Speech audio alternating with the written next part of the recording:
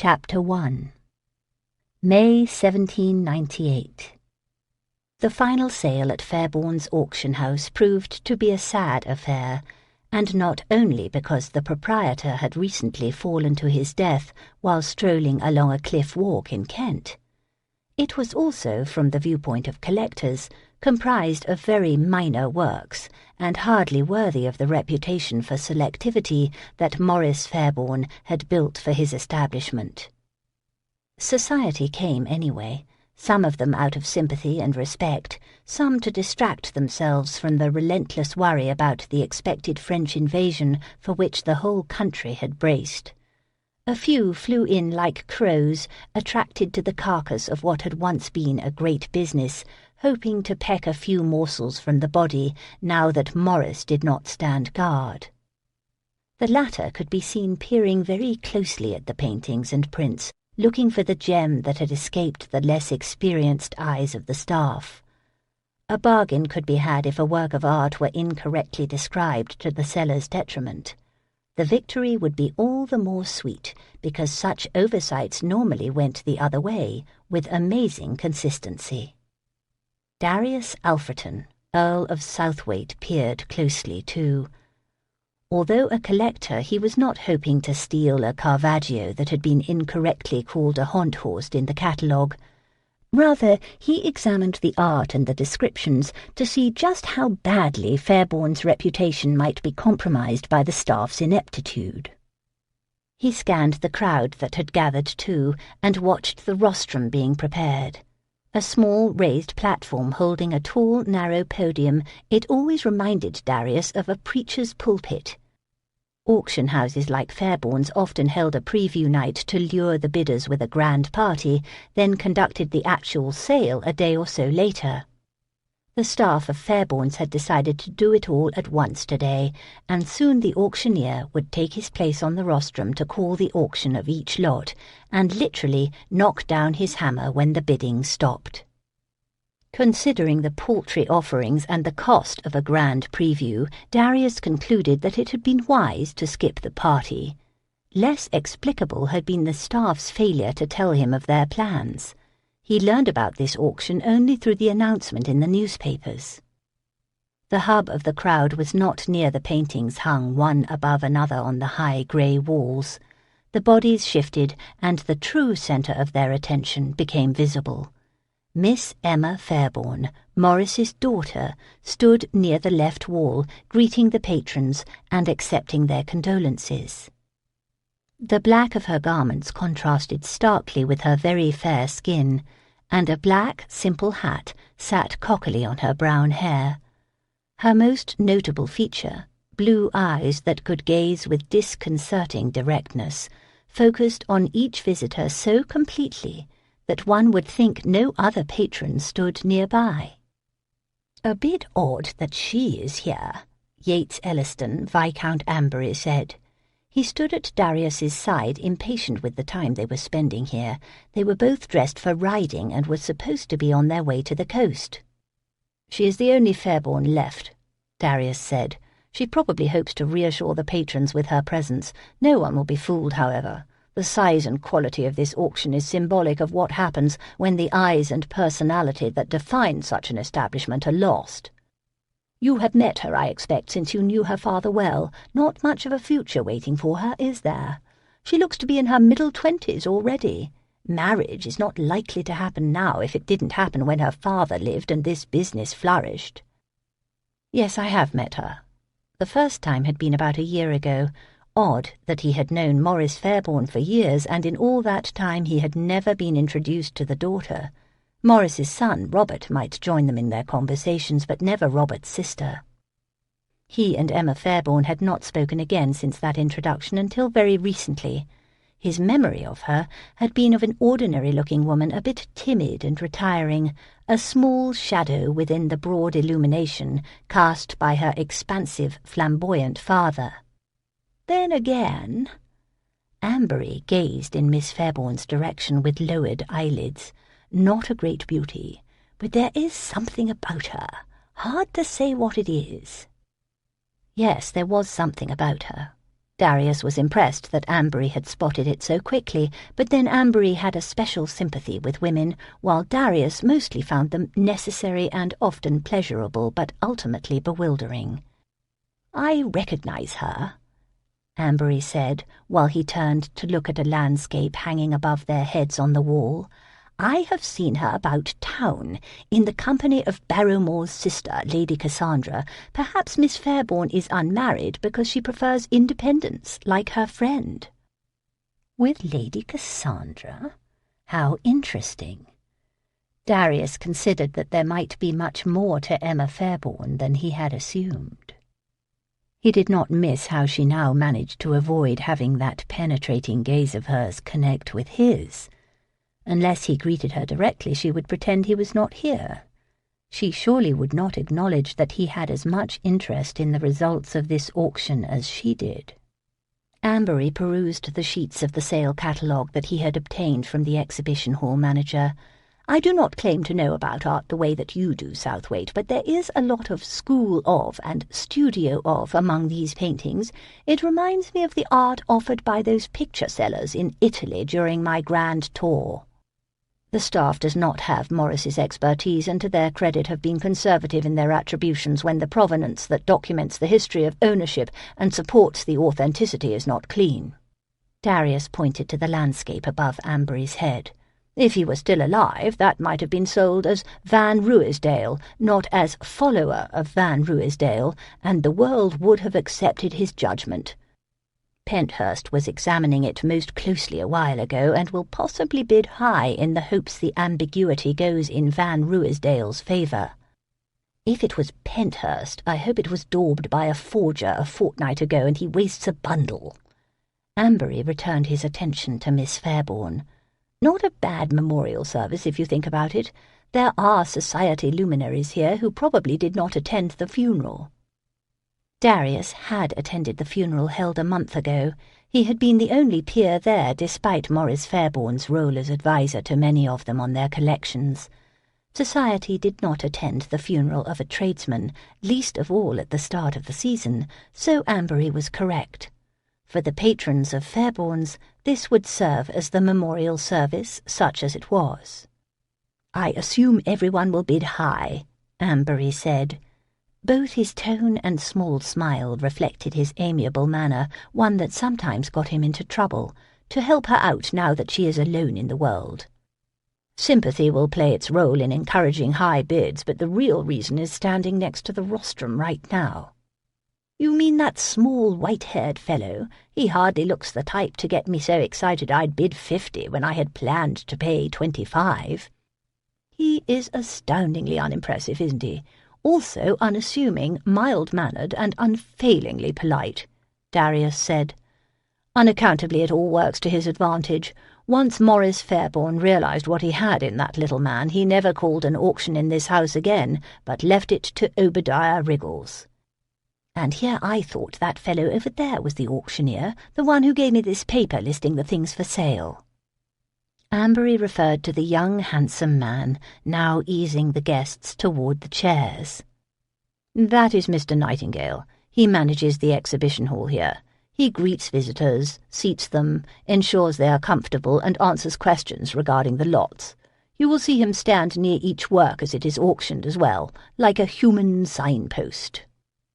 Dark, tall, and exceedingly meticulous in his elegant dress, Mr. Nightingale slithered more than walked as he moved around the chamber, ushering and encouraging, charming and flirting. All the while he filled the chairs and ensured the women had broad fans with which to signal a bid. "He seems to do whatever he does quite well," Ambery observed. "Yes. The ladies appear to like him. I expect a bit of flattery goes far in helping the bids flow." "I expect so." Ambery watched Nightingale for a minute longer. "Some gentlemen seem to favour him too." "You would mention that." Ambery laughed. "I expect it causes some awkwardness for him. He is supposed to keep them coming back, isn't he? How does one both encourage and discourage at the same time?" Darius could not swear that the exhibition manager did discourage. Nightingale was nothing if not ambitious. "I will leave it to you to employ your renowned powers of observation and let me know how he manages it. It will give you something to do, and perhaps you will stop complaining that I dragged you here today." "It was not the where of it, but the how. You deceived me. When you said an auction, I just assumed it was a horse auction, and you knew I would. It is more fun to watch you spend a small fortune on a stallion than on a painting." Slowly the crowd found seats, and the sounds dimmed. Wriggles stepped up on a stool so he showed tall behind the rostrum's podium. Mr. Nightingale moved to where the first lot hung on the wall. His perfect features probably garnered more attention from some of the patrons than the obscure oil painting that he pointed to. Emma Fairbourne remained discreetly away from the action, but very visible to everyone. Bid high and bid often. Her mere presence seemed to plead, "For his memory and my future, make it a better total than it has any right to be." Emma kept her gaze on Obadiah, but she felt people looking at her. In particular, she felt one person looking at her.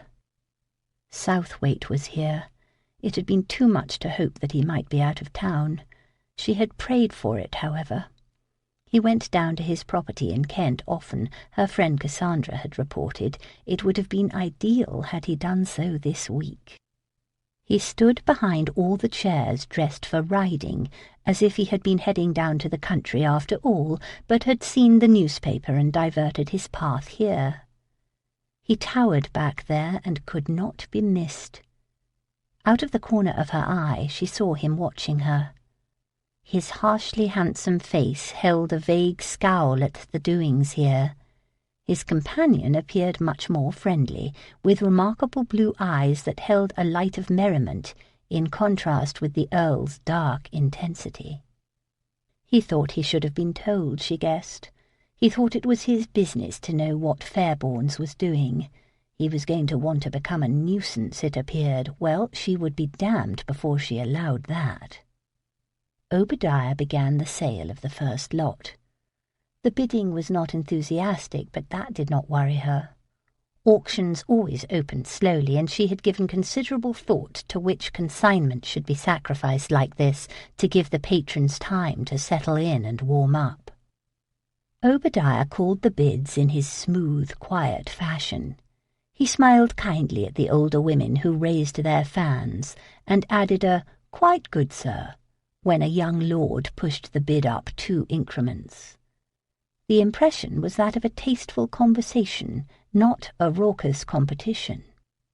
There were no histrionics at Fairbourne's auctions, no cajoling for more bids, and no sly implications of hidden values. Obadiah was the least dramatic auctioneer in England, but the lots went for more than they should when he brought down his hammer. Bidders trusted him and forgot their natural caution. Emma's father had once remarked that Obadiah reminded men of their first valet and women of their dear Uncle Bertie. She did not leave her spot near the wall, not even when Mr. Nightingale directed the crowd's attention to the paintings and objets d'art near her. Some of the people in the room would remember that her father stood here during the sales, right in this spot where she now was. As the final lots approached, Mr. Nightingale retreated from his position to stand beside her. She thought that odd, but he had been most solicitous today in every way. One might think his own father had taken that fatal fall from the way he accepted the condolences of the patrons during the preview, almost losing his composure several times. As soon as the hammer came down on the last lot, Emma exhaled a sigh of relief. It had gone much better than she had dared hope. She had succeeded in buying some time. Noise filled the high-ceilinged chamber as conversation broke out and chairs scraped the wooden floor. From his place beside her, Mr. Nightingale spoke farewells to the society matrons who favoured him with their flirtatious smiles, and to a few gentlemen who condescended to show him familiarity. Miss Fairbourne, he said while he bestowed his charming smile on the people passing by. "If the day has not tired you too much, I would like a few words with you in private after they have all gone." Her heart sank.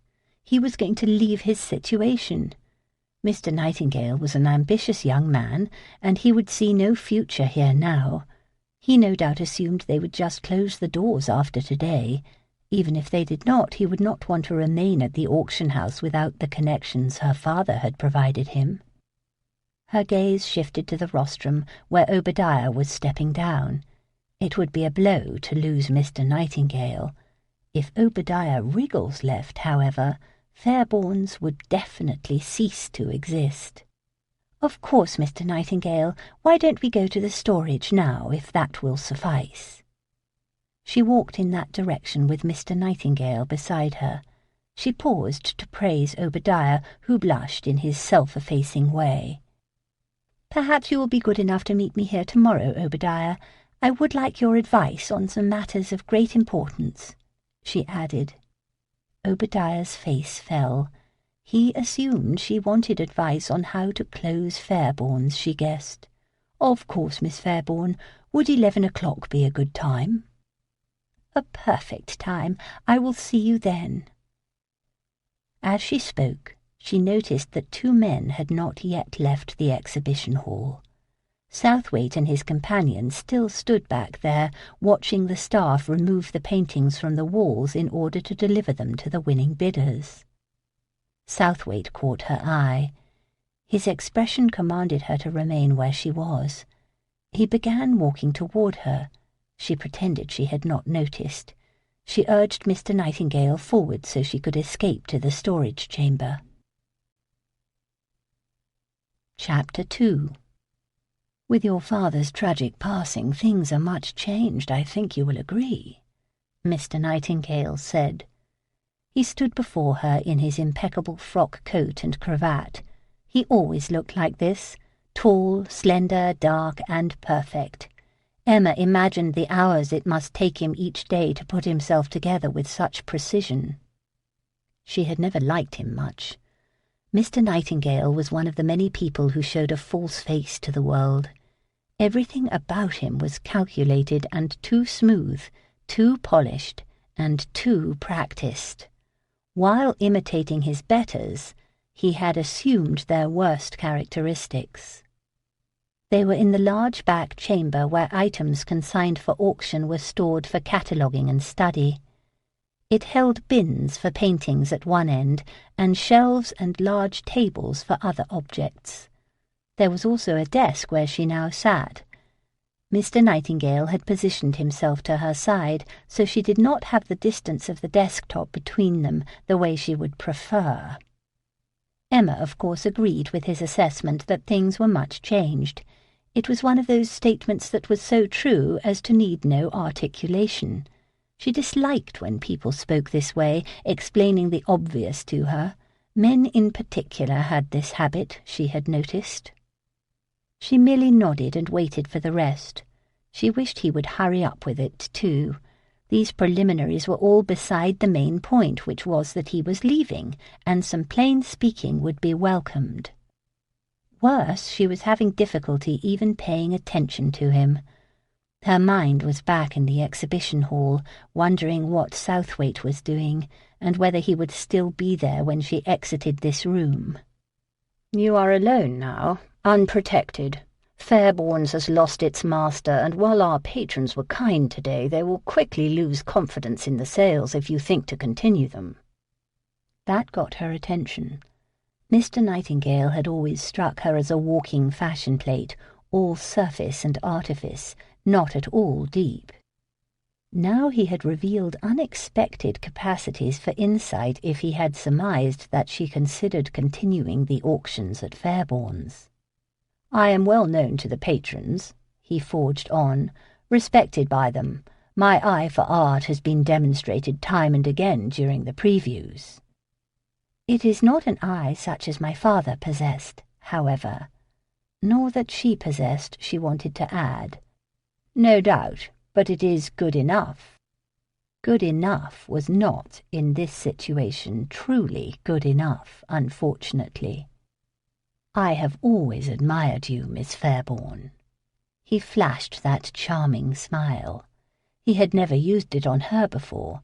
She did not find it nearly as winning when directed her way as she did when he cajoled a society matron to consider a painting that had been overlooked.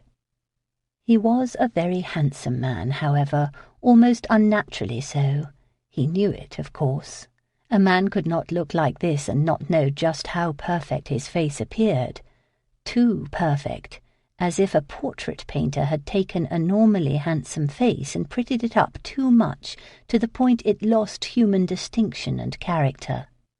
"We have much in common," he went on. "Fairbournes, your father. Our births and stations are not dissimilar. I believe we would make a good match. I hope that you will look favourably on my proposal that we marry." She just stared at him. This was not what she had expected. She found herself at a loss for how to respond. He took a deep breath, as if fortifying himself for an unpleasant task. "You are surprised, I see. Did you think I had not noticed your beauty these last years? Perhaps I have been too subtle in communicating my interest. Credit that to my respect for both you and your father. You have quite stolen my heart, however, and I have dreamed for many months that one day you might be mine. I have always believed that you and I had a special sympathy, and under the circumstances I now am free to—" "Mr. Nightingale, please, let us discuss this honestly if we are to discuss it at all. First, we both know that I am not beautiful. Second, you and I have held no secret sympathy. Indeed, we have rarely had informal conversation. Third, you have not been too subtle in communicating your feelings because you have entertained no such feelings to begin with. You almost choked on your words of love just now.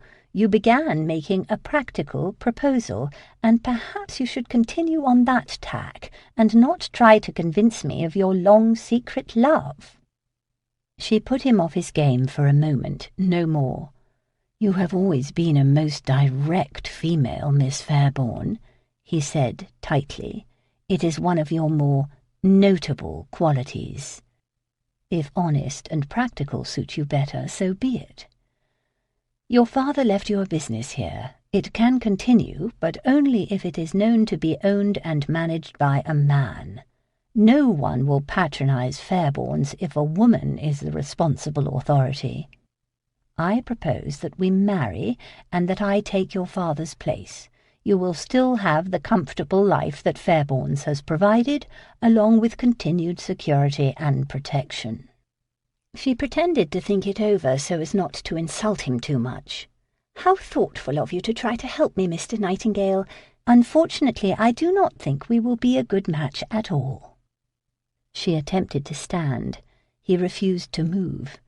Mr. Nightingale no longer appeared charming as he gazed down at her. Not at all. "Your decision is reckless and not sensible. What is the good in inheriting Fairbournes if you do not continue its affairs? Today's take will hardly keep you long. As for another match, one that you may consider better, I doubt such an offer will come now if it has not already." "Perhaps one has indeed come already." "As you demanded, let us be honest and practical. You are, by your own admission, not a great beauty.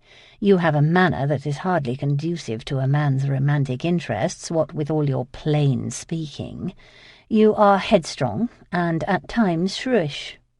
In short, you are on the shelf for a reason, several, in fact. I am willing to overlook all of that. I have no great fortune, but I have skills that can keep Fairbournes a going concern. Fate throws us together, for better or for worse, Miss Fairbourne, even if love does not." She felt her face warming.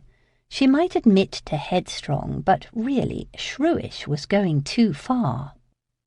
"I can hardly argue with your remarkably complete description of my lack of appeal, sir. I dare say I should be grateful that you would be willing to take me on at all.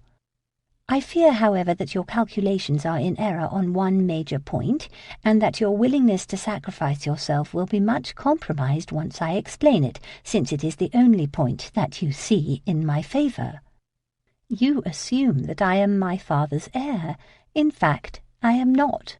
My brother is, of course. If you marry me, you will not get Fairbournes, as you think, at least not for long." He had the audacity to groan in exasperation. "A dead man cannot inherit." "He is not dead." "Zeus, your father, harboured unrealistic hopes, but it is inconceivable that you do as well. He drowned when his ship went down. He is most certainly dead." "His body was never found." "That is because the damned ship went down in the middle of the damned sea." He collected himself and lowered his voice. "I have consulted with the solicitor. In such cases there is no need to wait any length of time to have a person declared dead. You need only go to the courts and—" This conceited man had dared to investigate how she could claim the fortune he wanted to marry. He expected her to deny her own heart's certainty that Robert still lived in order to accommodate his avarice. "No, I will not do it. If Fairbourne's is preserved at all, it is preserved for Robert when he returns." He drew himself up tall and straight.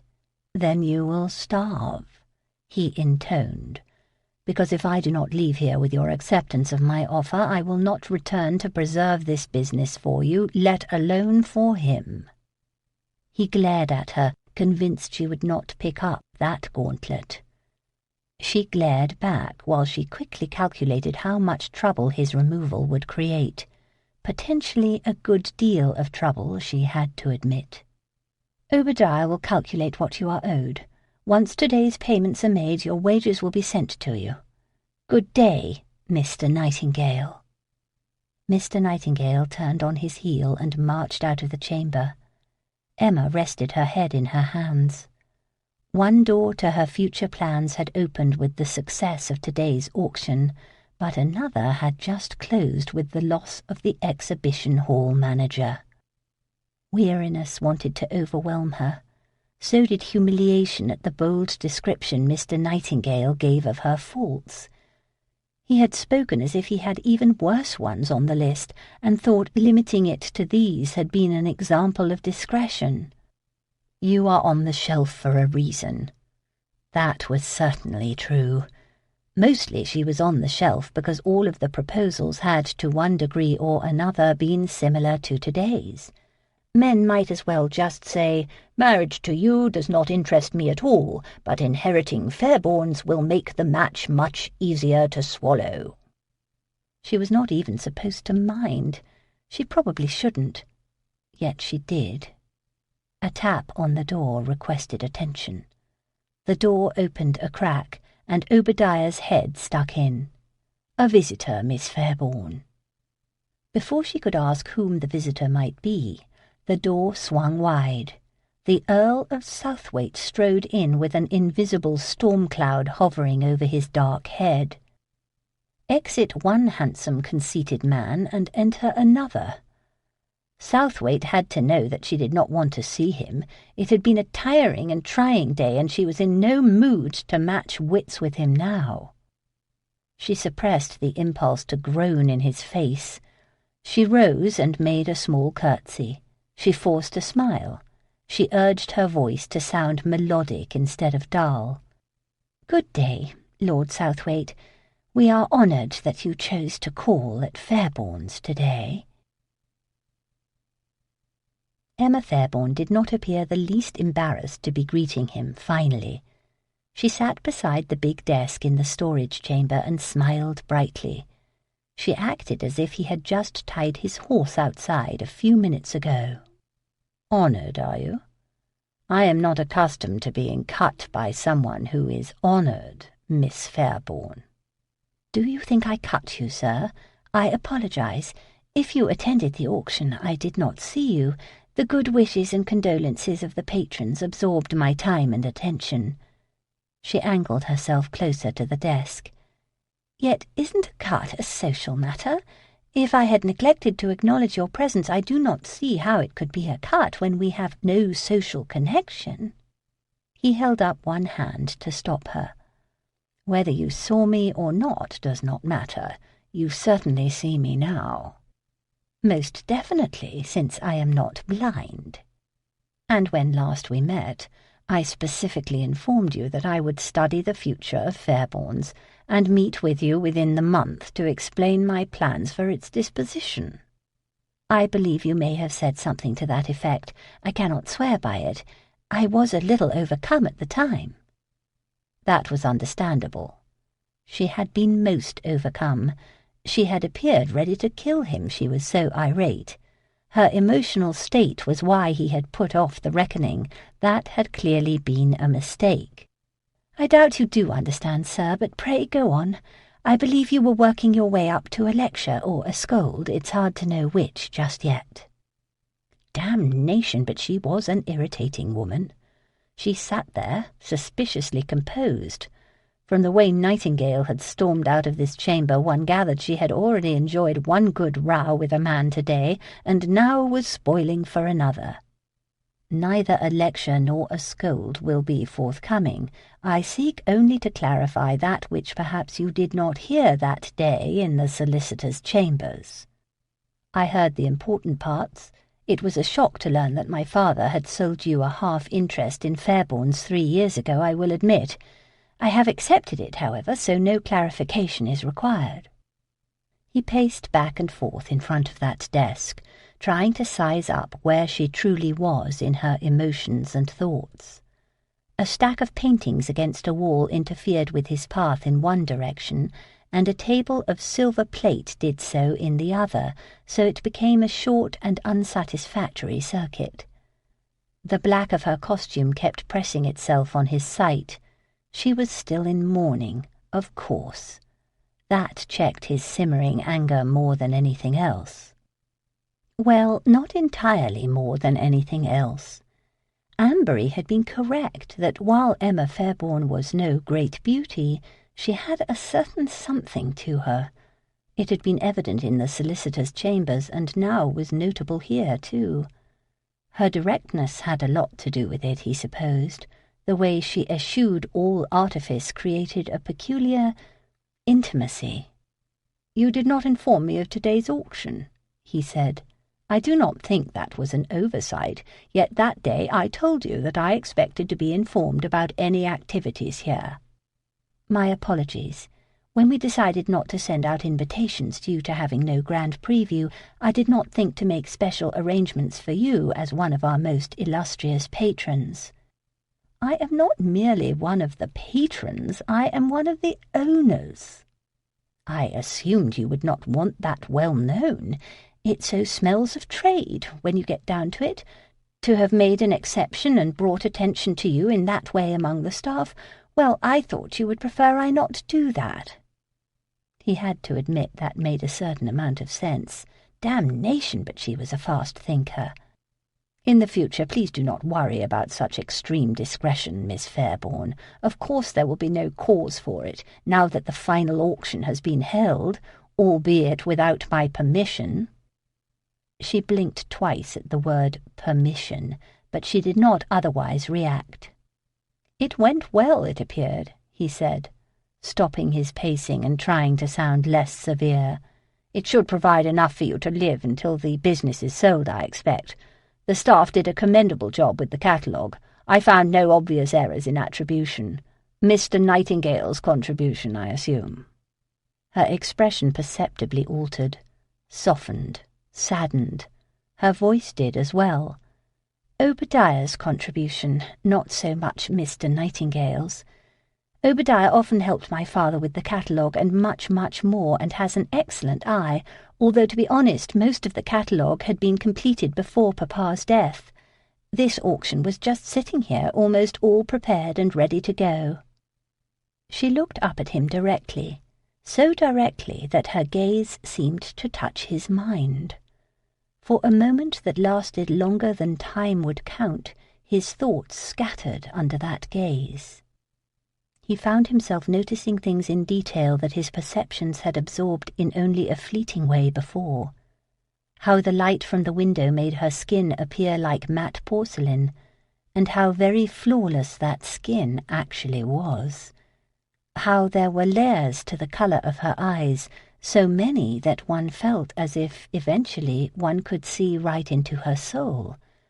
How that black dress, so simple in design, managed with its high waist and broad ribbon under her breasts to suggest a form that was womanly in the best ways, and I thought it made no sense to hand all those consignments back when it was only a matter of opening the doors and letting Obadiah do what he does so well, she said.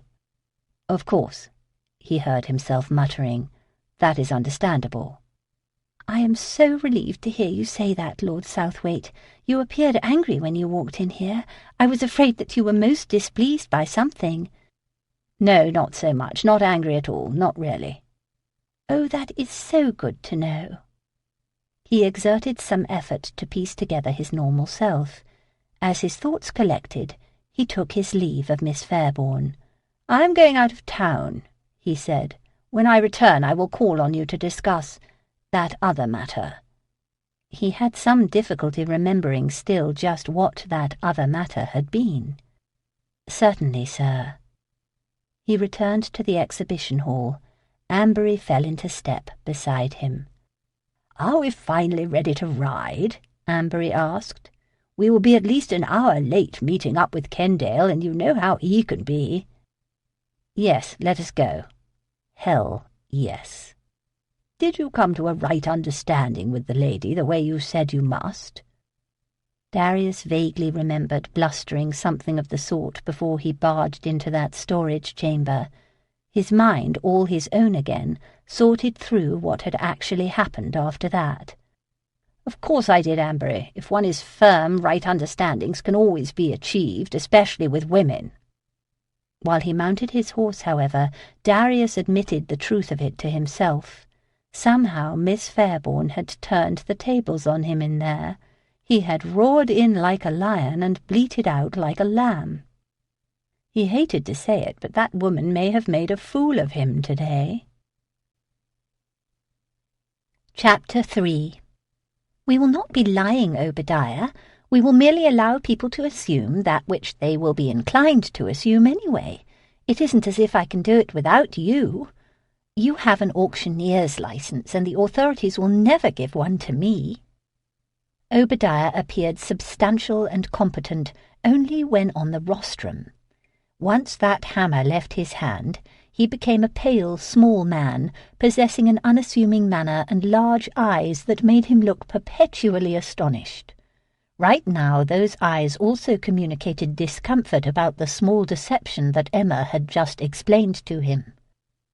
The silence stretched. While Obadiah accommodated his shock at her unusual request, Emma lifted a small framed oil painting from where it rested against the wall of the storage chamber.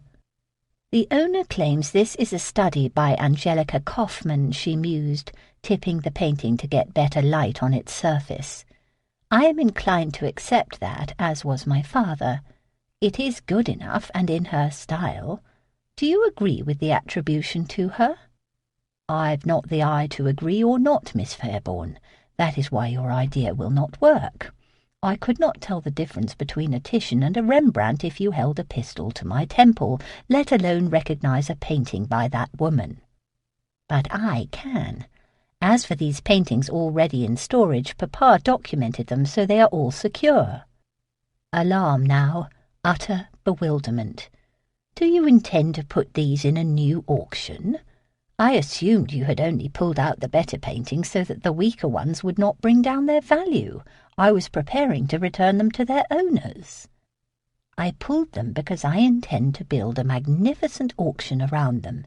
If we must close, I want to do so brilliantly, not with third-rate works such as yesterday's sale contained. Trailed by Obadiah, Emma walked out to the exhibition hall. The walls were empty now. Those paintings were on their ways to their new owners. "This will be most odd. Everyone thought yesterday was the final auction. Now there is to be another final auction," Obadiah muttered. "It will not be another. It will really be the second half of yesterday's, since so many works that it will include came in around the same time as those sold yesterday." "So this will be the final part of the final auction?" Obadiah was not a complicated man, and he puzzled hard over the knot of not-quite-final finalities. Actually, if she could pull this off, there might be no final auction at all for years to come. She had resolved that Fairbourne's would survive for her brother, and also for her father's memory. Considering Obadiah's confusion, she decided not to burden him with those details now. "Miss Fairbourne, I know how to call an auction, whether it be for paintings or pigs, but that is all. Your father brought in the consignments and authenticated them. He also managed the finances and records. I cannot take his place in those things the way you request." "I can, Obadiah. I aided my father more than you know. I learned at his side. I apprenticed as surely as Robert did." She experienced a small panic, because Obadiah was sounding stubborn for the first time in her memory.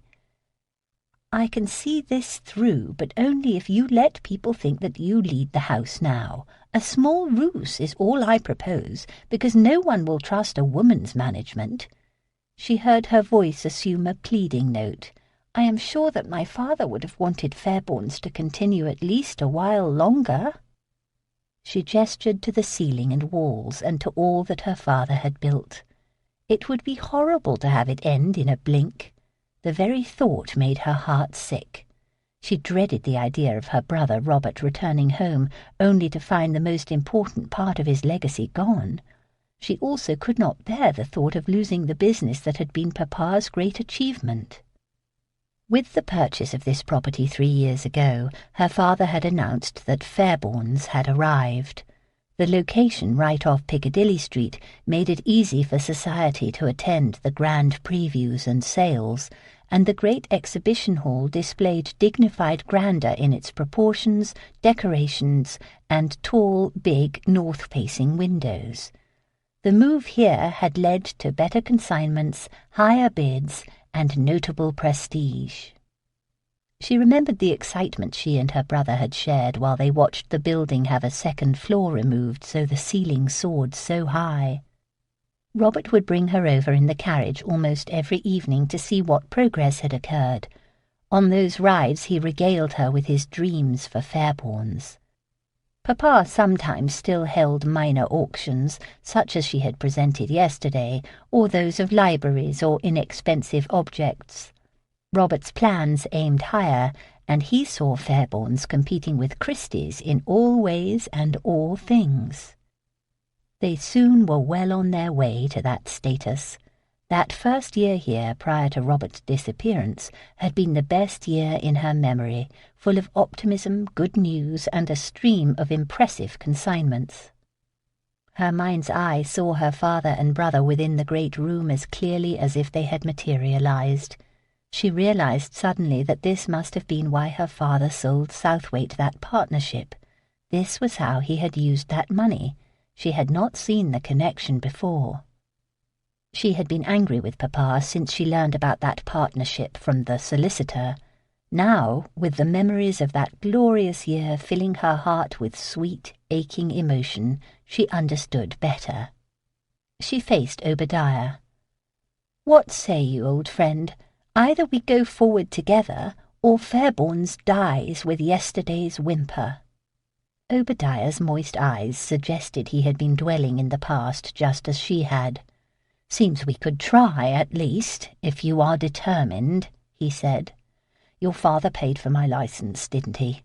Seems right that I should call the final part of the final sale." He smiled softly. "I'll do my best to appear a man who knows more than I do, but I'm sure to be found out if anyone wants to unmask me." "No one will try to do that, Obadiah. Why would they bother?" He did not appear convinced, but he did not argue. "I suppose I should unpack that silver that you put aside so it can be listed." He walked away, back to the storage chamber. Emma prepared to return home. She was relieved that Obadiah would stay on and that he would accept the new role she had devised for him, nor should anyone question his abilities. He had called the auctions, after all. No one really knew how Fairbournes operated and who possessed what expertise in which area when you got down to it. Well, one person might know, she admitted ruefully. Southwaite might be aware of who knew what among the staff. He also possessed sufficient expertise of his own to spot a charlatan posing as a connoisseur. She would have to prevent his visiting Fairbournes again if she could. With any luck, he would remain too busy with whatever he did in Kent to much bother with them. He proposed, Emma said that afternoon, concluding her description of her unpleasant meeting with Mr. Nightingale after the auction. Cassandra's blue eyes grew wide. The very dark lashes that rimmed those eyes gave additional drama to her surprise. So did the small parting of her full red lips. Emma had seen the effect Cassandra's expressions of astonishment had on men. She wondered if they responded because it made her appear like an innocent, bewildered girl, when in fact she had not been anything of the sort for some years now. Did he profess love? Cassandra angled closer, very interested in the story now. He tried. Imagine a voice droning like a fly's buzz, speaking the predictable words with the enthusiasm reserved for memorized school lessons. I stopped him and insisted we not pretend more sentiment than either of us has ever felt. Emma lifted one of the necklaces laid out on velvet cloths on her dining-room table and inspected it while she finished her tale. All that was left after that was the most dreary and practical of offers. He finally threatened to leave his situation at Fairbourne's if I did not marry him. Sympathy softened Cassandra's gaze. Mr. Nightingale is very handsome. He cuts a good figure and has an ease of manner with society. He probably thought his proposal would be welcomed. Welcomed? You underestimate his conceit. He assumed that I would swoon at such a catch and count myself a lucky spinster, although I never gave him cause to think I favoured him at all. You speak as if none of this mattered, yet your colour is rising, Cassandra said. I think his proposal annoyed you for reasons beyond his presumptions. Emma rolled the tiny links of the delicate chain between her fingers. He also assumed that I would claim my father's estate, she admitted. He thought that he proposed to a wealthy heiress. When I disabused him of that notion, he tried to convince me of my brother's death and spoke cruelly and harshly on the matter. Cassandra's lips pursed the way mouths do when their owners are swallowing words. Since Cassandra did not have a small, bowed mouth, the effect could not be missed. "Is there something you want to say? Do not hold back on my account," Emma said. "I have nothing to say, although if I did, it might be a little scold that is not fair to hold it against a man if he thinks someone who was on a sinking ship did not survive. There is an undeniable logic to that point of view. I explained to him and to you many times that in this case the person in question did survive. Calm yourself, Emma. Pray continue with the denouement of this proposal." It ended with merciful speed after that. He left with no employment and no wealthy fiancé, and I was left with no future husband and no exhibition-room manager. I will sorely feel the latter loss. Cassandra did not appear nearly sympathetic enough. "Emma, could you not have arranged to have him remain, at least until after the next auction? Could you not have put off your decision on his offer, for example?" "Could I not have left him dangling, you mean?" "Could you not have left him hopeful while you assessed your emotions, I mean?" "I knew my emotions already.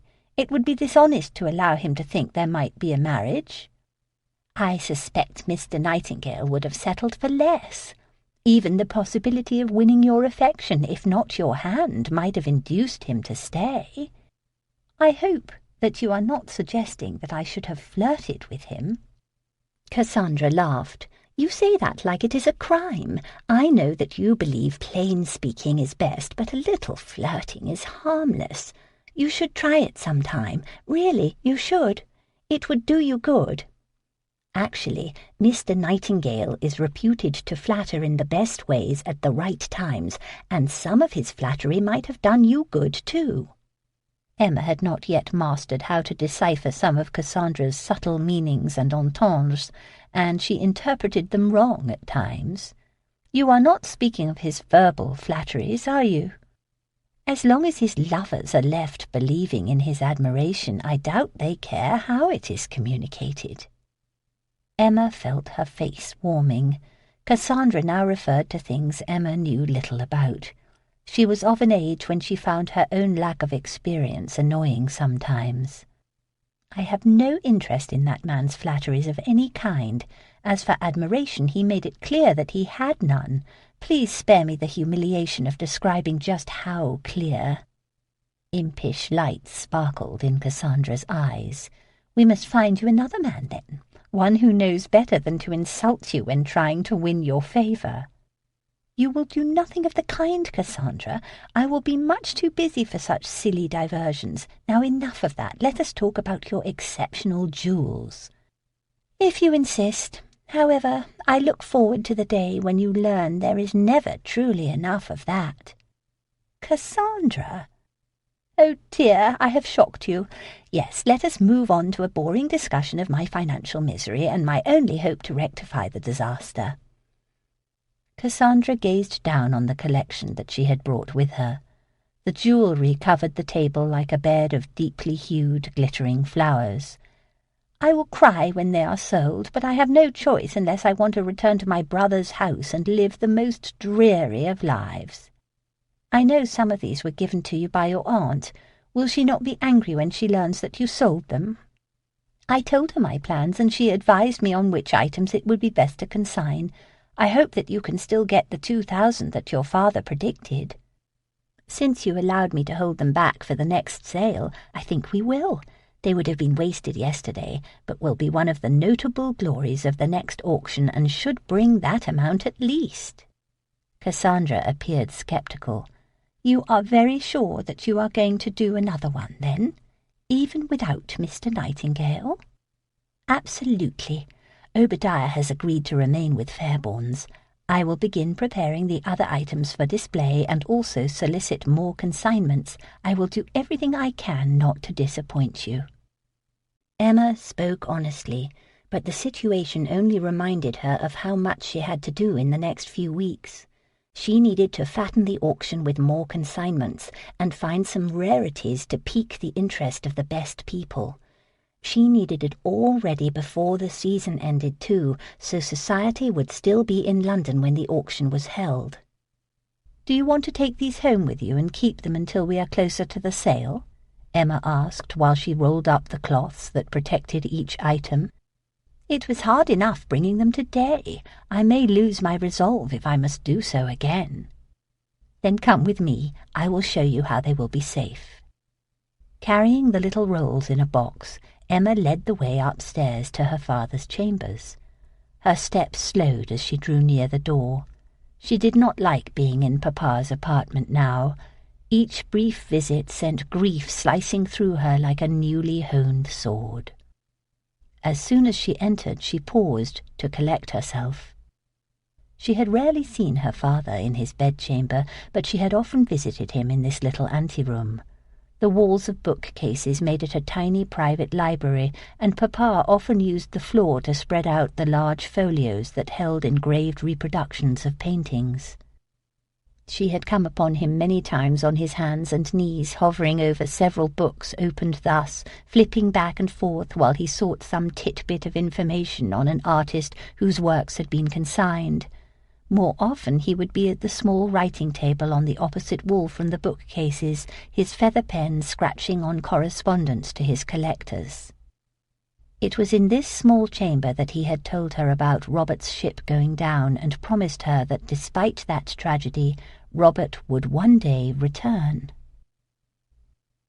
The bedchamber was panelled in an old-fashioned style, and there was a good reason why new tastes in decoration would never change that. Going to one of the panels, she found the hidden latch behind a moulding and swung the wood away to reveal a locked case set in the wall. The key hung on a long chain around her neck. She fished it out of her bodice, opened the case, and deposited the jewellery. See, all hidden and locked away now. She turned to Cassandra and caught her friend studying her with speculative interest. You display such strength and inspire such confidence that it is easy to ignore the daunting task you have set for yourself, Emma. It is good news that Obadiah will still call the auctions, since you surely cannot. However, while Mr. Nightingale was not essential, your father's passing made him more necessary than he was in the past. I think that you exaggerate his significance much as he did. Emma, there were ladies who viewed the consignments only to have an excuse to view him, and to be flattered and amused by a handsome man of passable breeding. I hope that you mean flattery in the normal sense this time. Let us just say that you can no more take his place than you can Obadiah's at the rostrum. Despite his inappropriate proposal, you should have convinced him to stay on. I could not allow him to stay. Then you must hire another handsome young man of passable breeding to take his place, Cassandra said. Let us go below and compose an advertisement to hire a new manager. A half-hour later, Emma rose from the writing table in the library and carried her first version of an advertisement to Cassandra. I do not want a public announcement that Fairbourne's is seeking inquiries, so I can only describe the requirements, not name the establishment or even its trade. However, this should do, don't you think? Cassandra read it. It will do perfectly, if you have a situation available for a vicar. Emma snatched it out of Cassandra's hand. I think I did a fine job of it. You are not seeking just anyone for just any ordinary position, Emma. You must make this sound more appealing, so the sort of man who can do better will still find it interesting. She rose, took the advertisement back, and went to the writing table. She sat, tossed her long black curls over her shoulders, and dipped the pen. First, we must remove this word industrious. It sounds like hard labour. I only thought... I know what you thought, a solid day's work for the money of the hire. Cassandra drew a line through the offending word. Also, sober-minded must go, so must self-effacing. No man worth knowing ever thinks of himself as self-effacing. She tusked her tongue. It is a good thing that I am here to advise you, Emma. Left on your own, you would have ended up with a very dull but dutiful man, and that will never do. Emma thought it would do fine. I am of two minds about mentioning the knowledge of art. It should be there, but I want nothing in it to have people wondering if the advertisement is Fairbourne's. Why not? Because she did not want a certain Earl to become aware of her plans, was why not. She did not explain that because even Cassandra did not know that Southwaite had that partnership.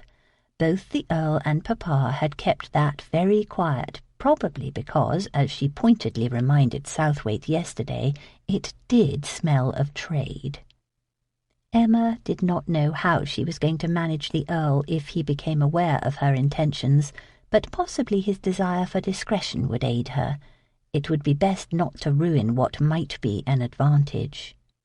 If it is known it is Fairbourne's, all sorts will show up at the door, cluttering the premises for weeks, she said. Nor do I want our competition to have cause to use our current lack of a manager against us. We can remove the reference to art. You will only learn if a prospect truly knows anything when you engage him in conversation on the topic. Cassandra scratched one more long line with the pen. Now we must make it clear this is no ordinary situation. Young men suited for a haberdasher's shop need not apply. Cassandra tapped the feather against her chin, then scribbled. Emma looked over her shoulder. Pleasurable employment? This man will attend your preview parties and mix with the ton. He will drink brandy with gentlemen and become an intimate friend with well-born ladies. If he—" "You have no proof that there will be or ever has been intimacy," Emma said crossly. "He will become a confidant of ladies, if you prefer that word. My point is that you should make it clear that the situation has its pleasures if you want to attract the best that can be had. I begin to wonder why I would even pay this person. He should pay me, considering the opportunities that await him." Cassandra laughed at that, then continued writing. "There." She set down the pen. "What do you think?" Emma read through the sheet that now held numerous deletions and additions. She could not deny that the resulting requirements described a replacement for Mr. Nightingale very well, mostly because they described Mr. Nightingale himself.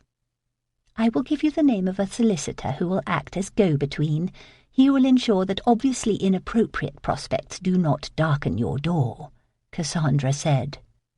"I think you will have to be with me when I speak with any man that he does send me. Perhaps Mr. Wriggles should be there too.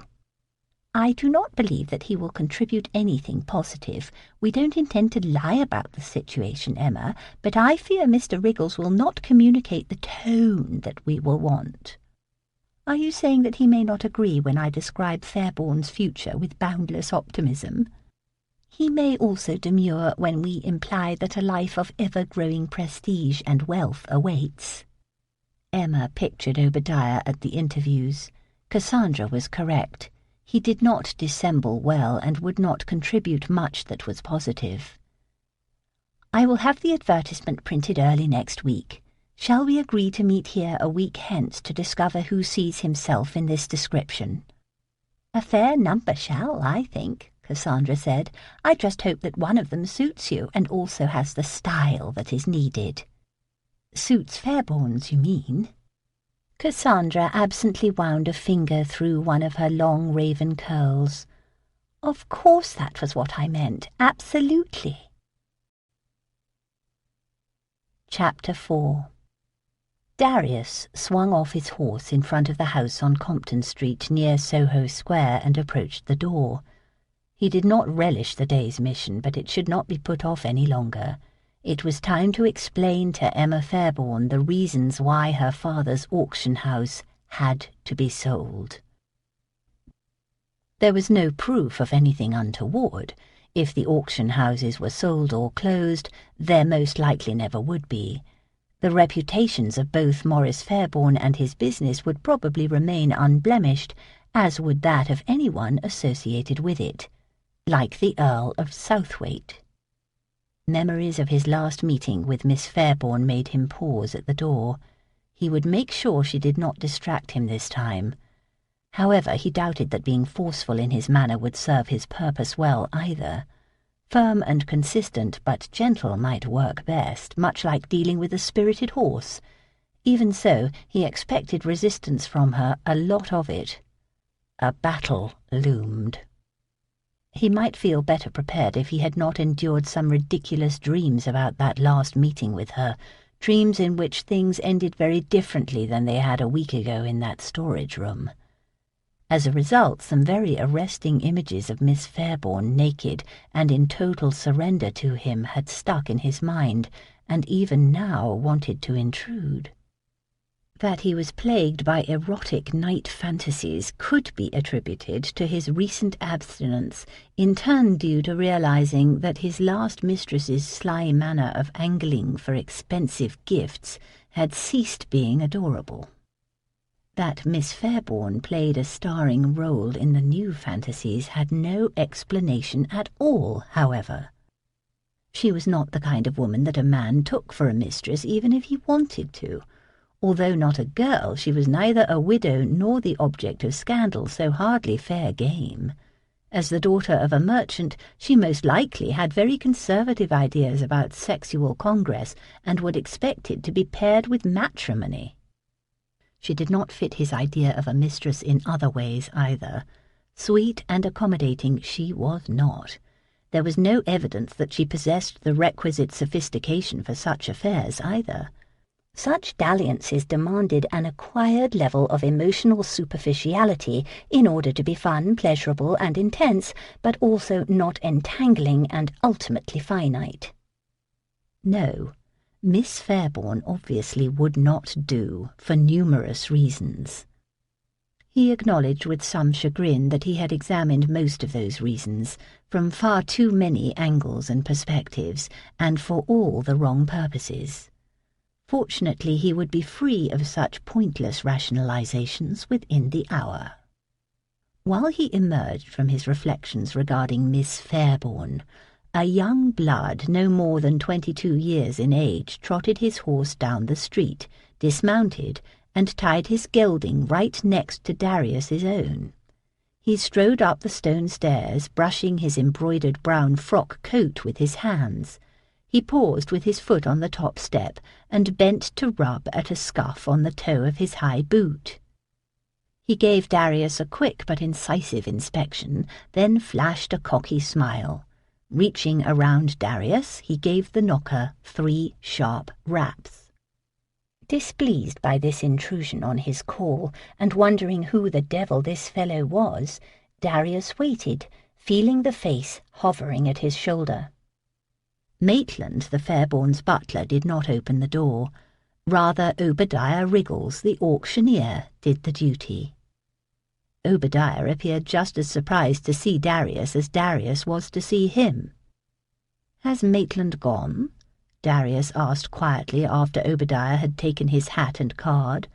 The young blood busied himself primping the hair around his face, making sure the artful wisps of his Brutus fell just so. "No, sir. Miss Fairbourne asked me to man the gate just for today. I'm to turn away unsuitable sorts." Presumably there were adventurers and even thieves aware that Miss Fairbourne was now a woman alone. Unsuitable sorts might well find excuses to impose on her, and it was unlikely she could identify who had been an associate of her father, seeking to offer condolences, and who had not been.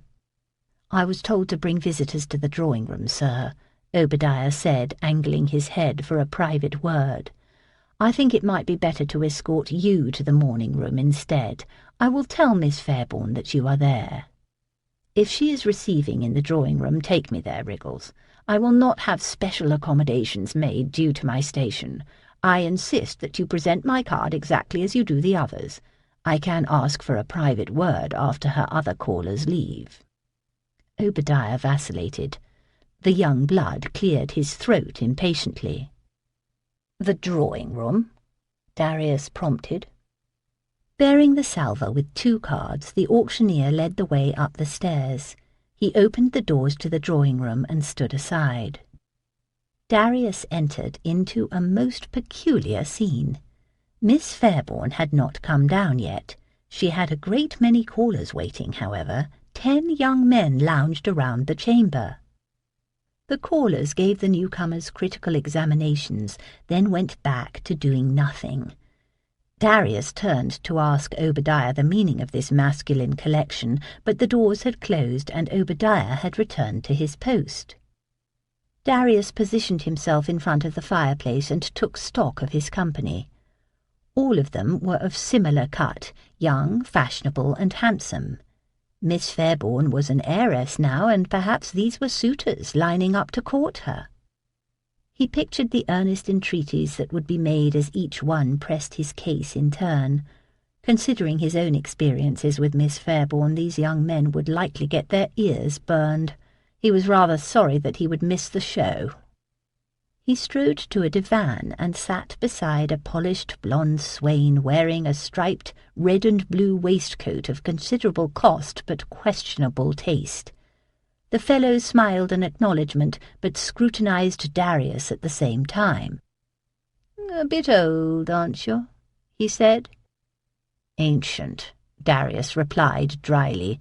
33 probably did look old to a pup barely out of university, he supposed. It had to him when he was that age.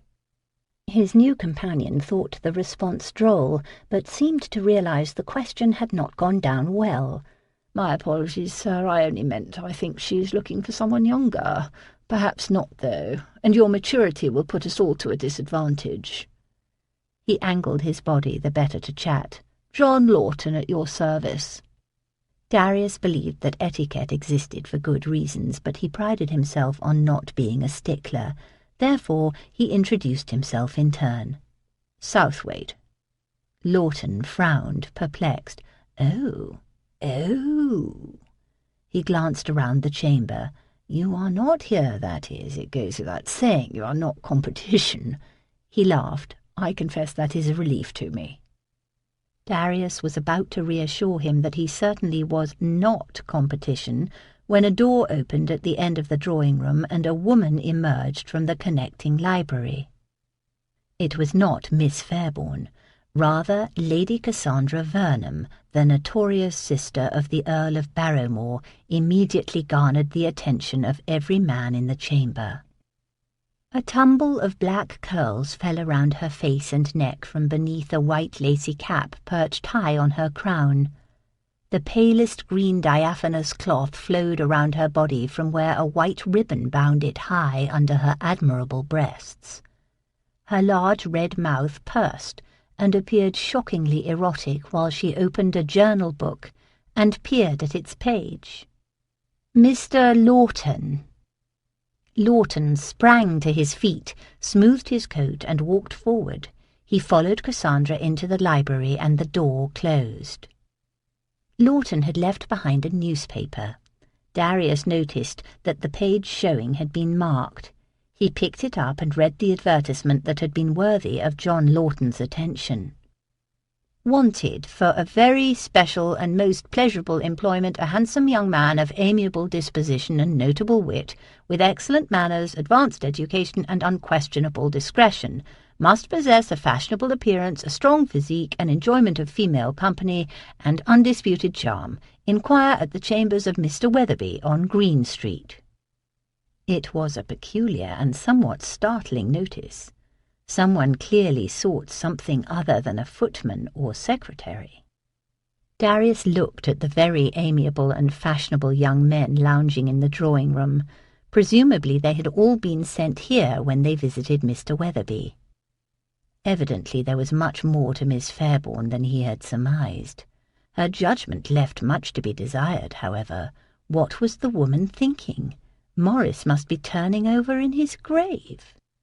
He strode from the drawing-room to go and find Wriggles. Out on the landing a sound made him pause in his tracks. Clear as could be, he heard two women speaking around the corner. "He is definitely the best of the lot so far, and we should ensure he will pass muster, Emma." "We can do that while he remains dressed." "I only asked him to remove his coats so his physique would be visible. Much is obscured by coats, and strong shoulders can become quite narrow once a man is in his shirt-sleeves, and nothing more."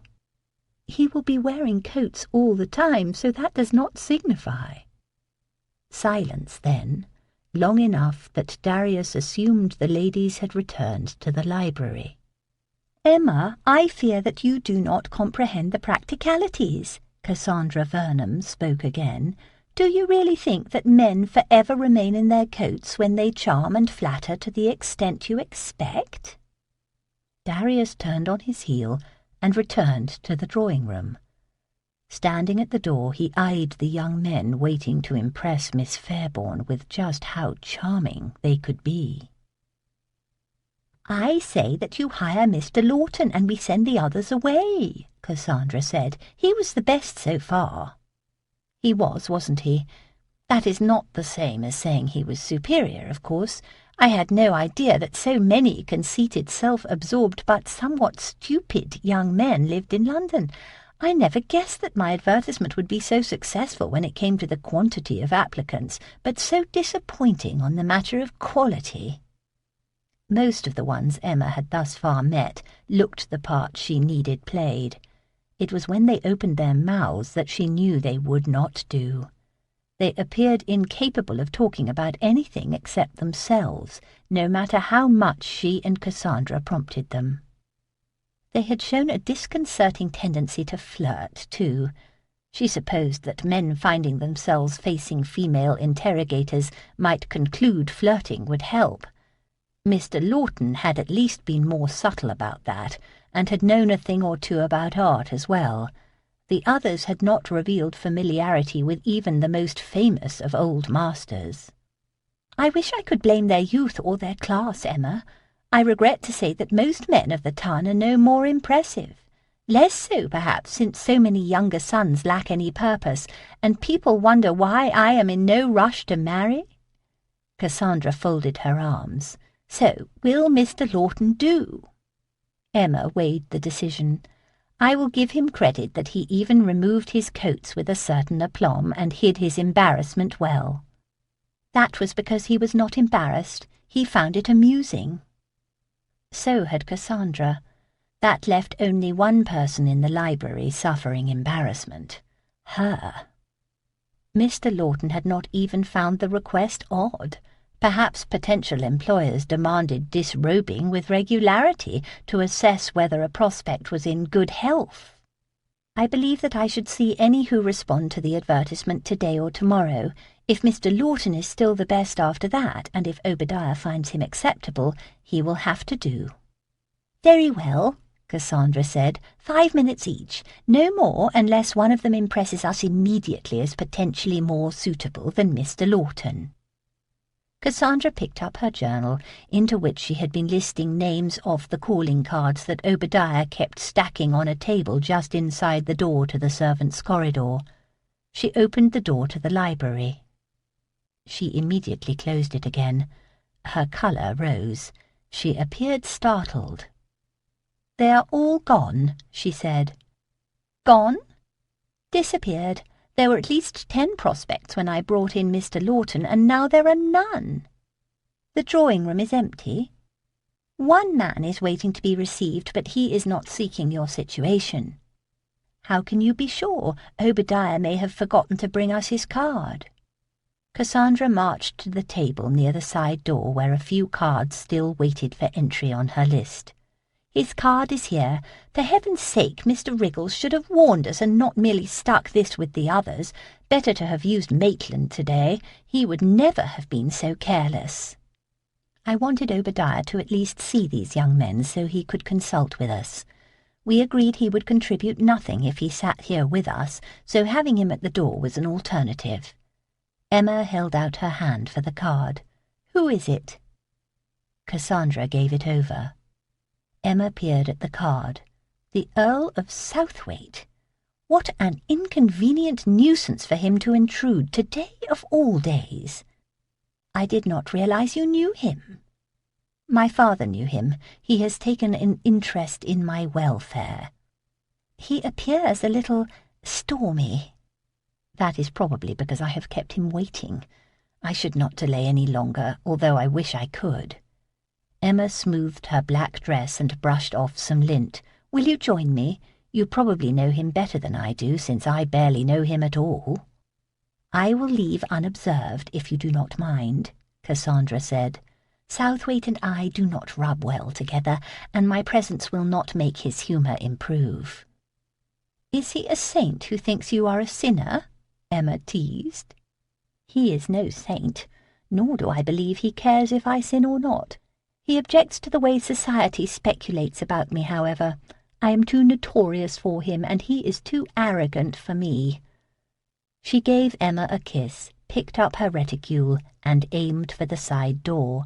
"I will return in the morning so we can continue our great project." Chapter 5. The drawing-room dwarfed most men. The Earl of Southwaite managed to make the chamber's proportions suit him instead. A tall man with shoulders that did not look as if they would narrow much at all when he removed his coats, he wore the drawing-room like it had been constructed to the measurements of his lean strength. He did appear stormy, Emma thought as she walked toward him. A scowl marred his brow above his deep-set eyes while he gazed at a painting by Terbruggen on the wall. He stood near the fireplace, arms crossed, chin high, chiselled profile severe, looking very lordly. From his dark hair's short, tousled cut to his impeccable blue frock coat, fawn breeches, and high boots, he exuded the kind of self-confidence that only breeding conferred on a man. He did not uncross those arms right away when he saw Emma approach. She felt like a naughty schoolgirl called to task by her angry governess until he finally did. He bowed while he greeted her, but his dark eye gaze never left her face, and his expression appeared disapproving of something. The delay? Her uncovered hair while in mourning? Perhaps he merely had bad digestion, and his expression had nothing to do with her at all. "It is generous of you to condescend to call," she said. She took a seat on a chair, and he settled onto the nearby divan. She noticed that one of the potential replacements for Mr. Nightingale had left his newspaper on a table right near Lord Southwaite's arm. His gaze followed her own to that folded paper. One of his eyebrows arched a little higher. "You appear to be bearing up very well," he said. "First the auction, and now an effort to move on with your life." If there had truly been storms, he had banished them, or at least their visibility. He spoke calmly in a quiet baritone that soothed like warm water. "Day by day it gets better, as is the way with these things.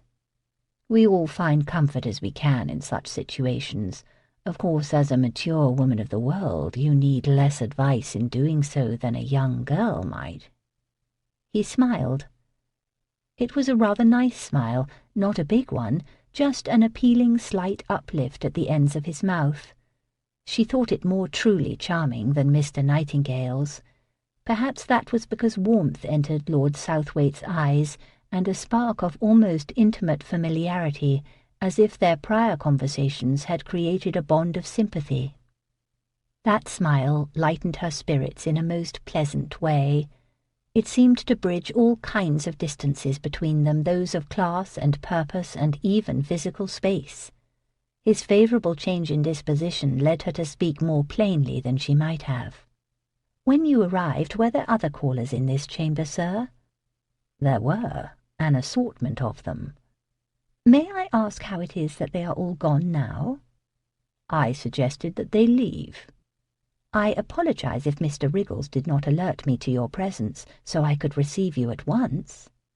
"I insisted that Mr. Wriggles not treat me differently, so do not blame him. I told him to present my card exactly as he did the others. Of course, when I told him that, I did not know your drawing-room would be overflowing with young men." He lifted the newspaper off the table and gave it a good look. "I could not imagine who they were and why they were here until I saw this marked advertisement." Her heart sank. She wished one of her callers had not left that paper behind. The Earl had guessed that she was hiring someone. She had hoped to be further along on the new auction before he realized she was even planning another one, but advertising for staff made her intentions clear. "You do not approve, I assume?" she said. "I haven't decided what I think of it, other than there are better, more discreet ways to handle such things." He appeared somewhat amused by the advertisement. Considering their last conversation, that gave her encouragement. "I am only being practical," she said, gesturing to the paper. "I know that there are better ways to fill such a situation, but none that are as fast and which leave me as much choice. I want to move forward quickly." He rested his arm on the divan's rolled end and his chin on his fist and looked at her. "That is understandable, I suppose. As I said, we all find comfort in our own ways when touched by grief." "How kind of you to understand. Doing this does offer comfort, and I anticipate more as I proceed. Even planning for it has been a distraction." It relieved her that he was not going to complain and fight about her plan to continue Fairbourne's auctions. "Since you are so sympathetic, I do not understand why you sent all my callers away." He did not respond immediately. Rather, he subjected her to a penetrating, thoughtful gaze. One could almost hear his mind churning over his answer. The longer he paused, the more uncomfortable she became. She did not sense anger in him, but something else just as powerful. His attention made the chamber rather small suddenly, and demanded something of her in return that she could not name. The sensation of a pending something was not unpleasant, even exciting, but it did make the silence awkward. "I sent them away because they did not suit the situation you propose. They were all too green." "How generous of you to worry for me. I wish you had not taken the burden upon yourself to do that, however. I am capable of making such a decision myself, and I had a dear friend's help as well." "Ah, yes, Lady Cassandra. She has proven her expertise in such matters," he said sardonically. "Her involvement explains much." She did not understand what he meant by that, but his tone indicated disapproval. Cassandra had been correct. Southwaite did not like her. "Perhaps I also sent them away because I had an interest in the situation myself," he said, in a musing tone of voice, as if he had not really decided either way yet. "Surely not. You are making fun of me now." "Not at all. The appeal is inexplicable, but I cannot deny the truth of its existence." How very odd. Gentlemen did not engage in such work. It was beneath them. However, he had invested in the auction house. He collected the very best art. Perhaps he thought taking Mr. Nightingale's place would be fun, rather like those lords who shed their coats to help with the sheep shearing on their estates. Having him at Fairbourne's would create complications, however. He would probably try to take charge of everything. He would be in the way. He might well attempt to unmask Obadiah, and he had the expertise to do so. "Lord Southwaite, while perhaps you think you would find the situation amusing for a while, in the end we both know you cannot do this. It would be scandalous and demeaning." "Discretion goes far in avoiding scandal, Miss Fairbourne, and I promise you that I am master of it. Nor would I be taking any pay, of course. I would not be an employee such as you intended, so it would not be demeaning." "Then you see the situation differently than I do, and the difference cannot be countenanced by me. If you are not an employee, you will forget your place. I'll not be having you whistle the tune, sir. It is my intention to manage things to my own way of thinking, nor will discretion be possible if you think about it." "Let me worry about both the discretion and the scandal. As for your own way of thinking, I believe I can convince you we are of like minds if you allow me to. We will both whistle in harmony, as it were." "I think that is unlikely." "Because you are less experienced at whistling? I promise not to drown out your efforts." She laughed lightly as if he had made a joke. "I fear that you really would not suit the situation at all, Lord Southwaite." He appeared surprised, perhaps even insulted. "Are you saying I do not fit your requirements? Am I too old? Not handsome enough?" "You are hardly old, and your appearance is acceptable. Actually, if he were not a gentleman, he would do splendidly. He even knew about art." "Then why am I not suitable? I would think I am obviously preferable to the boys you had waiting here." She wasn't even sure he was teasing her now. The conversation had become awkward.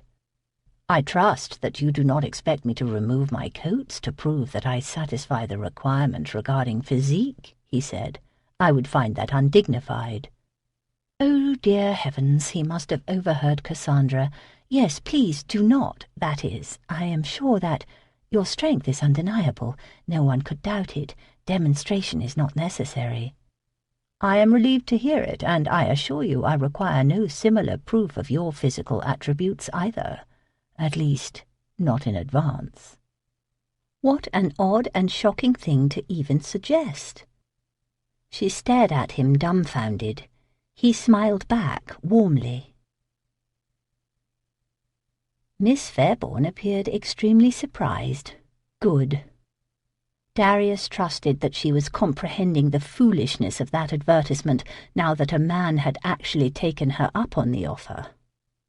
She might think that she could control matters by being an employer instead of a lover, she would ultimately be vulnerable in the worst ways, no matter who paid whom. If the mere notion of disrobing for a lord left her mouth agape, she would not have fared well with one of those callow clerks who had come to call, especially once the bedroom door closed. She appeared quite vulnerable when stunned, very sweet, actually, much as she had in those inconvenient dreams. He was only teaching her a lesson, of course, and protecting Fairbourne's reputation, but a small part of him, a totally physical part, argued for seeing if he could seal the deal instead. Such were the dark voices of desire. He could not resist teaching that lesson very well, since he finally had her at the disadvantage. "I realize I am not what you expected when you composed this advertisement, nor, as I have told myself repeatedly, are you what I normally seek in such arrangements. However, I think we will be well matched. Your boldness suits my own preferences and suggests that the pleasures you offer will not be only the predictable ones." Still, she said nothing. Her expression became even more astonished, to his satisfaction. "Are you concerned that the change in your plans will put you at a disadvantage, Miss Fairbourne? That in not being able to whistle the tune alone, you will now be left without any voice?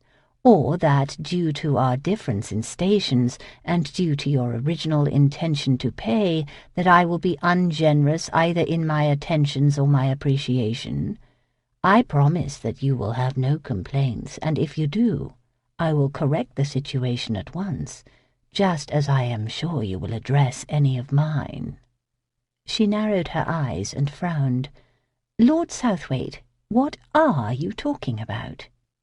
She appeared truly bewildered now, rather than surprised or frightened, enough to give him pause. He picked up the newspaper. "I am talking about this, of course, only with appropriate alterations to make it less vulgar." She stretched her arm to take the paper. She pored over the marked advertisement. "You are not the first woman of mature years to look for a lover this way, Miss Fairbourne. Your description is less bawdy than most, but you made your point well enough to be understood. I dare say all of London is enjoying the elegant directness with which you describe your needs." A deep flush coloured her face fast. She covered her mouth with her hands and stared at him. She returned her gaze to the paper, but he saw fires enter her eyes. "Your presumptions are beyond the pale, sir." "You think I am being presumptuous?" It was not a word that sat well with him, especially coming from a merchant's daughter who invited assumptions, if not presumptions. "Unforgivably so." "I think I am being unduly magnanimous. Damned high-minded, actually. She was willing to settle for buying a whore, and he offered her an earl's generosity after all. This lesson could have proceeded much more crudely." "I am sure you do think that. I am guessing you have no idea just how outrageous your presumption is." "No doubt you will enlighten me, since you rarely hold your tongue when you would be wise to do so." He trusted she would hear the warning. She appeared ready to detail the insult, no matter how ill-advised it might be. Of course she would. What had he been thinking? To bother to try to spare her the indignities she had invited? "First," she said, "you are presumptuous in assuming that a woman advertising for a lover would want a lover who does not fulfill her requirements, the first of which is that he be an employee and nothing more. Actually, I presume that a woman seeking a lover would prefer a man of some skill, consideration, and breeding, who bestows gifts, over some callow boy who thinks only of himself and then demands coin," he said. "Forgive me, however, for not seeing the benefits to such a woman of the more costly, indecorous, and less satisfying choice." "Second," she intoned, ignoring what he said, "you are presumptuous in thinking, with no encouragement from me, that I would be agreeable, no matter what the arrangements, to having you as the lover in question." She stood. Her colour rose. Her eyes flashed lightning. He half expected a spear to appear in her hand, and for her to bellow a Celtic battle cry. "Finally, you are unbearably presumptuous in thinking you know the meaning of this advertisement to begin with. The situation described in this notice was not for a lover, Lord Southwaite." She tossed the newspaper at him for emphasis. He caught it, stood in turn, and glared down at the advertisement. "The hell it wasn't!" The potential for profound embarrassment suddenly loomed. Damnation! He hated that feeling, and this infuriating woman had all but lured him into experiencing it. "I assure you that your interpretation is totally erroneous." "If so, you were careless in the extreme in writing this. Inexcusably so. Anyone who reads it would assume what I did." "Only someone with a very lascivious mind." She had the audacity to say that primly. He could not deny, much as he wanted to, that she truly looked insulted and importuned. Hell! He examined the advertisement yet again. Even in the light of revelation, it still read as though a woman sought a professional admirer. He was certain his embarrassment did not affect his judgment about that. The awkwardness of his situation pressed on him. Explaining that he had not truly been trying to form a sexual arrangement would not rectify this either. He doubted that his intentions to teach her a lesson would find more favour with her than his intentions had been to make her his mistress, in fact. "I must apologize, of course. However, I am obligated to say that if I thought it read that way, those young men did too. The presence of Lady Cassandra hardly helped, since the allusions to her in the scandal sheets are read by all." It incensed him that Miss Fairbourne's poor judgment had him now making excuses and feeling like an idiot. "If there was an inappropriate flirting in that chamber back there, now you know why." She hesitated one scant moment, her eyes veiled with thought for an instant. Then she was all formidable indignation again. "There was no flirting. Everyone except you comprehended that the situation was other than, well, that." "The hell they did, and if not that, what is the situation? This special and pleasurable employment requires an interesting list of qualifications." Another brief pause. She gathered herself into a pillar of hauteur. "I was helping Obadiah hire a new exhibition hall manager. Mr. Nightingale has left, and Fairbourne's needs a presentable man to greet patrons and such. That is why Obadiah was here today, too." She gestured to the newspaper. "You will see that it perfectly describes the sort of person Obadiah needs." His annoyance abruptly shifted to this new information. It angered him even more, but at least did not leave him feeling like a complete ass. "There is no need for a new manager, and you know it, Miss Fairbourne." She sat down and looked at him boldly. "I know nothing of the kind, Lord Southwaite." "Mr. Nightingale left because he surmised the business must close. Without your father it has no future, thus no need for Nightingale to be replaced." "You may have invested, but you clearly remained ignorant of how Fairbourne's was managed. Obadiah dealt with the finances and the catalogue. He is also duly licensed. As long as he remains, Fairbourne's can flourish. In fact, he is already well along preparing the next sale." How like her to decide to have this conversation now, when he wanted very much to take his leave. "Your father never spoke of Wriggles having such authority?" "It was not in his interest to reveal his reliance on others, least of all to you. Why, Obadiah has an expertise to challenge papa's, and superb eyes for attributions. I dare say that if he had possessed any fortune, papa would have sold half the business to him, not you." "Only he did sell it to me, and I gave no permission for another auction, quite the opposite." "Your permission was not required because it is more the second half of the last auction than a completely new one. Obadiah decided to hold back the better works for another day." Her fast retreat into self-possession aggravated his temper, just as it had the day of the auction. He saw himself during that last exchange pacing back and forth in the storage room, barely able to move because of the paintings and table of silver. She had so provoked him with her manner that he had not even wondered why such things would be in storage at an auction house that had just held its last sale. Now their presence there loomed large in his memory. Those were the items held back from that auction, of course. She had spent the last week deliberately disobeying him and continuing to plot a course that she knew he would not approve. He had come here today to tell her that the auction house would be sold. It still needed saying. Unfortunately, the ridiculous misunderstanding with the advertisement meant he would be fighting a rear-guard action in the battle that would inevitably ensue. While he composed a parting remark that would salvage something of his dignity, his gaze was distracted by the light coming from the west window, and how it showed a variety of tones in the brown curls on her crown. Some streaks of hair appeared almost golden. That led him to observe how the light flattered her lovely complexion in a most becoming way, too.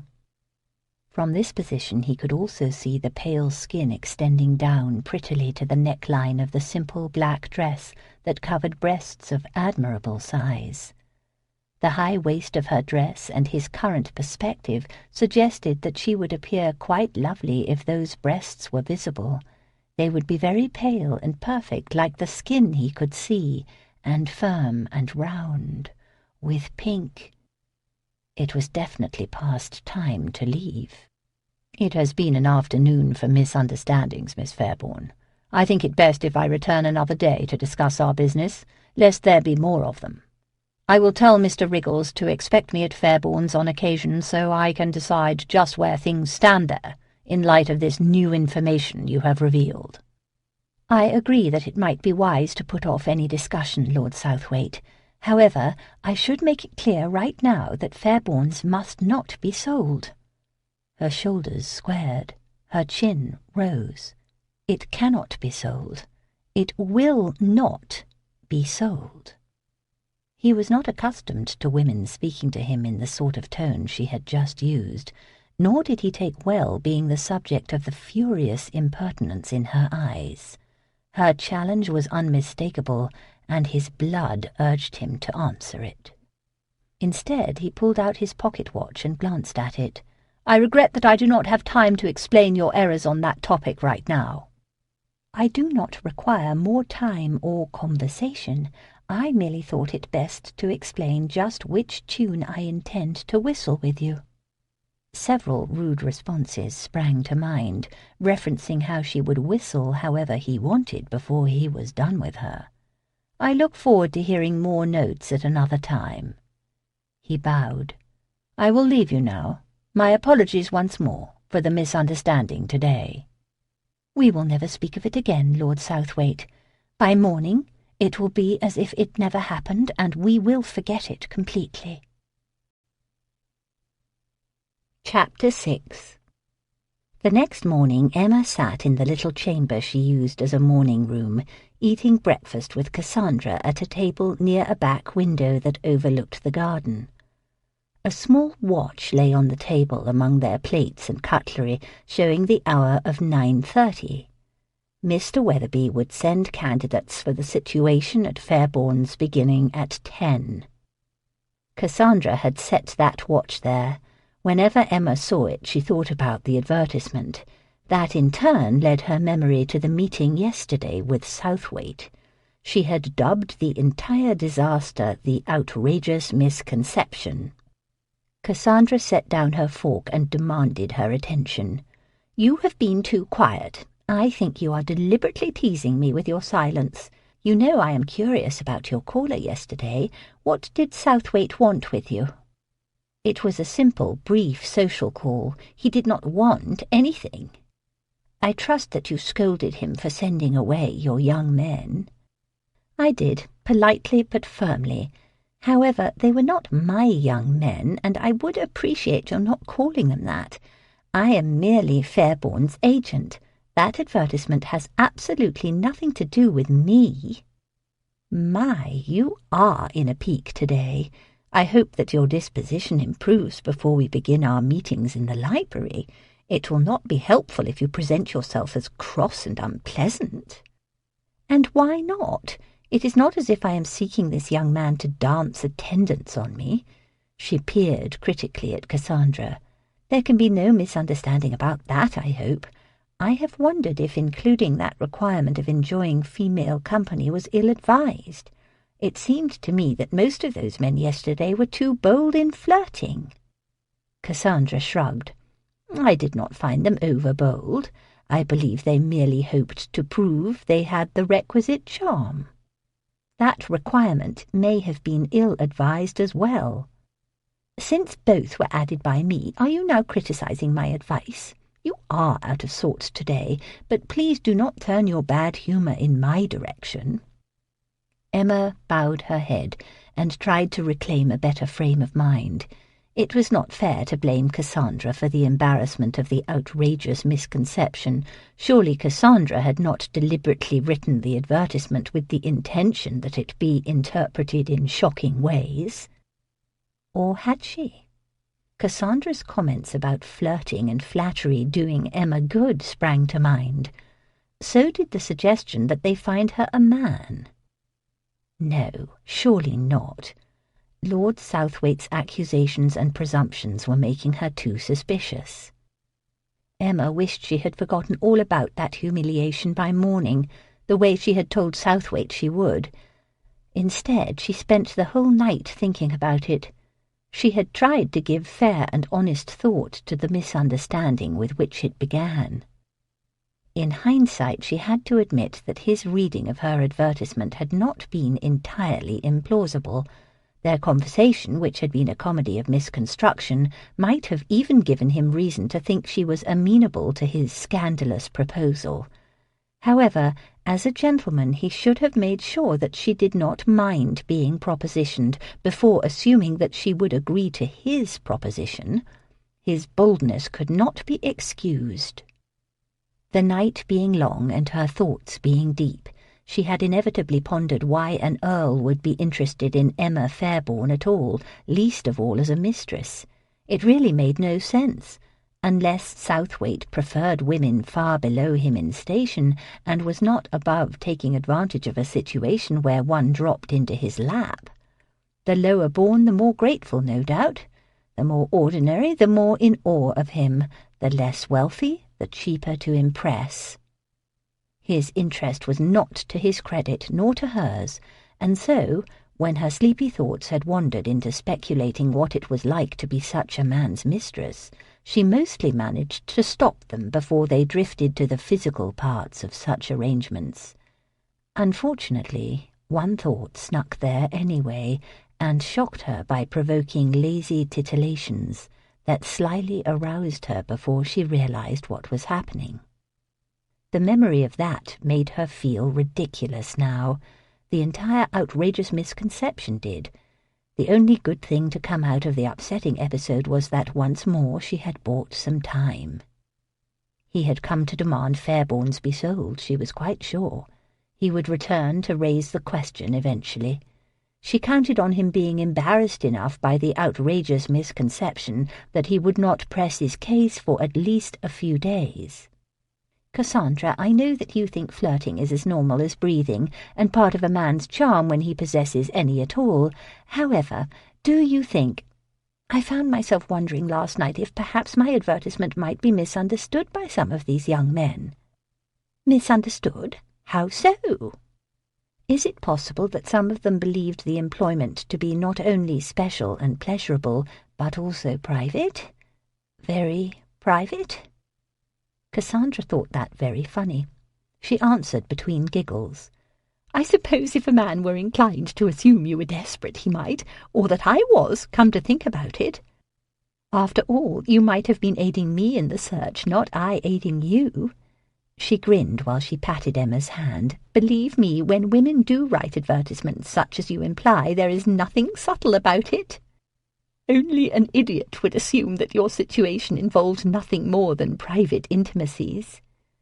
She picked up the watch. "We should prepare. I fear it will be a long day." While Emma walked with Cassandra up to her bedchamber, Cassandra regaled her with stories of advertisements she had seen by women seeking footmen or workers with strong backs, warm hands, and various other attributes that would ensure the fellows satisfied a most private situation.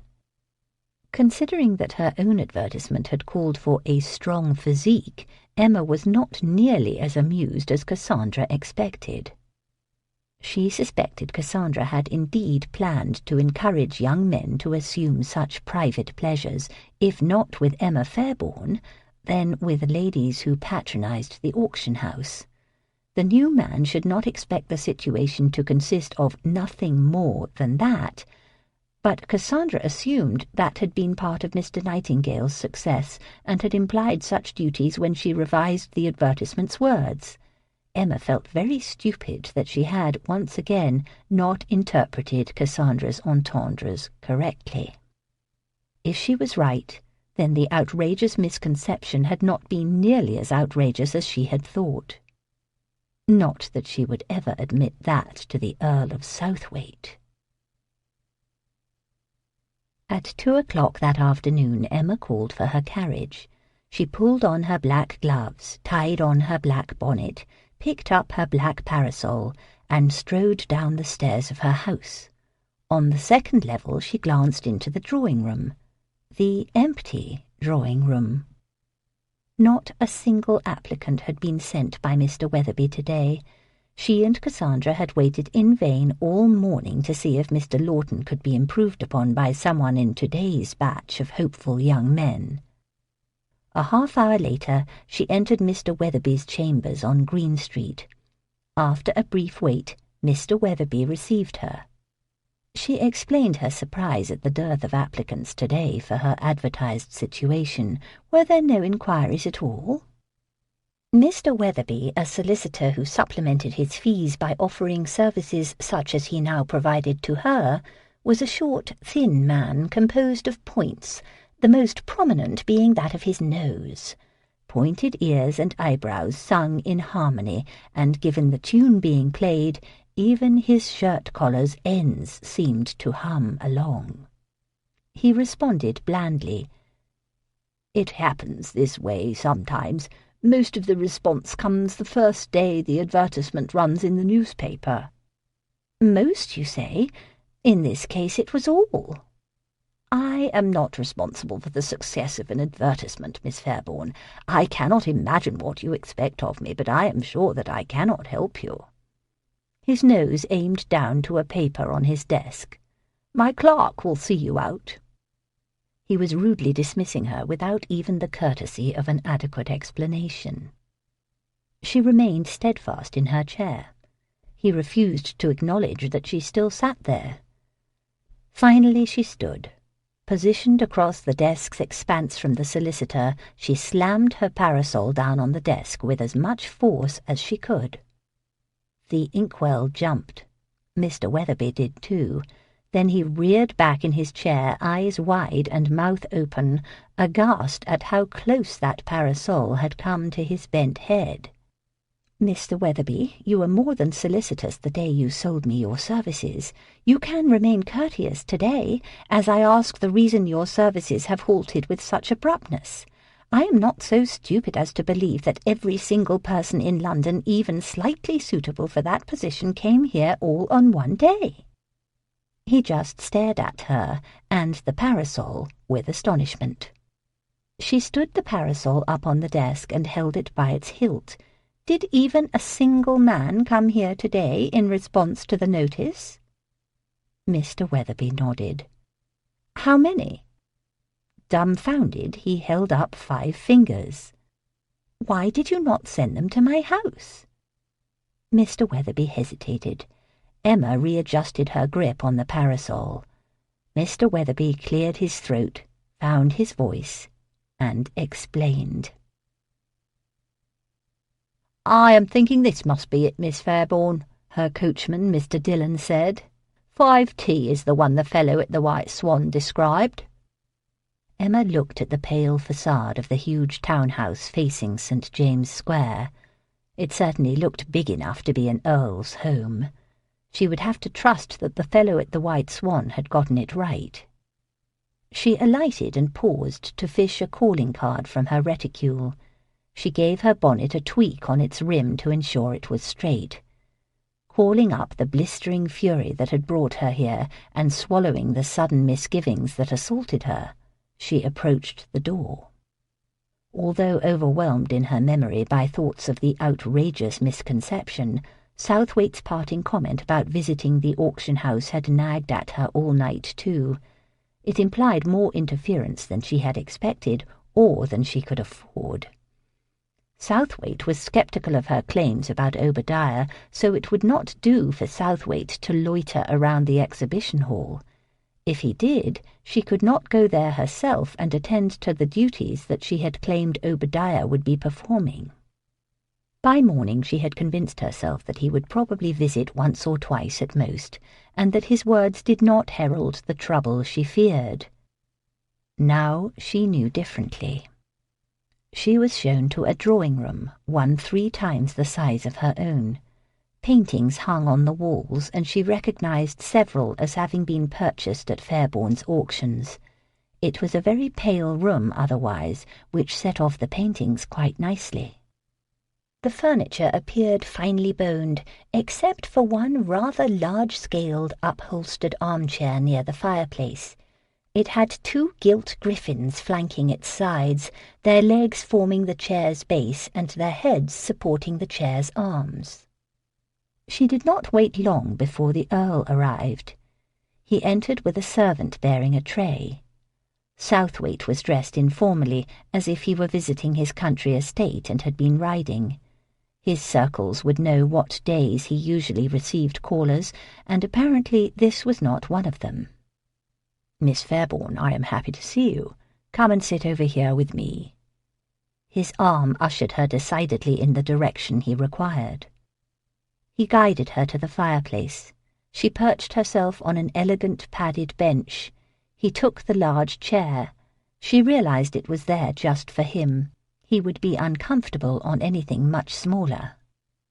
He sat like a king on his throne, with one fine boot forward and his arms supported by the griffins' heads. If she cared about such things, which she did not, she would have to admit that he appeared very handsome and noble today. "You arrived just as I was about to have my afternoon coffee. Please have some too," he said. She had much to say to this man, and intended to speak quite firmly, but she hoped to avoid another row. She held her tongue until the coffee had been served and the tray set aside. She sipped some coffee. While she did, the Earl got in the first word. "As I said, I am pleased you have called. My visit yesterday ended on a peculiar note, and there is no reason for us to be adversaries. You appear to be a sensible woman of some intelligence, and I am sure we can cooperate instead of always arguing." "I am flattered that you perceived some intelligence. That is rare praise, I am sure." "Not so rare. I have met other women with intelligence. There are men who think the 2 things never go together, women and intelligence, but I am not one of them." "How enlightened of you. The truth is, however, that I have come here today because our conversation yesterday was not only peculiar, but also incomplete." "It was in several ways, I agree. Most lacking was your acceptance of my apology for the misunderstanding. I hope that you will accept those apologies now." "Thank you, I shall. I have quite forgotten the matter already." "It was also incomplete regarding the disposition of Fairbournes, of course. May I assume that is what brought you here? I knew you would see what must be done once you thought about it. I promise you that I will take care of everything involved." "I did not come here to discuss the disposition of Fairbournes, Lord Southwaite. That subject is well settled between us. Any disposition is still out of the question." He looked away, but she saw exasperation flicker in his eyes. His attention returned to her. A tight smile formed on a face that had turned less amiable. "Then how can I help you, Miss Fairbourne? What other part of our conversation was incomplete? Ah, yes. I did not finish with my romantic proposition by discussing the usual details. Have you come here for that?" She could not believe he made this reference to the outrageous misconception. He had just apologized a second time, hadn't he?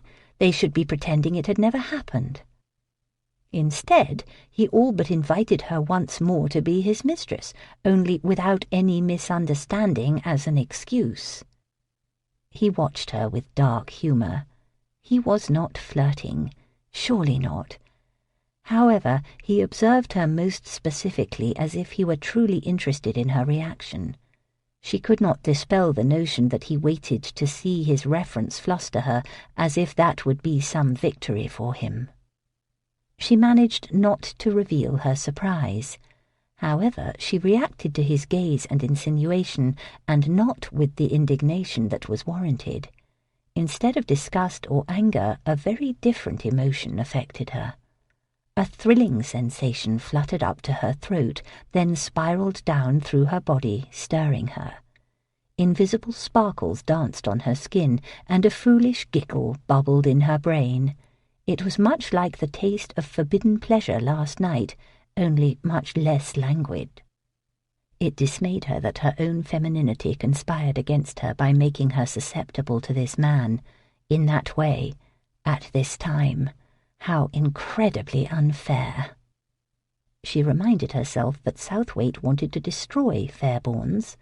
She sought refuge in her anger, but was incapable of summoning its full force again, or of obliterating the new, discomforting awareness she had of Southwaite's masculinity, which saturated the air between them and made her nervous. "I spoke with Mr. Weatherby today." She made her voice as crisp and unwavering as she could. "I know that you visited him after you left my house yesterday and told him to stop referring applicants to me." He calmly drank some coffee, then assumed a very cool expression. "Yes, I did. I had just proven how that advertisement could lead to misconceptions about the situation it described. I could not allow Mr. Weatherby to send prospects to your house all week and risk the world knowing that the daughter of Maurice Fairbourne had written such a thing." "You sought to preserve my reputation?" "As best I could under the unfortunate circumstances, yes." "Do you not find that in the least ironic, Lord Southwaite?" He thought a moment, then shook his head. "I see no irony. Even if we had come to an arrangement yesterday, I would have used all of my power to avoid scandal for you." He was speaking of it again. "You will be relieved to know that I also paid off the men who were there when I arrived and made them promise not to speak of where Mr. Weatherby sent them," he continued. "We will have to hope those you interviewed prior to my arrival are discreet. If they are not, I can only pray that you did not have any of them remove their coats." He was scolding her, obliquely, but it was a scold all the same. Worse, he did so as if he had the right to. "Lord Southwaite, I came here to explain that Fairbourne's does not need or welcome your interference, only to learn just how much more you interfered than I knew. It was not your place to send those men away at all. Now I discover that you paid them for silence, as if I had committed a crime that needed to be obscured." "You were not guilty of a crime, Miss Fairbourne, only weak judgment." "Forgive me for speaking plainly, but—" "If I do not forgive you, will I be spared? No, I did not think so." He sighed with forbearance. "Pray, continue." It was not easy to do so after he said that. Still, she managed to speak the message she had come here to give him. "Your meddling is not wanted. Your help is not needed. You were an invisible investor for years and should remain so." "Miss Fairbourne, with your father's passing, the situation is much changed. We are two halves of a financial whole, and your half is now troublesome to mine. I will interfere as I see necessary and as I see fit."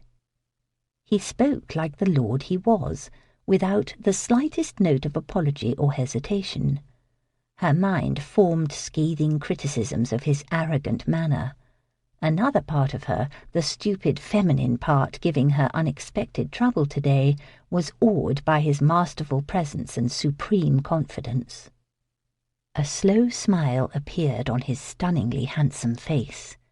It was a dazzling one that seemed calculated to appease the furious Emma and entrance the stupid one, as if he knew both existed and were at odds right now. To her shock, that smile captivated her in ways she could not control. Almost immediately the remnants of her anger started slipping out of her grasp. She found it hard to look away. "I do not require any particular behaviour from you, Miss Fairbourne. I am not that much of a hypocrite," he explained, cajoling her to see the sense of it. "I merely require discretion such as I practice myself. Should the world learn about this partnership, our reputations will begin to leech on to each other. I would prefer not to get the worst of it, should that happen." That smile again. "I am sure you understand that." "Your concerns are misplaced. I am too common and unknown to affect your reputation no matter what I do. I am too insignificant to engender either gossip or scandal, nor am I accustomed to the kind of behaviour that might incite either. Why, I even turned down an earl who offered to make me his mistress in a thoroughly discreet arrangement." He cupped his chin with his hand and regarded her. "That earl's misunderstanding is cause enough for caution, don't you think? He might have made assumptions due to your friendship with Lady Cassandra, for example. More discretion would be wise there, too, I think." She was so entranced by how well he looked in that chair, and how handsome he could be when he was not stormy, and by how delicious her physical responses were, that she almost did not hear him. When she did, she made a display of frowning, but it was a mere attempt to display the indignation that she should be experiencing instead of this foolish, pleasant stimulation that prickled in her. "I will not insult my dearest friend to satisfy your oddly selective notions of propriety.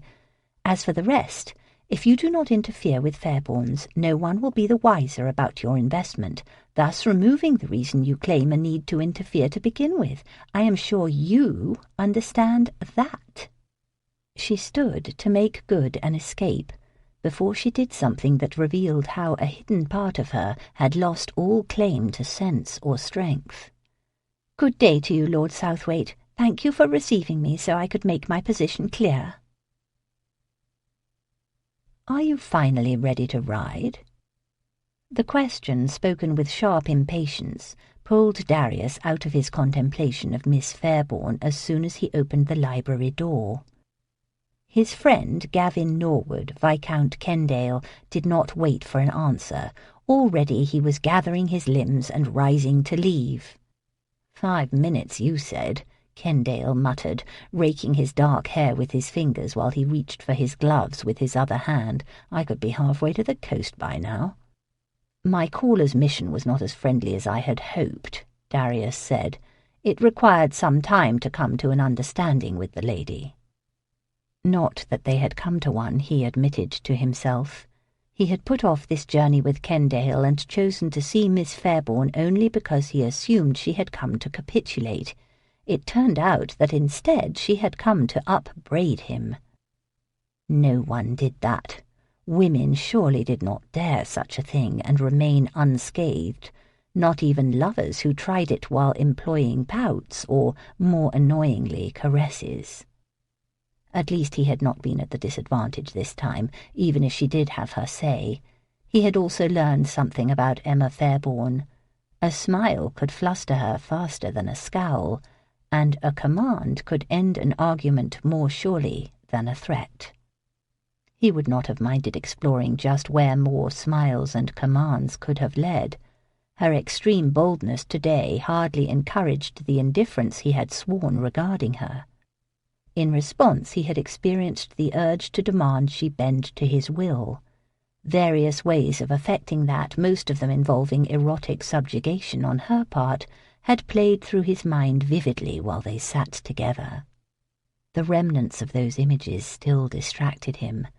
There had been signs in her, a flush here and a stammer there, and the way her intense gaze never left his, that suggested her surrender was not out of the question. "She?" Kendale asked, his stride to the door arrested by the pronoun when it finally penetrated his temper's storm. "You put off our duty because of a woman? You delayed a matter of dire importance to the realm to dally with one of your lovers?" He cursed in annoyance. "You said that Tarrington wanted to meet in the morning." "And we will meet in the morning.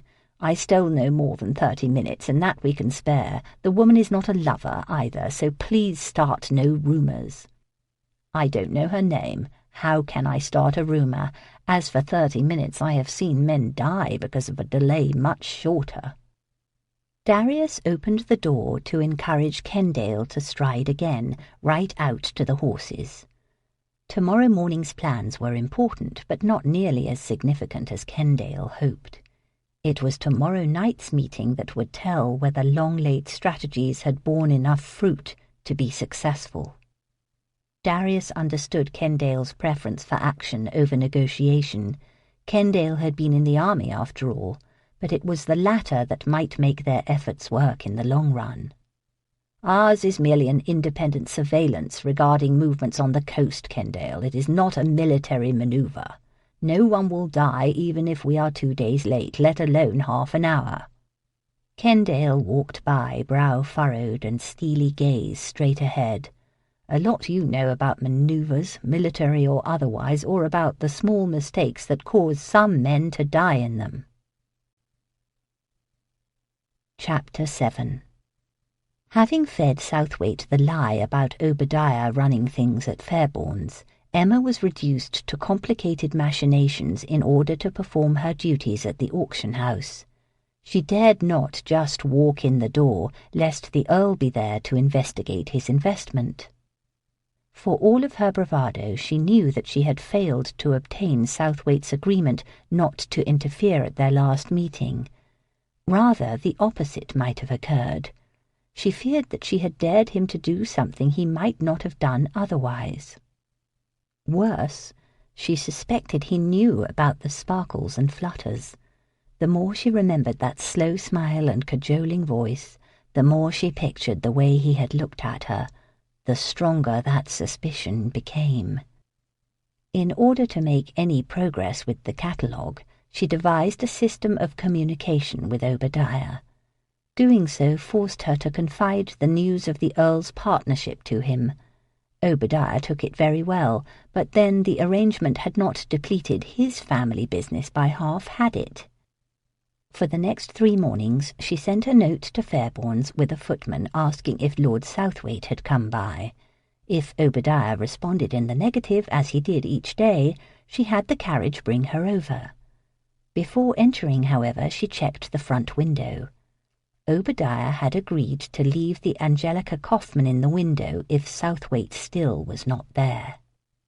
She made good progress with cataloguing the silver while the workers cleaned the property, and began hanging the paintings that she had held back. Patrons who walked by would see them and could watch the next auction taking shape. Hopefully it would whet their appetites. In the least, the activity announced that Fairbourne's was not closing, as everyone assumed.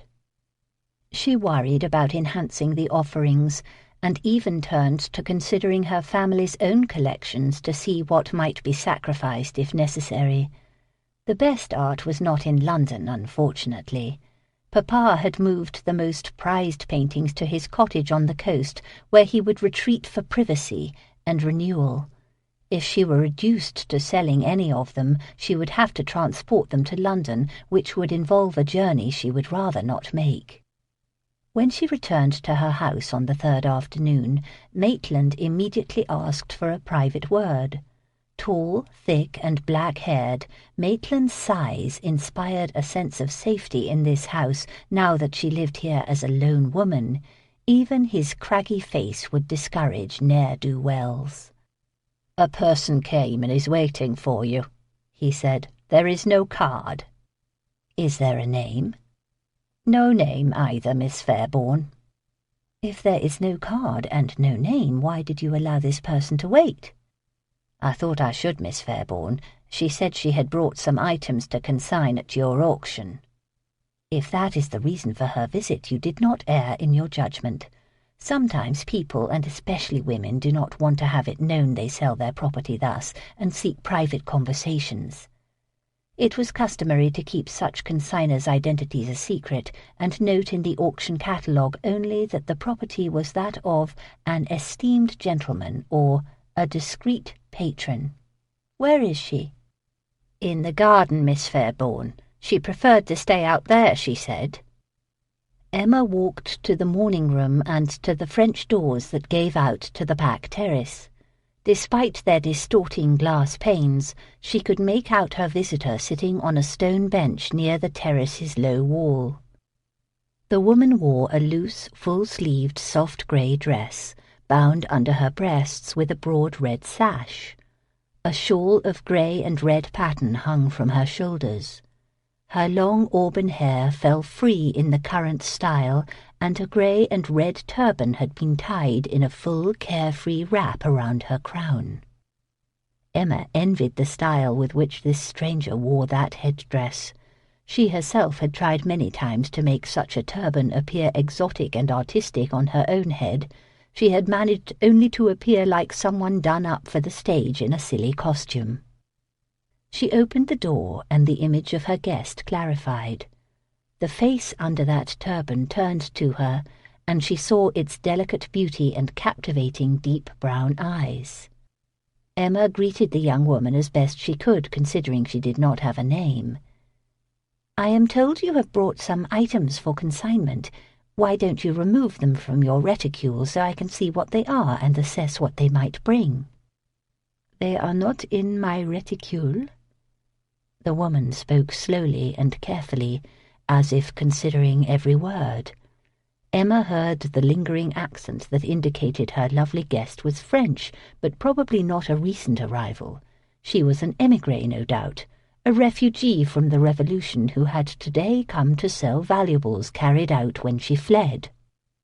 "They are there." The woman pointed a thin, elegant finger toward the back of the garden. She wore no gloves, and Emma saw dark smudges on her hand that marred its cleanliness. Her visitor began walking in the direction she had pointed. Emma followed, perplexed, noticing again the willowy grace of this woman, but also seeing other things now. The dress, while presentable, displayed mending if one looked closely at its hem. The shawl had a smudge, too, mostly obscured by its pattern. The woman wore old-fashioned mules, not slippers, such as were common now. They walked all the way to the back garden gate. Once they were in the little lane behind the property, the woman gestured lazily to a wagon next to the carriage-house, her stained hand flowing up and down. Emma loosened the tarp that covered the wagon's contents. She looked in, then slapped the tarp down again. The old books and even the silver in the wagon were the sorts of things an émigré might well bring across the channel. However, this potential consignment did not consist only of household goods. Most of it was wine, and she had seen at once that the cases bore no customs stamps. "Take it away. We do not accept smuggled goods at Fairbourne's." "I cannot take it away. There is no donkey." The smudged finger floated toward the empty harness. "He took it with him." "Who took it?" "The man who paid me to come here with him. 4 shillings he gave me to go to the house and say the wagon was here. He said you would understand about this wagon and its importance to your winning the prize, but perhaps not." She shrugged. The confusion of the situation bore no interest to her. She set her shawl higher on her shoulders and began walking down the lane. "Stop! Wait," Emma said. "I do not understand its importance. I do not even know what the prize is. What was this man's name? Where is he?" "I cannot help you more. I only rode in the wagon, and I told you it is here, as I said I would. It was a strange request, but 4 shillings is good pay for a few hours. Now I must go." "But I want to talk to this man." I do not know him, I am sorry. Was he English or French? English. She turned to leave again. Please stop.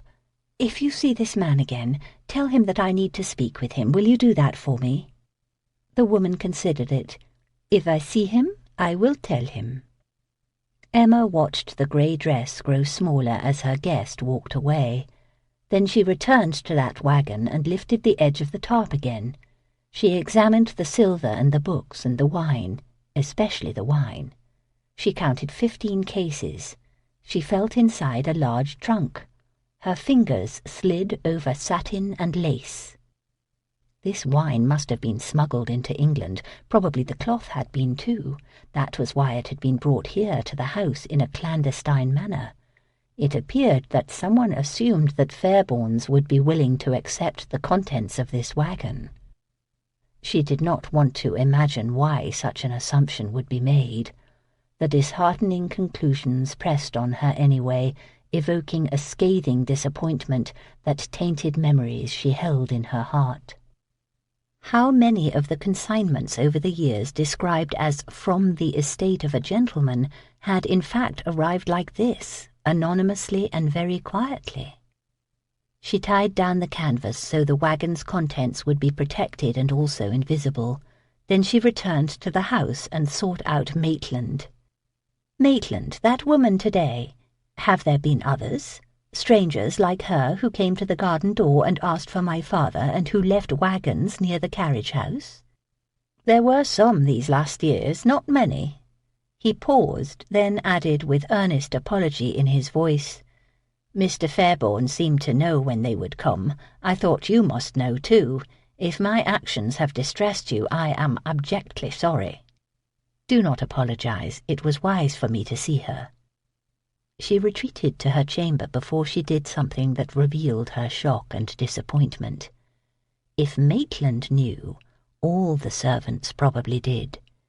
She had been the only one in this house who had not guessed that Fairbournes had been successful in part because Maurice Fairbourne dealt in smuggled goods.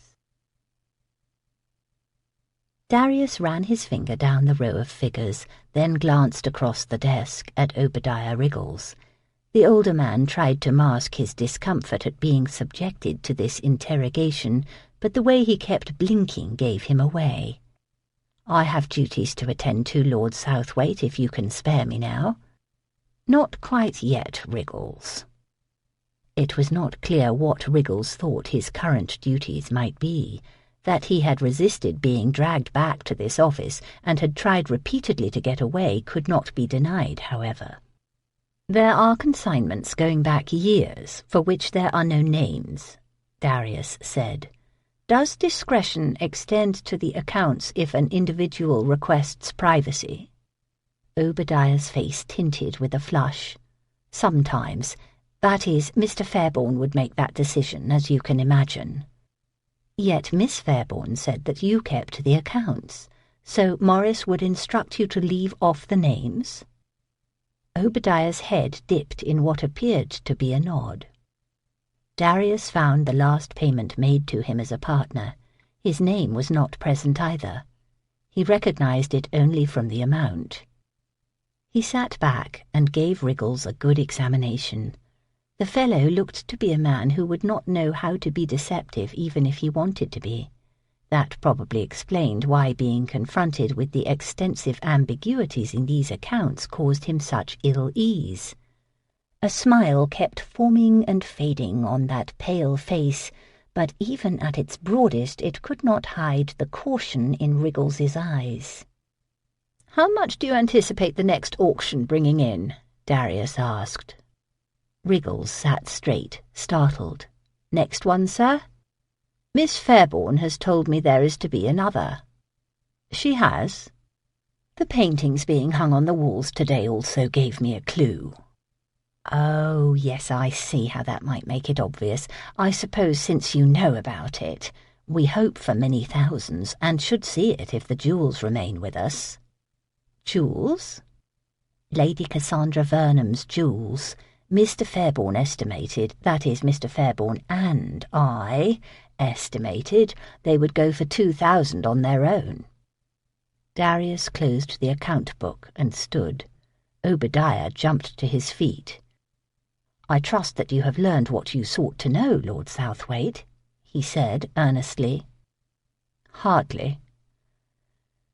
Darius had learned what he feared learning, however. The accounts were vague enough and possibly incomplete enough that all manner of items could have passed through Fairbourne's without much documentation. That the total take could have been understated, and his own share as a result, did not concern him. That the auction house might have been involved in illegal activities did. It would be a hell of a thing if a peer who complained publicly about an unprotected coast being vulnerable during this war with France were revealed to have profited from that vulnerability. The irony had not been far from his mind his last 3 days in Kent, during those meetings he, Amberry and Kendale had held with the leaders of the volunteer units of citizens who had massed for drills near Dover. He had even visited that cliff walk from where Miss Fairbourne had taken his fatal fall again. There was nothing to recommend that barren strip other than its exceptional views of the beaches and sea in all directions. From that spot a man could easily signal to smugglers that the coast was clear of the few Board of Customs sloops that had not been requisitioned by the naval service. Darius walked out to the exhibition hall with Obadiah on his heels. He surveyed the paintings being hung in their long vertical rows on the tall grey walls. One of the workers caught Obadiah's eye and made an odd gesture. Darius pointed to an oil painting that had garnered his attention when he entered Fairbourne's. "Andrea del Sarto?" Wriggles blinked. "Sir?" "The painting is by Del Sarto, it appears to me. Is that the attribution?" "Ah, yes, quite so. The saints on the sides look a little weak compared to the Madonna." He bent and peered closely. "Another hand at work, perhaps?" Wriggles bent and peered, too. "My thoughts exactly, sir." Darius turned his attention to the rest of the wall. "It looks spare. Are you anticipating more?" "Oh, yes, we are," Obadiah mumbled. "Quite soon, quite soon." "From whom, Mr. Wriggles?" Obadiah glanced at the front window before realizing another question had been asked. "Sir? If you are expecting more paintings soon, who will be consigning them?" Obadiah paused. "Why? Gentlemen, sir." Darius doubted any more consignments would be forthcoming. Who would take such a chance with Miss Fairbourne now gone? Miss Fairbourne said Obadiah really managed this auction house, but even if it were true, no one knew that. The world assumed this ship had lost its captain. He should have moved to sell the business immediately before another auction proved its diminished worth, or others voiced suspicions about Miss Fairbourne's purpose on that cliff walk. The name Fairbourne's stood for something. Neither a lackluster auction nor rumours of smuggling would enhance its reputation or value. "What else do you have besides these paintings, Wriggles?" "For what, sir?" "The next auction. Surely there will be more than these paintings." "The usual sorts of lots, sir. Objets d'art, silver, some drawings, and of course the jewels. The last are in safe-keeping, and the rest is in storage here, being catalogued." Darius walked toward a door at the back of the hall. Wriggles scurried to catch up. "Sir, I do not think... That is, the storage room is arranged most carefully, and visitors are not allowed to..." "I am not a visitor, Wriggles, and I have been in the storage before. I want to see just how sad a showing this second final auction will be." The silver could not hold Emma's attention. Try as she might to concentrate on the silversmith's marks and her notes, the arrival of that wagon yesterday kept interfering with her thoughts. She had chewed over the reference to a prize all night. She had risen before dawn and sat at her window to watch daybreak, and in that silver silence a notion had come to her. Now she could not get it out of her head. What if her father had accepted those wagons because he had no choice? It would explain behaviour that she knew he abhorred in principle, and which he always believed would ruin Fairbourne's if it became commonplace. If that had happened, what could coerce him to do it? She could think of only one thing.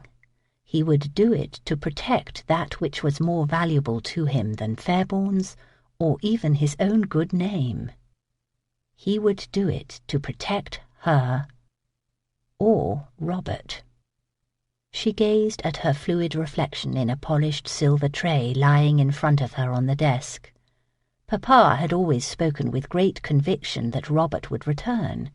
He had been so sure that she had not dared to doubt it herself, although everyone else thought they were both mad to believe it. That ship had gone down in the middle of the sea, but Papa had always said with certainty that Robert was not dead. Was it possible that he spoke with such conviction because he actually knew it to be true? Could Robert be the prize that must be won? The notion had preoccupied her mind all morning. She had been relieved that Obadiah was not in the exhibition hall when she arrived, because she wanted to be alone to sort it all out yet again. She kept trying to cast the idea away as a ridiculous speculation, but it fit what little she knew rather well. A frightening emotion filled her heart. It was hope, and it wanted to burst free. She dared not allow that, but even contained, it had her on the verge of joyful tears. She proved unable to ignore its demand that she acknowledge that this idea might be correct. Robert might be alive, but held by people who demanded that Fairbournes pass their illicit goods. If so, how long had her father been trying to protect him? It could have been since the day she last saw Robert. The wreck of that ship might have been only a tragic convenience that allowed Papa to create a false story about a false journey to explain Robert's absence to the world. She tried to rationalize the criminal part of it. Under the circumstances, what father would refuse to include a few lots of questionable origin in his auctions? It was not as if smuggling were new or unusual.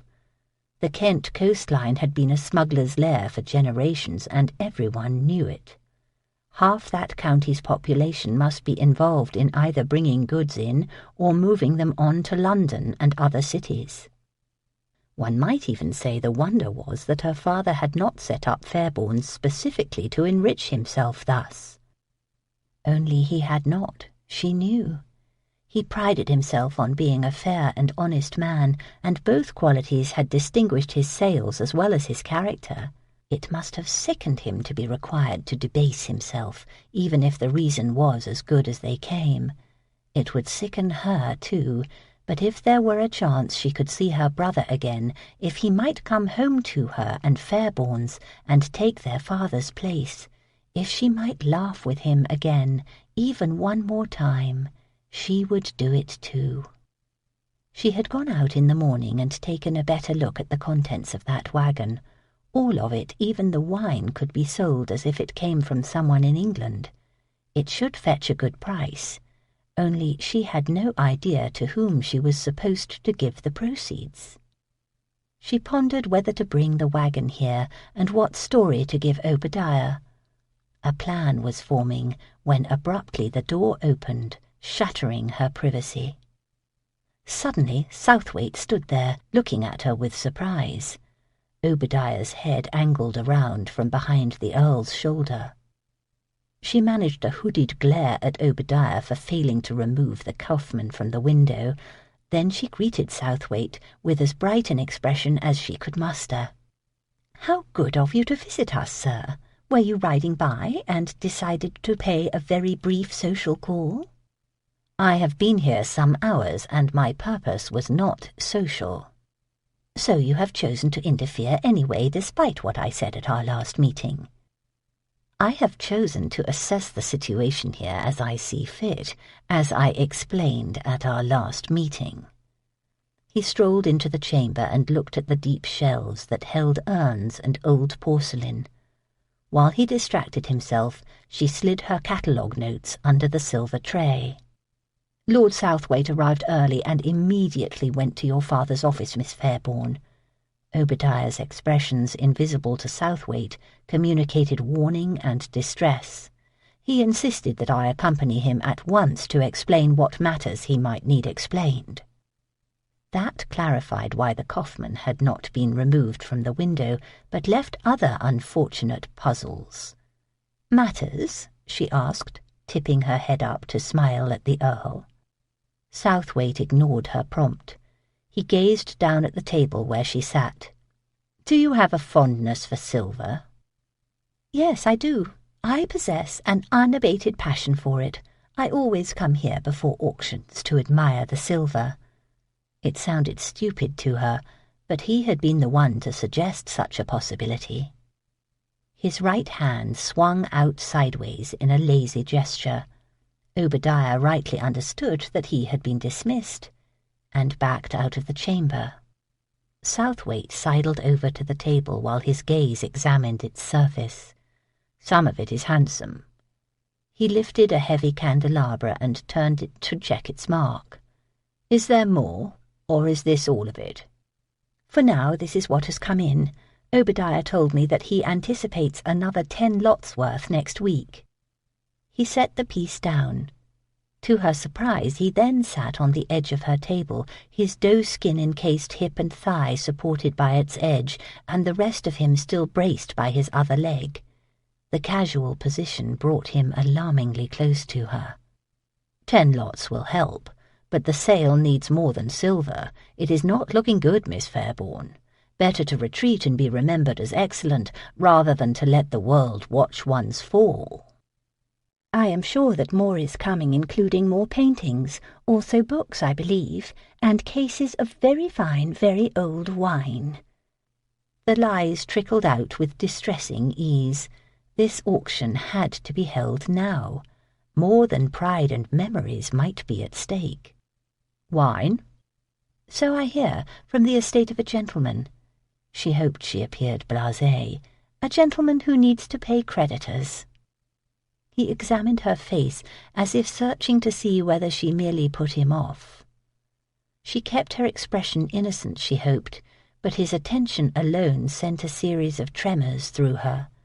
She prayed she would not blush at the physical evidence that her reactions during that last meeting had apparently left her vulnerable in new ways to this man. His gaze warmed and became even more direct. He saw the secret excitement in her. She just knew he did. His eyes carried a new intimacy that provoked alarming inner shudders.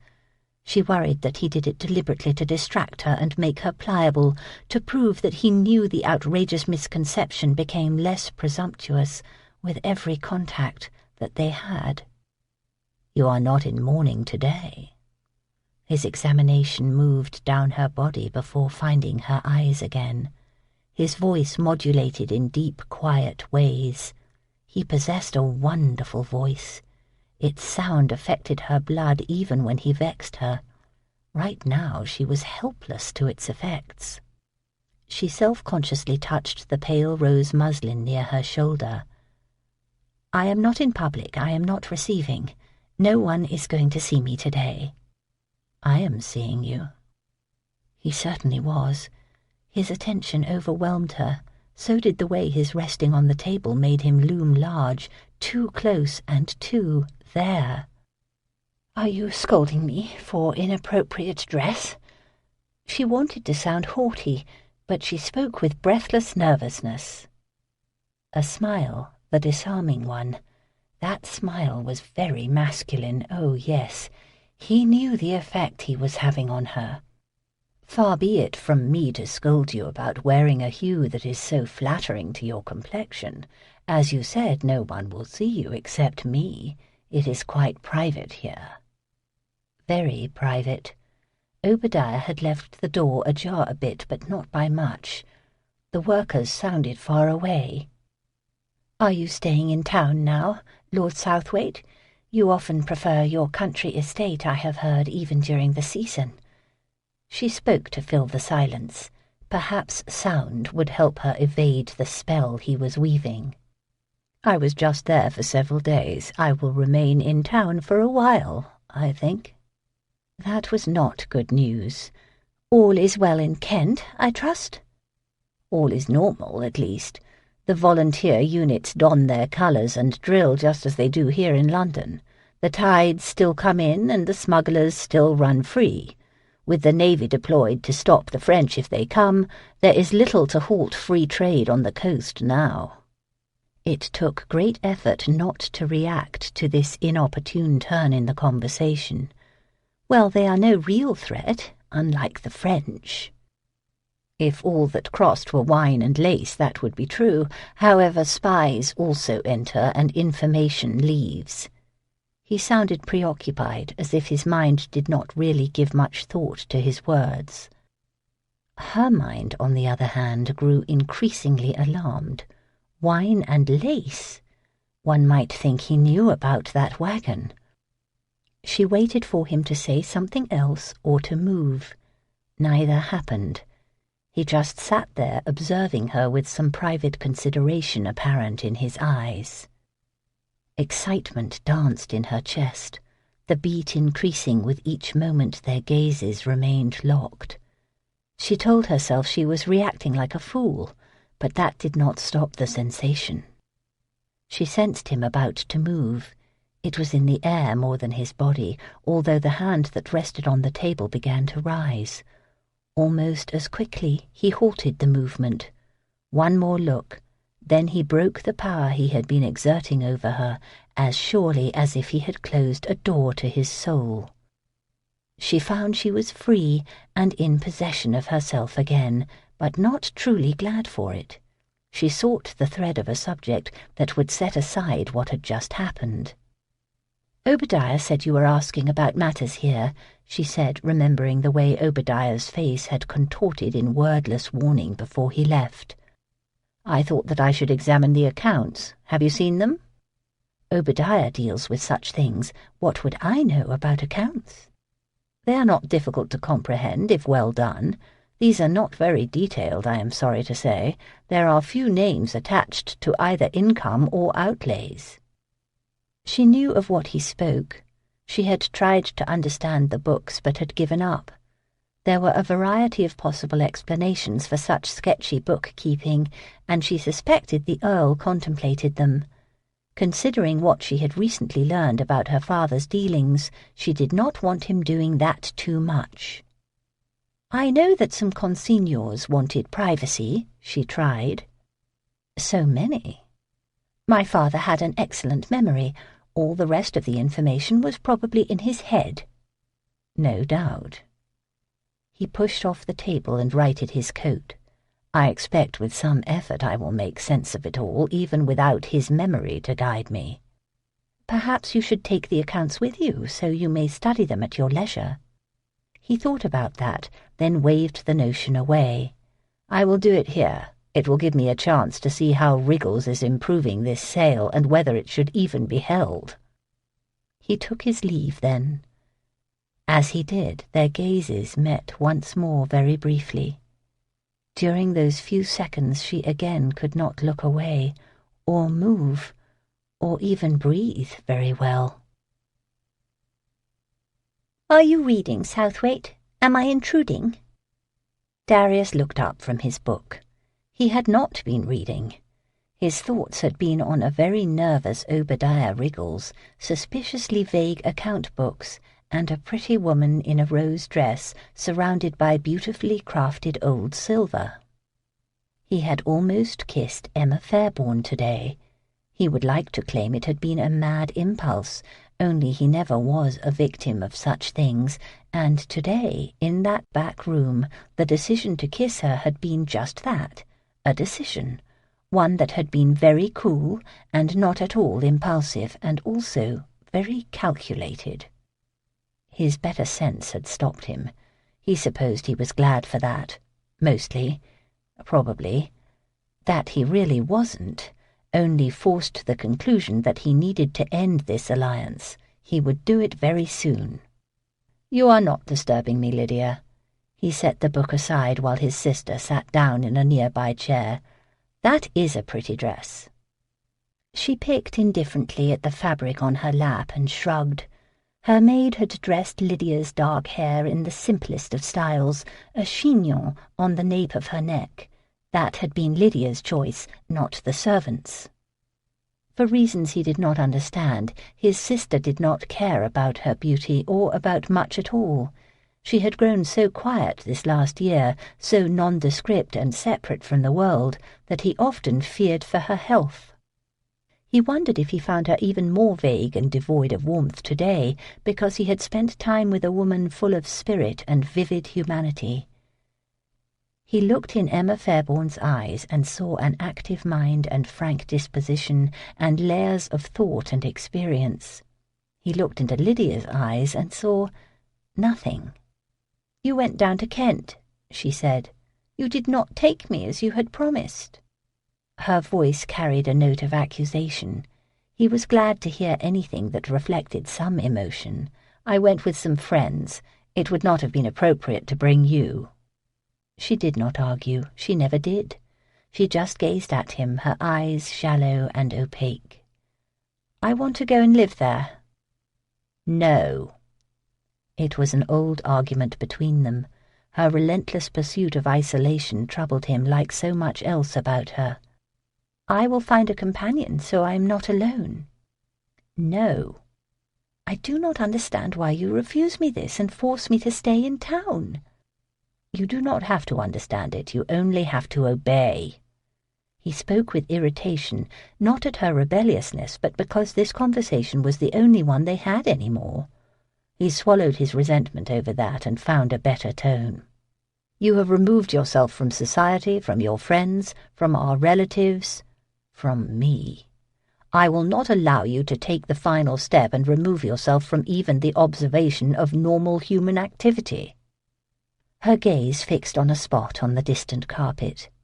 He wished she would truly rebel and start a row. Any evidence of emotion would be wonderful. Instead, she wore the kind of manner a woman might don for a formal evening among strangers. It was as if she had put on a costume one day and forgotten how to take it off when she returned home.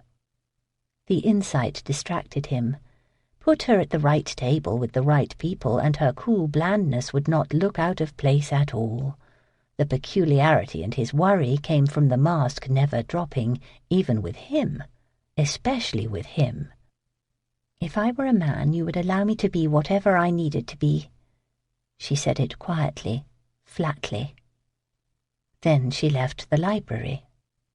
The chamber quaked for a moment with her sudden absence. Quickly, however, the shallow impression she had made on the space disappeared. No chamber would dare obliterate Emma Fairbourne's presence like that. But then her spirit did not whisper in a monotone, did it? Chapter 8. "It will be a very small dinner party, Emma. Mrs. Marcus specifically told me to bring you," Cassandra said, while she and Emma walked together on Bond Street the next afternoon.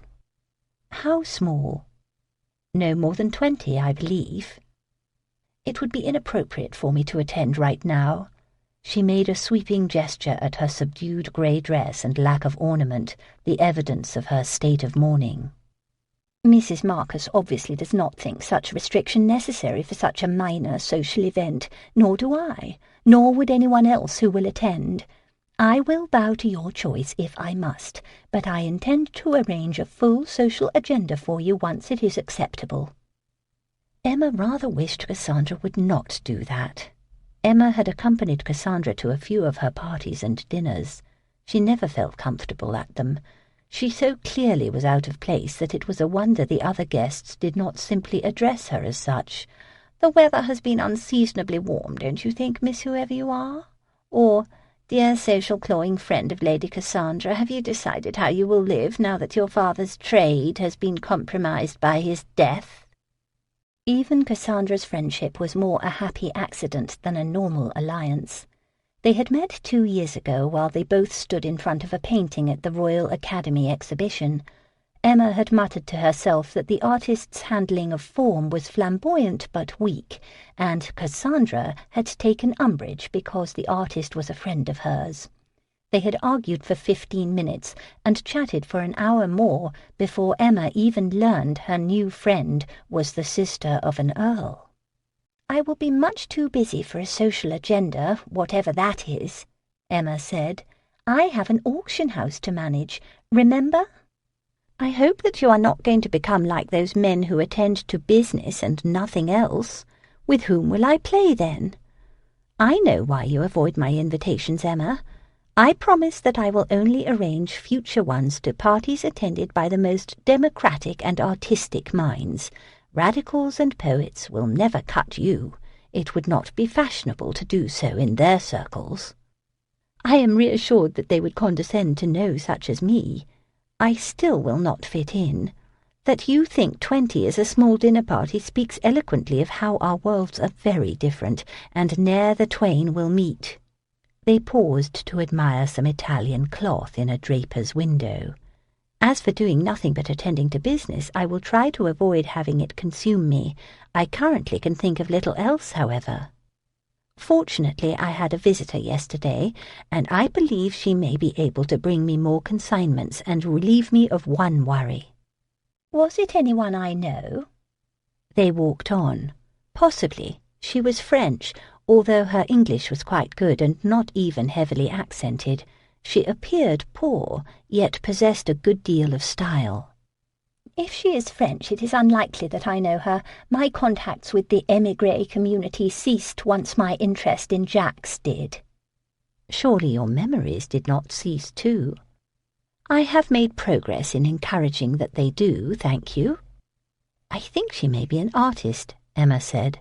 She had smudges on her hands that appeared to be paints, or something else it would take time to remove, since she had not done so. Cassandra turned her head toward Emma, interested now. "Might they have been ink stains?" "Possibly. Yes, that makes sense now that I see them in my memory, but they were larger than one would get from carelessly blotting a letter." "Then I may indeed know who she is, although I have never met her." "I believe you were visited by the mysterious Marielle Lyon. What did she want with you?" "She had questions about consigning items to auction." It was not a lie, although it was definitely one more deception. "I could use more lots, and I thought if I could find her and offer a commission, she might point some of her countrymen toward Fairbourne's. It is said she is the niece of a count who was lost to the guillotine. Her family's fate is unknown. She escaped on her own during the Terror." "How horrible!" Except some of her own people do not believe her story and whisper she is a fraud. Jacques was sure she was a shopkeeper's daughter who assumed another's past." "Small wonder you called her mysterious. Do they all suspect her?" "Only some. Others treat her like a princess. I am sure that she does know some émigrés who seek to convert treasures into coin." That was what Emma hoped, but she had other reasons for wanting to find her mystery woman. "Do you know where she lives?" "No, but perhaps I can show you how to find her." A short while later, Cassandra pulled a large mezzotint out of a bin at a print's shop. She pointed to the inscription at the bottom.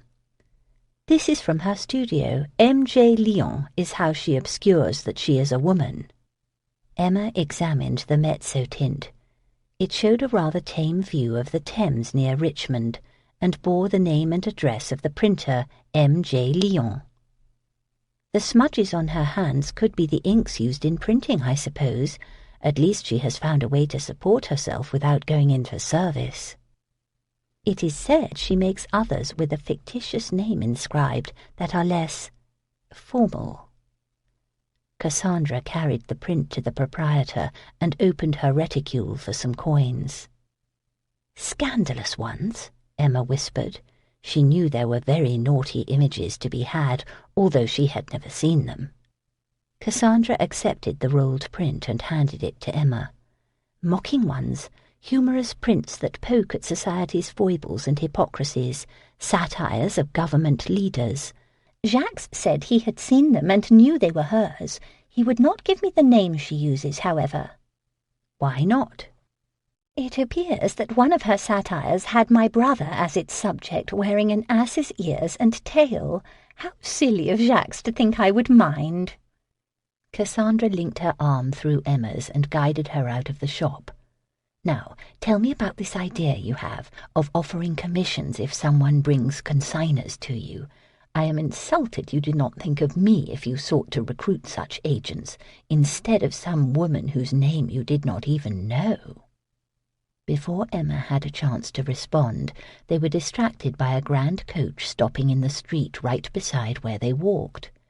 Even before the wheels stopped rolling, the door swung, and Lord Southwaite stepped out, blocked their path, and bowed. "Miss Fairbourne, how happy an accident to see you as I rode by. I was on my way to call on you." He added another bow in Cassandra's direction. "Lady Cassandra." Cassandra bestowed the tightest of smiles. "It is always a joy to see you, Southwaite. May I ask how your sister fares?" Expression amiable but eyes narrow, he maintained the pretence of friendship. "She fares very well. Indeed, she flourishes. And your aunt, Lady Cassandra, has she been out of late?" "My aunt finds that the comforts of her own home surpass those of anyone else's these days." "I am sure that your company is a great comfort to her." "I like to think so." Emma all but groaned. She disliked when she was with Cassandra and was treated to these meaningless greetings. Neither of these people cared for the other, and it had been perverse for Southwaite to go out of his way to engage in such useless conversation. "Lady Cassandra, I hope you will not mind if I steal Miss Fairbourne away from you," Southwaite said, still smooth and politely bland. "There is a conversation that she and I must have that should not be delayed." Cassandra turned curious eyes on Emma, who now tried to appear as blasé as the two of them. She attempted a tiny shrug that only Cassandra would see.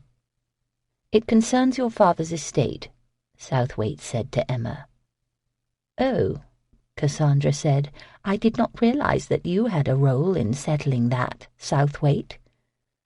She peered at Emma with undisguised curiosity and looked a little hurt. "I am sure Lord Southwaite's conversation can wait until tomorrow," Emma said. "It really should be today," he corrected. He opened the door of his coach. Cassandra's eyebrows rose a fraction. "Southwaite, I am handing my friend over to your protection, not for you to subject her to scandal. You, of all men, should know better." Southwaite did not so much colour in anger as blush. Emma wondered if she would ever see such a thing again. "You must stay with us, Cassandra," Emma said. "Southwaite's instincts for discretion are telling him that would be worse. Is that not true, sir?" "Then tomorrow will have to do," Emma said triumphantly. "Not at all," Southwaite said. "Lady Cassandra, perhaps you would take Miss Fairbourne to the park. I will follow, and once there we can all stroll where we want and have conversations as needed." Cassandra pondered the idea at length.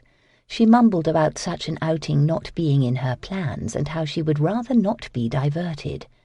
Finally, however, with much muttering about the wilfulness of certain lords who think the entire world should accommodate them, she agreed to his plan.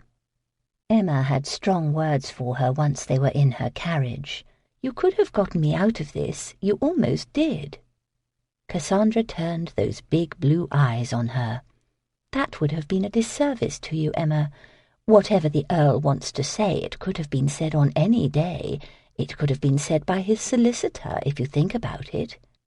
"Quite true. That is why you should not have let him trap me into this, let alone become his accomplice." "Darling, I do not care for him, but he is an earl. If an earl goes out of his way to spend time with a woman, she should at least find out why." Emma knew why.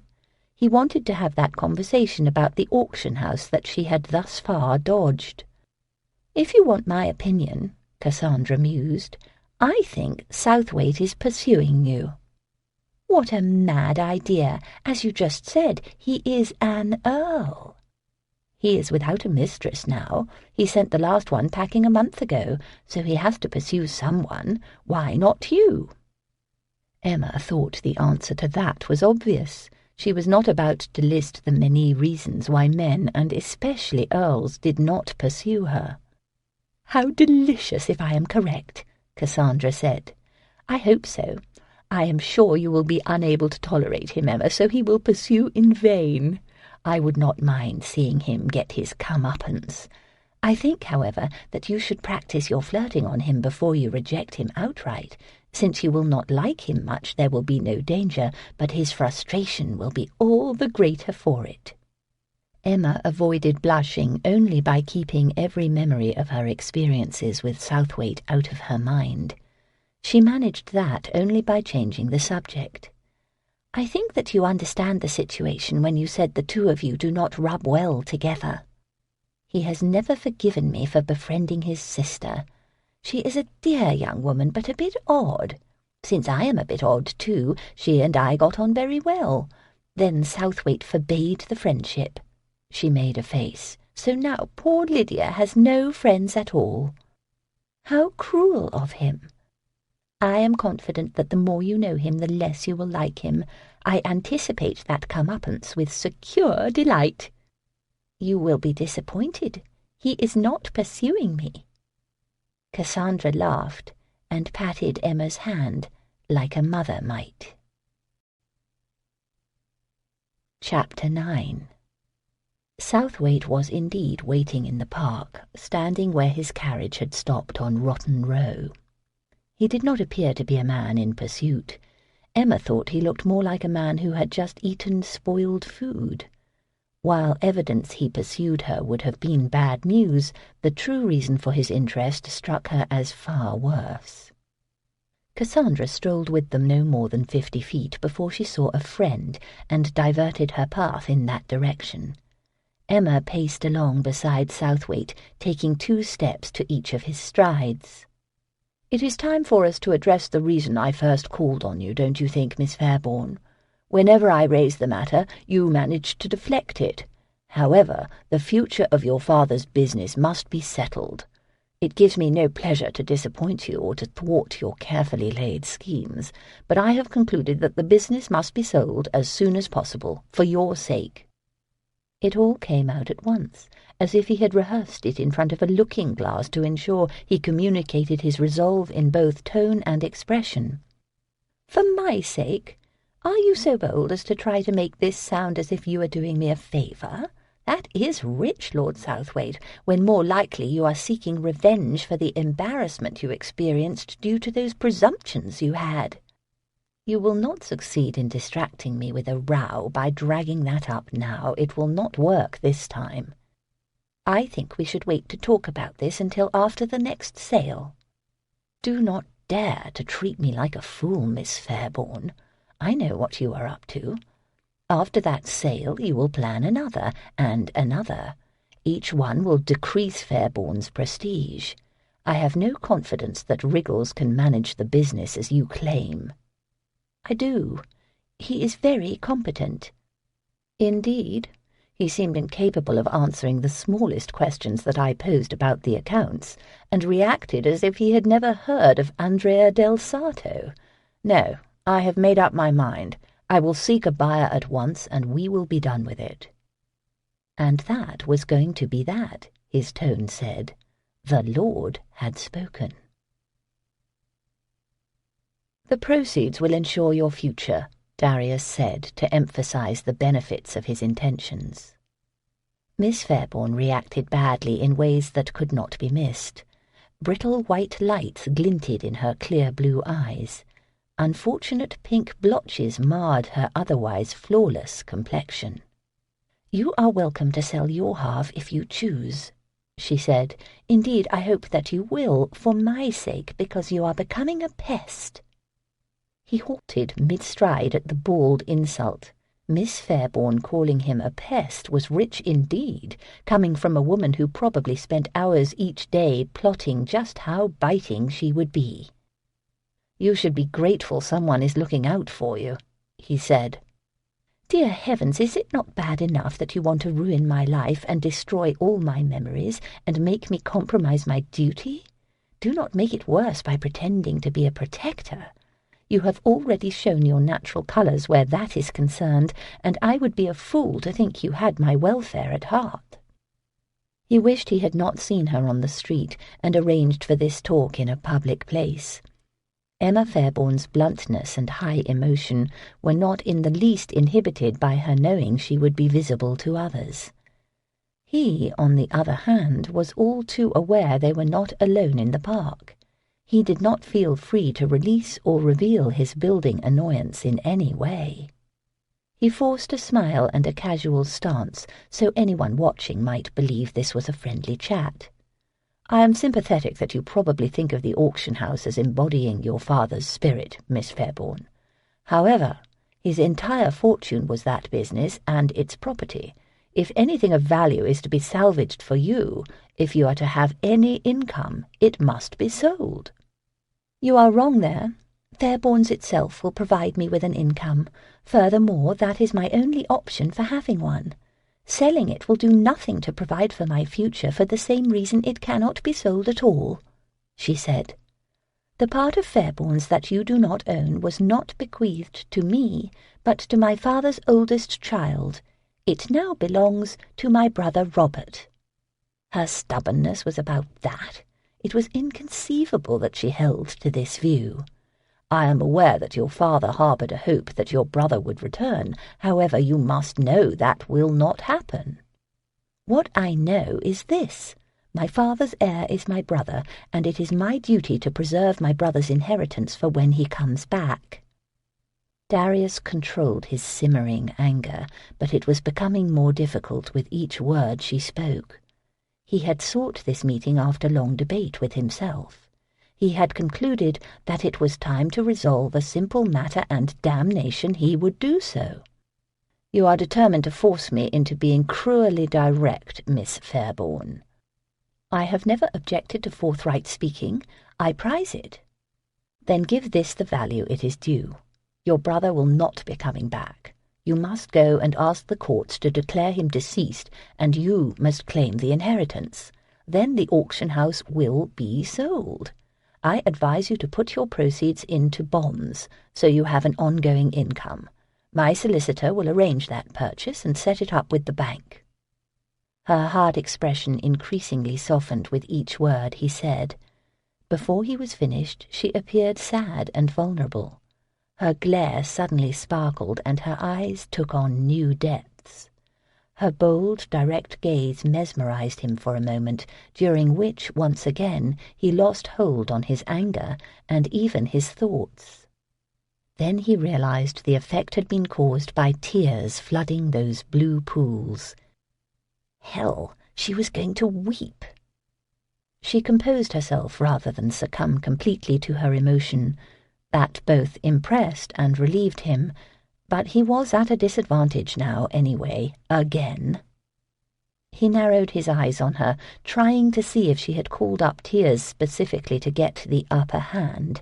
He had known too many women who were wont to do that.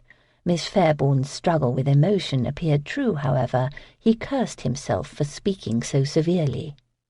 She sniffed. "My father never had my brother declared dead, and it is not for me to do so now and show such little faith. Robert is alive, I am very sure. I feel it in my heart, I always have. I know it sounds irrational, even Cassandra thinks so, but there it is.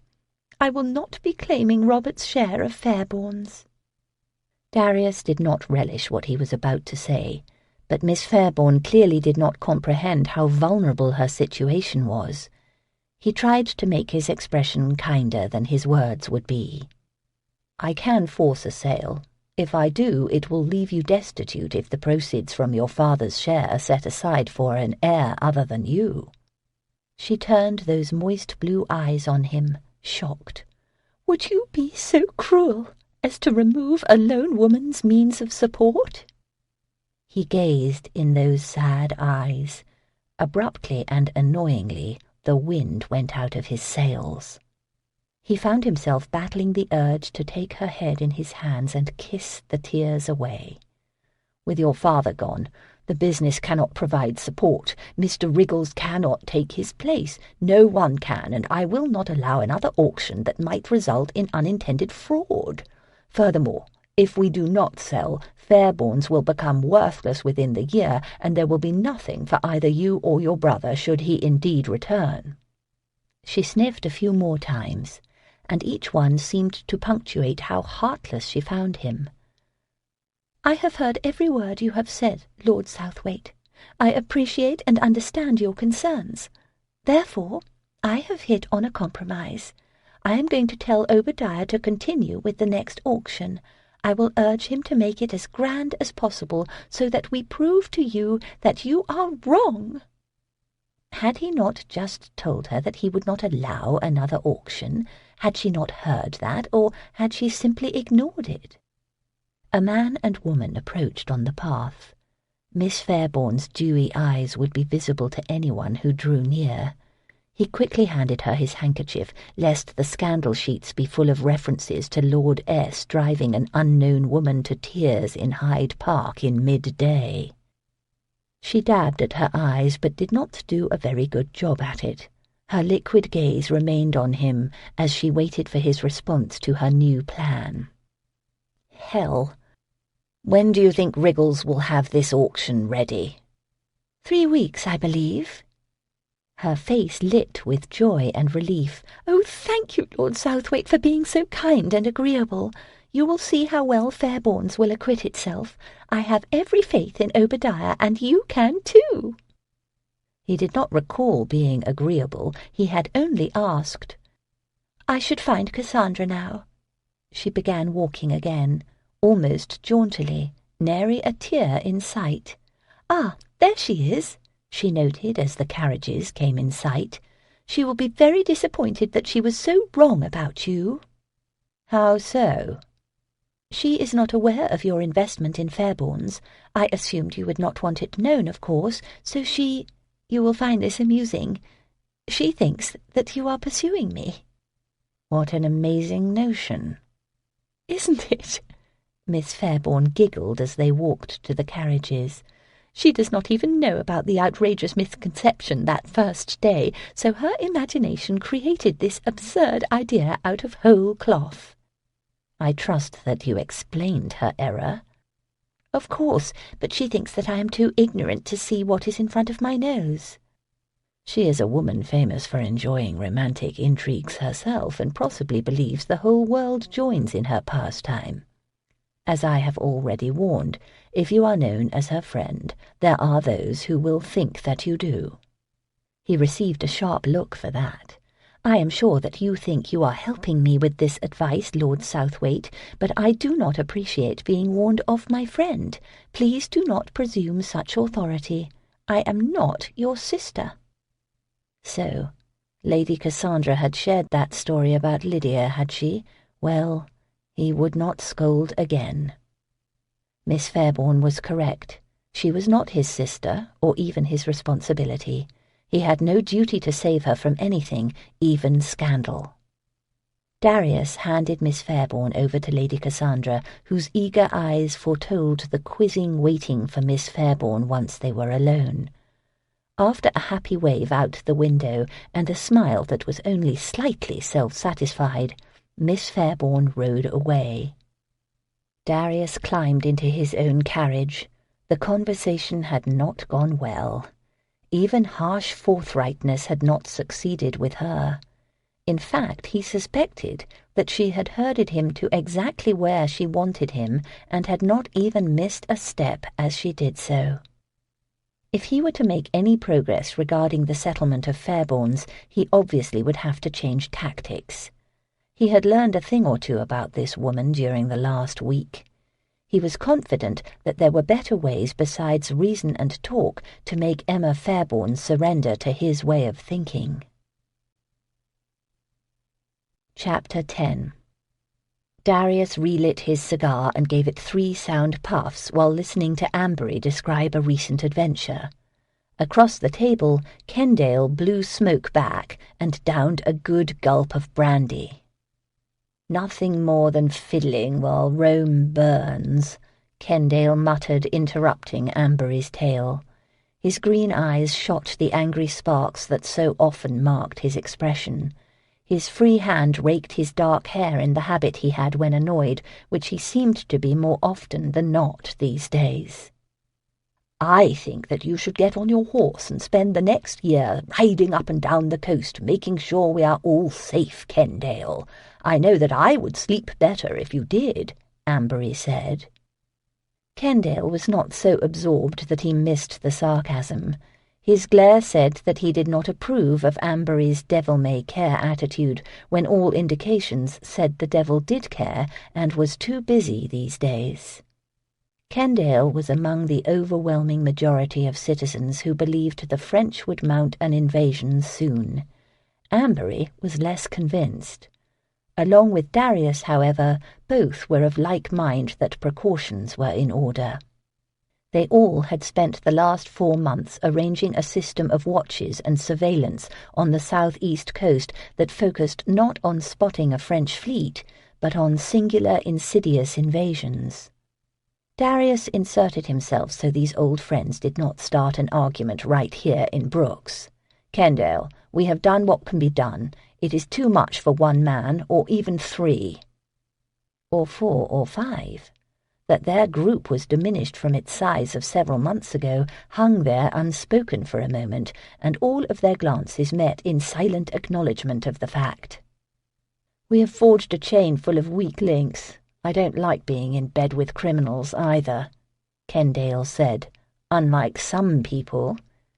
He made it a point not to look at the some people he referred to.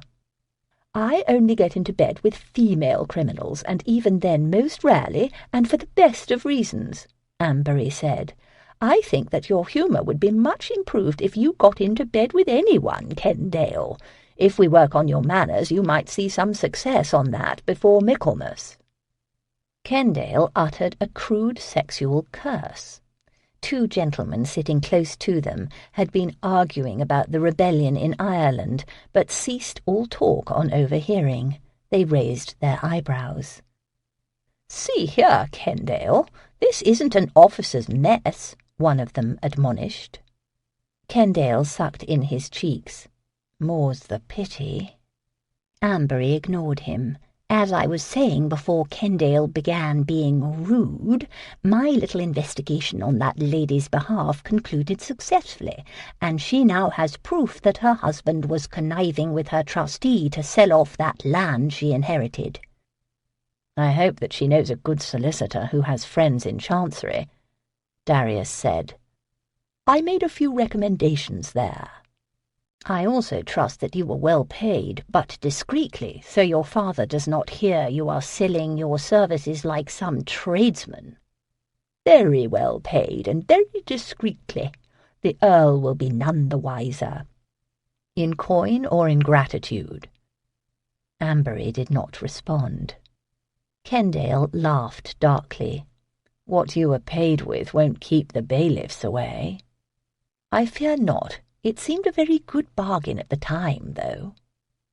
Darius left Ambery to his memories of that bargain, and Kendale to his eternal contemplation of whatever made him brood. His own thoughts wandered to Fairbourne's, as they tended to do a lot these days. It was not long before those thoughts did not dwell on auctions, or ill-considered investments, or even vague accounts, but once again on a woman in a rose dress sitting in the dusty light, surrounded by glinting silver objects. "You are distracted," Ambery said, while he called for more brandy. "I suppose I am," Darius said. "I am pondering a point of etiquette, if you must know." Kendale laughed sardonically. "If ever I have the chance to speak my mind to my brother about breaking his neck in that fall and sticking me with this title, points of etiquette will figure prominently in my grievances." Stop complaining as if the man sought to make you miserable by leaving a fortune and a title to you.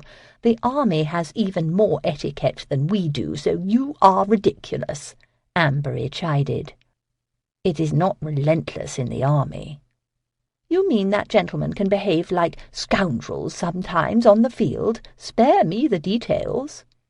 Ambery pointedly turned his attention to Darius. "I have never met another man who can show the world such perfect behaviour while privately living as he wants the way you do, Southwaite. I would think that your talent means never needing to ponder anything regarding when to bow to propriety and when to ignore it." "It has to do with a woman." "Kendale is no use to you, then. Your only hope of advice is me." Kendale did not disagree. He sat back in his chair and smoked, removing himself from the conversation. Darius put the question to Ambery, but felt foolish doing so. "Is it appropriate to pursue a woman who is in mourning? I almost kissed one recently." "Full mourning or half mourning?" "Full, but—" Darius felt obliged to give a bigger picture in his own defence. "I have good reason to think she is not prostrate with grief any longer. I dare say she is not the sort of woman to lose her wits at any time, even this." "I expect one should be careful, as you concluded, although I would let the lady have some say in it. She might find a kiss very comforting." Kendale decided his advice was needed after all. "If you stood down, Southwaite, it was because you knew you should. You are only trying to rationalize taking her when you know it would be dishonourable, seems to me." Ambery sighed heavily at their friend's lack of tact. "He spoke of a mere kiss, Kendale. I knew the army would coarsen you a little, but rarely." "If speaking what is what instead of meaningless, witty nonsense makes me coarse, so be it. As for the mere kiss, when was the last time any of us kissed a woman without a conquest being the goal? Hell, we aren't schoolboys any more." Darius would have demurred with some of that meaningless, witty nonsense, except that Kendale was correct. Kendale's bluntness derived, ironically, from a mind that saw the world most sharply.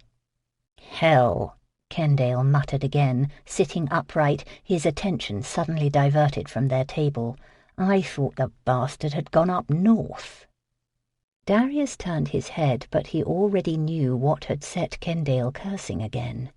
A man had just entered the room and was joining a party down near the door.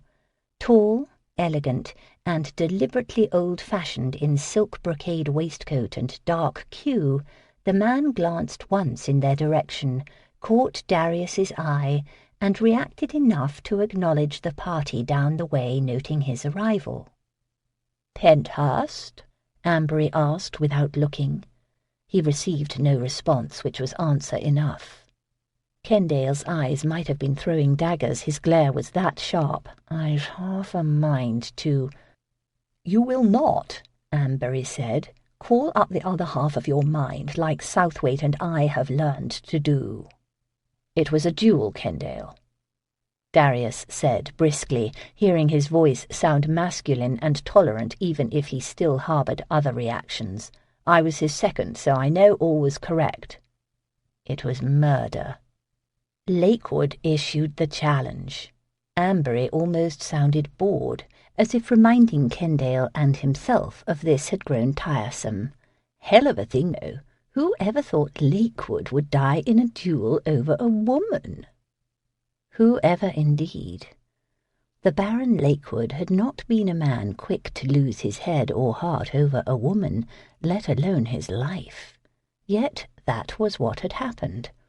As a result, they all had lost a good friend, and their circle had never been quite the same since. Actually, they had lost two good friends. Darius felt the presence of Penthurst at the other end of the chamber, casting a pall over their own little group. "You should have stopped him." The words flowed inaudibly, echoing the only ones spoken between Darius and Penthurst since that tragic morning. Yes, they should have. "Damnation," Ambery said, peeved that his good mood had been spoiled. Hell, but I miss him." It was not clear which lost old friend he meant. Emma's coachman made it obvious that he thought this call ill-advised. While he handed her out of the carriage, he kept most of his attention over his shoulder, surveying the crowd that thronged by on this narrow street near London's Wall, eyeing their rough garments and cringing from their loud calls and shouts. "I best come with you, Miss Fairbourne." He glanced at the horse with regret. He patted its rump, as if saying goodbye. "I am going to that building right there, Mr. Dillon, the one with the dark blue door. The windows are open, I see, and there are a good number of them. Perhaps you should remain with the carriage and listen. I will call you if there is any trouble or if I need your protection." Mr. Dillon remained sceptical. She reassured him that she could not afford to lose the horse any more than he wanted to lose his employer. Before he could object further, she walked the 30 feet to the blue door. A stout woman dressed in a simple fawn dress with white cap and apron opened the door. Emma explained that she wanted to speak with M.J. Lyon. Not bothering to accept the offered card, the woman turned on her heel and walked away. Emma did not know if that had been a dismissal or an invitation. Deciding to assume the latter, she followed the old-fashioned full skirt into a room that must have been intended as a dining room for this house. An assortment of tables cluttered the space, and stacks of papers filled the bookcases. Women bent over those tables, dipping brushes and little bundled rags into pans of colours, then daubing at engravings set in front of them. Murmurs filled the chamber as the women spoke to one another. Emma heard enough to know the women were all French. Some very sumptuous garments and wigs could be seen beneath their aprons and caps. She guessed they were all émigrés, aristocrats, and other well-born women who had fled a France that had become dangerous to them and their families. Her guide left her and squeezed between tables and chairs to the back of the chamber. She said something and pointed. Another woman had been bending over one of the tables talking to a worker, and her head now rose. Marielle Lyon, the woman who had delivered that wagon to Emma, peered across the space at her visitor. She made her way to where Emma waited. "How did you find me?"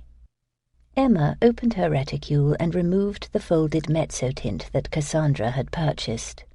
"A friend knew who you might be from my description.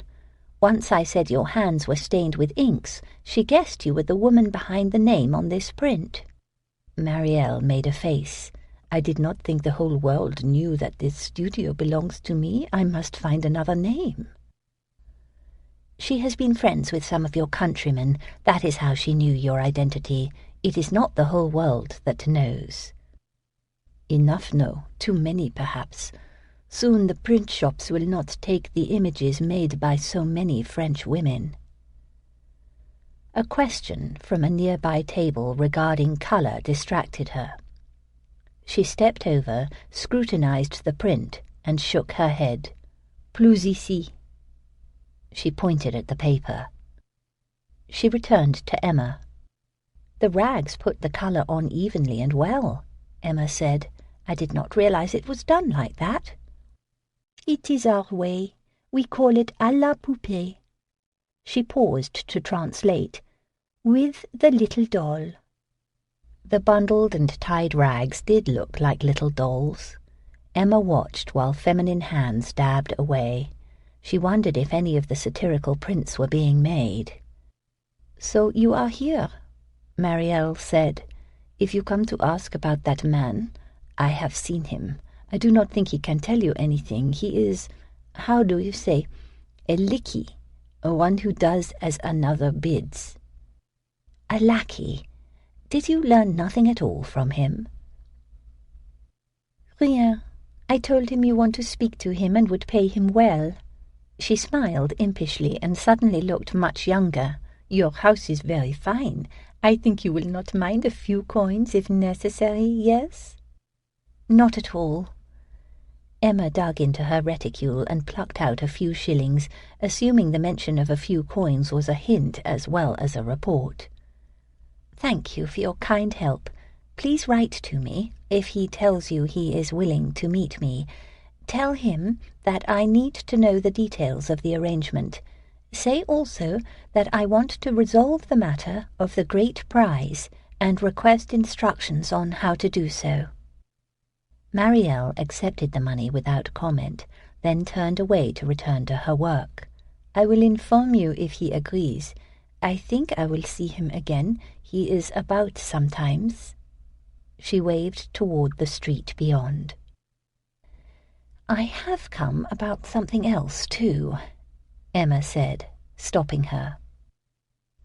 Emma explained her idea that Marielle might recommend some of her countrymen to Fairbourne's if they had good paintings they wanted to sell. "I will give you 10% of whatever is Fairbourne's commission," she said. Marielle thought it over. 20%? You will have these paintings not at all without me. Marielle might claim to be of aristocratic blood, but she could bargain like a street peddler. 20 then. "You must promise secrecy. They are proud people often, and do not want it known that they must sell their heritage to eat." Fairbourne's is well known for discretion. "Some come here at night across the sea. They will have no documents for what they bring, like that wagon." Indignation jumped inside Emma, but expressing any feelings of insult would be comical with this woman of all people. Fairbourne's had accepted that wagon, hadn't it? Who was she to start getting particular about documents of paintings smuggled in by refugees? "Good paintings have recorded provenances," Emma said. "I will need the history of ownership up until the current owner.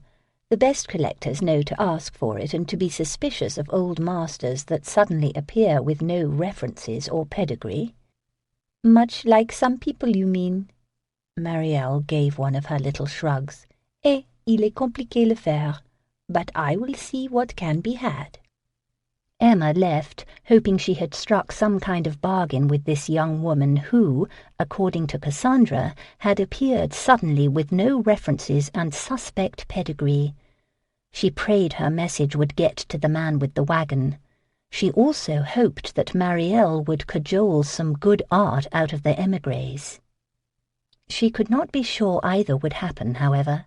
In fact, she might never see or hear from Marielle again. She would need to enhance the auction in other ways too, and soon. Chapter 11. Emma was not able to go to the auction house for 2 days. Obadiah sent messages both mornings to say Lord Southwaite had come, so she should stay away. Obadiah added to both notes his worry about being able to play his new role persuasively with the Earl. It seemed that Southwaite had taken to inviting conversation about the attributions and qualities of the paintings now hanging in the exhibition hall. Vexed with the catalogue's delay, Emma turned her mind to other problems, such as whether to include that wagon's contents in the auction. She would prefer to know more about her father's arrangements before committing such a crime. In particular, she desperately wanted some indication that her theory regarding the prize was accurate. If no further information came to her, she would have a hard decision to make. If she considered it necessary to auction the wagon's contents, she would then have to find a way to do so without Southwaite suspecting what it really was. She could not avoid him seeing all the wine once the auction's preview nights were prepared, but until then she preferred not being quizzed on it. Deciding that she might solve 2 problems with one solution, she had Maitland carry in the books and objets d'art from the wagon so she could spend her Southwaite days, which were becoming annoyingly numerous, working on a potential part of the catalogue at home. "I may have a new patron for Fairbourne's," Cassandra announced the second afternoon, while they pretended they were going to order hats at a milliner's. Neither of them could afford this shop's fine wares right now, but Cassandra always received grovelling service due to her position in society. Emma was not above having some fun by hanging on to Cassandra's skirt hem. "I hope he has a good collection," Emma said as she picked through a basket overflowing with sumptuous ribbons. "Who is it?" Cassandra studied a fashion plate showing an exotic turban. "Count Alexis von Karlstadt of Bavaria." Emma lost all interest in the ribbons. "Do you mean it? You know him? I read that he was sending his collection to England for sale, since France is not hospitable these days, but I just assumed that Christie's—" "As did Christie's assume. However, his man called on my aunt soon after he disembarked, and she actually received him. It has been months since she accepted a caller, and it turns out Alexis's servant remembers meeting me when I travelled with my aunt. I took advantage of the connection and suggested that he consider Fairbourne's for selling the collection." She glanced over. "I do get 10%, correct?" "Of course." Cassandra removed a bonnet that she had donned and tossed it aside. She primped her raven curls in the looking-glass. "Unfortunately, I am going to have to remove one of the jewels from my consignment, the ruby necklace with the tiny pearls." "You dangle the chance of rarities with one hand while snatching away a certain sale with another, Cassandra. Why are you taking away one of the best pieces?" "My aunt needs it. That was why the factor came to call, and why she received him. Count Alexis has asked for it back, so she needs it back from me, too. It is a family item that the Count should not have given away." She picked up a lustrous raw silk cloth patterned in blue and red and began trying to tie a turban cap around her crown. A shop girl hurried over to help. Emma waited until the elaborate folds and turns were done and the girl had left. "Are you saying that your aunt and the Count were good friends?" "It appears so." "Isn't he much younger than she is? He only wed recently." Family jewels given impetuously in passion are now needed for that young wife." Cassandra kept turning her head while she admired the turban from this angle and that in the looking-glass. "Is that intended as a bawdy double entendre?" Cassandra looked startled, then burst out laughing. "In both meanings my aunt is sympathetic, and I cannot refuse her since she is generous enough to allow me to live with her. So I need it back. Hopefully you will get a wonderful collection that will far surpass my jewels in attracting the best of society." She touched the red and blue silk lovingly. "I think that I will have this made." "You cannot afford it."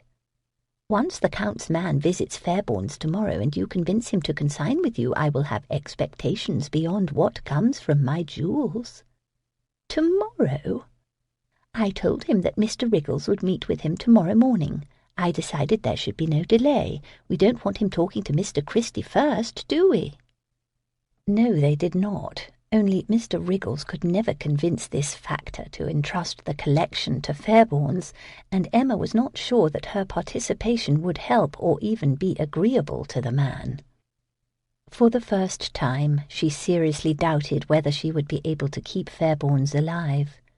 The loss of her father's connections and reputation had effects both large and small, and she could no longer ignore them. He would have met with this agent of the Count and impressed him with his charm, expertise, and manner. He would have entertained this man in ways that she, a woman, never could. Nor could another man take his place. That truly discouraged her. Even Mr. Nightingale would have been overwhelmed tomorrow, and young Mr. Lawton, if she sent for him and he came, would appear a schoolboy struggling to learn a foreign language in such negotiations. Her heart thickened while she lined up all the circumstances that weighed against her chance for success. They overwhelmed her resolve and confidence. She was going to fail, and Robert's birthright would be lost when she did. Maybe Robert himself would be too. She normally held back considerations of all that might mean, but the weight on her spirit sent her mind in that direction now. If Fairbourne's closed, Robert's disappointment upon returning would be horrible to see, especially if her own inadequacies had caused it. Even if the money from the sale waited for him, it would take years to rebuild the business. Would their deep bond even survive it?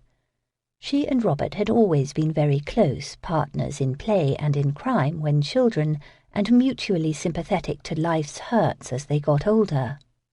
He had comforted her during her first tendre for a man who had never realized she existed, and she, in turn, had understood his disappointment when Papa had forbade his pursuit of an actress. Robert had understood the awkwardness of having regular contact with society, all the while knowing society would never accept them as equals. Papa had walked that odd line with aplomb, but both she and Robert had felt the chasm deeply. She ached for some proof that Robert still lived and she might have him back one day. Images of that reunion tortured her with their impossible hope for happiness. She hated not knowing for certain that she was right, and dreaded placing one foot in the wrong place on the perilous path she felt she was walking. And now, with this opportunity to succeed with at least one part of her plan, she worried deeply that it would disappear because she could not hide that Fairbourne's survived as only a shadow of its former self. Unless a possible solution entered her mind. It became a faint flame illuminating the darkness of her mood. It flickered while she watched the shop girl pin the turban's fabric and fit it to Cassandra's head. The idea was outlandish. It would never work. She had no choice except to try, however. My Lord, I write to you on a matter of mutual interest and some urgency, since you are a part owner of my brother's auction house. I have reason to believe that Herr Ludwig Werner, a representative of Count Alexis von Karstadt, will visit Fairbourne's tomorrow morning. He will come to discuss placing part of the Count's collection on consignment with us. Such a collection will bring the next auction much fame and attention and greatly enhance its offerings. Mr. Wriggles has informed me that you have been at the property quite a bit lately. It could be awkward if you were there again tomorrow. While the presence of a man in your stature would impress the Count's representative, I am sure that you would find the haggling that is likely to ensue distasteful, and the public evidence of your investment in such trade demeaning. I am convinced that you must obey my directions on this and absent yourself, so that we will avoid any gossip or difficulties. It is my intention to be present to welcome him in my father's name. I will be sure to inform you of the day's outcome. I have the honour to remain, my lord, your lordship's faithful servant, Emma Fairbourne. The letter arrived by evening post, along with several from the coast that Darius had been awaiting. He left it for last while he read the surveillance reports. Finally, he broke the seal and read Miss Fairbourne's directions. He examined the penmanship afterward.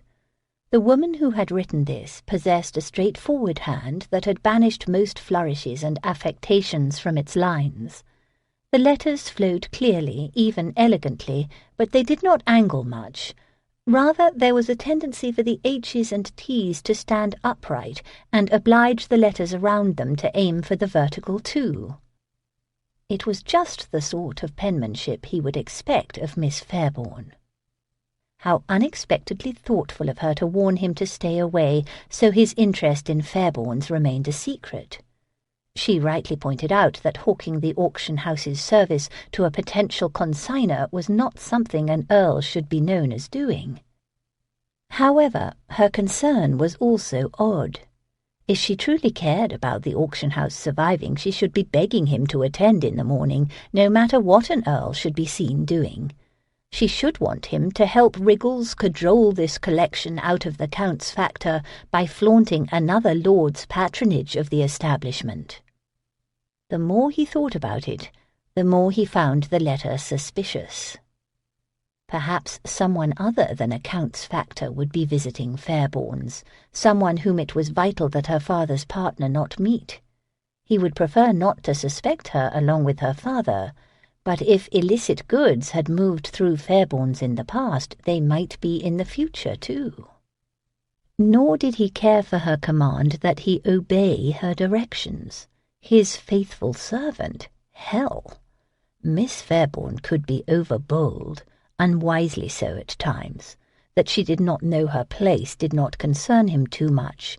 Her misunderstanding of his place needed to be corrected, however. He had not yet decided what to do when he called for his horse in the morning. Once he mounted, he turned in the direction of Albemarle Street, however. Partly he did so because it was in his interest to see if a Count's factor really thought to consign the collection to Fairbourne's today. If no such appointment took place, he needed to find out what else Mr. Wriggles and Miss Fairbourne were plotting that required his absence. Mostly, however, he admitted that he went because he did not like the implications of that letter. Miss Fairbourne appeared to believe that if she wanted a certain earl to dance to her tune, she need merely command it. The paintings in the great hall at Fairbourne's had been hung differently when Darius arrived at 11 o'clock. From the sweat on the brows of the workmen, he gathered most of the changes had just been made. The new arrangement made much out of little. Paintings did not hang so high or so low or so close to one another, and therefore filled the centre of the towering walls more completely. It had been a shrewd solution, one that he might not have noticed if he had not seen the obvious holes a few days ago. Wriggles appeared dismayed when he saw Darius. "My lord, I did not expect you. Miss Fairbourne said that we should not anticipate a visit today. I decided to call while on my way to elsewhere. I trust that my presence is not ill-timed." Wriggles's frozen smile and strangled silence suggested it was. "I can make myself scarce if I am interfering," Darius soothed. "I will secrete myself in the office and continue perusing the accounts." "I regret that the office will be needed soon, sir." "Then I will nose around the storage and see if anything has come in that I want to bid upon for my own account. Regrettably, the storage room is too full to allow comfortable previews." Just then the door to the storage opened and Miss Fairbourne emerged. She wore mourning clothes today, very fine ones. Her hair, long and free in the current fashion, fell in little curls and waves down her breasts. She froze briefly upon seeing him talking to Wriggles in the great room, then joined them. "I think all is as ready as it will ever be, Obadiah," she said. "Except perhaps me, Miss Fairbourne." Wriggles shifted uncomfortably. Miss Fairbourne laughed lightly. "What a modest man you continue to be, Mr. Wriggles. True, this may be a most illustrious collection owned by a famous and noble man, but in the end it is the same trade as you have excelled in for years." Wriggles flushed and nodded none too firmly. He appeared to age and shrink by the moment. Darius doubted a Count's agent would be impressed. The auctioneer drifted off, presumably to collect his persuasive abilities. Miss Fairbourne surveyed the new arrangement of paintings on the wall. "You chose to come today, I see. Since you did, we need to decide immediately on how to accommodate your interference." There was no umbrage in her tone, but her eyes communicated some exasperation, and the word interference all but asked for a row. "Do you want us to introduce you as a frequent patron? Shall we pretend you just happened by this morning?" "That might be best." "It will be deceptive, however. I think it would be better to let him know that you are an owner." "Hardly better." She walked over and straightened one of the paintings. "Consider it, though. If we are honest, you can be more direct." He joined her at the wall. "I did not come here to take your father's place. That is Mr. Wriggles's duty, and according to you, also his experience." He almost never persuaded alone. Mr. Nightingale would aid him both with consignors and with patrons who bid. "Perhaps you should replace Mr. Nightingale with another man." "I have tried, remember? A Mr. Lawton was a good prospect, but alas, someone both warned him off and bought him off. Lawton was a cub. He could never match wits with a count's man. You, however, surely can." She looked over her shoulder to the entrance. A carriage was stopping in the street outside. "Please appear impressed with our expertise. This auction will be held with or without this collection he comes to discuss, so it is in your interest, and that of your investment, for Fairbourne's to get it." He began to explain that he had never actually agreed that the auction would be held. She heard not a word, however, because the door opened and the Count's servant entered. Herr Werner was neither tall nor broad, but his arrogance gave him stature. He posed inside the doorway like a man who knew his worth too well. Blonde curls, neatly dressed, and coat embellished with braid and buttons, he sniffed the air as if taking its occupant's measure by scent alone. His pale blue eyes swept the premises and came to rest on Darius, whom he sized up in every way imaginable. Wriggles appeared out of nowhere, advanced on their visitor, and introduced himself. Herr Werner's gaze never left Darius. Wriggles brought him over. "Allow me to introduce you to one of Fairbourne's most esteemed patrons, the Earl of Southwaite." Chapter 12. Emma tried to find distraction in the garden behind Fairbourne's. She strolled its paths and took note of work that needed to be done before they held the grand preview night. She tried not to imagine the conversation taking place in her father's office.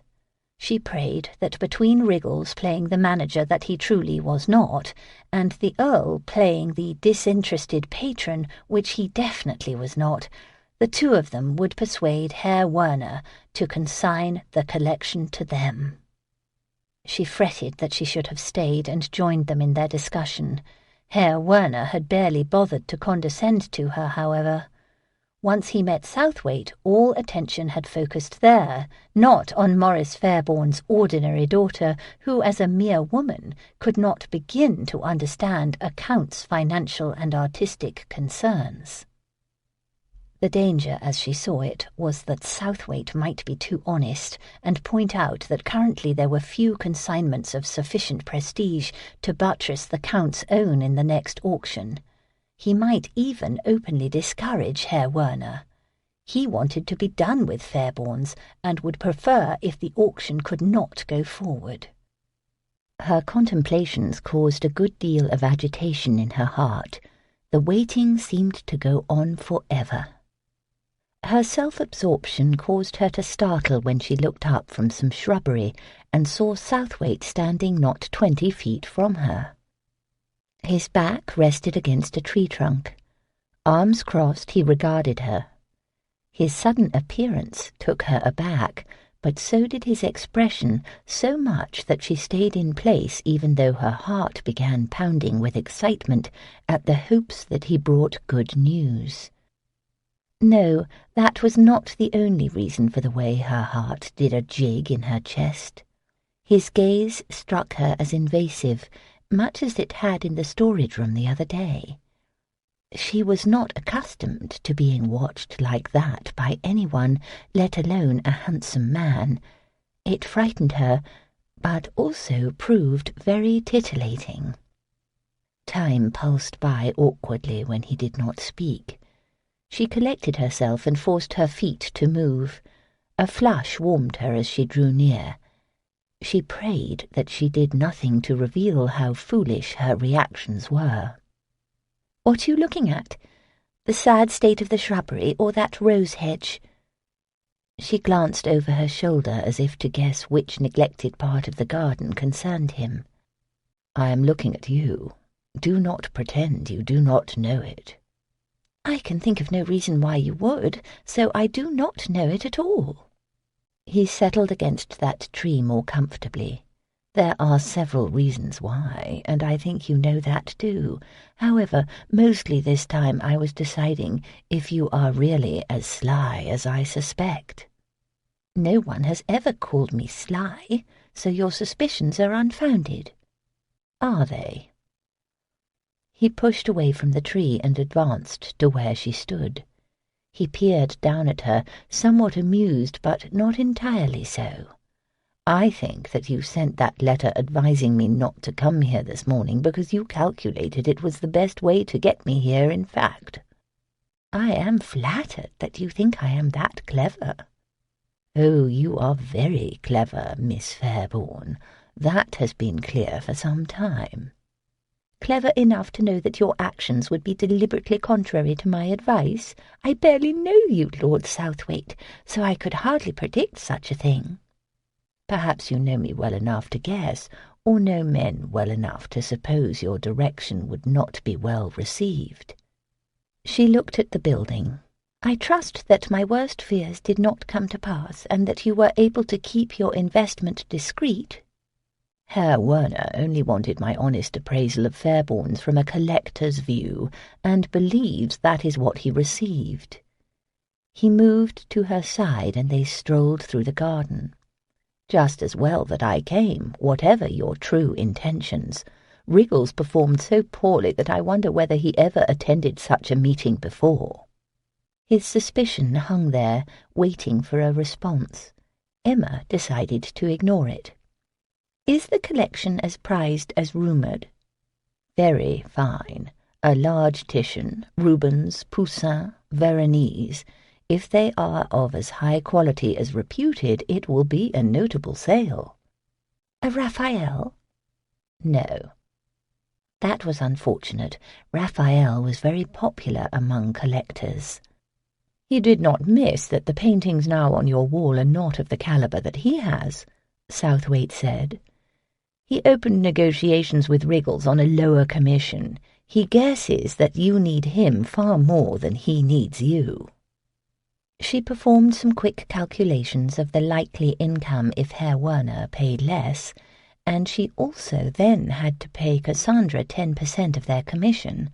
Fairbourne's share would not be what she had hoped then. "Did you tell him that more paintings were coming?" she asked.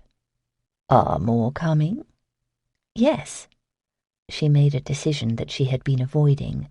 "Among others, a Raphael is coming, a very fine one, with excellent provenance." "Wriggles did not mention a Raphael. How curious!"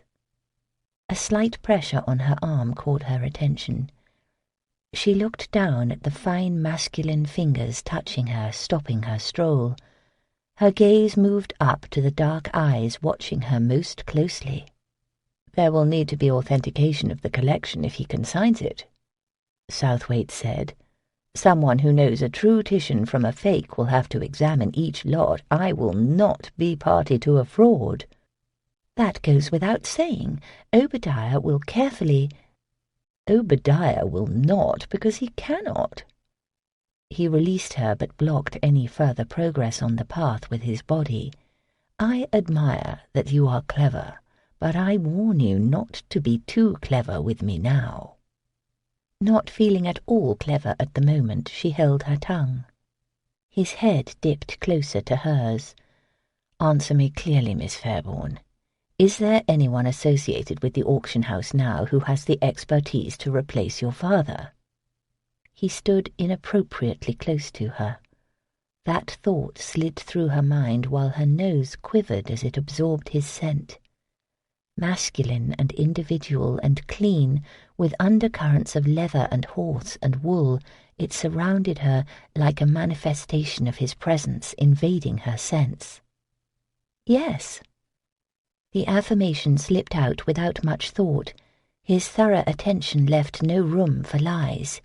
She no longer thought clearly enough to deceive effectively anyway. His head dipped closer yet, and his dark scrutiny penetrated deeper. "But not Mr. Wriggles, I assume." "No, not Mr. Wriggles." "You, then?" It wasn't even a question. She barely found the ability to nod. Speaking was now beyond her. The oddest thickness filled her chest and throat, and lively tingles teased her cheeks. I do not like being lied to." He did not sound angry. Rather, his quiet statement breathed over her as if carried on a gentle, warm breeze. That is, it was not really a—" His finger came to rest on her lips, silencing her. "You have been found out. Do not attempt to cover one deception with another." His gaze did not reflect much interest in whatever she would have claimed or attempted. His finger stayed on her mouth, warm and firm, making her lips tremble. Then it moved in a tiny caress of her lips. Her reactions astonished her, frightened her. Her body and her essence grew achingly aware of him and of that touch. Quivers moved down in a sensual blush. It was far more powerful than the sensations that had confused her thus far. "He is going to kiss you." The thought came to her 1 second before his finger left her lips. Then he did kiss her, as if her thought had been a request. The kiss enchanted her. She did not even think about resisting for what seemed a long time. Then his hands cradled her head, and the kiss deepened, and a cascade of wonder defeated any attempts at forming words of denial. He pulled her into an embrace, and the tiniest part of her mind knew she had erred in not speaking. She should push away now, but oh, the warmth! The human touch and masculine strength and scent seduced her into compliance. The pleasures streaming through her were distraction enough, but the poignant intimacy was what really made her heart sigh. She did not have to stand alone in that embrace or be strong. There was no sorrow while those kisses pressed her lips, her face and neck, and no worry or calculations, no thought at all, just the delight of new, fresh sensations, much like feeling the first warm spring breeze after a hard winter. She did not kiss him back or embrace him in turn. She merely accepted, awed by how he transformed her world for a few moments. Only when his hands moved and his embrace became caresses did her sense reassert itself. She knew then that she had proven too compliant, and that this man assumed more agreement than she had realized she gave. Still, she could not stop it. She did not want to. His hands did not shock her. Instead, they felt wonderful, necessary. Their firm pressure formed connection after connection that raised compelling, almost frantic urges inside her, especially very deep and very low, where a heaviness full of delicious anticipation grew. He moved her from the path, but she had no awareness of how. She noticed only the leaves above her head now, and the privacy afforded by shrubs and trees. Most of her senses centered on his shockingly intimate kisses and his hands, and how both drove her to the brink of insanity again. A new embrace encompassing, a new kiss burning into her neck, a new caress finding her stomach and side, and finally closing on her breast. Madness truly beckoned then. She succumbed when he intensified the pleasure with artful touches that made her gasp. She surrendered to a luscious sensuality full of excitement and need and deepening passion. She thought she might dwell there forever. She hoped it would never end or change, but even as she accepted it, the urges increased, driving her, demanding more. An overwhelming ache began transforming the pleasure into a primitive, carnal hunger. She sensed the danger, but even so she was not the one to stop it. Rather, a voice did, calling her name. The sound penetrated her daze. She recognized Obadiah's voice seeking her. Southwaite heard it too. That voice served as a strong slap that forced them both to find some control. One sweet final kiss, and Southwaite set her away from him, releasing her. One deep look in her eyes, Then his gaze lowered to her body. The angles of his face hardened. His fingertips brushed the black frill at the neck of her black dress. Her glorious arousal had not yet faded, but she stepped away because, of course, she must. She walked into the sunlight and sought Obadiah's face at a window. "I am here," she called. "You must tell me every word that Herr Werner said." What the devil was wrong with him? The question shouted in Darius's head while he trailed Emma into the building and kept chanting while Wriggles gave a report and answered Miss Fairbourne's many questions.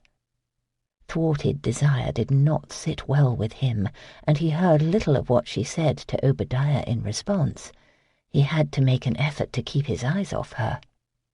"You have been an ass with her, and now you are being an idiot."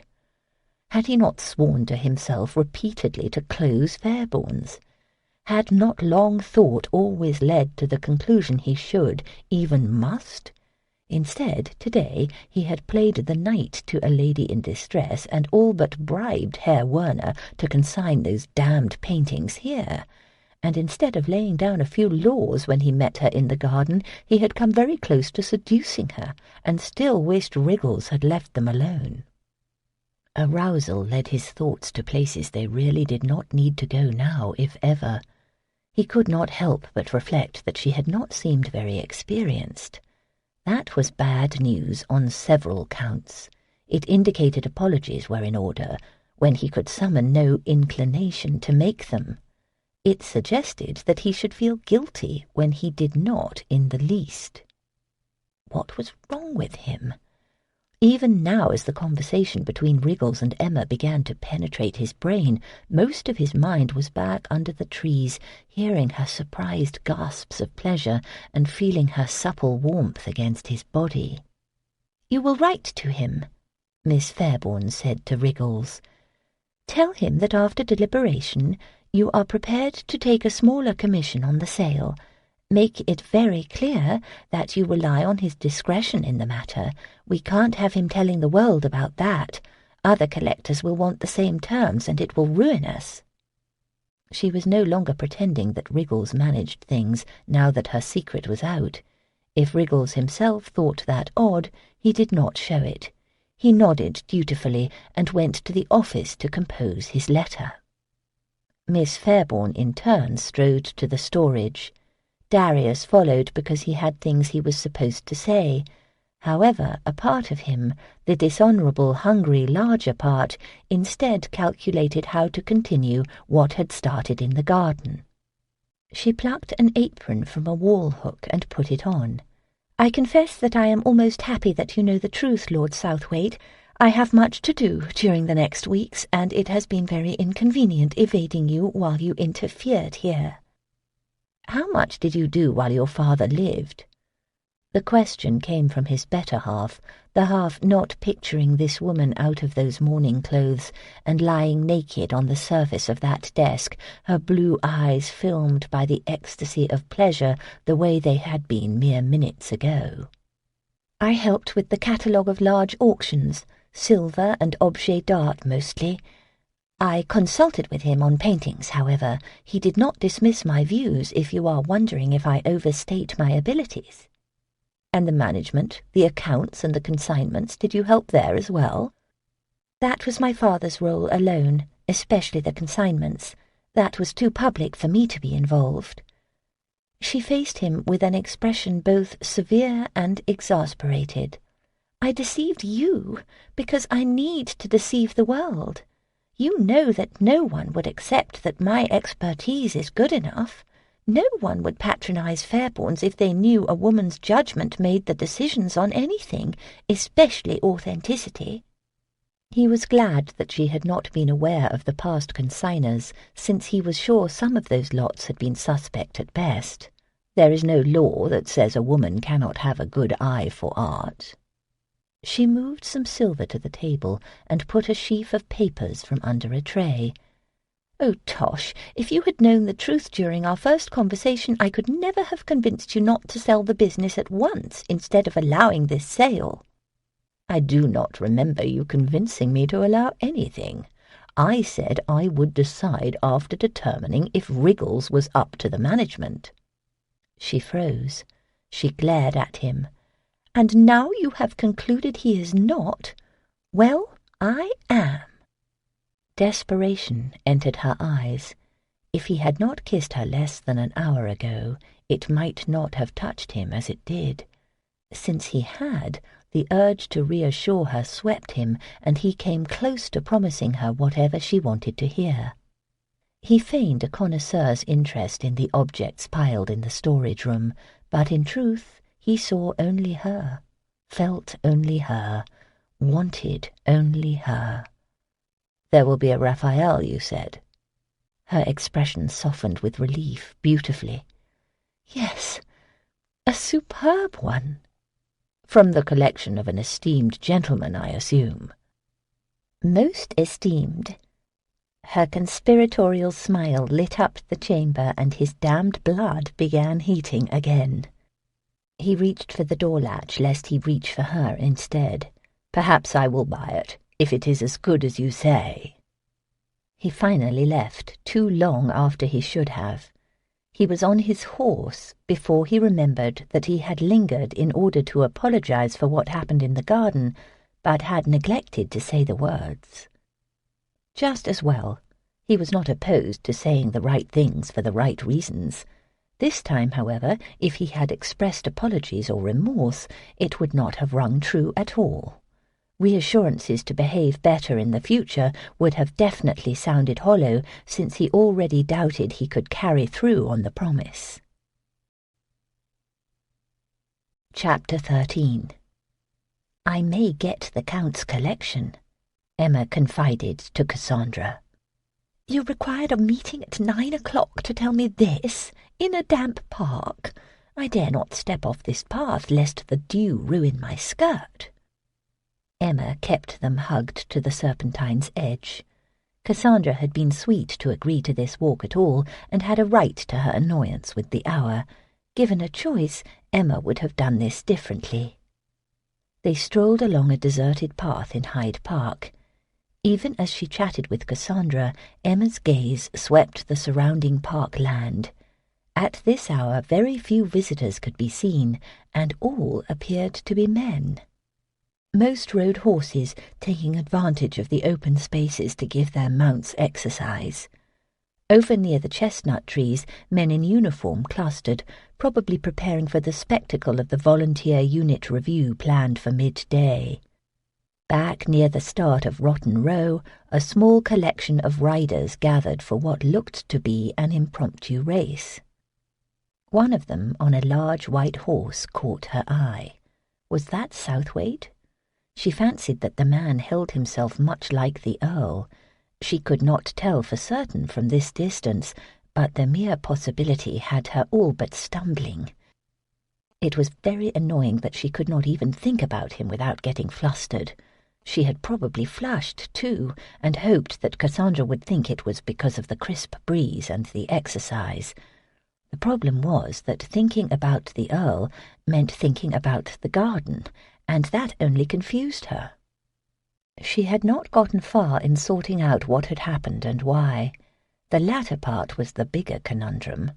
She could not deny she had enjoyed every kiss, but she had no confidence Southwaite had been swept away by pleasure and passion too. He wasn't inexperienced, was he? He was not likely to be mesmerized by the sheer novelty of all that human warmth and sensation. She suspected that when she finally mustered the courage to analyze why he had kissed her, she would not much like the conclusions she would draw. In the meantime, she would rather not see him. "I apologize, Emma. I should rejoice at your news and not notice how the air chills me.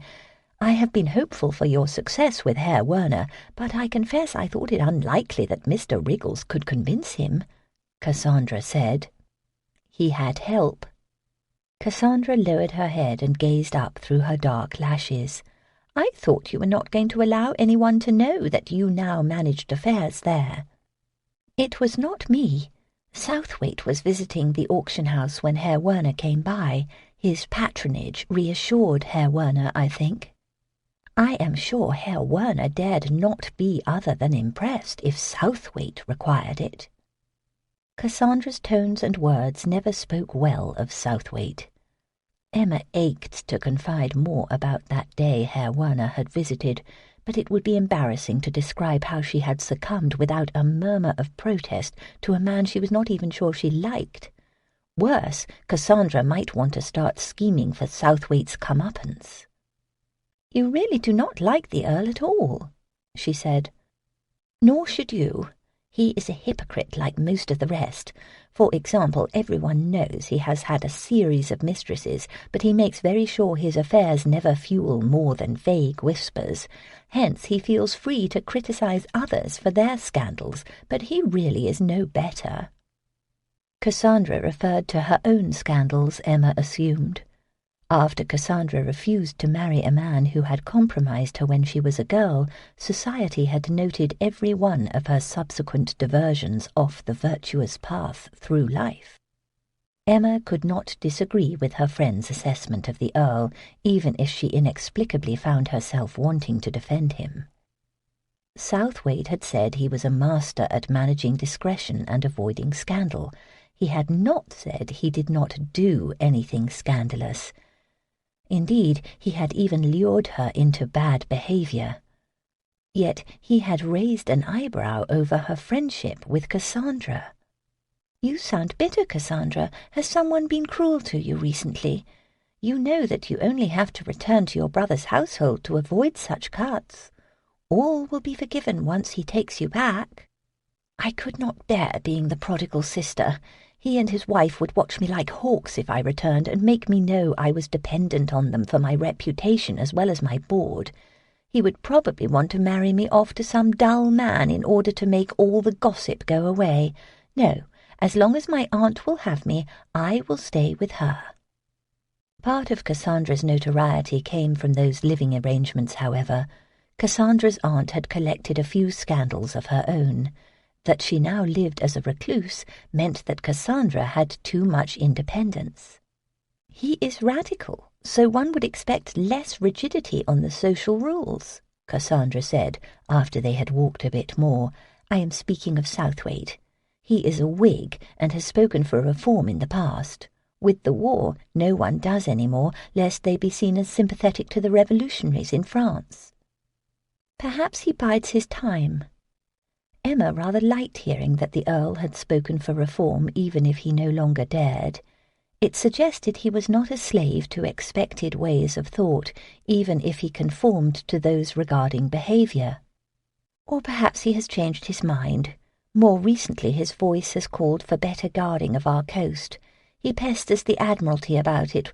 With property in Kent he knows too well how vulnerable that coast can be, I suppose.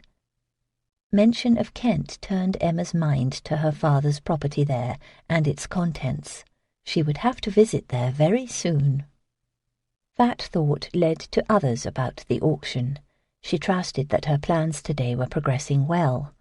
A certain wagon was moving from her house to a building on Albemarle Street this morning. By noon, its contents should be mixed with the other items and the wine hidden out of view in storage. A movement up ahead caught her thoughts up short. A figure had appeared as if by magic on the path. Swathed in brown cloth, it seemed to merge with its surroundings from this distance, but Emma recognized the willowy form. "Who is that?" Cassandra asked. They drew closer, but the figure did not move. "That is Marielle Lyon," Emma said. "I think perhaps she wants to talk to me." "How odd that she guessed you would be here," Cassandra teased. "Go to her and see what she has for your auction. I hope it is worth the chill we both risked with this rendezvous. I will wait for you here and be jealous that a woman who is wearing a dull sack dress 20 years out of style manages to appear so fashionable." Marielle waited in the shade of a tree that overhung the path. "You have come," she said, when Emma reached her. She gave brief but sharp consideration of Cassandra, then ignored her presence. I have found some things for your auction. A big roll of drawings, old things. The owner says they are by artists sought after in England. I told him you wanted paintings, but he said you would know their value if you know anything at all. Where are they? I must see them in order to know they are good enough for the sale, and authentic. He said to learn if you wanted them first. If so, he will bring them to you. She toed at the soil flanking the path with her mule. 20%, you said? It will be yours if all is in order after the sale. Tell this man that I do want them if they are as good as he thinks. Ask him to bring them to my house tomorrow morning. Too conscious that Cassandra watched with unguarded interest, Emma started to walk back to her. "Do you not want the rest?" Marielle asked. "There is more? Are they also drawings?" "I do not speak of art. That man, the one who brought the wagon, he will see you." Emma's heart leapt. She glanced back furtively at Cassandra, who knew nothing about that wagon. "When?" "He said Thursday afternoon at the east entrance to St. Paul's. You should bring some money. I promised him good coin." Emma did not miss the reminder. She retrieved 2 shillings out of her reticule. "I will be there. Thank you." Marielle tucked the coins away. Her gaze sharpened on the path behind Emma. She tusked her tongue in annoyance. "I must go now. I have been followed, and you do not want it misunderstood why we meet." Emma glanced over her shoulder. A horse approached Cassandra's spot at a slow walk. The man riding it did not appear interested in them or in anything except the fine day. Marielle laughed. "It is amusing. The English worry that I spy for the French, and some of the French think I spy for the English. In truth, I spy for no one but you." Then she was gone, melting into the dappled shadows below the nearby trees. Darius visited the auction house the morning after Herr Werner had called there. He went the following afternoon as well. His detailed perusals of the records and accounts were yielding nothing of value. Their vagueness defeated any efforts to see what Miss Fairbourne had been doing the last few years. Miss Fairbourne did not grace the establishment with her presence either day. He thought that odd. She no longer had to pretend she was not writing the catalogue, and she had said she had much work to do. He wondered if she avoided the premises in order to avoid him. Since he haunted the same spaces in part to see her, that was not acceptable. He rode east to Compton Street after leaving the auction house the 3rd day. Maitland brought him to the dining room. Miss Fairbourne stood at the table flipping sheets of paper. As he approached, he saw that she examined a stack of drawings. "They were brought to me today," she explained. "They are much better than I had dared hope. I am sure this is a Leonardo. I also accept the claim that this silver point portrait is by Dürer. What do you think?" He admired the drawings and her excitement over them. She appeared very animated today, even flushed. She wore a fashionable pale yellow dress and appeared very fresh and pretty in it. "These must have been from the same consignor as the other new items that arrived," he mused, while he bent to get a better look at the details in the Dürer. Did he imagine that she stiffened beside him?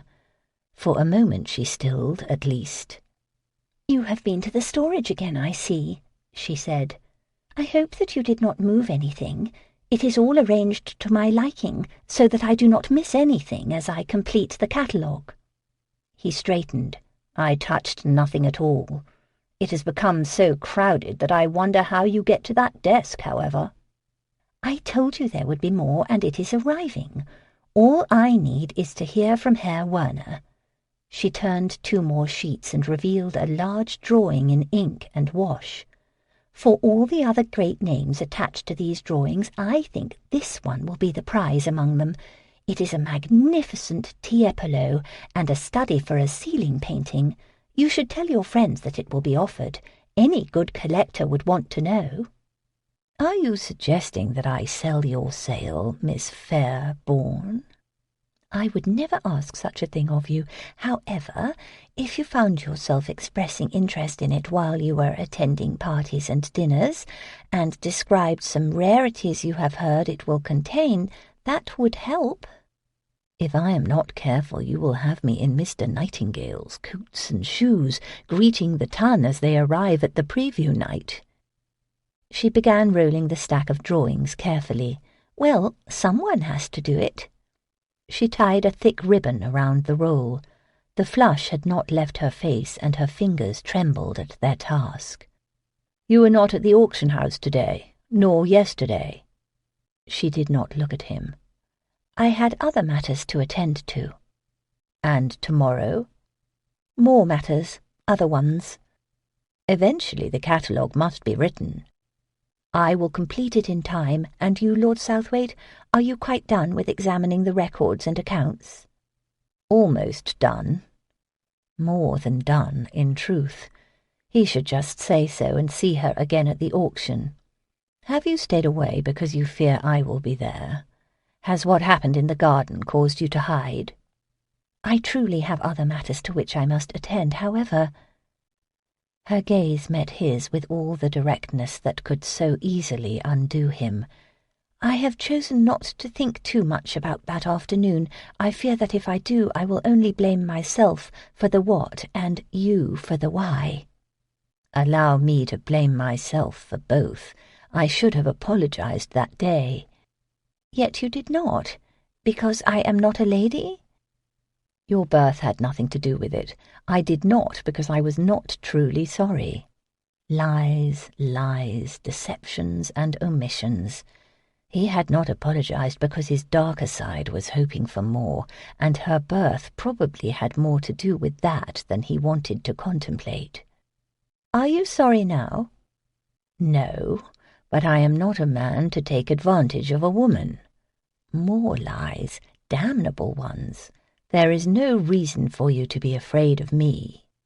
"I am not afraid of you." The hell she wasn't. The caution showed in her eyes. He saw other things in them too. Vulnerability, as if she expected this conversation to insult her before it was over. "Perhaps your restraint is better with well-born ladies due to more practice. I doubt you have had much experience with ordinary women in these things," she said. "You have it backward. To me you are not ordinary. You are very unusual to my experience, and that may be what disarmed my restraint. Some truth at last, but a flattery given with self-interest." "What an odd world you must live in, Lord Southwaite, one so full of pretence that my lack of sophistication becomes intriguing in comparison." She held the roll of drawings in front of her like a shield, but did not avert her intense focus on him. "Let us speak the truth we both know when we can, sir. Whatever your reasons or impulses, you took advantage of my surprise, but nothing more. I will not pretend that I behaved well, so we are both aware the blame is not wholly yours. I trust that you know, however, that I will never be that surprised again, not ever." Wouldn't she now? Damnation, he had come here to make peace, and she sounded like she was lining up her knights to engage his again, and had just issued a challenge. That raised the devil in him, and the devil was far too glad to stretch his black wings.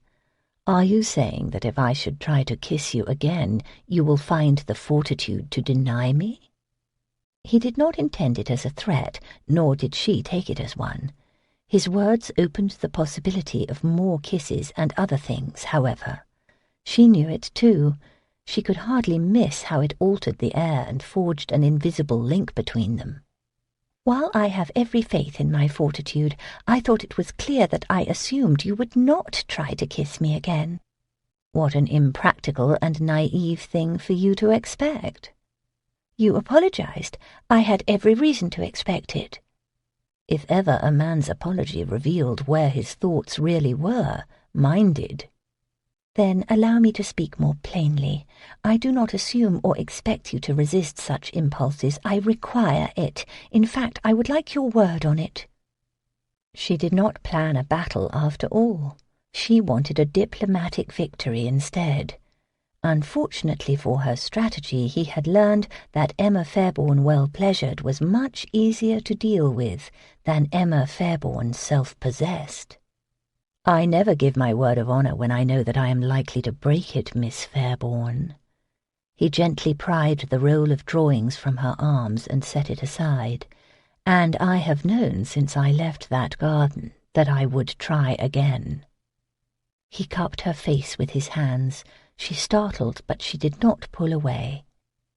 Her skin felt like silky velvet under his palms. A flush rose in her, and its warmth passed into him, joining his own heat. Her eyes widened in surprise at her reaction and arousal, revealing the same astonishment he had sensed in the garden. As soon as his lips touched hers, he knew he would pay dearly for this kiss. As Kendale put it, he was not a schoolboy anymore. She was very sweet and adorably artless, and despite her announcement, she was still very surprised at the way a kiss could affect her. His desire urged that he try for yet more, argued forcefully for it. He ravished her mouth, but managed to keep his hands off her body. When that became unbearable, he released her and stepped away. Not here, not now, not in her own household with her servants about. It seemed they stood there forever, the passion and want still binding them, pulling them. That could be a sweet torture, but only if ultimately it ended the right way. He assumed that she saw it in him, what he wanted, just as he saw her suspicions about the why and her fear of the what. She executed a careful, slow curtsy. He made the requisite bow and left. Chapter 14. Emma walked around the corner of the western facade of St. Paul's, heading for the yard to the east. She had worn black in the hopes that the man would recognize her from that if he did not know her face already. The visit from Southwaite yesterday repeated in her head as she examined the people she passed, hoping for a sign that one was her quarry. Southwaite had apologized without the kind of embarrassment one might expect under the circumstances. The very correct Earl had said the very correct words required, with exactly the right tone and the appropriate, if insincere, self-recrimination. He might have read a little pamphlet that served as a guide in such things. The part about her not being ordinary had been a kindness, she assumed. She had challenged his motivations, hadn't she? She had implied that he treated her with less respect than he did better-born women. It would have been insulting for him to admit it.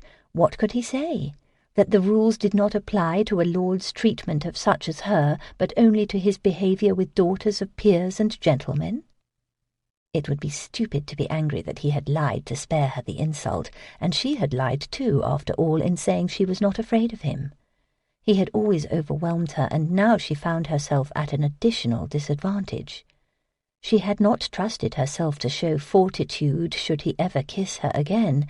Now he had, and once more she had succumbed like a what? A wanton? A harlot? She almost wished those damning words applied. She knew better. She had succumbed like an ignorant woman of mature years who knew little about men and even less about her own sensuality. Perhaps she should ask Cassandra how long it took a woman to learn to master her own body's reactions to the point where she could enjoy or reject pleasure according to some objective calculation. She was very sure that she did not overwhelm Southwaite in turn, so his excuse for those kisses in the garden did not ring true to her. The kiss this morning most certainly had not been the act of a man undone by passion. He had announced it first, for heaven's sake. If a man had the mental faculties to map his path and point to the signposts, he had sufficient control to walk a different road entirely. The real reason for all these kisses, she feared, was much less pretty than some poetic passion. He had made clear that first day that he sought a new mistress and thought she might do for a while. As she had suspected then, central to his mastery of discretion was probably choosing lower-born women whom the ton did not care about. He also still wanted to persuade her to sell the auction house, of course. He had probably chosen to use sensual delights to make her pliable once he saw all those stupid flusters and sparkles in her. There were all kinds of ways to bend a person to one's will, to make a woman whistle in harmony, as it were. Her gaze snapped from person to person lingering in the cathedral yard, and finally came to rest on a man standing beside the eastern portal. He appeared average in every way except for the manner in which he also examined those passing by. Dark coats, old hat pulled low on his brow, ill-fitting breeches. He looked like a less-than-prosperous tradesman. His squinting eyes turned to her. Acknowledgment passed between them, and she walked to where he stood. "We can go in the church if ye like," he said. "That would be disrespectful, since we will speak of criminal things." Her bluntness took him aback. "See here now, I take coin for delivering this and that. I'm no criminal." She did not want to argue about morals.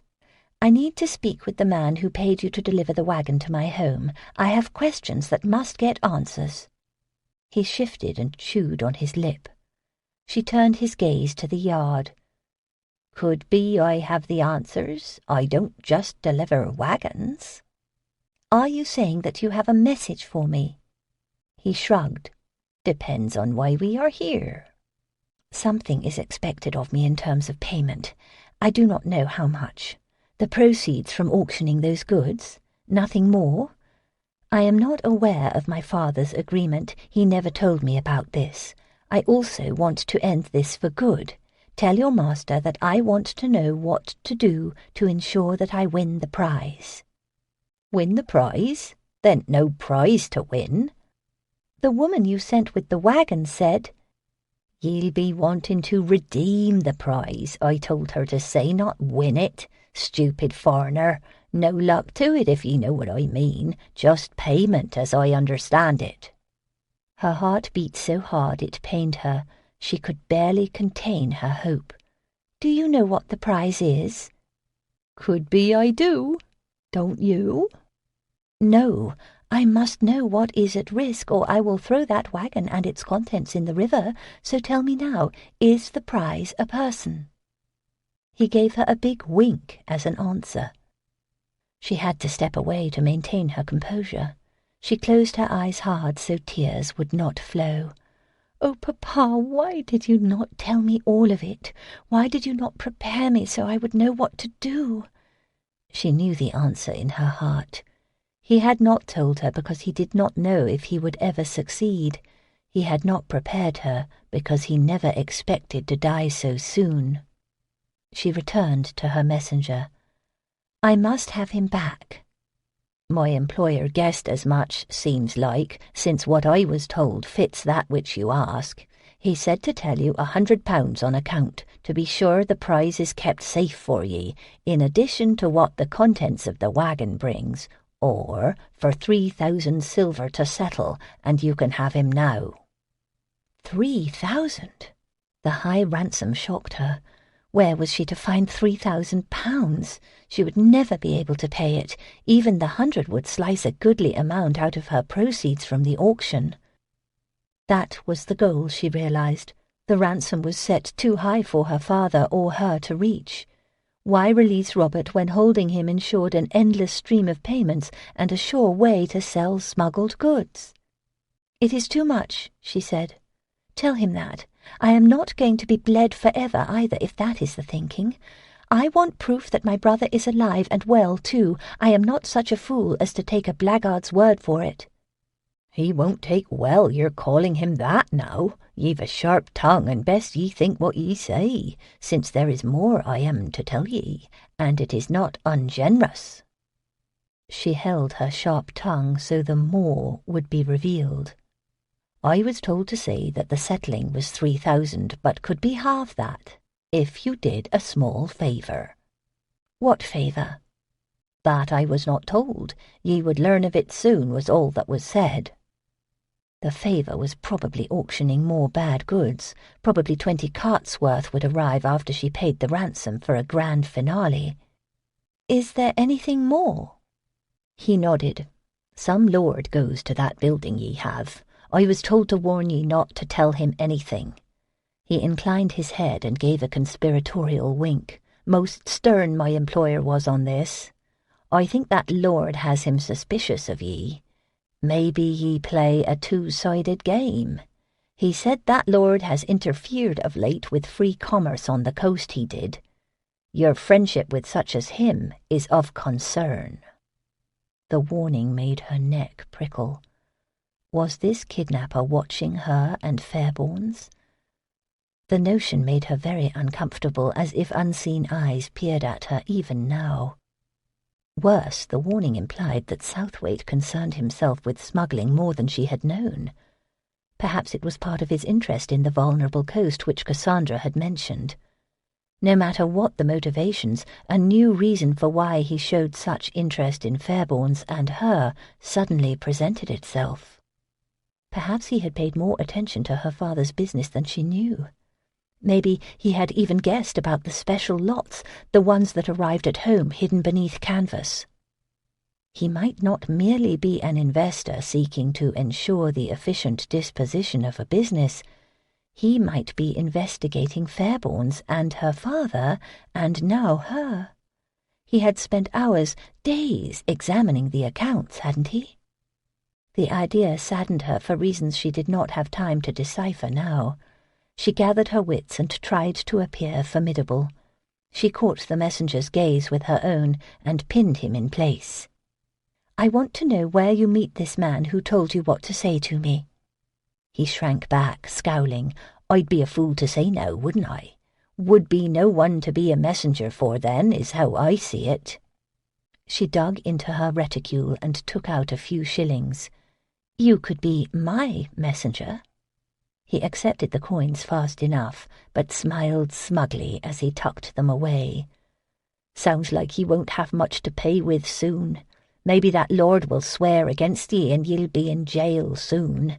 I'll keep the situation I have now, thank ye. It keeps me in ale well enough." He walked away whistling. Emma made her way back to her carriage. £3,000? If Herr Werner consigned the Count's collection, and if Marielle found a few more émigrés with good items, Fairbourne's commission on the auction might raise half that at best. She could not depend on bidders taking prices to their highest levels, however.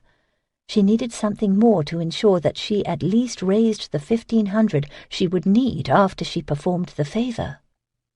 The Raphael that her family owned would surely tip the balance. The entire sale price would be hers, too, not only a commission. It would break her heart to sell it, but she would have to add it to the auction. Of more interest to her right now were the messenger's explanations about his employer. It sounded like conversations were held. Perhaps whoever had sent this messenger was close by. Perhaps Robert was, too. For all of her distress, that thought excited her. She pictured herself throwing open the door of some dungeon or cellar room and seeing his astonishment and joy at being rescued. She imagined bringing him home and showing him how well she had done preserving his legacy, and watching as he took his place in his best coats at the spot where Papa had stood during the auctions. She needed to find out if Robert was all but under her nose. She would not wait on her mysterious kidnapper or his demands for payments and favours. She had no reason to trust him. She dared not sit still while her brother was his victim. Emotions churned in her all the way home. Excitement mixed with very real fear. She wished she could hand all this over to someone in authority who would use more force to find Robert than she could ever muster. Kidnapping was a serious crime. Surely if she went to a magistrate and explained what she saw, some help would be forthcoming. The problem was she did not know very much at all. She did not know why anyone had settled on taking Robert in the first place. She could not ignore that it might not have been a random choice. Perhaps Robert had been doing things that were illegal too. If he had somehow been involved with the smuggling that now tainted Fairbourne's, she could not seek help. She could not trust another person to turn a blind eye to the crimes that might possibly be behind all of this. It would be a fine thing if Robert were released from one jail, only to land in another. No, if anyone were going to discover if Robert was in England or uncover the identity of who held him, it would have to be her. She should at least try. She felt much better after she reached that decision, less helpless and less a pawn of persons unknown. The fear became quieter, but that only allowed her to recognize another emotion that had settled in her heart, making her slightly sick. She thought about Southwaite, and the sickness swelled. She could not trust him either. She certainly could not ask him for any help. In fact, she would have to pray that he never asked questions about some of the lots in the next auction. Chapter 15. "Where are we going?" Ambery asked loudly, with annoyance. He aimed the question at Kendale's back. Kendale did not reply, but continued leading the way while they walked their horses through the crowded streets east of Hanover Square. His strict posture spoke eloquently, though. This sojourn had an important purpose. "All will be revealed soon," Darius said to Ambery. "I hope." "I do not know why this has to be mysterious," Ambery muttered. "It is vexing when he gets this way. I am not a soldier under his command, and do not care for cryptic notes ordering me to muster at 5 o'clock. Kendale heard that. He pivoted his horse until its nose faced the heads of their mounts. "I am not being mysterious. Conversation would be difficult even if we rode 3 abreast." "It isn't difficult before you ride," Ambery pointed out, "nor will it be so now. Before you take the lead again, I demand to know where we are going and why." Ambery's prickly humour today surprised Kendale, who looked at Darius quizzically. Darius considered, not for the first time, that Kendale's single-mindedness had probably made him an excellent officer, but it made him a trying friend at times. "He is hoping to meet someone in the park today," Darius said to explain Ambery's pique. "Are you saying that I am interfering with a romantic rendezvous? Damnation, Ambery, why did you not say so? I would hate to delay the frivolous matters with which you occupy your life during the season by diverting you to a mission of potentially great consequence." "I do not mind the delay. I only want some small indication it is even of minor consequence. So yet once more I will ask, where in hell are we going?"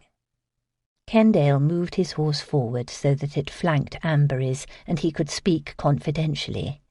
Unfortunately, that did put them 3 abreast, and now they blocked the street. Darius kept one ear open for the forthcoming explanation, which he would not mind hearing himself. The other ear began being assaulted by the rising calls and curses of coachmen and teamsters unable to move around them. "I have been investigating a rumour and believe I have learned something alarming," Kendale said. "Have either of you heard of a woman named Marielle Lyon?" "I have," Darius said.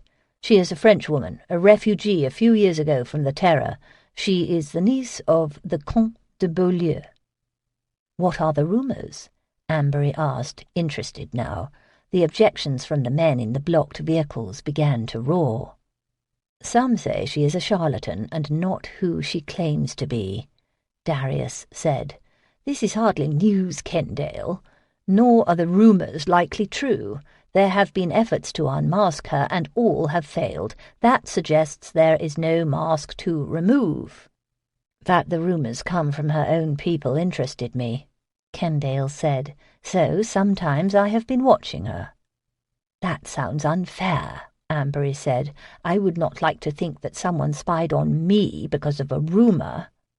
"I do not do this out of idle curiosity or to play at investigating the way you do sometimes, Ambery. If a woman lives in England as a refugee claiming to be the niece of a count when in fact she is someone else, that is too suspicious to leave alone.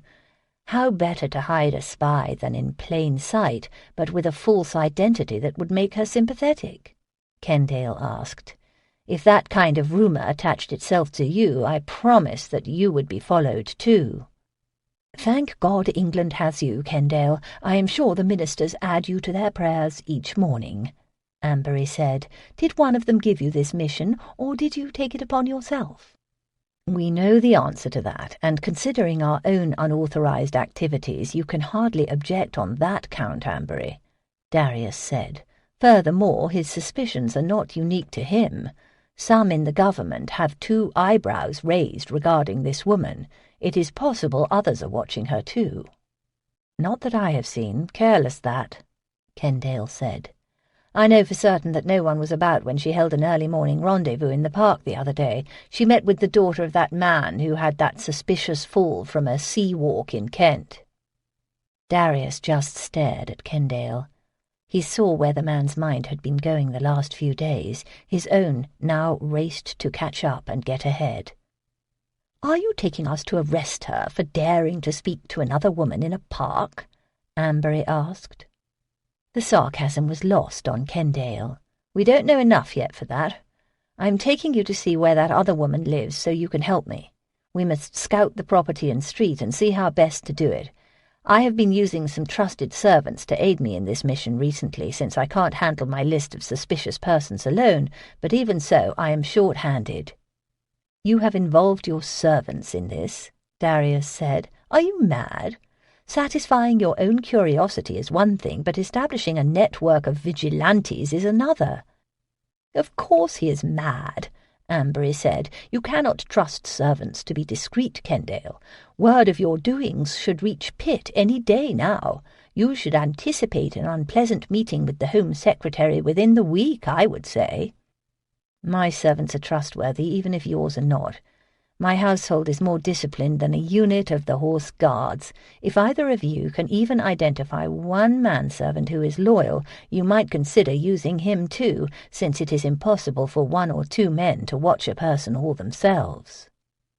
Having completely ignored their rebuke, Kendale turned his horse and moved on. Darius and Ambery fell in behind him, riding side by side. The blocked coachmen began passing around them, throwing out their final curses as they sped by. Darius wanted to strangle Kendale. The man acted as if he alone would save the realm. This particular investigation of his promised to create awkward complications. It had been inevitable that someone would eventually wonder about that accident Miss Fairbourne had, and why he had been on that cliff walk at night. Darius had never expected it to be one of his own friends, however. He is going to drive me to drink, Ambery said quietly. He resented having to sell his commission, and he was too eager to help set up that web of watchers on the coast.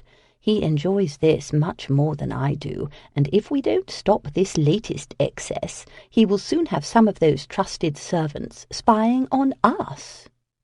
I think he has found an excuse to avoid the social expectations attached to his title by occupying himself with more serious concerns. If we find him a woman, he will not mind the social expectations so much. We must put our minds to that, and soon.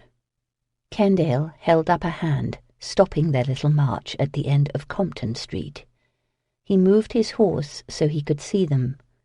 It is the 4th door down from the next crossroad. The other woman lives there alone now with only her servants. When she returns, it would help if you two would arrange to keep an eye on her to see if she meets with the Lyon woman again or anyone else suspicious. When she returns, Darius's gaze swung from the familiar door to Kendale sharply. There has been no carriage in the carriage house all day, not since dawn.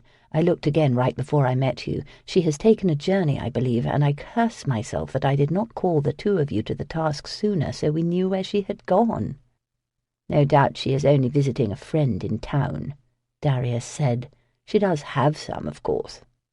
Possibly. However, I have been wondering if she went to her father's property in Kent. If so, well, think of it. She meets with the Lyon woman, and a mere 2 days later travels to the coast. Kendale's expression assumed its most military severity. I think these two women are up to no good. I think you are making much out of nothing and boring me while you do so, Ambery said. It is all too vague. I do not deny it is vague, but you can't deny it is also more than a little coincidental and peculiar. Only if it happened. There is no proof it did, except in your imagination, Ambery said. As it happens, I knew Maurice Fairbourne, the man who fell from the cliff walk, Darius said. I frequented his auction house. His property in Kent was not far from mine, so we had further cause for acquaintance. Ambery, who had evidently not made the connection between the other woman and Emma Fairbourne until this moment, turned his attention to Darius with unabashed curiosity. "Do you know his daughter, too?" Kendale asked. "We have been introduced." Kendale chewed that over. Ambery sent Darius a slow, sidelong look. "I expect that this other woman is still in mourning, Kendale?" Another sly glance let Darius know that one of his friends had not forgotten his concerns about kissing and pursuing a grieving woman. "She is, which is why her long absence today causes concern. It is unlikely she has a full social agenda now. It is convenient that you have met her and knew her father, Southwaite. You can keep that eye on her without it being too obvious." "Now that is convenient," Ambery muttered under his breath. "I will turn my attention to her if you insist, Kendale, although I believe your suspicions are the product of a warrior's mind in search of a battle." Kendale frowned. "If you think it would be wrong, ignoble, since you have a social connection already, I suppose that Ambery could—" "No, better if I do it. I am less likely to misunderstand things, since I know the lady already. I will turn my mind to it at once and start by discovering if her absent carriage means she has taken a journey, and if so, where she has gone." Darius moved his horse forward. "How will you do that?" Kendale asked. "Damn hard to track a missing carriage." "Only if it is indeed missing," Ambery pointed out with exasperation. "Have no fear, Kendale. I have my ways," Darius called back. His first way was the easiest. He would go question Maitland the butler and no doubt receive assurances that Miss Fairbourne was doing nothing more suspicious than spending the evening with Lady Cassandra and her aunt. Chapter 16. The house had been closed for more than a month and held the odour of stale air that spoke of absence and dust. Emma immediately threw open some windows upon her arrival, glad to have something to do so she would not succumb to her emotions. She had not been here in close to a year. This property hugged the coast about halfway between Deal and Dover, where the downs gave way to the straits. It had been Papa's retreat and not a family place. She had not even come after he died. Rather, he had been brought back to her in London for a proper burial next to her mother. Now the sea breezes flowed into the kitchen, carrying memories of the few times she had accompanied her father here. "I'll be washing these curtains," Mrs. Norriston said as she held one to her nose. "Was meaning to do that when he was here last time, but he—" She caught herself, flushed, and looked at Emma with apologies.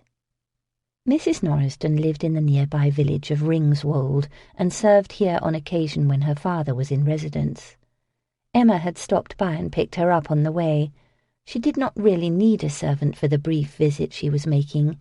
She wanted Mrs. Norriston with her for other reasons, which she now broached. "I am here on a mission, Mrs. Norriston. I hope that you can help me with it." "It is not likely I can help such as you, Miss Fairbourne. I am a simple woman. You need cooking and cleaning, that is fine. But a mission sounds too important." "You have lived in these parts your whole life," my father once said. "It is exactly such as you from whom I need help. You see, I want to talk to some of the smugglers who work this coast. I thought perhaps you know someone who knows them, who could get word to them that it is important I have this conversation." Mrs. Norriston quickly shook her head. "No one knows who they are. They like it that way, don't they? 'Tis their business not to be known and seen." "Some of them are well known, and their faces have been seen by those who aid them. I am not a magistrate. I am not seeking their arrest. There are those in the village who could do this for me, I am sure. Why, when I visited the village last year, there was a man hawking French soap from a cart in the village green." Thick and sturdy, with a large white cap that covered most of her grey hair, Mrs. Norriston lumbered back and forth in the kitchen, putting away the cheese and ham and bread that Emma had bought on the way. She checked the larder for staples and smelled the dripping jar's contents.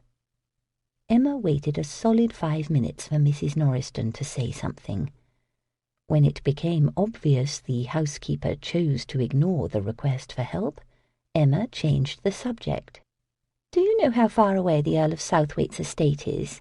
It is near Folkestone, I think." Mrs. Norriston tapped her chin while she thought. 6 or 7 miles south, that would be. Said to be a hard man, he is. Smiles enough, until he is crossed, I've heard." She reached for a pan. "I'll warm the ham for supper. Your coachman will be glad for a bit of hot food, I think. I'll get him fed, then call you when I have it all set for you." Knowing she had been dismissed, Emma left the kitchen and went up the stairs, noticing as she did how her steps sounded overly loud and the shadows seemed to stir as she approached. She had not come here very often, so the house did not feel like her home. Yet she could not escape that the entire cottage reminded her of that ante-room to Papa's apartment in London. His presence seemed to have impressed itself on this place in ways that time had not obliterated yet. Maybe his retreat and isolation here caused something of him, something almost tangible, to remain. The sensation that she was closer to him here than she had been since his death pressed on her as she opened the door to his bedchamber. It did not frighten her or make her uncomfortable, but it seeped into her soul and demanded acknowledgment. A small painting graced the north wall of his bedroom, and her gaze went there immediately when she entered. Its vivid colours could not be obscured by the gathering shadows. They glowed from painterly light, the reds like rubies, and the blue as pure as the lapis lazuli from which the pigment had been made. She could see the subject very clearly. St. George, clad in Renaissance armour, speared a fantastic-looking dragon in a mountainous landscape.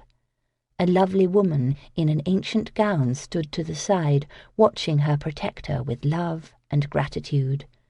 It was not Raphael's only painting of this subject, but her father had always insisted it was his finest. She glanced away from the painting to the bed and chair, and the stack of books on a table. Her chest thickened painfully until it felt as if a weight had lodged above her heart. She strode over to the painting and removed it from the wall. She was about to carry it out when her surroundings captured her attention again. Where were the other paintings? There used to be 2 others in this chamber, a small mythological scene by Botticelli, and a portrait of a cardinal by Sebastiano. Papa had sold the bulk of his collection to raise the funds for the move to Albemarle Street, but he had held back those 2 because they were his favourites. She set down the Raphael and looked under the bed and in the wardrobe. She went down to the sitting-room to check there, but neither painting could be found. In fact, the walls were bare. They had not been stolen if the Raphael remained. No thief would take them and leave the bigger prize. Her father must have sold everything else, however.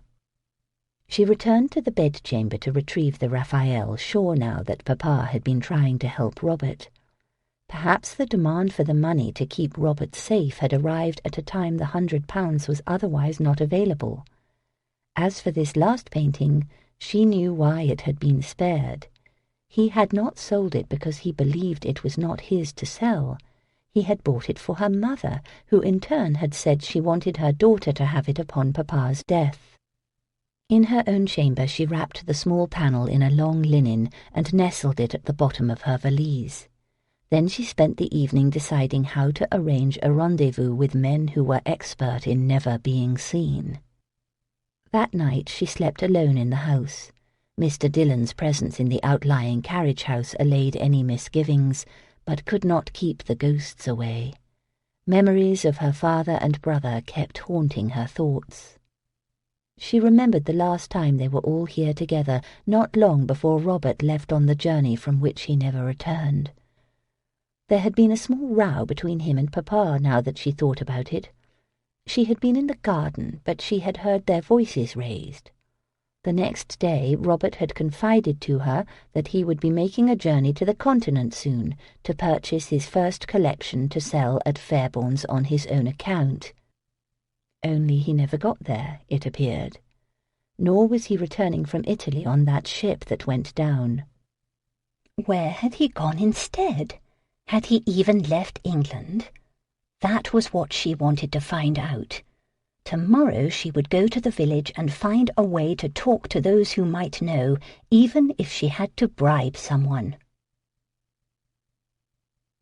Mrs. Norriston had returned by the time Emma went down the stairs the next morning. The old woman served breakfast, then positioned herself at the side of the table while Emma ate. She frowned, and her eyes glinted with displeasure. "He will reach out from the grave to smite me if harm comes to you," she said. "So you do this the way I say, do you hear?" Emma nodded obediently.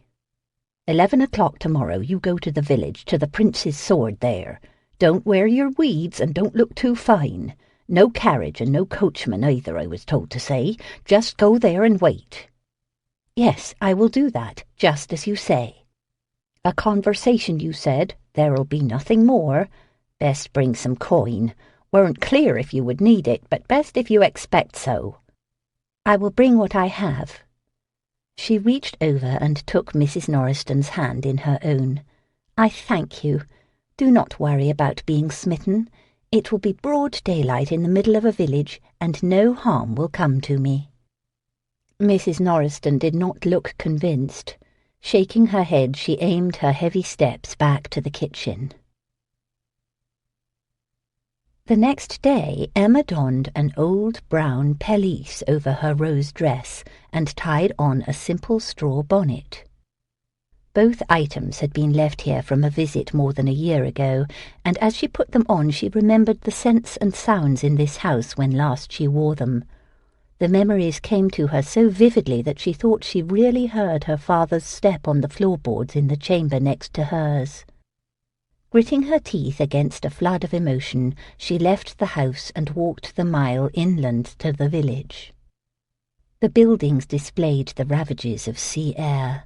Some badly needed new paint and whitewash, but others had been better maintained. The houses had gardens and were small in size. Families of fishermen lived in most of them, but the village possessed a store too, and was big enough to support the living of a tradesman or two.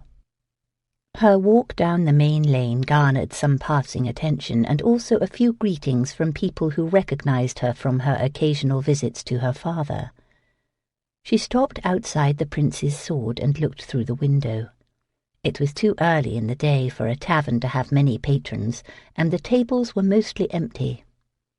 A man sitting near the window peered up at her as she peered in at him, then lost interest in her presence.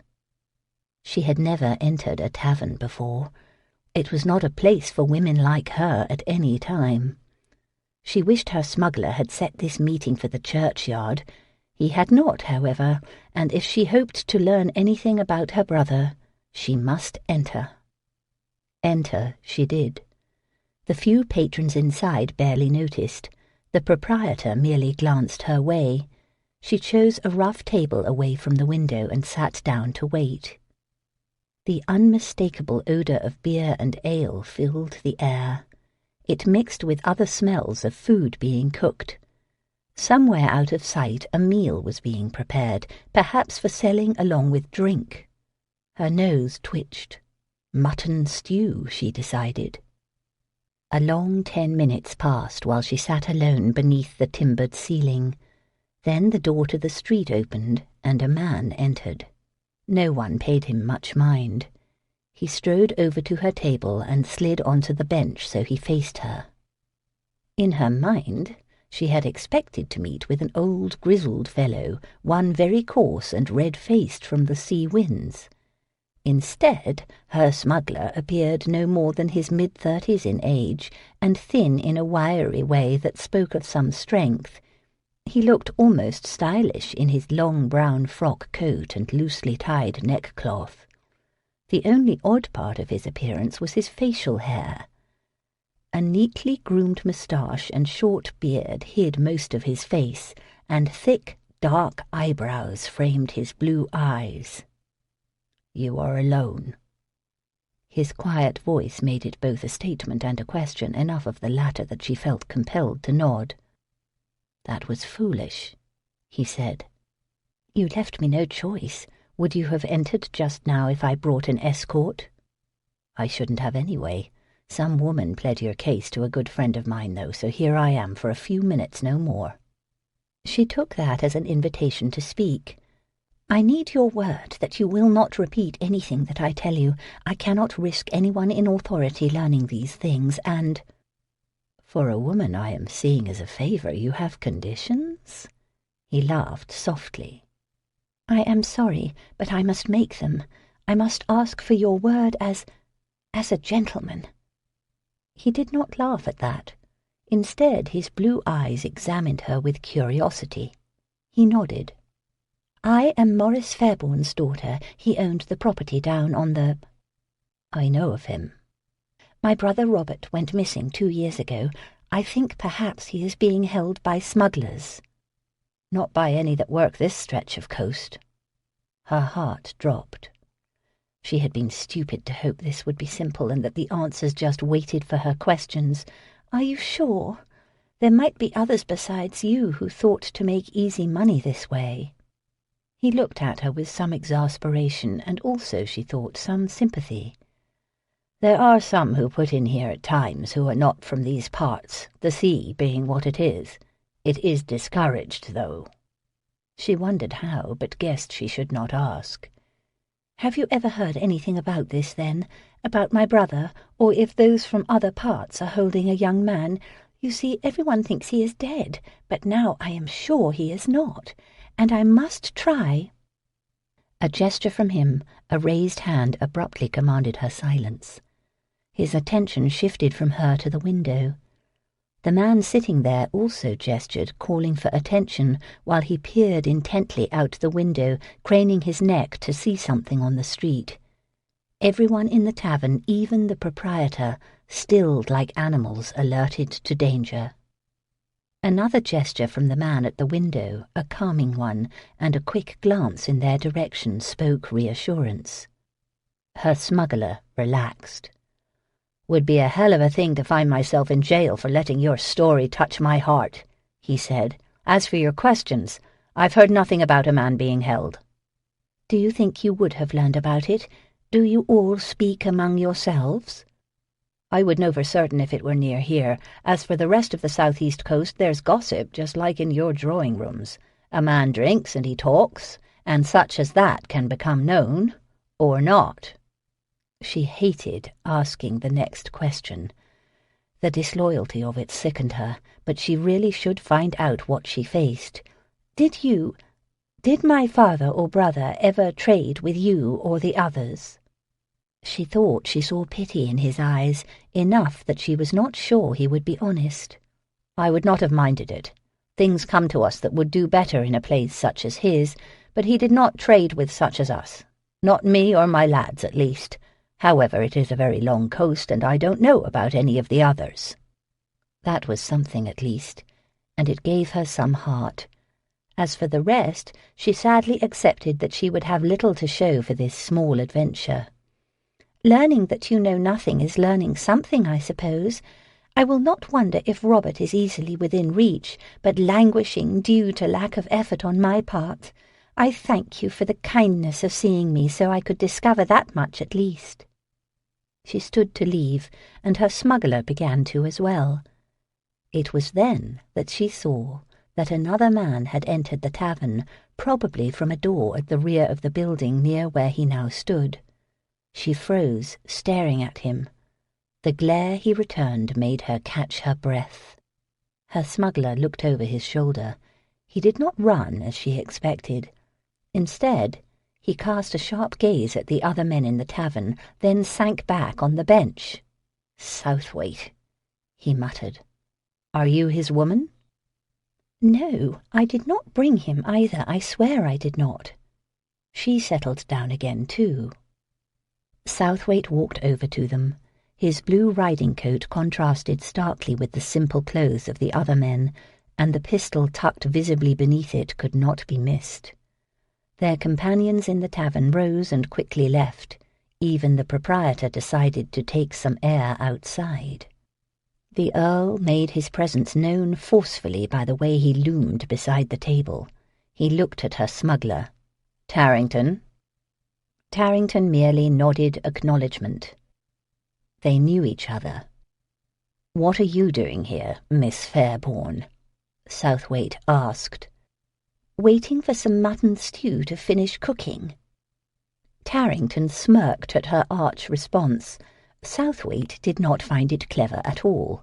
He turned his questioning gaze on Tarrington. Emma expected the whole story to come out at once. Tarrington was in a bad spot here. If Southwaite recognized him, he was probably a well-known smuggler. She feared he would end up in jail for letting her sad story touch his heart after all. To her surprise, Tarrington met Southwaite's gaze with a steady one of his own, and said nothing. "Honor among thieves, I see," Southwaite said. Tarrington smiled. "There are no thieves here, just a man looking for ale and a pretty woman waiting to bring home some stew." He looked toward the street. "I think you should leave the way you came, pistol or no, and without me. I would not want my lad's affection for me to put you in harm's way." "I did not come here for you." He turned to Emma. "If you will do me the honor, Miss Fairbourne, I will escort you home." She did not want him to escort her home. For all his politeness, it had not been a request, however. She held her seat for a few rebellious moments, trying to find a way out of this. Tarrington watched, amused. He was not going to break his word about their conversation, but he was not going to interfere with Southwaite on her behalf either. "I will carry you out if I must," Southwaite warned. "It will be more dignified if you obey me willingly." He had no right to expect any obedience. She almost said so. The air had turned heavy with his anger, however, and it was not clear how long Tarrington's lads would remain on the street. She stood. Southwaite took her arm in a firm grasp and guided her to the back of the tavern and out a door. He moved her down the lane to where his horse waited. "I will walk," she said, pulling her arm free. In response, he physically lifted her and set her up on the saddle. "Don't move." She dared not, perched like this, sitting sideways. Suddenly, he was behind her, astride behind the saddle, his chest pressing her shoulder and his arms surrounding her as he took the reins. "I can walk," she complained. "Stop this now." "Once we are out of this village, you can walk," he said, moving the horse to a trot. "Now, not another word of objection, Emma, not one word if you are wise." She tried to angle herself so there would be less contact. "I will not object, but not because you warn me. I will not because I have other things to say. You, sir, continue to be an interfering nuisance. I thank Providence that you are the only Earl I have ever had the misfortune to know. If such presumptions are—" "You would also be wise not to call me presumptuous until you are eager to see just how presumptuous an earl can be." "Then I will find other appropriate words. High-handed, conceited, arrogant." She burned his ears with every other descriptive she could think of, while the horse bore them away. Chapter 17. Southwaite did allow her to walk once they were well outside the village. She had to demand it of him twice, however. Finally he stopped the horse and slid her down, his arm crossing her body and breast to support her until her feet hit the ground. She found her balance and shook off the overwhelming intimacy of being encompassed by him. "You can leave now, Lord Southwaite. There is not a soul in sight, so I am totally safe." She strode down the road and hoped he would move on past her. He did not. That horse paced alongside slowly, its master silently providing the escort he had offered. The air remained heavy with his mood, however, and she did not feel protected so much as vulnerable. It seemed a longer walk home than it had going to the village. The hovering force behind her only partly explained that. Her resentment at her helplessness regarding Robert stoked her anger. She had gained so little from her conversation with Tarrington, and he had dashed her secret hope to learn Robert's whereabouts. A little fantasy of a daring rescue had played in her head during the last few days. What a goose she had been to indulge in such a childish dream! She had no choice but to do as she had been ordered, and try to find the money to pay the ransom and hope for the best if she did. Her better sense rebelled against being such a pawn. She stopped at the edge of her father's property and turned to Southwaite. "Thank you." She tried to make her voice one of firm dismissal. He chose not to hear that note. While she trod to the house, that horse kept pace behind her. Mrs. Norriston's face appeared in the doorway. Her gaze shifted from Emma to the horse shadowing her, and up to the man riding it. With a deep flush, she rushed out with apologies. "I did not know how to refuse such a man. He said if harm came to you, I would share the blame." "Why would he think harm might come to me? I could have been taking a turn on the property and nothing more." Mrs. Norriston lowered her gaze to the ground. "I might have said that you were at a meeting. I may have mentioned your need to speak to smugglers. He frightened me, and I could not think of ways not to answer." "Really, Mrs. Norriston, you should not have told him my business, nor should you be frightened just because a man happened to receive the good fortune of being born a lord's heir. He only told you I was in danger in order to get his way." Looking very sorry, Mrs. Norriston bobbed a vague curtsy in the direction of the horse, then disappeared inside. Emma followed her and closed the door on the dismounting Earl. If Southwaite did not understand that dismissal, he was stupid as well as arrogant. He strode into the sitting-room. She did not even get her bonnet untied before she heard Southwaite rap on the door. She ignored the summons. He rapped harder and slower in a steady rhythm that reflected both his insistence and irritation. Well, he could stand out there all day if he wanted to. She would be damned before she let him in. He had no right to keep her To her horror, she spied Mrs. Norriston's skirts floating past the sitting-room. Before she had a chance to forbid it, she heard Mrs. Norriston open the door again and greet his lordship like the good servant she was. Boots strode toward the sitting-room where she had taken refuge. His dark humour preceded him into the chamber like an ill wind. When he finally darkened the doorway, he appeared very stern. Magnificent, too, she had to admit, although that did little to placate her annoyance with him or with herself for even noticing the figure he cut.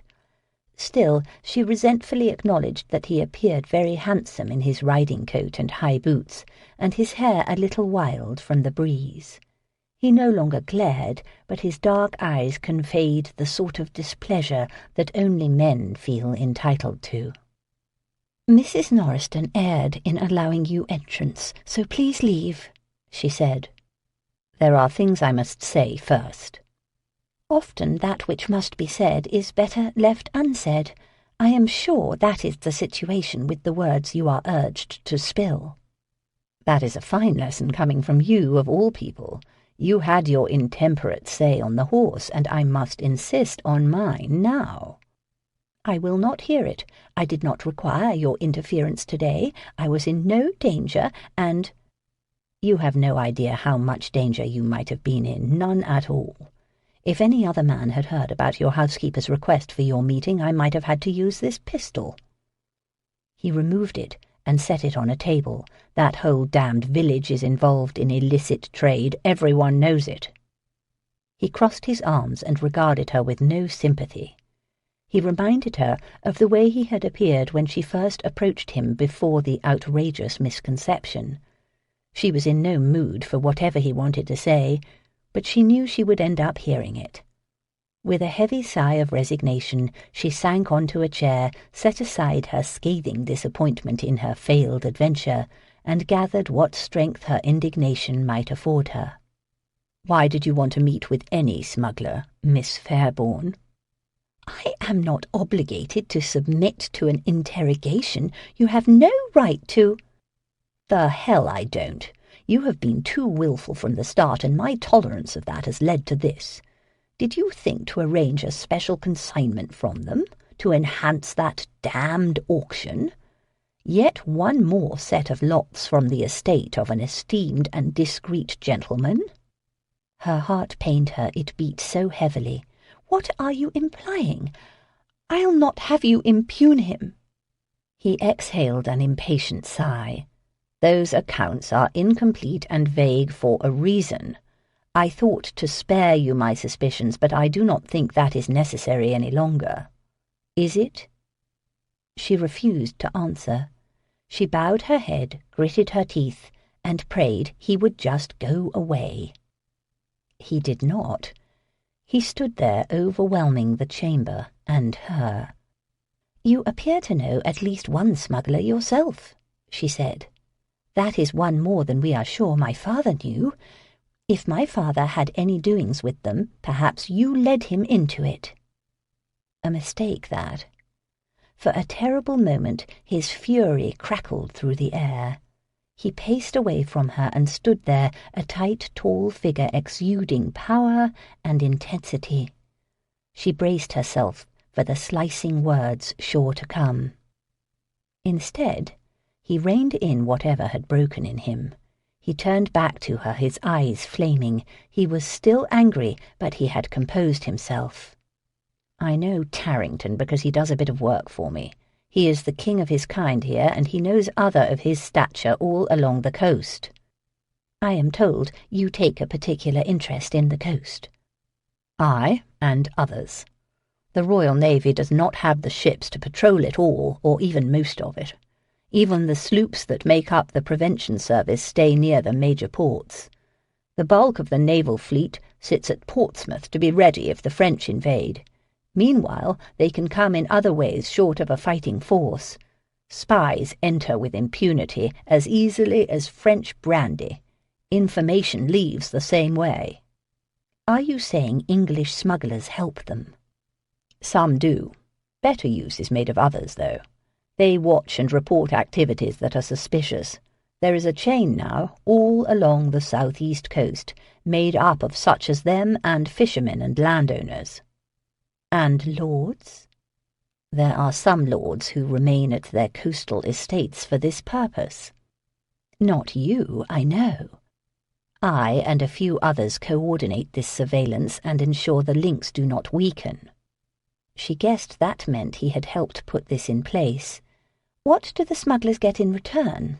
A blind eye?" "They get nothing except the satisfaction of aiding England. If Tarrington or another is ever caught, his efforts might speak for him and procure some leniency, but it has not been promised." "Why not?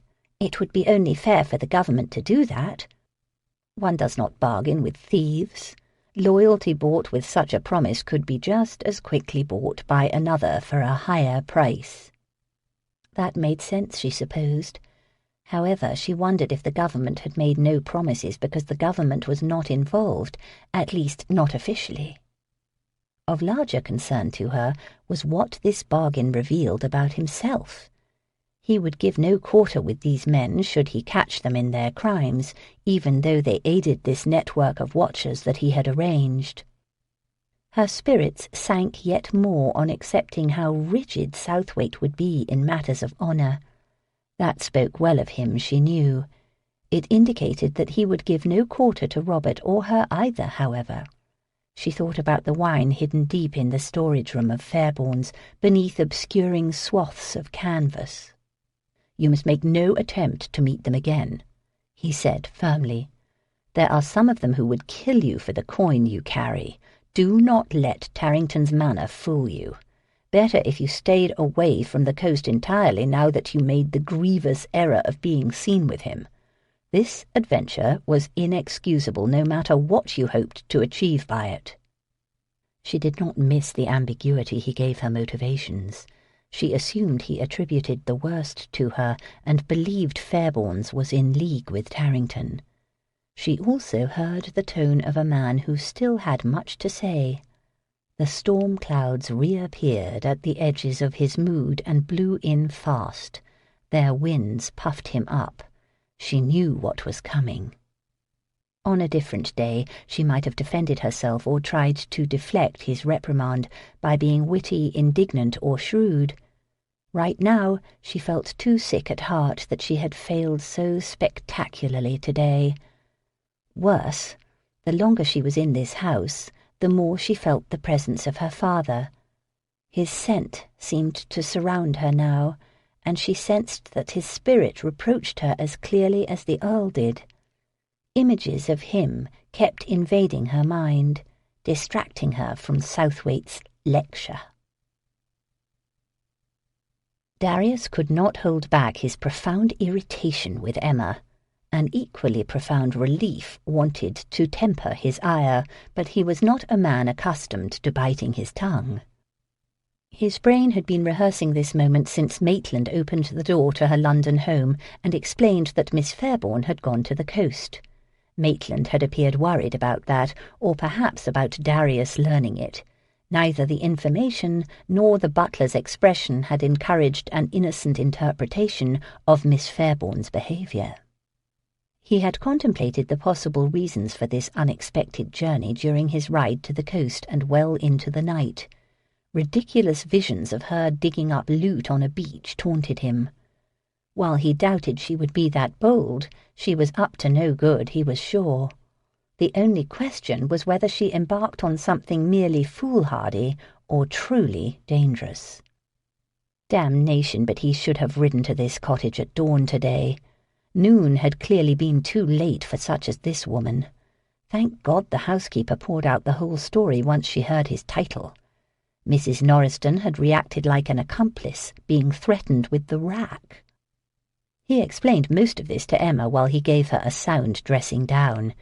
He did not mention his sickening worry, but he itemized the rest of it, the elements that pointed out she had a lot to answer for. Describing his pursuit only made the emotions fresh and chaotic again, and they fed the fire in his head. While he reiterated her danger, he pictured that cliff walk from which her father had plunged to his death, and the fetid chambers at Newgate Prison where women were housed, and the fate that could befall a woman at the mercy of men with nothing to lose. The last became a hot iron in his head, and he heaped more admonishments on her. She said not a word.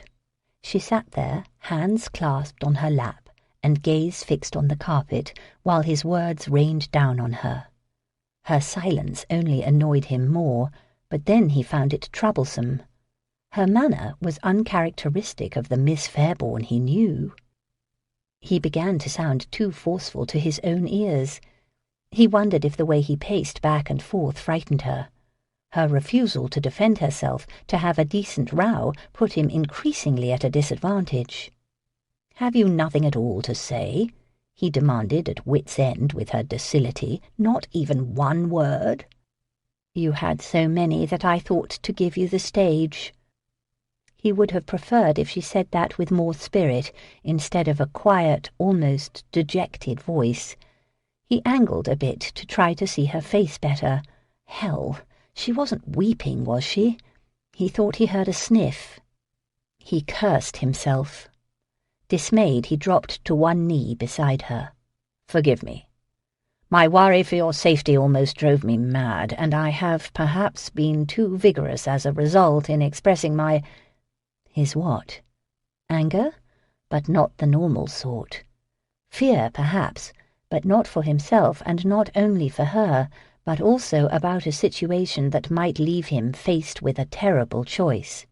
My concern. She turned her gaze on him. He saw tears and sadness, but little that indicated contrition. "That is good of you to be concerned, especially since I am not your responsibility." Her statement carried a rebuke of its own. Since she was not his responsibility, she was saying, he had no right to scold her like this, or to even question her behaviour. His essence rebelled at the claim. She had occupied his thoughts and time enough these last weeks that he possessed some rights, damn it. He remained ensnarled in that auction house too, and whatever she plotted no doubt involved it, and hence him. She could not really expect him to remain uninterested in her meetings with known smugglers. He began to explain that, but her eyes and expression arrested his attention so completely that further words seemed unnecessary. She already knew all that he might say, he was sure. No more than 2 handspans separated their faces. She was so close that her sweet breath feathered his skin, so close that he felt the shadows burdening her. Something dark weighed on her right now. It occupied her mind more than anything he might say. "You unbearable ass!" Admonishing himself more violently than he had her, he withdrew his handkerchief. He dabbed at a tear that began a tiny path down her cheek, and battled the impulse to use his lips instead. Southwaite did not ask her why she wept. Perhaps he assumed his long, hard scold caused it. Yet as he knelt there, too close, closer than was wise, she believed she saw in his eyes that he knew her tears were not in reaction to him. He pressed the handkerchief into her hand and stood. He hovered for a long moment, standing right beside her before stepping away. With the absence of his close presence, other forces had their way again. Thoughts of her father evoked almost palpable manifestations of his person. The ghost was not in the house, she knew. It was inside of her. "I did not spend much time with him here," she heard herself saying. "I do not think anyone did. This was all his, and nothing intrudes to dilute the lingering sense of him." She used the handkerchief to blot her eyes. "It is different in London, except in his apartment." "Have you entered that apartment much since you received the news of his accident?" She shook her head. She rarely went there. "You were remarkably composed at his funeral," he said. "Less than a month later you were busy taking up the threads of your life. Perhaps you have not mourned him." "Of all you have said today, that is the most cruel." "It is not uncommon, Emma. I did not truly mourn my father until 2 years after his death. It is not an emotion one can command, so those accustomed to command might well avoid it." She wished she could say he spoke nonsense, that of course she had mourned. Yet she realized now she had avoided the worst of it, and busied herself whenever grief threatened to break in her. She had not wanted to acknowledge the frightening emotion that had been gathering in her since she arrived at this house. "Will I go mad?" "No, you will just accept the truth of it." She understood what he meant in ways she would not have a week ago. She understood well enough that she now considered what would have been unthinkable, even yesterday. "I want to see where it happened. Do you know exactly where?" He hesitated, then nodded. "Will you take me there?" "Acceptance does not require that you torture yourself with the details." "I should like to see all the same." He did not agree right away. Perhaps his protective inclinations debated against it. "We will take your carriage," he finally said. "I will speak with your coachman and tell him to prepare it." Chapter 18. Mrs. Norriston served a light supper before they left. Southwaite excused himself as soon as he was finished to see that the carriage was ready. Emma noticed as she stepped into the carriage that the Earl's horse had been tethered to the rear. He would come with her and show her the spot in question, but she would return alone. It took them no more than 10 minutes to arrive at a rise along the coast where the shore began the climb that would end in the high cliffs at Dover. Southwaite helped her down, and they walked the 100 yards to the path that snaked at the top of this bluff. "He walked here from the house, I was told. There was no horse or carriage," she said. "Apparently he walked along this path often. It goes all the way along the coast, and he could access it not far from his cottage." She stepped cautiously from the path to where the ground dropped away. It was not as steep as it would become farther south, but it was steep enough. "I suppose he was right here when it happened." "So I am told." She raised her gaze and looked out to the sea. The height and location of this spot gave good prospects of the coast. Far in the distance to the north, she spied a massing of lines and forms. It was the Thames fleet, she realized, guarding the sea route near London. "I was told he fell in the evening, but was not found until morning." The Justice of the Peace learned at the inquiry that he was seen walking the path around 8 o'clock. "Late evening, then. Almost twilight. Did you attend the inquiry?" She had not. She had not wanted to hear the details then, or ever, until now. He nodded. Southwaite left her to her thoughts. She appreciated that, but she also found his manner very reserved. The man who had revealed his emotions so vigorously a couple of hours ago had become a cipher. She looked up and down the coast again. "He was here fairly late," she said. "It would be dark when he walked home. Perhaps he fell on the way back at a later time when it was dark and he could not judge the path as well." "That is possible." "One wonders why he would take a turn along a dangerous path like this at such a time. Do you have any ideas about that, Lord Southwaite?" "No doubt there are many possible explanations." She could think of only a few. One in particular made too much sense. She pondered it and suspected from his closed and quiet manner that Southwaite had pondered it too. Her father could have been watching the coast for someone. Smugglers had such watchers who would signal if the way were clear to bring in boats at night. She did not know if Southwaite believed her father had been doing that, but he was not stupid, and the possibility would not have been dismissed by him. She looked at him, standing there with the sea behind him, waiting patiently for her to finish with this cliff walk. He commanded this deserted, windswept rise just as he had her drawing room that first day. His handsome profile, backed by the greying sky and shadowed by the setting sun in the west, defined his nobility in its expression as surely as its features. He had proven himself shrewd enough and very clever in seeing her game. He had probably guessed much about her father and Fairbourne's before she had known anything at all. He had most likely been suspicious from the start, upon hearing where her father had fallen. He had come to her house that day to rid himself of an investment that might compromise his reputation and his duty.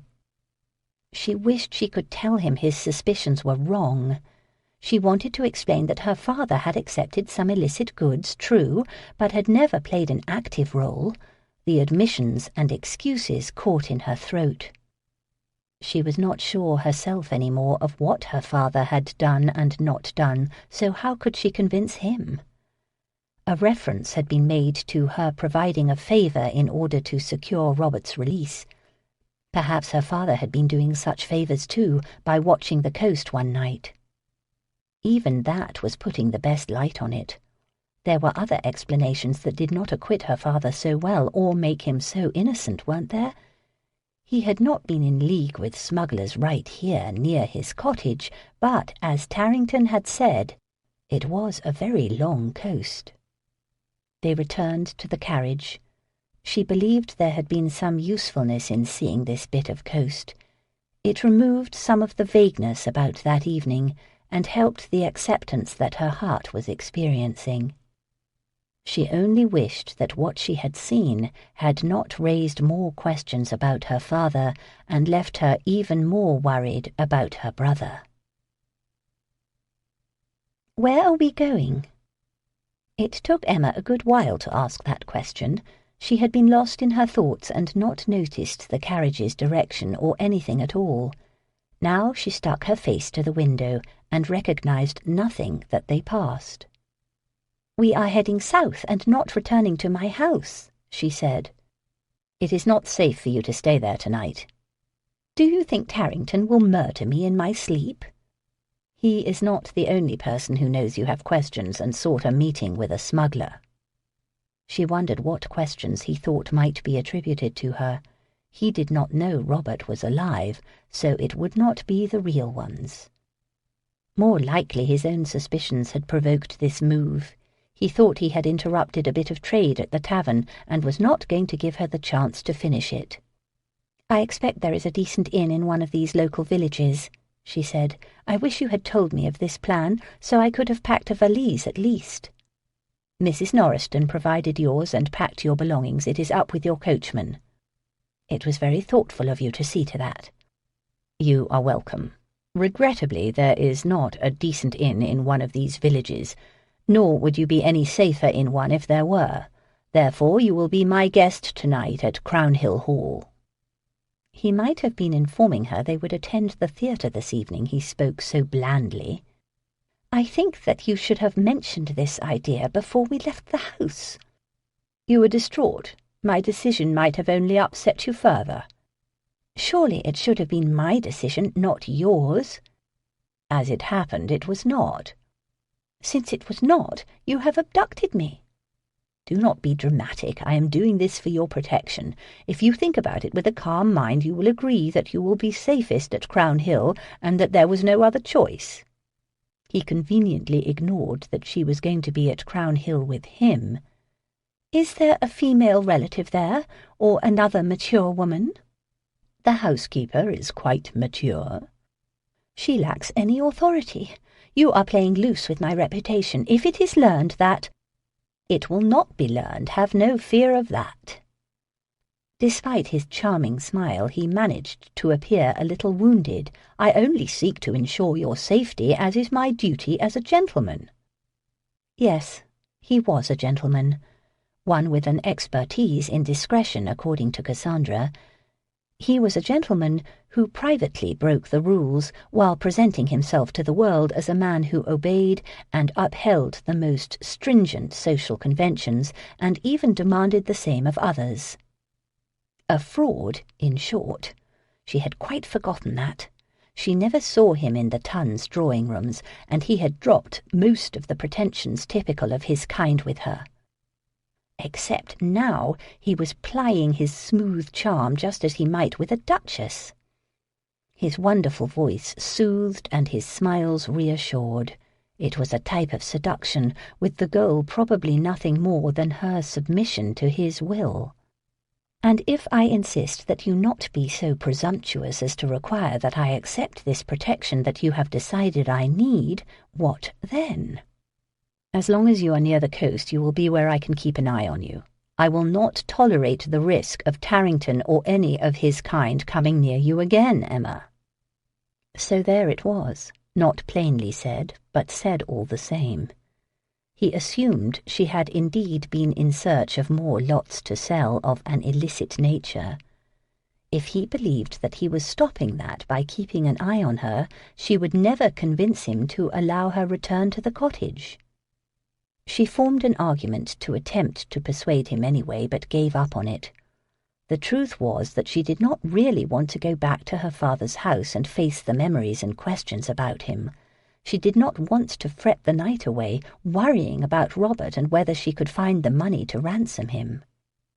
By the time the carriage turned up the drive to Crownhill Hall, she was half convinced that nothing ill would come of this decision of his.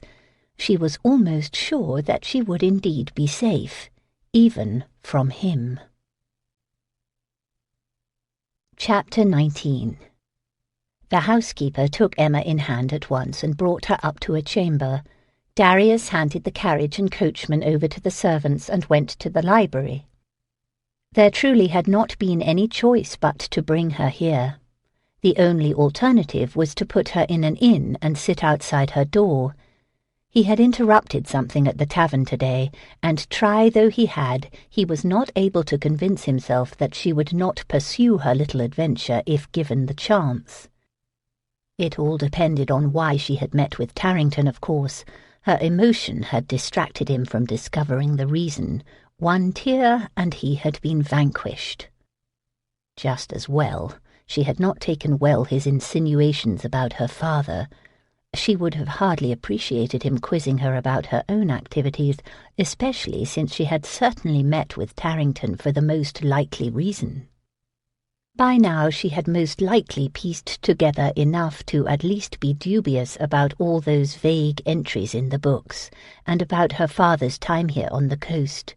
She had even alluded to it while they were on the cliff walk, and invited him to give voice to his own suspicions. Well, if she had come here to follow in Papa's footsteps and throw in with smugglers herself, he trusted he had thwarted that in time. He poured himself some brandy and carried it out to the terrace. She would remain up above in her chamber, he assumed. He doubted she would be brave enough to join him this evening. His body did not like that idea at all. Hunger coiled quietly inside him and ached for encouragement. He drank his brandy and watched the shadows gather in the garden, knowing it would be a long, wakeful night. A few faint splashes of light from windows above gave the terrace a golden wash, as if a thin glaze of pale paint had been brushed over the dark. While he finished his brandy, he noticed that the illumination closest to him dimmed. He turned and looked up. 2 levels above, Miss Fairbourne stood at the window looking out. "Is the chamber to your liking?" He did not have to raise his voice at all to speak to her. The night was so quiet that one could hear even the distant sounds like the surf clearly. "If you require anything, you must tell the housekeeper." "It is very comfortable, thank you. Luxurious." Her head tipped up a bit, as if matters more interesting than he absorbed her attention. "I think that I hear horses." "They are bred on land to the west of here. We drove past them as we arrived, but you did not notice." She had not noticed because she had been weighing the danger of being alone against that of being with him. "They are yours, then? There must be a lot of them if they make enough noise to be heard here." He listened. 2 stallions are facing off, so more noise than normal is being made. We can go see them tomorrow if you like. One field is reserved for thoroughbreds that are impressive." "Since we passed on our way here, I expect we will pass on our way back west. If it will be no inconvenience, I would enjoy seeing them." She remained at the window, a silhouette backlit by the chamber's lamp. "She is only taking some air, you ass. Bid her good night and be off." "The night is fair," he said. "You are welcome to enjoy the garden if you want, or to read in the library. You are not obligated to remain up there." "That is kind of you. It is early yet, and I have much on my mind, and am unlikely to sleep for a while to come." "Allow me to assist you. I will give you a tour of the public rooms. The portraits of my ancestors in the gallery will bore you enough to make you nod." She said nothing. Her hesitation encouraged him as much as agreement would. He did not wait for her to reach a conclusion not in his favour. "I will meet you halfway, at the top of the main stairs." He strode into the house before she had a chance to demur. No sooner did Southwaite disappear than Emma knew she had been foolish. She had rather counted on him not noticing her at the window, watching him. She had allowed herself to be bedazzled as she spied, however, and words of refusal had stuck in her throat because her heart kept rising to block their path. It had not been only his appearance on the terrace that undid her, although the night flattered him, and the vague light washed the planes of his face in the most appealing way. Rather, she had been amazed at how she could feel him from this distance, could be captured by his presence even when he was unaware of her, as if invisible tether bound her. That kept tugging at her, creating an unbearably delicious sense of danger and exhilaration. She pictured him walking up those stairs. She could remain in this chamber, she could hide from him. He might think it childish, but it would be the sensible thing to do now. The lure of being sensible could not stand against the bigger ones. Bedazzlement was far nicer than the other emotions that had owned her today. It had refreshed her more surely than the night breeze while she stood at the window. The forbidden excitement lightened her spirits and distracted her wonderfully. To her mind, the choice was not between danger and safety, but between lonely worry and enlivening human stimulation. She composed herself before she moved. She built a little wall on her side of that tether, lest it pull her in entirely. Then she left the chamber and walked down the stairs. His expression when she saw him gave her heart. She might have been his cousin, he acknowledged her so casually. That tether was all on her side, it seemed. Of course it was. "This way," he said. "The gallery flanks the ballroom. Let us visit that first." He carried a candelabra into the ballroom. Large mirrors on the walls caught the flames and multiplied them 100 times, so the huge room appeared to sparkle. There was enough light from those reflections and the row of long windows to see the silk-covered benches and chairs and the heavy moulding on the ceiling high above. The room ran the length of the house. She gazed up at the hovering chandeliers. The centre one would hold dozens of candles and sported hundreds of crystals. "How many people attend a ball here?" "I do not know how many, hundreds, I think. My mother hosted the last one, and it was some years ago." "She is gone now? You are alone?" "I have a sister. She does not care for balls, so there is no incentive to have another one." He did not speak of his sister with much joy. Rather the opposite. "I suppose balls are noisy, crowded affairs, even in a chamber of this size. Perhaps your sister just doesn't like the chaos." "You suppose? Have you never attended a ball, Miss Fairbourne?" "I have enjoyed assemblies and parties, but if balls are held in ballrooms, then I have not." "We will have to have you invited to one." Emma tipped her head and gazed at the towering ceiling and the chandelier with places for 100 tapers. She turned, making a secret little dance to step out of it, and the mirrors duplicated her form over and over. She pictured this room full of women in gorgeous gowns, creating a riot of colour. "I am not sure that I would enjoy such a night. I might feel horribly out of place," she said. "And I think this room full of people and all the candles lit, I think it might be ruined.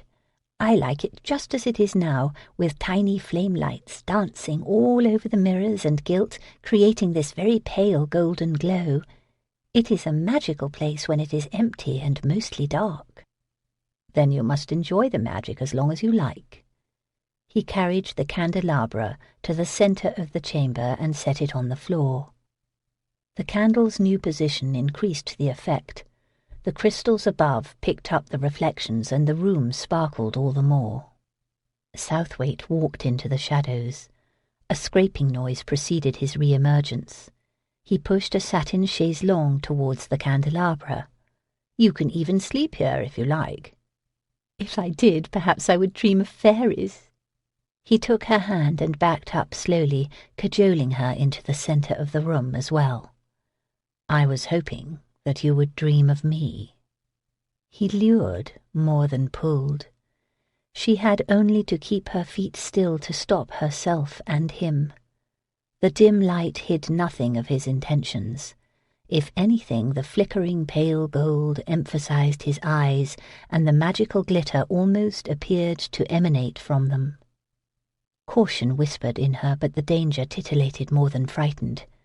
Various ways to end this marched through her mind, but every objection died on her lips.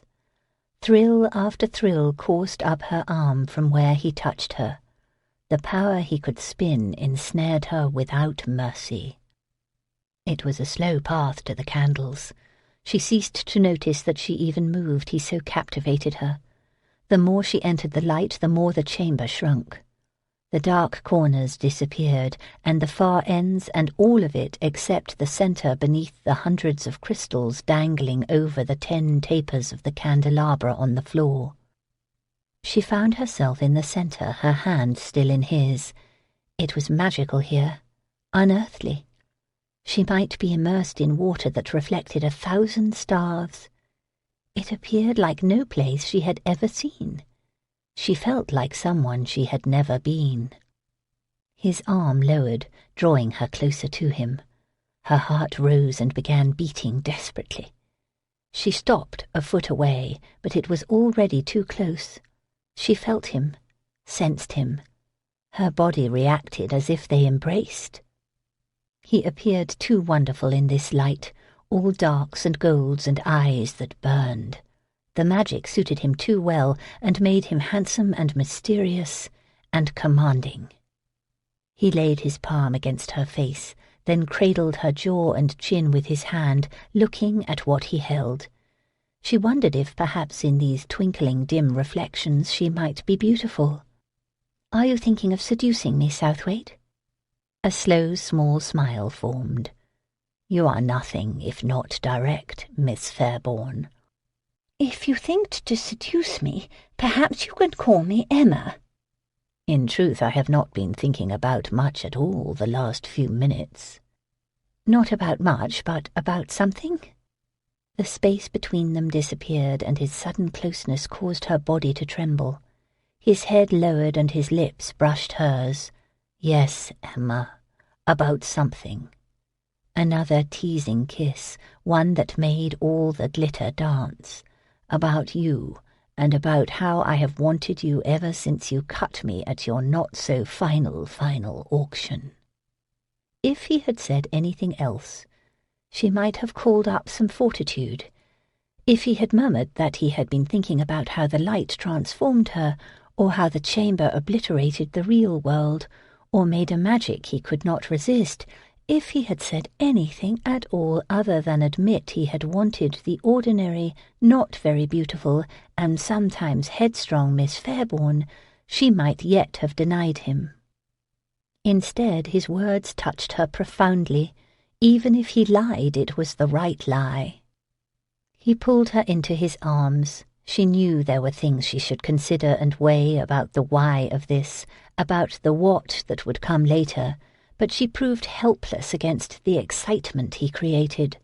The sparkles on the walls and floor entered her blood.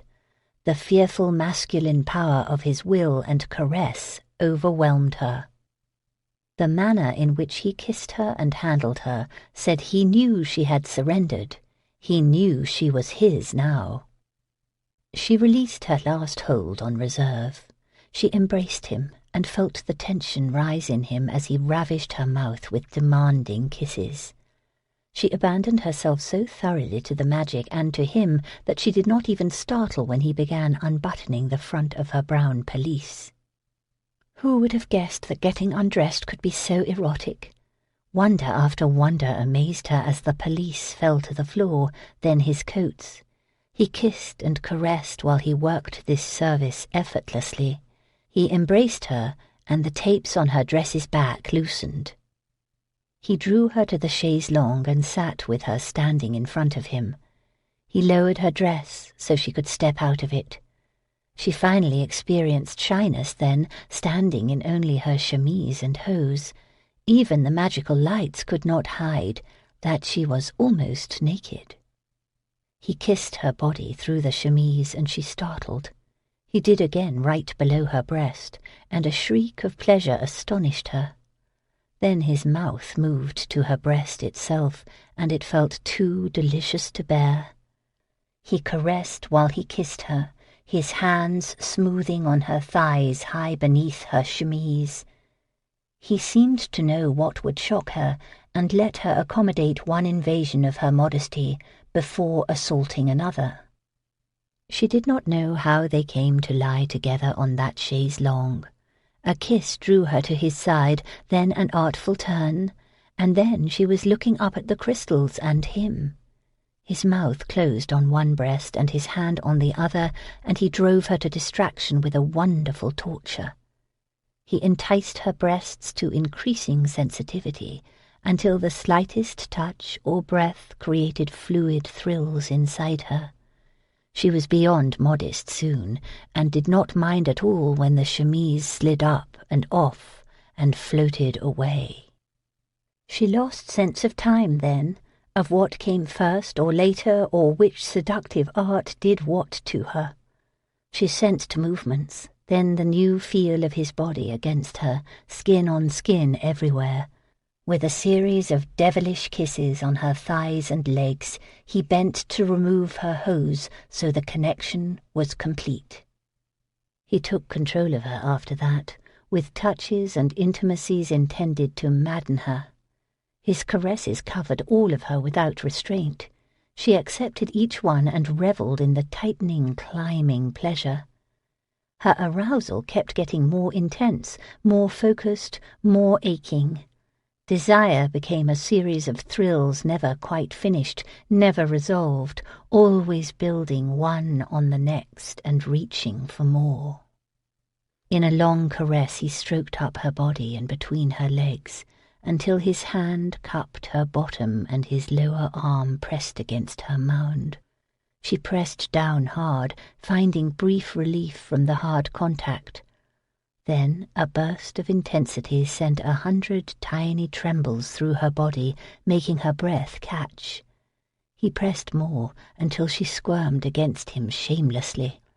Rich, deep pleasure quaked through her over and over, each one stunning her more. His hand slid forward in a long stroke that sent a cry through her head, then another intimate touch, and another, each provoking more intense feelings, each one moving her further from any thought except an unending, frantic song of need. He moved over her and settled between her thighs. With his weight braced on an arm pressed against the furniture's rolled side, he slowly entered her. Her breath caught again and again as a series of shocks split through the pleasure. The raw intimacy of this act stunned her. A stark awareness of her vulnerability would not abate. Even so, she accepted the masculine power taking possession of her. He moved. Within the soreness, despite it, the pleasure returned, not the same as before, not desperate and mad, but poignant and deep. More than physical, the new sensation permeated all of her, body and heart, while she clung to him and watched countless tiny lights dance on crystals above. Chapter 20. Emma woke up naked in the middle of a huge bright ballroom beneath a massive chandelier. The shock of her situation brought her to full attention fast. She took stock, breathless at her own audacity. She might have accommodated the starkness of both her nudity and the morning's reality if she were not also nestled against a totally unclothed Lord Southwaite.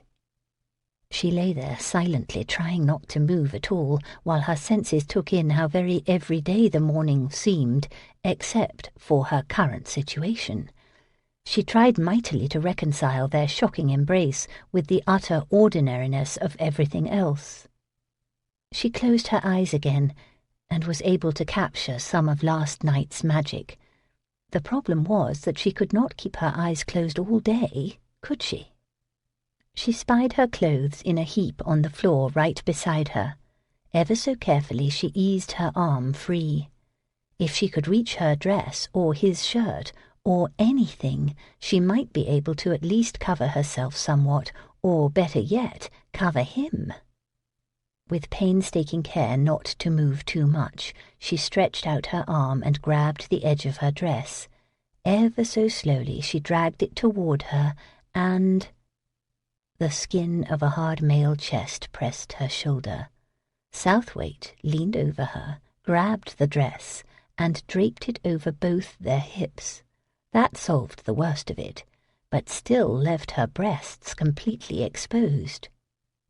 He turned on his side, propped his head on his hand, and looked at her. She glanced his way enough to see his expression. She could not avoid the thought that he appeared to be wondering how in the world he had ended up here with her, of all women.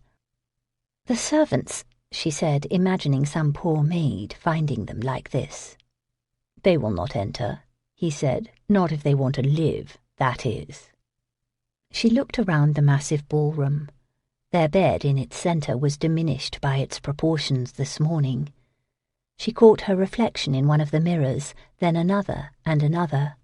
All she saw were her breasts, over and over, everywhere she turned her gaze. He kissed her cheek as if to reassure her. She took a deep breath and managed to avoid seeing the mirrors at all. "You are probably thinking that we were quite rash last night," she said. "Not at all. I am thinking that I am grateful that you were rash last night." "Oh, thank goodness. I would hate to think that I led you into that which you might regret." He smiled at her irony, but responded most oddly by lowering his head to kiss her breast. "I am also thinking that you appear as lovely in the light of dawn as you did in that of the candles." "It is going to be hard to blame you for ruthlessly seducing me if you keep saying things like that." "Is that what you are thinking about now? My ruthlessness?" "I don't know how I feel about this yet, Southwaite. It is all too new to me and quite startling at the moment. Perhaps when I am not naked beneath a ballroom chandelier I might know my mind better." "Are you saying that I must allow you to dress?" "I think that would be wise, don't you?" "I am not in the mood to be wise." She almost asked what mood he was in, but she guessed from the way he looked at her. She rather wished the notion did not stir her the way it did, although those sensations helped the night and morning connect more, and not seem two slices from separate worlds and lives. He stretched over her body again, covering her while he reached for his breeches. He sat and somehow put them on. She took the opportunity to use her dress to cover herself better. "Hand me your chemise and I will get you dressed if you want," he said. "It would be better if I rode back to London with some clothes on, don't you think?" "I think it would be better if you did not ride back to London at all today." He sat on the edge of the chaise longue and sorted through the garments, eyeing hers with a bit of confusion. "I can see that removing them is easier," he mused. "I will do it. I can be dressed in a few minutes." "I would not hear of it. I put you in your current state, and I will get you out of it. Now stand here, and we will figure this out."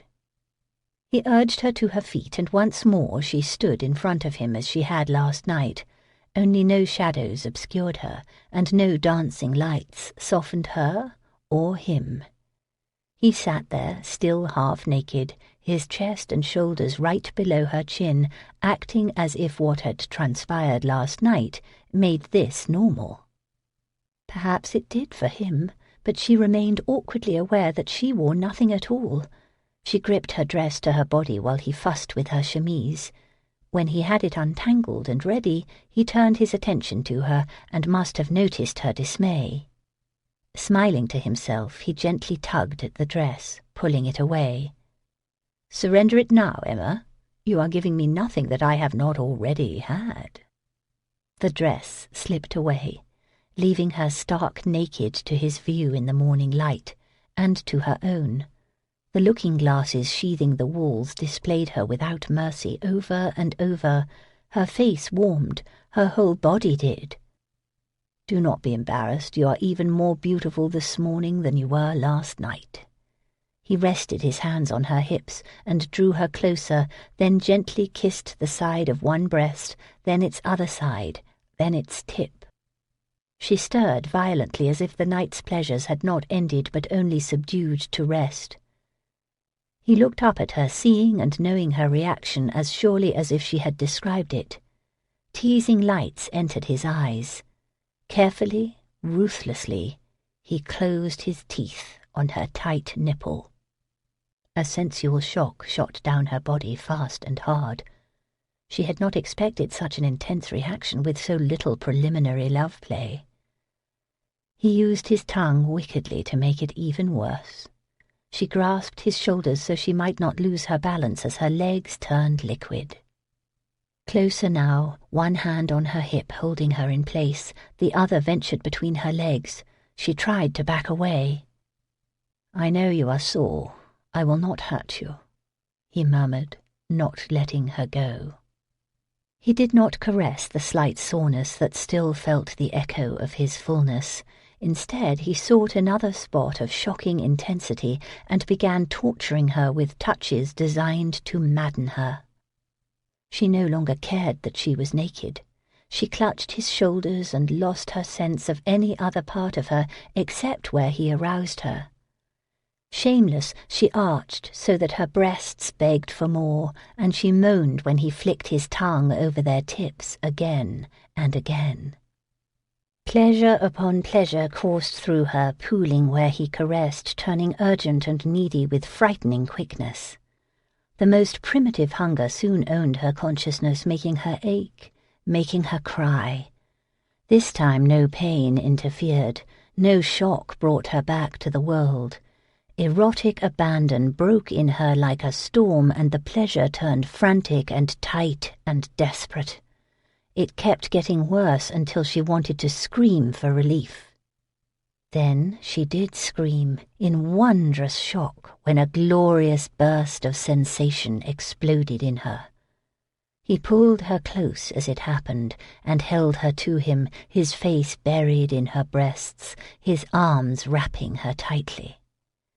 She opened her eyes and saw herself in the large looking-glasses, naked and wild like a Maenad, embracing his dark head, while she surrendered to ecstasy. While Darius drank coffee in the morning room, he frowned over a letter that had been brought by a messenger at dawn. He had no choice but to heed the call in it. However, today of all days he did not want to be riding all over the country for the sake of duty. He wanted to stay right here. Emma had dressed and retreated to her chamber to wash and dress again, he assumed. She would be down soon. There was much he needed to say to her and demand of her. About Fairbourne's, about her meeting with Tarrington, about last night. Most of it should wait for another day now. If things between them progressed as he expected, some of it might not have to be said at all. She entered the morning room wearing a simple black dress and carrying a black bonnet. He would have preferred she wear another colour, but perhaps that was his conscience looking to pretend last night had been other than what it was. There had probably been nothing other than black for Mrs. Norriston to pack in her valise anyway. He bid the footman serve her breakfast from the food on the break front. She ate heartily. He had been prepared for Dawn's awkwardness again when she came down, but perhaps her renewed abandon had made the day less strange. "I should start back to London," she said. "Please have your people tell Mr. Dillon to prepare my carriage." "I think that you should stay here another day. I have someone I must see this afternoon, and if you wait I can ride back with you tomorrow." "If you will be busy this afternoon, there is little point in my staying longer." Miss Fairbourne said that, but Emma immediately emerged and realized the error of that logic. "Oh." She glanced at him and coloured. "I wish that I were clever and sophisticated, Southwaite, so I could bandy your intentions with witty double entendres." "Your usual forthrightness suits me better." "That is fortunate, because it is all I have at my disposal this morning." She looked at him very directly. That had always captivated him, but now it also brought forth vivid memories of her astonishment last night, and how her gaze forced a pervasive intimacy in the ballroom. "It was a beautiful and touching night, and an amazing morning," she said. "However, it would be unwise to do it again." She did not hesitate or falter as she issued her rejection. She did not even blink. He reacted badly to her bluntness, but he managed to swallow his sense of insult. He had asked for forthright, hadn't he? Apparently her mind had spared neither herself nor him during the time upstairs while she washed and dressed. He pictured her, weighing it all, putting the pleasure on a scale and stacking all the potential costs against it. She had surrendered herself to him last night, but not forever. Hell, not even for an entire day, it seemed. Which meant he now had a choice. Either he could dismiss the servants and persuade her with pleasure right here in the morning room, or some of those things that should be said would have to be said right now. He stood and offered his hand. "Let us take a turn outside, so that I can explain my thinking on what is wise or not." Southwaite's hard expression surprised Emma. Perhaps he assumed she should be so bedazzled that she would melt at the insinuation that he wanted this tryst to continue. She was not untouched by his interest or unmoved by the way he looked at her. The familiarity in his manner kept her blood simmering with the remnants of this morning's heat. She was not so conceited as to think that this attention was her due either. On reflection, it had impressed her that she did not wake up alone in that ballroom, with her packed valise waiting outside the door. He could not really expect an affair, however. He had to know that the risks were too high for her, nor could she consider it for her own reasons, for the real reasons, she ruefully admitted. She had finally shaken off her sensual daze while she washed and acknowledged the impossibility of being the lover of a man from whom she needed to keep secrets of a potentially criminal nature. The terrace was shaded this time of day by a large elm that hovered overhead. The edge of the back gardens bordered an expanse of grass dotted by other trees and shrubs, and the sounds of a brook twinkled in the air. He took both her hands and drew her into an embrace. The contact moved her all the more. The thought entered her mind that he would not play fair and would just seduce her again to get his way. She more than half wished he would. Then she could succumb for another night and another morning, and live for a while in a place of magic where there were no duties and no secrets. "Emma, you were correct this morning. I ruthlessly seduced you. Nor am I at all sorry for it. You were an innocent, however, and I cannot even claim I thought otherwise. Therefore—" "I am not sure the word innocent ever applies to a woman of my age. I was, however, a virgin. That is true. Now I am not. I am not regretting it yet, and do not expect to later. A gentleman who compromises a lady is—" "Are you feeling guilty? Is that what this is about? Well, I am not a lady, so I think that absolves you of the rules your kind has about these things, doesn't it?" For a man facing logic that favoured him, he appeared exasperated. "Damnation, Emma, I am trying to— If you would stop interrupting." He took a deep breath. "I will not treat you differently due to our different stations, although you keep assuming that I will. We will marry, and very soon at that." That deep breath tickled her memory. It reminded her of something. Ah, yes, Mr. Nightingale, as he braced himself to speak words he did not mean so that he might get his hands on Fairbournes. Southwaite did not want Fairbournes, although he might not mind having total control over its future, but this was not about that. Like Mr. Nightingale, however, he was making a proposal for all the wrong reasons. She did not respond right away. She allowed herself to experience the flutter of excitement that filled her on hearing this proposal, despite its motivations. She permitted a series of rapid fantasies to fly through her mind of her being the Countess of Southwaite. Unfortunately, other images followed them, of this man's reaction when he confirmed his wife's father had cooperated with smugglers, of his cold silence when he learned that she had continued that right under his nose, of his anger when her brother returned and revealed their father had not been coerced at all, but had used the auction house thus for years. She set aside those sadder pictures and focused on the face in front of her eyes. She gazed hard and deep so she might never forget what he looked like right now and how he made her feel anything but ordinary, even if he was only doing the right thing as gentlemen were taught to do. "I am honoured, of course. I dare not be," she said. "However, I know you do not want to do this. I am not suitable, and we both know it." I know nothing of the kind. You are suitable if I say you are." He really believed that. How adorable his conceit could be sometimes. I cannot accept. I think you already know most of the reasons why.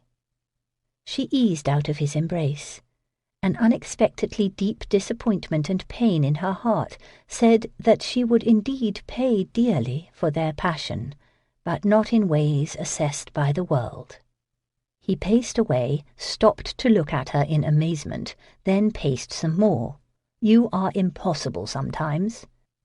"I like to think I am practical, not impossible." "How is it practical for you to choose scandal over marriage to an earl? It is so impractical as to put your sanity in question." "There will be no scandal. No one will find out. Your famous discretion will see to that. So there is no reason to swallow the bitter medicine and do the right thing." "You are most understanding. Oddly so. If you had not been moaning with pleasure mere hours ago, I might take offence at all your practical consideration." She was trying very hard to keep this civil, but he simply would not allow it. "What is odd is your insistence on having a row about this, when instead you should be rejoicing in your close call." Something passed through him that brought a poignant warmth to his eyes. "If you will not accept my proposal, then be my lover, Emma." Ah, now they were down to it. She was suitable for that. "Please do not be insulted, but I think not.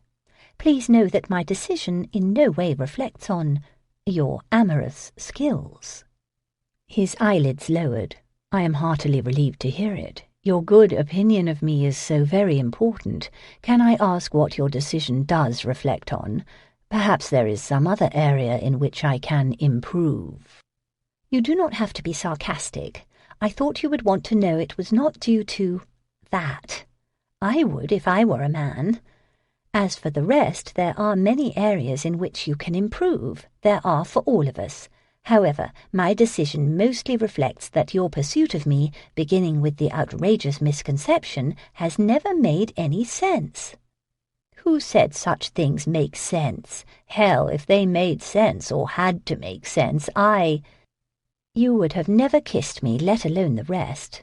No, do not object to spare me a truth that I already know. I am sure I am not typical of the women you have had as lovers before, and we rarely converse without arguing. That is why your pursuit has been, well, suspicious." "Suspicious, now?" "Yes, suspicious. I would have been stupid not to wonder about ulterior motives." "Do not impugn my motives just because you think you are ordinary, Emma." "Oh, for heaven's sake. I will speak plainly, since your pride will not allow you to hear anything less." "Heaven spare me. I think you have been plenty plain already." His furious eyes settled on her darkly. "Fine. Explain my motives that you know so much better than I do myself." "I think that you used your flirting and pursuit to try to make me pliable, so I might bend to your will about Fairbournes. If something resembling true desire eventually moved you, I am flattered. However, I would like to keep last night a fond memory and avoid ever wondering about your motives in the future. For that reason, and because of our frequent rows and everything else, I do not think any kind of intimate alliance between us would be wise." He gazed in her eyes deeply, directly. "I'll be damned before I accept a fond memory and nothing more." She did not miss that he did not disagree with a single word she had said. "Then I fear you will be damned, Lord Southwaite. Now please call for my carriage. I must return to London. I have an auction to prepare." The woman was infuriating, maddening, irritating as hell. Darius released his anger while he galloped up the coast. Did she really expect him to stand down now? "You do not really want to do this. Hell, no man wanted to marry, but most did eventually, not because they wanted marriage itself, but because they wanted a woman. Some marriages came about because a man seduced a woman and it was the right thing to do. She knew that, damn it, but acted as if the rules did not apply to her." just as she ignored that a woman once seduced was supposed to stay seduced, especially if it was her first time with a man. She had expected him to be relieved at her refusal, and he was in a way, not entirely, which was odd, all of which was beside the point, damn it. I am not suitable. No, she wasn't. If he were willing to overlook the ways in which she wasn't, including the potential scandal looming about her father, why should she feel obligated to be practical? Hell, Emma Fairbourne was not a woman to care if she was not suitable anyway. Both rejections had probably all been due to the everything else.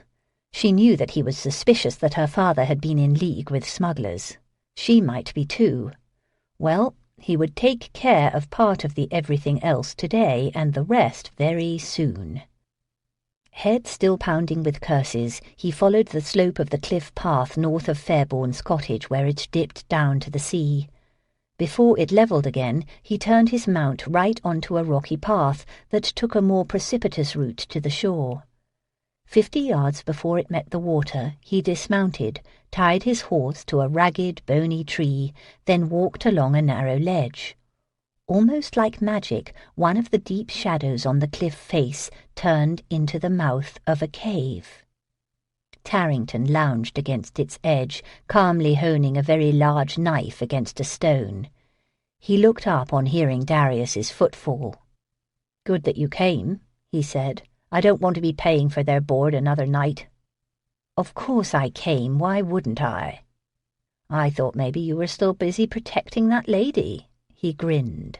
"To say your face looked black yesterday is putting a fine point on it, not that you appear any friendlier today." "I would be much friendlier if you told me what she wanted with you." Tarrington shook his head. "Gave my word as a gentleman not to say." "You are not a gentleman, so you are free to talk." "Gave my word as a cutthroat, then." Darius assumed a cutthroat could be persuaded. He would take care of that later. Right now he would make sure one thing at least was understood. "I warn you now to have nothing more to do with Miss Fairbourne. If I learn that you meet with her again, or discover that you are providing her with special consignments, or even send others to her for that purpose, you will answer to me." Tarrington laughed. He sheathed the knife and gestured. "Come meet our guests. We saw them coming by the light of the moon and waited on shore and took them there. They landed not far south of here." Darius followed him deep into the cave. A fire burned there for light, and 5 men sat against the cave wall. Most were dressed well, even elegantly. All wore expressions of disdain. Some of Tarrington's lads lounged about, their pistols at the ready lest their guests decide to bolt. "They are émigrés," Darius said to Tarrington. "You did not need me at all." "They are indeed, each with his bag of gold and jewels, and most with a sack of items of value or sentiment. It is impressive how they can grab 2 handfuls that are worth hundreds, even thousands sometimes." "Let them go, with their bags and sacks. Where is the crew?" "They ran for it, and what with keeping this lot together." He shrugged. "Just paid hands, nothing more. No danger from them, so it is not a loss." The hell they had escaped. Tarrington must have known them and let them go. "Where are the goods the crew brought over?" Tarrington scratched his ear. "Goods? There were very few. Not worth your worrying about. So little that I found it odd. Normally the cargo is the reason for the run, and these Frenchies are just ballast. Peculiar that so little for sale came across." He pointed over his shoulder. "That one there might be able to explain it. He is why I sent for you." Darius glanced over to a man sitting a little aside from the others. He appeared more roughly dressed, and his coats fit as if they had been made when he was less hearty. "Why do you think he has anything to tell me?" "He brought almost nothing with him. No gold, no miniature of his dear mother. Just some clothes that do not look so fine as those he wears. He speaks English better than they do, too. I thought you might want to have a word with him before we set him loose." Darius examined the man, who refused to acknowledge he was the object of interest. He was young and fit, and his dark eyes served as iron doors guarding his thoughts. A soldier? Possibly. If he were a spy, he would never admit it now. "I believe you are correct, Tarrington. Since you probably are, it is just as well that you held the others too. Keep a close watch on that one. I will return once I arrange what to do with them all." Darius walked back to his horse, cursing anew. Damnation, it might be days before he was able to follow Emma to London. Chapter 21. By the time Emma returned home, her emotions had dulled to the point of melancholy. Even going to Fairbourne's the next day could not raise her spirits. On the second morning, when she arrived at the auction house, Obadiah greeted her with the announcement that Herr Werner had written to say he would be consigning the Count's collection to Fairbourne's. She pretended more joy than she experienced on hearing the news. She tried to blame herself for her mood and for her shocking willingness to be seduced. The guilt would not stick. She could not drum up enough regret to support her efforts at castigating herself. Rather the opposite. At the least convenient moments, memories would slide into her mind of touches and sensations, of Southwaite's eyes in the candlelight, of standing naked in the dawn. At night, while she drifted to sleep, thoughts about that night would own her completely, and her body stirred again, as if she had returned to the ballroom and could feel him in her arms. On the third day a letter came, but not from him. It was delivered at dawn by a young boy who had been paid a penny to knock on the door. Her pulse quickened as soon as she touched the letter. She tore it open and wept when she saw the familiar hand that had penned the few lines. "Emma, I am told that you require evidence that I am alive. How like you to make demands of the devil himself. If I had a choice I would not write this, but have you think I am dead. It amuses them that I tell you this. Yes, it is being read, so I cannot reveal where I am. I am also told to warn you to tell no one that I have written to you. Better if you forgot you had read this too, dear Emma. I am here through my own failed ambitions, and do not want your future to be ruined too. I hold you in my heart, and knowing that you are safe is my only comfort. Remain so, for me. Robert." How like him to warn her off, to rebel against the plans that ensnared her now. She could not obey him, of course. She could never just forget about him. Now that she knew her heart had not lied to her for 2 years, she had to buy his freedom. She called for her carriage and had Mr. Dillon take her to the house where Cassandra lived. Cassandra knew at once that something important had happened. She made her sit and demanded to know the reason for her flushed excitement.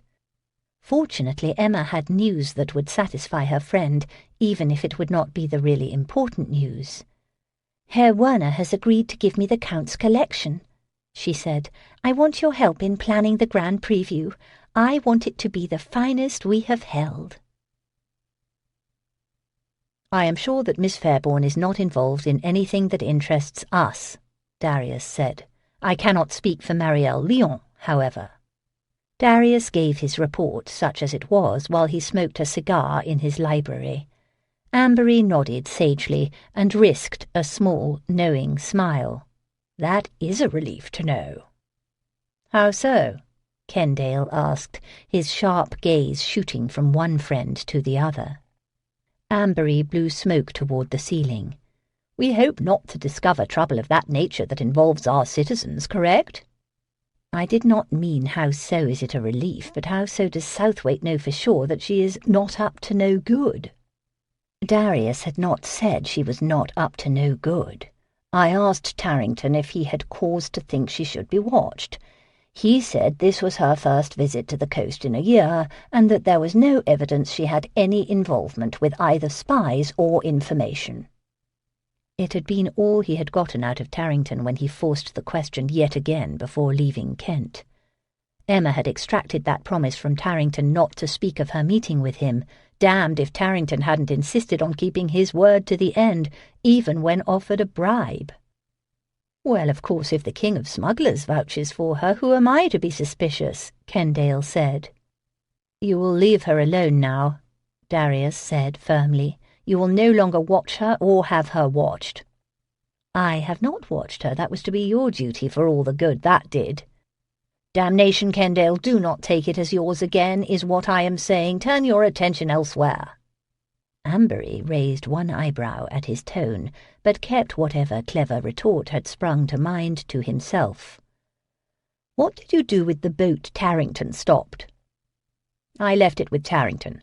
I brought the spy back with me. He is a guest of the Home Office now," Darius said. "He may not be a spy," Ambery said. "The boat held little of value on it, a few kegs of brandy to pretend it made the journey for trade. 4 other refugees came who are dismayed to find themselves guests of the Home Office now, too. As for the man in question, he brought nothing personal with him. That is what made Tarrington suspicious. Who would flee his home, perhaps never to return, and not pocket at least one item of value or sentiment?" "You should have just hanged him," Kendale said. "We still have a government, Kendale. It has the authority to hang people, not us." Ambery spoke casually, but anyone who knew him would hear the pointed notes of disapproval. "Your bloodlust against the French is why we do not allow you to do anything on your own. None of us relish the notion of being tried for murder." The word bloodlust seemed to check Kendale. He even appeared momentarily chagrined by the lecture. Ambery became all smooth amiability again. "It was convenient that you were on the coast, Southwaite. It spared me another journey." Yes, most convenient to their mission, most inconvenient to his private purposes for being on the coast in the first place. He had not seen Emma since her carriage had rolled away from his house. His own return had been delayed 2 days while he arranged for the transport of the boat's passengers. Upon finally arriving yesterday, he had flipped through his mail, looking in vain for her plain penmanship on a letter. What had he expected her to write? That she had erred? That, of course, she would entertain the notion of marriage? It had been a proposal of obligation. In addition to her everything else, she was not a woman to accept the obligation that such a marriage would create for her in turn. "All of this duty is making me feel old," Ambery mused, while he poured some wine. He looked at the decanter and cocked an eyebrow in Darius's direction. "It is French. From your cellar, I assume," he teased. Kendale looked down at his own glass. "It is very old, like you feel." "We must do something fun before we forget how," Ambery said. "Perhaps we should all go to Penthurst's ball. Were you invited? That was bold of him." "Damned bold," Kendale said. Darius had been invited. That letter had been waiting upon his return too. It was not clear whether Penthurst had sent it as an attempt at rapprochement or as a perverse, sardonic whim. He was capable of the latter. "I say we go," Ambery said. "We will clean you up, Kendale. If we put you in formal dress and teach you to smile, you should be presentable, at least. I will introduce you to some young ladies who, rumour has it, find you attractive in a somewhat barbaric way." "I am not looking for a wife." "Nor are they looking for husbands, since they already have them." They all laughed, but thoughts of his own ballroom filled Darius's mind, and of a woman who had never danced in such a chamber, but whose eyes and body and sensual embrace had enchanted him beneath a large chandelier. "Here he comes," Cassandra whispered with excitement. "I cannot believe we pulled this off, Emma." Nor could Emma believe it. Evidence that they had walked in the auction-house door. Herr Ludwig Werner, bedecked in his braided coat and military in his bearing, approached them and bowed. Obadiah bowed even deeper. "We are extremely honoured that you have entrusted us with the Count's consignments. We will not disappoint you." Herr Werner raised a hand in a gesture to invisible people. A small army of servants began carrying in paintings. Emma wetted her lips and stepped closer to Obadiah. "Titian," she whispered, as a large mythological scene paraded by. "What a magnificent Titian!" Obadiah exclaimed loudly. Herr Werner smiled indulgently. "Giovanni Bellini," she whispered as a small oil passed. "The headdress says it is a Doge of Venice." "Ah, Bellini!" Obadiah clasped his hands together in joy. "I think that is the finest portrait by him that I have seen. That is a Doge, is it not, Herr Werner?" "Rembrandt, but questionable," she whispered as an Old Testament scene sped by a tad too fast. Obadiah stopped the servants and peered severely at the painting, then waved it on. Herr Werner would not be surprised if they gave it a less illustrious attribution now. And so it went for half an hour as 25 paintings came in, were given a first cursory inspection, then propped against the exhibition hall walls. When all the paintings had entered, 3 soldiers did as well. "You will not mind, I am sure, if a few of the Count's house guards remain here until after the auction," Herr Werner said. "One does not leave treasures without protection." Obadiah appeared perplexed. Emma inserted herself between them. "We expected nothing less, Herr Werner. I think one of them should stand outside the door to announce to anyone thinking of theft that a sword waits if such an attempt is made." Herr Werner nodded with approval and said something in German to the guards. One of them retreated to the door to take up his post. Emma retreated to Cassandra's side. "Very shrewd," Cassandra said. "That uniform standing guard will be more intriguing than all the advertisements and invitations you could arrange." "I thought so."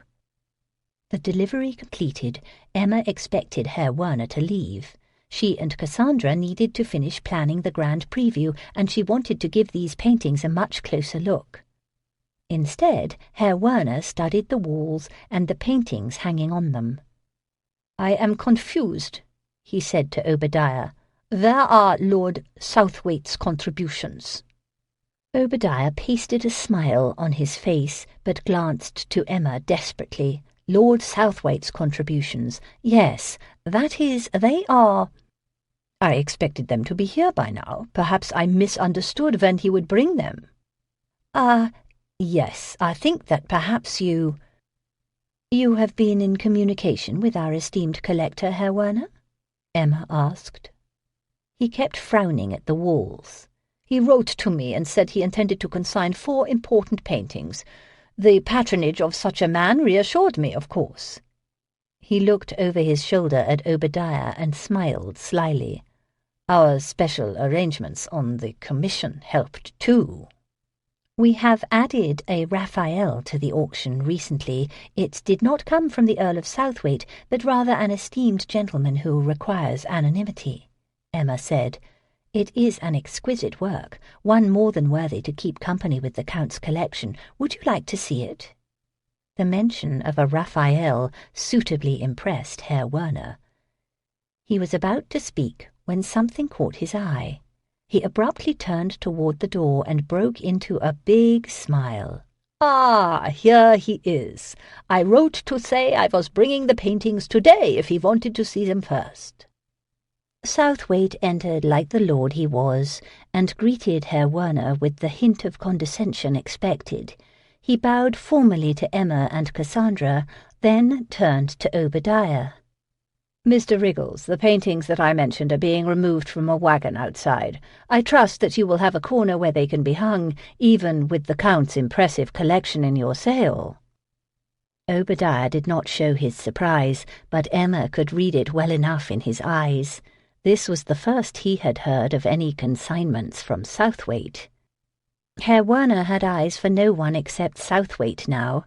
"You intend to auction more current works, I believe you wrote, Lord Southwaite." He rubbed his hands together. "A good mix, then. We will not compete with each other." The 2 men chatted while those current works were carried in.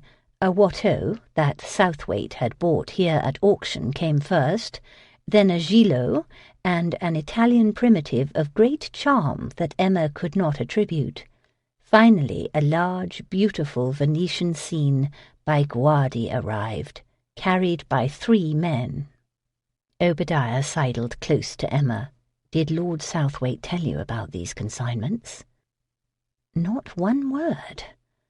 She wondered when he had written to Herr Werner with his intentions. Before they went to Kent, it appeared. Southwaite had not approved of this sale. He wanted the business sold. She knew now that he even suspected Fairbourne's of criminal activity, yet he had taken a step to ensure she received this collection. Herr Werner came over to take his leave. With a flourish, he marched out. Southwaite turned his attention to the Count's paintings. "I will prepare the papers for these consignments, sir," Obadiah said to Southwaite. "They should be in order in a quarter-hour if you would care to wait, or I will bring them to you if you prefer." "I will wait." He lifted the Bellini to get a closer look. Cassandra caught Emma's eye. She nodded her head in Southwaite's direction and rolled her eyes. Then she walked away and sat in a chair near the entrance and proceeded to flirt with the house guards. Emma approached Southwaite. She could not blame him if he cut her now or dismissed her the way he might a servant. He appeared capable of either. She had come to know him so well that she forgot sometimes just how hard he could appear, and how his face and carriage were marked by the prerogatives of his birth and breeding. "It is a stunning portrait," she said of the Bellini that he held. "It is amazing. The clarity of the light makes it very lifelike." "Perhaps you will buy it." "Perhaps I will." He set it down and turned to face her with an expression most cool. "When will the sale be?" 10 days from now. The invitations were sent this morning for the grand preview. It will be the night before. The letter from Robert had made holding the sale as soon as possible an imperative. Her fingers had almost bled last night from all the invitations she had written. "The Count's collection is better than I expected," he said. "You should do very well." "Your help will make it so. Thank you." He shrugged. "Except for the Guardi. I had tired of them." "I do not mean your paintings, but your correspondence with Herr Werner." He strolled slowly along the wall and resumed viewing the paintings lined up at its base. "Well, you were determined to go forward. If it were going to happen at all, Fairbourne's should make a good showing." Of course. He had an investment here after all. He would indeed want Fairbourne's to acquit itself well, so its value would not be diminished. She paced along with him, admiring the collection, proud of just how good a showing it would be, and relieved that she might well raise the money to ransom Robert. "You are being very cool, Emma," Southwaite said. "Have you nothing to say to me except things about your auction?" "Forgive me, I do not know the etiquette. I cannot imagine what women and men would say to each other in situations such as this." "In your case, you might say that after some thought you realized that only a mad woman would turn down a proposal from an earl." She had counted on him never mentioning that. His pride was hurt still. It was mad, wasn't it? "Idiotic." But also wise, unfortunately. She did not like having to say that again. She resented that he required it. "I disagree. However, for the moment it is convenient. It makes what I am about to say easier to broach." "What is that?" His gaze scanned the exhibition hall, then came to rest on her. "How many lots in this auction will be from esteemed gentlemen who demand discretion?" She swallowed hard. "Not too many." "Make it none." "That may not be possible." "Make it possible. Return what you cannot attach to a name. It must all go, today." "The consigner of the drawings will not agree to have his name used. Also, there is one painting, you have not seen it yet, which must remain, even if all else is returned. The Raphael. Word has unaccountably spread that there will be one." "Has it now? Unaccountably, no less." "I will not give that up. I promise that its provenance is in order." "You can keep the Raphael and the drawings, but you must obey me on the rest. Do you understand that, Emma? The Gawadi alone will replace whatever you might have earned off what you return." She nodded, not because she was sure the Gawadi would do that, but because she could not find the courage to refuse him. He had taken some pains to arrange things so she would not have to sell illegal goods. She could hardly announce that she would do so anyway, even if a part of her wanted to, in order to prove that she had not surrendered more than she guessed in the ballroom. She had, however. That was obvious to her now that she was with him again. His closeness affected her body and her heart. With one look and one word he could spin his spell. She hated to admit that she had little defence against it. He took her hand and bent over it in a bow of farewell. His warm breath titillated her skin and sent trembles up her arm. His lips briefly touched her skin. She glanced around, worried that someone might see the deep flush that she felt warming her face, and the rest of her too. Cassandra still sat near the door. The two guards now stood near her, laughing. Again his lips pressed her hand. He looked up at her, and triumph showed in his eyes. He knew about that flush even if no one else did. It was all there, his awareness that she was hardly immune and the power that her surrender had given him. He did not appear to be a man who had accepted her rejection, but then he had given her fair warning that he would not. One more kiss. Then he walked away. Cassandra received a bow too. After the Earl left, she hurried to where Emma stood. She looked at Emma with anticipation. "We need to complete the planning of the grand preview," Emma said, walking toward the storage. "We must decide on the food and drink." Cassandra followed. What a surprise to have Southwaite bring those paintings! It was very surprising. "It will be the finest auction of the year, I think." "Your jewels will have the best audience possible." Emma moved aside the roll of drawings that came to her by way of Marielle Lyon, then set a sheet of paper on the desk. "What should we feed the guests?" "Better turn your mind to the drink first. That is the costlier provision. Punch?" "Punch will do, but—" Emma rose and squeezed between the tables toward a far corner where canvas covered a blocky tower. Southwaite had commanded she return anything without a named consignor. She did not know how to return the goods that had come in the wagon, nor would she do it. She needed to raise a good amount of money from this auction. Herr Werner had demanded a much lower seller's commission, and she would owe Marielle and Cassandra payments too. She would make sure that those books and silver and even the silk and laces had a consignor, though, so he was not exactly disobeyed.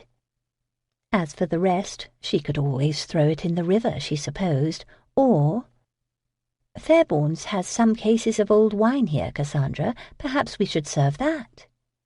She fished under the canvas until her hand felt a bottle's neck. She pulled it out and made her way back to the desk, holding it high. "Serve the punch, but definitely offer wine if you have enough."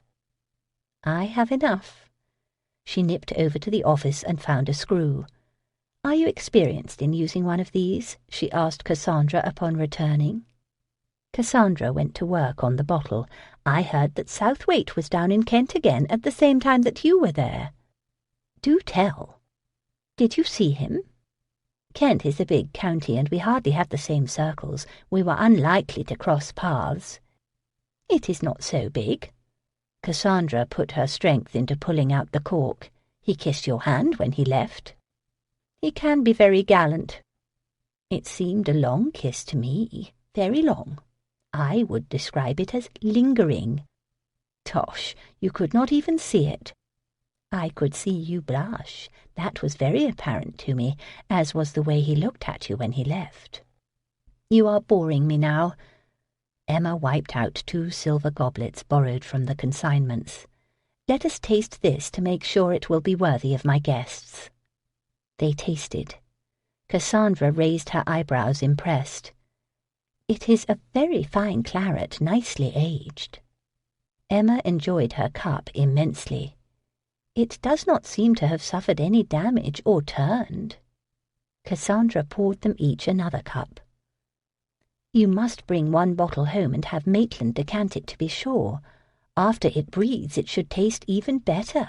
Let us try a bit more, though, to make sure our initial impressions hold. Emma's impressions improved with the second cup. It warmed her and brought the gentle peace wine could imbue. Emma, forgive me for asking, but if I do not, I will burst. Have you been a little naughty? Cassandra asked between sips. With Southwaite, I mean.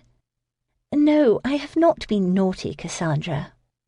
Oh, that is a relief. Cassandra pressed her palm to her heart.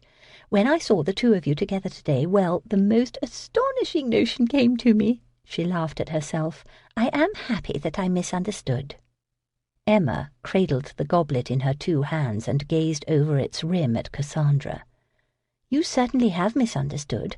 I have not been a little naughty. I have been very, very bad. Cassandra's eyes widened in shock, then narrowed fast.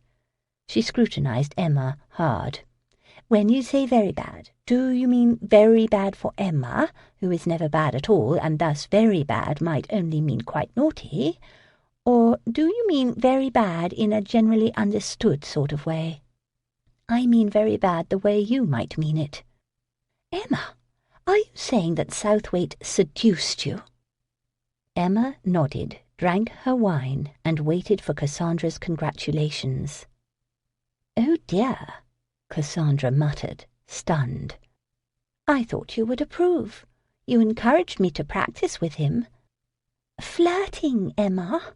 I encouraged you to practice flirting with him.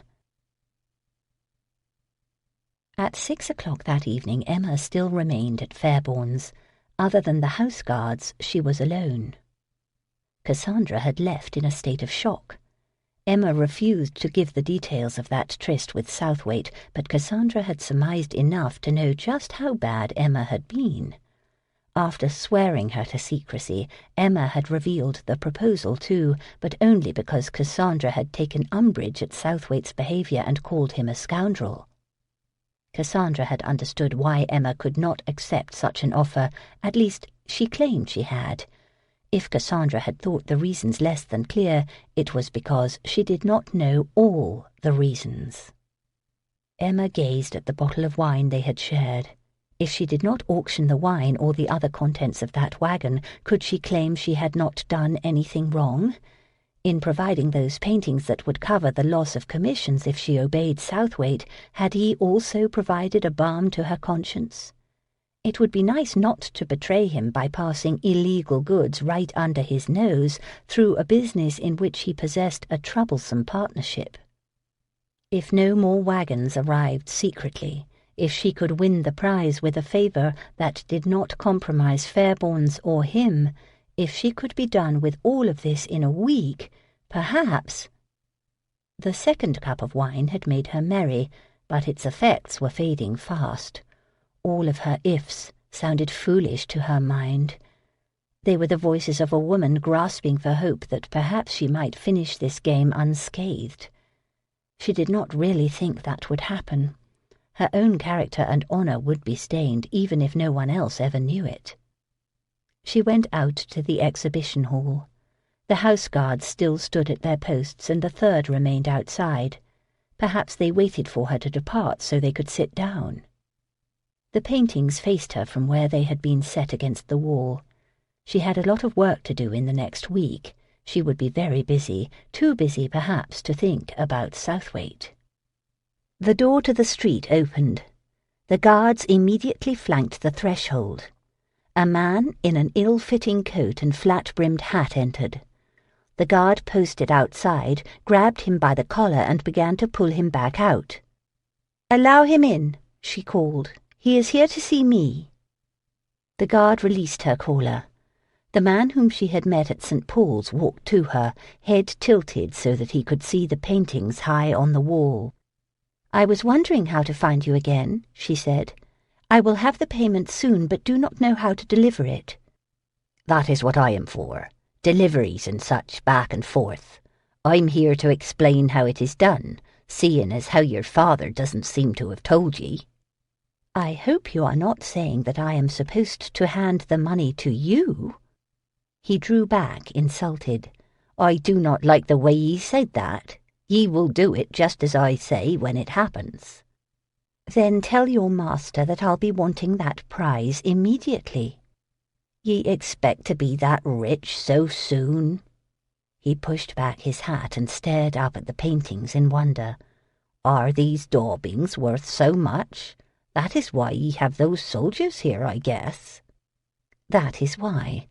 So deliver my expectations to whoever sent you. Tell him that I will be waiting to hear his plans for receiving the payment and delivering the prize. The auction is 10 days hence. I want to settle this 2 days after that." He turned to her with a perplexed frown. "Did ye not hear me the last time about watching that sharp tongue? I'll say it nicer for ye, so it ain't taken wrong."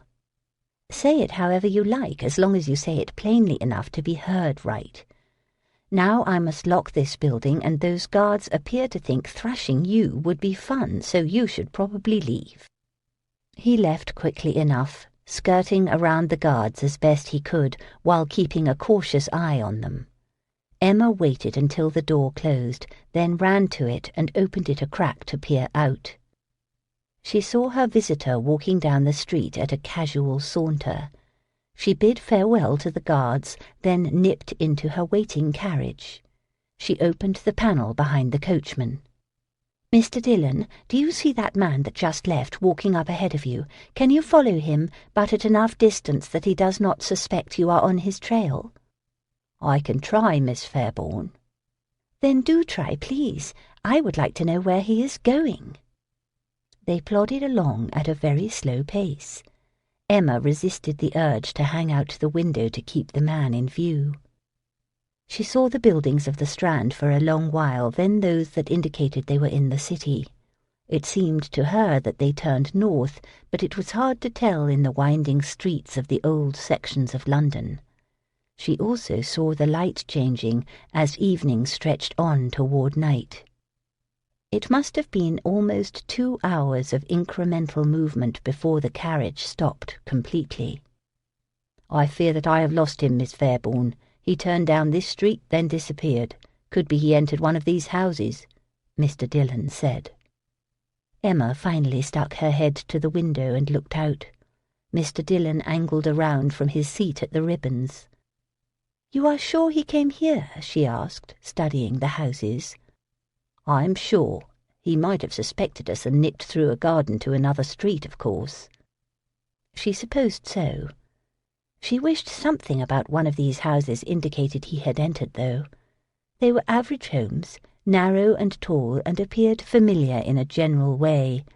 The people walking this street looked like so many others in the city, not poor, but far from comfortably situated, too. "Not as crowded this time," Mr. Dillon said. "Even ne'er-do-wells have to eat supper." She looked up at him. "This time? Have you been here before?" "Not here exactly. The next street over, remember? That house with the blue door that I took you to. It is right down there, over one street." No wonder this neighbourhood looked familiar. She was sitting within 200 yards of Marielle Lyon's printmaking studio. Chapter 22. Torches flamed on both sides of Albemarle Street, illuminating the carriages lined up to release their occupants. Inside Fairbourne's, Obadiah Riggles prepared to perform as both auctioneer and exhibition hall manager. Emma kept reassuring him that he would excel at the latter role, but a grand preview was not the night to find out if that were true. She hoped the presence of Herr Werner, who was not too proud to do a bit of hawking of his master's paintings, would avoid having Obadiah ever be stumped by questions he could not answer. Society began entering the auction house, first a trickle, then a stream. Ladies in artistic turbans and narrow diaphanous evening dresses posed on the arms of gentlemen dressed with more variety. Some wigs could still be seen among older men, as well as colourful frock coats. The younger ones sported the subdued garments and the short classical Roman-cropped hair promoted by Republican sentiments. Emma wore a dress of dusty lavender with long, full sleeves and no jewels or feathers. This was not a social occasion for her as such. Mourning did not prohibit her attendance, but she sought to appear appropriately sedate. Cassandra had not been so constrained. Her jewels were a highlight of the auction, and she wore one of the most magnificent on her neck. The reds and blues of her new turban wrapped her dark crown, all of it set off by a huge white feather. She stood near the case holding the other jewels, smugly enjoying how society's matrons had to acknowledge her in order to peer at the riches. Emma spied a large party outside the door. A man with them entered first. Tall, dark, and unnaturally beautiful, he held the door for the rest. He shared smiles and laughs with them while he eased the happy knot toward the walls, then turned and signalled for a member of the staff to bring them wine. Leaving the party as smoothly as he had joined it, he approached Emma and bowed. "Miss Fairbourne, you look to be triumphant tonight." "How nice of you to say so, Mr. Nightingale." He turned his attention to the mosaic of paintings. "They are as fine as your father ever procured." He cocked his head, still watching that wall. "Mr. Wriggles is having difficulties, however. I just heard him refer to the small portrait as by Gentile Bellini, not Giovanni." "An understandable error?" "Not with a crowd such as this. I think that you badly need an experienced exhibition hall manager tonight." Pride made her want to disagree. She did not want Mr. Nightingale to be right about anything he had said to her after the last auction. She looked for Obadiah and saw him surrounded by patrons. A most respected collector pointed at the Titian while he spoke. Obadiah tried valiantly to appear confident and expert, but Emma could read the desperation in his eyes. 2 guineas, she offered, for tonight and the auction. Also, while I may need a manager with this crush, I do not need a husband, Mr. Nightingale. I trust that your return means that you understand that." He laughed, as if she had made a great joke. He appeared to have forgotten that he had ever proposed. He turned and welcomed a viscountess who had always been one of his favourite rich birds. The flatteries flowed like molten sugar in both directions, but Emma suddenly lost all interest in the show. A most illustrious collector had just entered the auction house, and he commanded all of her attention. Her heart rose to her throat. It remained there, blocking her breath. She had been waiting all night for Southwaite to arrive. She realized she had been waiting all week to see him again. The excitement that had maddened her today had not been only because of this party. He was not alone. 2 men accompanied him. One was the handsome man with blue eyes from the first auction. The other looked familiar too, but Emma could not remember where she had seen him. Cassandra left her post by the jewels and hurried over. "You must be very charming to him, Emma, no matter what you think of his scandalous behaviour toward you. He has brought 2 of his friends and elevated the party in doing so." "Who are they?" "The friendly one is Viscount Ambury, heir to the Earl of Highburton. The scowling, unpleasant one is Viscount Kendale." Cassandra froze and quickly turned her back on the trio. "Oh dear, he is coming this way. Be brave, Emma." She glanced over her shoulder. "Oh dear." She hurried away. Oh dear. That was what Cassandra had said after learning about the ballroom. 3 times she had said it. Oh dear, oh dear, oh dear. Southwaite moved in Emma's direction. He made slow progress. His name was on the catalogue sheets as a consignor, so he was one of the actors in this show, even if the absent Count von Karlstadt was the leading man. Everyone wanted a word with him. With each of his steps, a delicious anticipation took a stronger hold of her. Oh dear. "I trust you are not going to cut me this time," he said when he finally greeted her. "I never cut patrons who can sign 4 superb paintings." "You only cut partners with a vested interest in what you are doing, then?" "Only partners who might interfere with what I am doing." She looked out on the crowd in the hall. It may be the finest grand preview Fairbourne's has seen. The Count's collection helped, as did the houseguard standing outside all week, but I think many thanks go to you. Did you encourage attendance tonight?"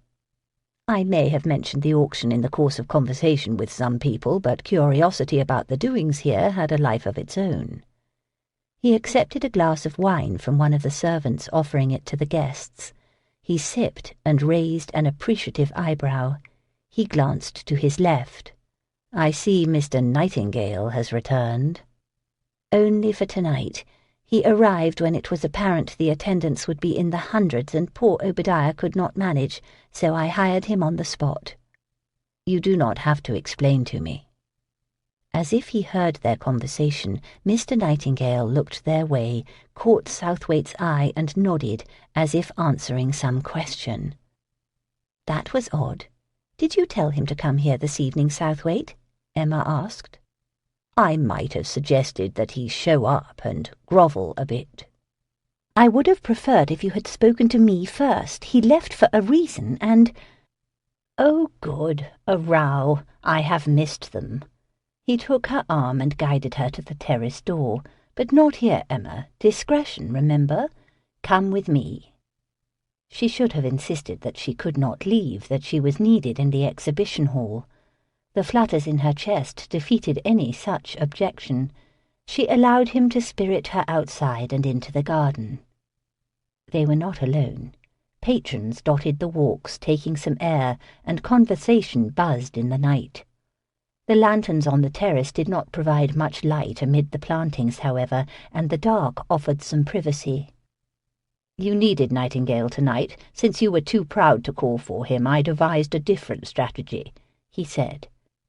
"I did not ask you to devise a—" "I did not require your request, Emma. I am an investor, remember, a partner. My equal interests in this auction permit me to devise whenever I choose." His words penetrated her silly excitement. They entered her head and just sat there in their fullness with all their implications. She stopped walking and looked at him. She almost burst out laughing at her own astonishment. At the same time, however, deep discouragement killed her joy and turned her spirit tired and leaden. My own interests. He was not only speaking of his 4 paintings. I am an investor. She could not believe she had been so stupid. In all of her plotting and calculations, as she estimated the auction's income and subtracted the payments to consignors and agents, she had neglected to account for the most obvious and largest cost: him. Her father's accounts had shown no such payments to his partner, but there had been many with no name at all. She should have assumed some were to Southwaite. If a man invested in a business, he anticipated some income from it. Whatever Fairbourne's made of this auction, Southwaite would receive half, more than half, since she had never given him his share from the last sale. A glint moved in the dark as he sat down his glass on a stone bench. Emma rather wished she had not served the wine tonight. She could have sold it somehow, even if not at this auction. She could have gotten good money for it if its quality impressed both Cassandra and this Earl. "You are suddenly subdued, Emma." "I am reconciling myself to admitting that you were correct in anticipating that I would need Mr. Nightingale tonight. Within a half-hour Obadiah was a drowning man in that crowd." "Then you forgive me?" He said it as a tease, which meant he did not really require her forgiveness. "You are an owner. I cannot even claim the rights of one myself. It is not for me to forgive." Her mind kept racing through figures and likely commissions. She would not see 3,000, she was certain, after Southwaite was paid. She would possibly have 1,500, however. She would just have to agree to do that favour. Southwaite pulled her into the shadows behind some shrubbery.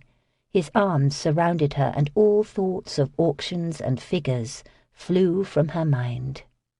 "I am not only an owner and an investor, Emma. I was your lover. Have you forgotten that so quickly?" His forehead touched hers, then his lips brushed her mouth. "Do I need to remind you?" "I need no reminders about the past.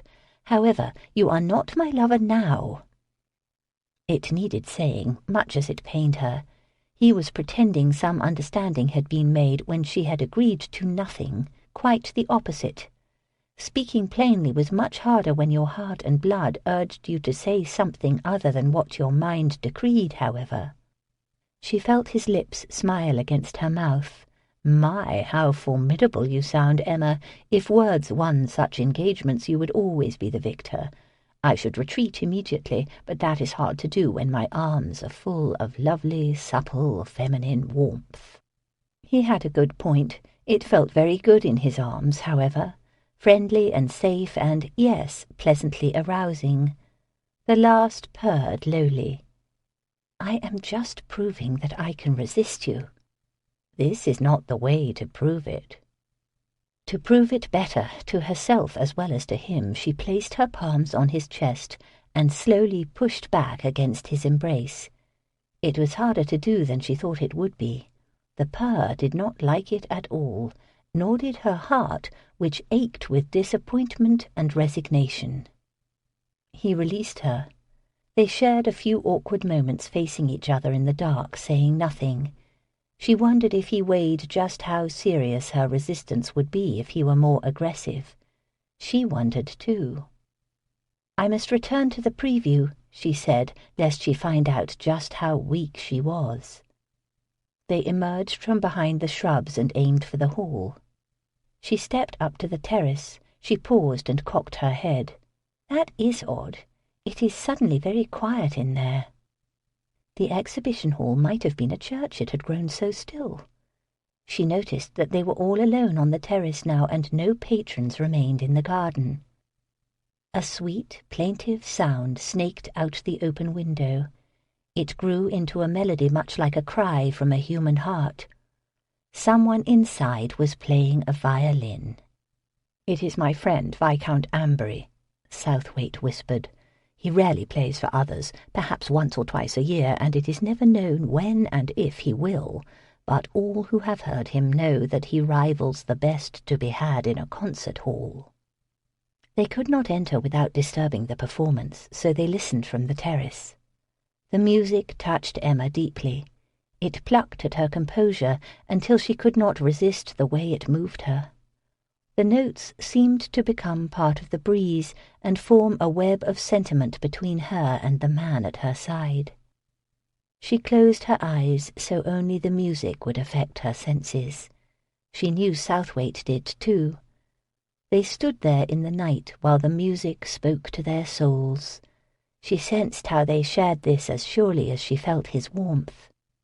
It was not a long piece.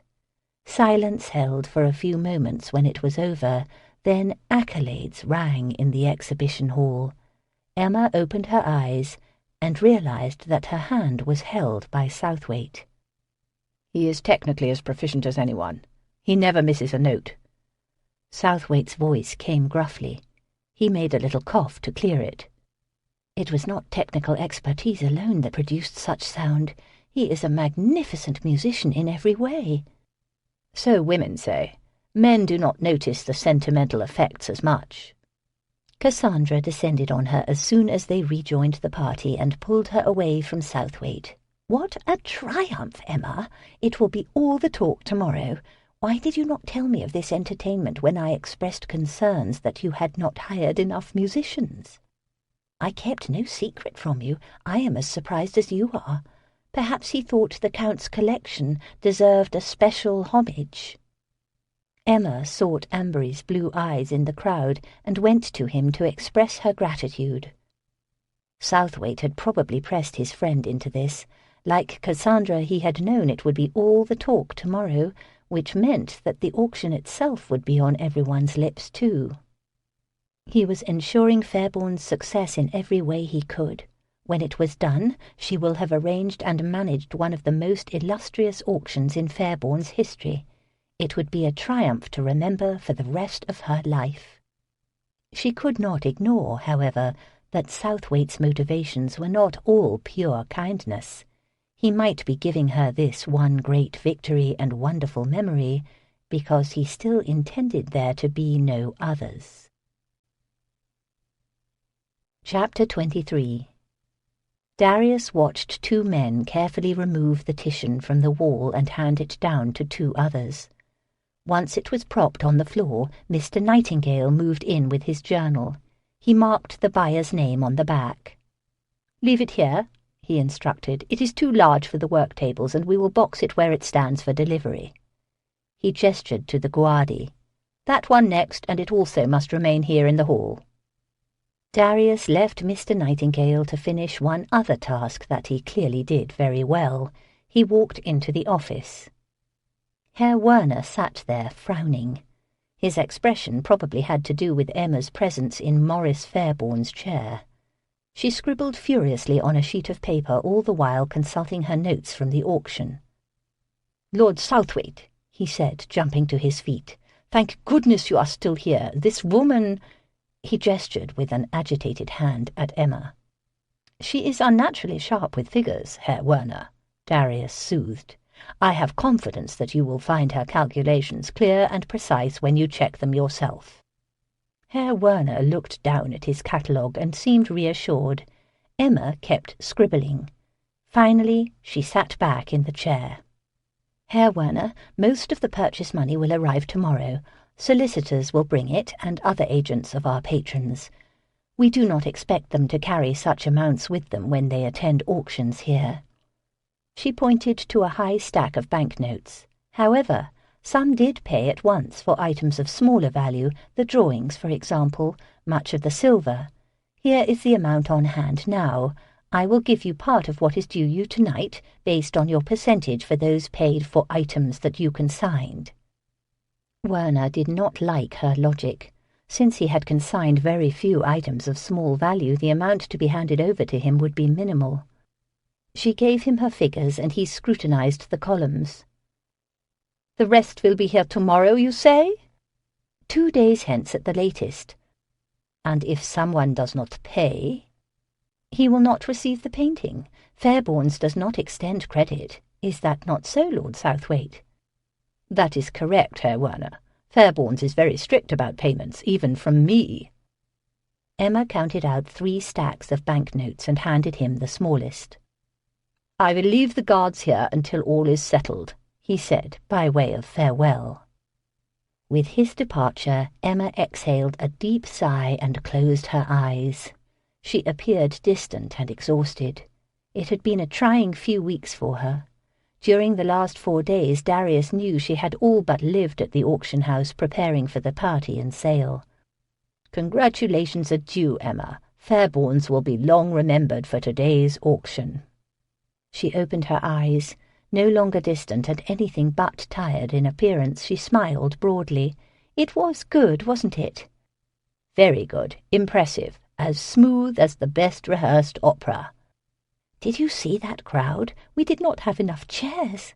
Mr. Nightingale reported he counted more than 300. She flushed with excitement. "And the bids! Cassandra is in heaven over what her jewels brought. The drawings went for much more than I expected, and I cannot believe that the Duke of Penthurst paid so much for your Guardi. That was the biggest surprise of the day." "He has always admired it." It had been the surprise of the day for Darius, that was certain. He hoped Penthurst had not purchased it out of nostalgia for better times between them. They had been together in Venice during their grand tours, and Guardi's view of St. Mark's Square captured nuanced impressions of that experience. Fortunately, his pursuit of it distracted him from the Raphael. "I am glad that is going to you, Southwaite. The man who consigned it will be very glad to know it will have such a worthy home." Still smiling and restless in her happiness, she stood. She pointed at one of the stacks of banknotes. "That is yours." She picked up the other and began stuffing it into her reticule. He eyed his stack, then picked up the accounting she had given to Herr Werner. "This is not clear in naming the costs." "Of course it is." She came around the desk and pointed at the figures. "See here, this is the auction's total, but these down here address the amounts received today. This is Fairbourne's costs and payouts, and this—" "I do not understand the need for some of these expenses. The amounts are very large." He folded the accounting. "There is much to discuss here, Emma." She groaned audibly. "I will sit and explain every line to you, but not right now, please. I want to store this money safely in my house, then celebrate how brilliant I was today." "You should not do either alone. Are you done here? Can you leave the rest to Nightingale and Wriggles? Good. I will call for my carriage." Southwaite ushered Emma out of the auction house with a surprising lack of ceremony. In no time at all she found herself in his carriage with her bulging reticule on her lap. He climbed in and sat across from her. She stuck her face to the window. "Mr. Dillon?" "I just sent him home. I will see you return to your house once matters are settled between us." He was still curious about the accounting. She knew why. She just did not want to match wits with him over it now. "What is to settle? I calculated everything on the assumption that you were to get half." She held out her hands. "All done." He gazed at her reticule. She had stuffed in so much money that it would not even close properly. It looked like a fattened chicken. "Were you going to ride home with that much money with no more than your coachman as an escort?" "Mr. Dillon is capable of protecting me, nor are there highwaymen on the streets of London." "There must be at least £1,000 there. A member of your staff could have told a friend to lie in wait. That reticule would be far gone before Mr. Dillon even climbed down from his perch." "That would never happen." "It won't now, since I am here." It was thoughtful of him to offer protection, but she suspected that his fascination with her reticule had nothing to do with thieves. He had noticed that her stack of banknotes had far exceeded his own in height. That was all. He wondered to whom all that extra money would be going. Perhaps he even thought that payments for consignments of smuggled goods were included. If so, he would be right. She decided it would be best to immediately tell him about Marielle Lyon's 20% and Cassandra's 10%, and her decision to put off paying him for the first auction until she received all the money from this one. All of that might keep him from probing too deeply on what else was in her reticule, and why. "Let us go to the park and take a turn, and I will explain the accounting while we walk," she said. "I do not think a park is the appropriate place." She leaned toward him and whispered, "I will talk very softly like this, and no one will ever know that our conversation is about something as terrible as money. There is a successful auction to celebrate, Emma, and we cannot do that in the park. Far better if we go to my house, where we can enjoy both discretion and comfort while we congratulate each other." She looked at him. He looked right back. "Southwaite, are you being sly? Are you just trying to get me alone?" "Absolutely, but you have nothing to fear. Your formidable resistance should protect you from me if seduction enters my mind." He smiled. "I have no suspicious ulterior motives today, however. I want to toast you and praise you as you deserve." Emma viewed the facade of Southwaite's town home with some trepidation. The last time she had entered one of his properties, she had ended up naked in the middle of a ballroom. He claimed he had no ulterior motives, however. He had not even tried to kiss her in the carriage. He brought her to the library, a vast, comfortable room on the second level that overlooked a charming side garden. A dark-haired woman sat near those windows reading a book.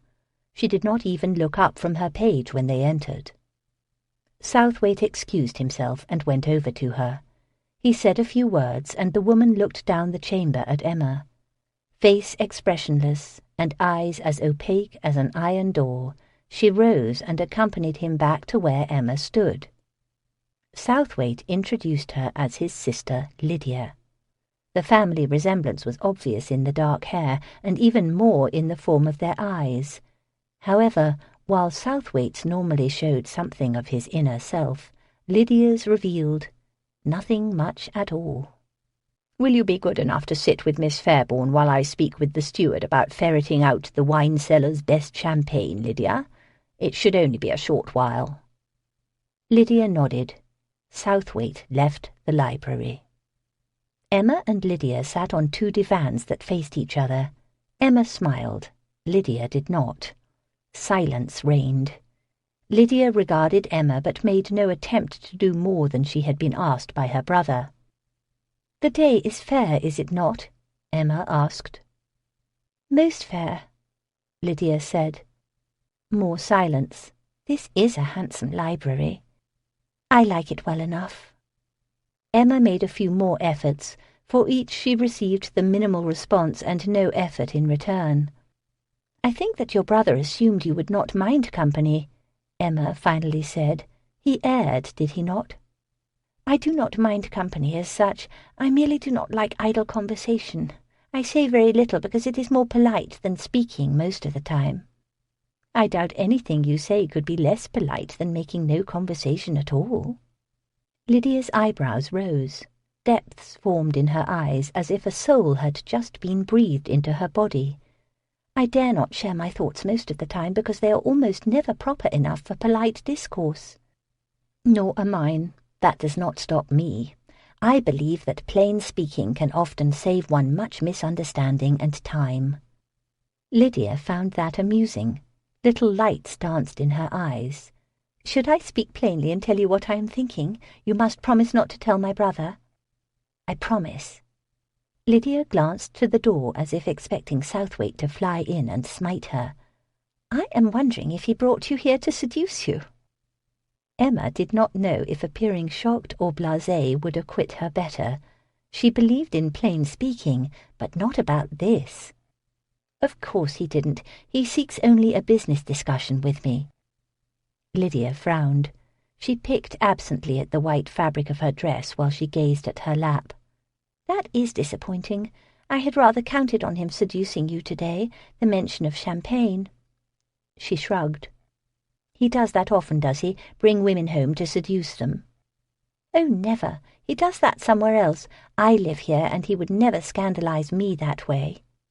"Then history says I am safe, am I not?" "I expect so. What a nuisance." She looked up. "I do not suppose you would consider seducing him instead." "I would not want to scandalize you either." "I would not mind, truly. I am 22 and am almost never scandalized any more, least of all by my brother's affairs." More silence. It had been an odd conversation. Emma had difficulty swallowing her curiosity about just how peculiar it had been. "Why did you even think he had those intentions?" she asked. "He has been too interested in that auction house. He invested on a collector's whim like a boy buys a toy, and now it is troublesome to him. He feels obligated to make conversation if we have a meal together, and recently I've heard a lot of Miss Fairbourne this and Miss Fairbourne that. I assumed he had some fascination, and being a man, he would do what men are wont to do when they are fascinated." "I am flattered that he spoke well of me to you." "Oh, no, he didn't, not at all. It was never the wonderful Miss Fairbourne, more the annoying Miss Fairbourne and the exasperating Miss Fairbourne." "Do tell." Emma could not help but laugh. Lydia laughed too.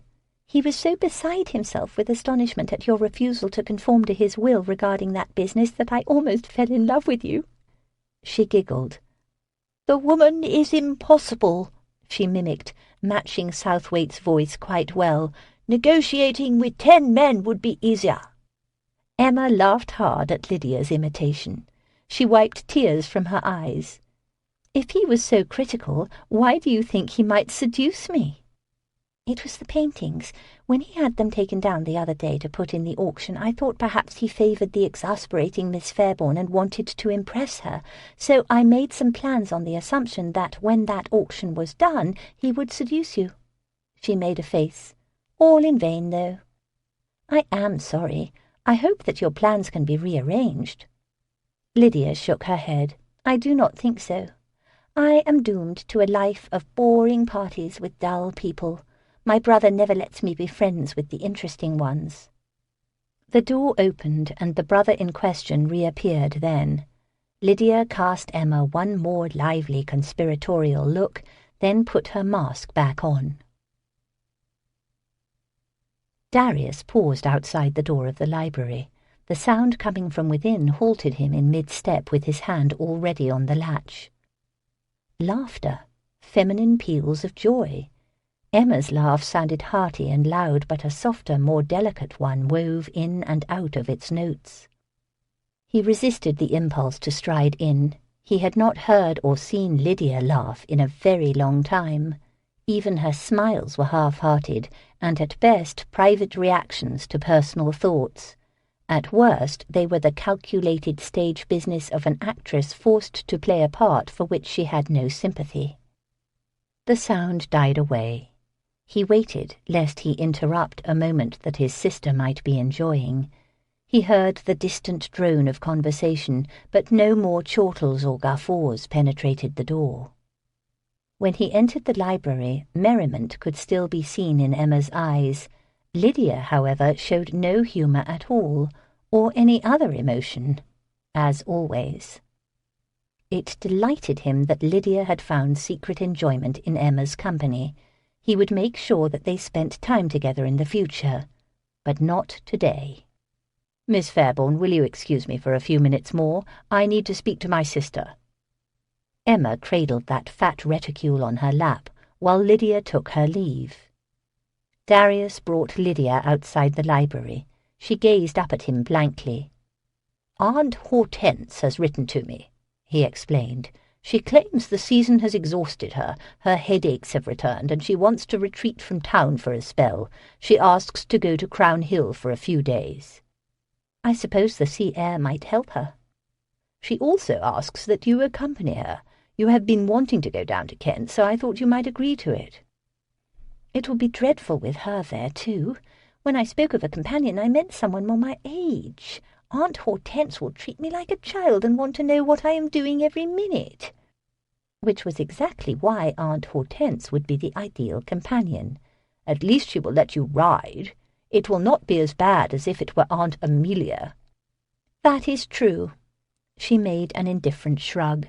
"It will be boring, but at least a different boring. I suppose I will go." "She plans to leave at dawn. Have your maid pack, and I will call for the carriage. You can stay with Aunt Hortense tonight, so her departure tomorrow is not delayed." "That would make great sense. You are sure that you will not need me here to help with Miss Fairbourne?" "Help?" "I know how disagreeable you find her." "I will muddle through." "You are very brave, since she vexes you so. I will go pack, then. Tell them to have the carriage outside in half an hour." She drifted off to make her preparations. Darius gave instructions about the coach, then returned to the library. The champagne had arrived. He sat down beside Emma on the divan and handed her a glass. "Won't your sister be rejoining us?" Emma looked at the door expectantly. "She is otherwise occupied." "That is unfortunate. I like her." "I will encourage her to call on you. Now, let us toast your—" "If she does call, does that mean that you find me dull?" she said, "that you only allow her to be friends with uninteresting people?" Darius thought it astonishing that Lydia had confided her thinking on that or anything at all in such a brief time. "I discouraged a few of her friendships, that is true, but I do not restrict her to uninteresting people. She restricts herself. She makes no calls, she shows no emotion, she is—" He threw up his hands. "I confess that she is a worry to me, a cipher." Emma sipped her champagne. "Perhaps she is hiding something." "What could she have to hide? And if she did have something, why hide it from me? I am her brother." "You are more than 10 years her senior. She probably has no memories of you as an accomplice during childhood. Maybe she sees you as more of a parent. I would, if I were her." That was a ridiculous idea, except it really wasn't, he admitted in the next thought. "This is very good champagne," she said. "I expect it is very old." "Some years. Now, about that toast." "Before you praise my victory, I need to explain something," she said. "You were correct. There are large expenses that will affect the actual profit that Fairbourne sees. I have the money for some of them with me, which is why my share looked so much bigger than yours." He did not want to talk about this now. She had decided that she did, however. Why did he think that meant he would not be hearing the whole story? "What kind of expenses?" "Commissions. I paid someone to find the drawings for me, for example, and I must now give her 20%. "You paid someone 20% to find you those lots? That is ruinous." He did not care how thick his stack of banknotes ended up being, but giving out 20% of the income would close Fairbourne's within the year for certain. "It was necessary, nor is it a practice that I will continue. Why, I only paid 10% for the Count's collection, for example." 10% of the amount of the final bids, or of the Count's commission paid to Fairbourne's?" "Of the commission, of course." She laughed at him like the question had been too stupid to endure. Then a small frown formed. "I am sure I explained it that way to Cassandra. She knows how auctions work, and she would never misunderstand." A bigger frown. "Yes, I am certain she knows it is 10% of the commission and not the final bids." He stood and walked to the front window. Down below the coach waited. "You had better hope she does, or you will see very little from today." Lydia's bonnet came into view as she left the house. A footman hefted her portmanteau onto the carriage, and another handed her in. Before her head ducked inside, she glanced back at the house. Her expression surprised him. She looked happy. It seemed Lydia preferred a boring aunt in Kent to a tedious brother in London. The carriage moved, taking Lydia away. Free now to contemplate the evening's privacy, he looked back over his shoulder at Emma. Her frown remained, deeper now. She reflected hard on something. She appeared worried, desperately so. "I am sure that Lady Cassandra has no illusions that she is getting all of Fairbourne's income from those paintings, Emma," he said, going back to her. "That is what it would be if she received 10% of the total take." "I wish I were as confident as you are. Now that you raise the chance of it, I am scouring my memory to recall exactly what we said to each other on the matter." "If she misunderstood, I will make sure that you are not out anything for the error of her thinking." She turned her attention to him. "I am sure it will not come to that. Anyway, I thought that I should explain the commissions, since you noticed so quickly that the expenses were too high. Is there anything else that you found suspicious and want me to explain?" Suspicious had been an odd word for her to use. Unfortunately, it had also been an accurate one. In accordance with his instructions, there had been no lots consigned by discreet anonymous gentlemen, except for the drawings and the Raphael. Instead, there had been lots of silver and sumptuous silks and lace consigned by Emma herself, on her own account. Emma had obeyed the letter of his command, but not the spirit, he suspected. The proceeds from those lots now rested in Emma's reticule too, if his quick reading of her preliminary accounting had been correct. If he asked her about them, what would she say? That they were family items she decided to turn into coin? He could never disprove that, even if he felt sure it were not true. As had happened often since they had met, he did not want to accuse her outright. There was little reason to, when he could not prove his suspicions. She would never just break down and confess it all. Nor did he really want her to confess it, he realized. If the sale of illicit goods became a fact instead of a suspicion, it would have to change everything. Still, he should mind those lots more than he did right now. But then she appeared very lovely and vulnerable sitting here. The dove grey of the dress she had worn to the auction flattered her hair and emphasized the subtle rose tint on her cheeks. Confronting her about the source of that silk could wait, perhaps forever. The sum total of those lots was not very large, and after today she would not do it again. He would make sure of that. He rested his hands on the back of the divan and bent over her shoulder to pluck the champagne glass from her fingers. The faint scent she had used today teased his nose, and the skin of her neck and face, so close to his own, lured with its promise of velvet softness. "You can explain the rest at the final accounting, Emma. It is a different matter entirely that we need to settle today." Chapter 24. She could not say he had not warned her. That was Emma's thought as she turned around to look at the man standing behind her divan. Her gaze moved up his frock coat to his face, hoping she would see humour in his eyes that indicated he was teasing her now. His expression made her breath catch. It was apparent that at least one of them did not question what would happen now. "Lydia?"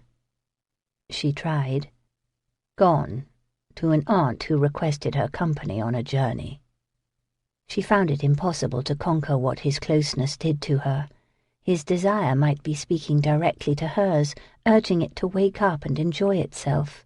Her reactions came fast, without mercy.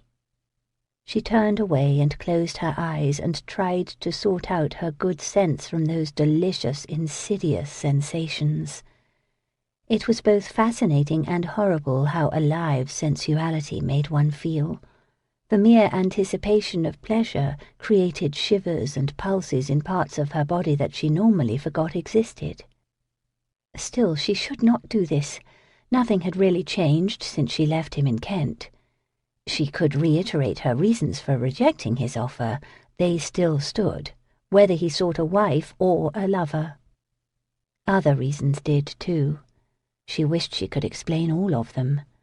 She wished that she could be the plain speaker she always claimed to be. If she told him everything and how badly it might all turn out, he would lose interest at once. He came around the divan and sat beside her. With careful fingers he turned her face toward him. He was going to kiss her now, and once he did, she knew in her soul that she would not stop him. She should speak at once if she wanted to claim anything other than immediate surrender had occurred. The words formed in her head, but his lips took hers, and the discouraging sentences broke apart and scattered into so many unspoken sounds. She said nothing, not one word of objection. She made no effort to resist.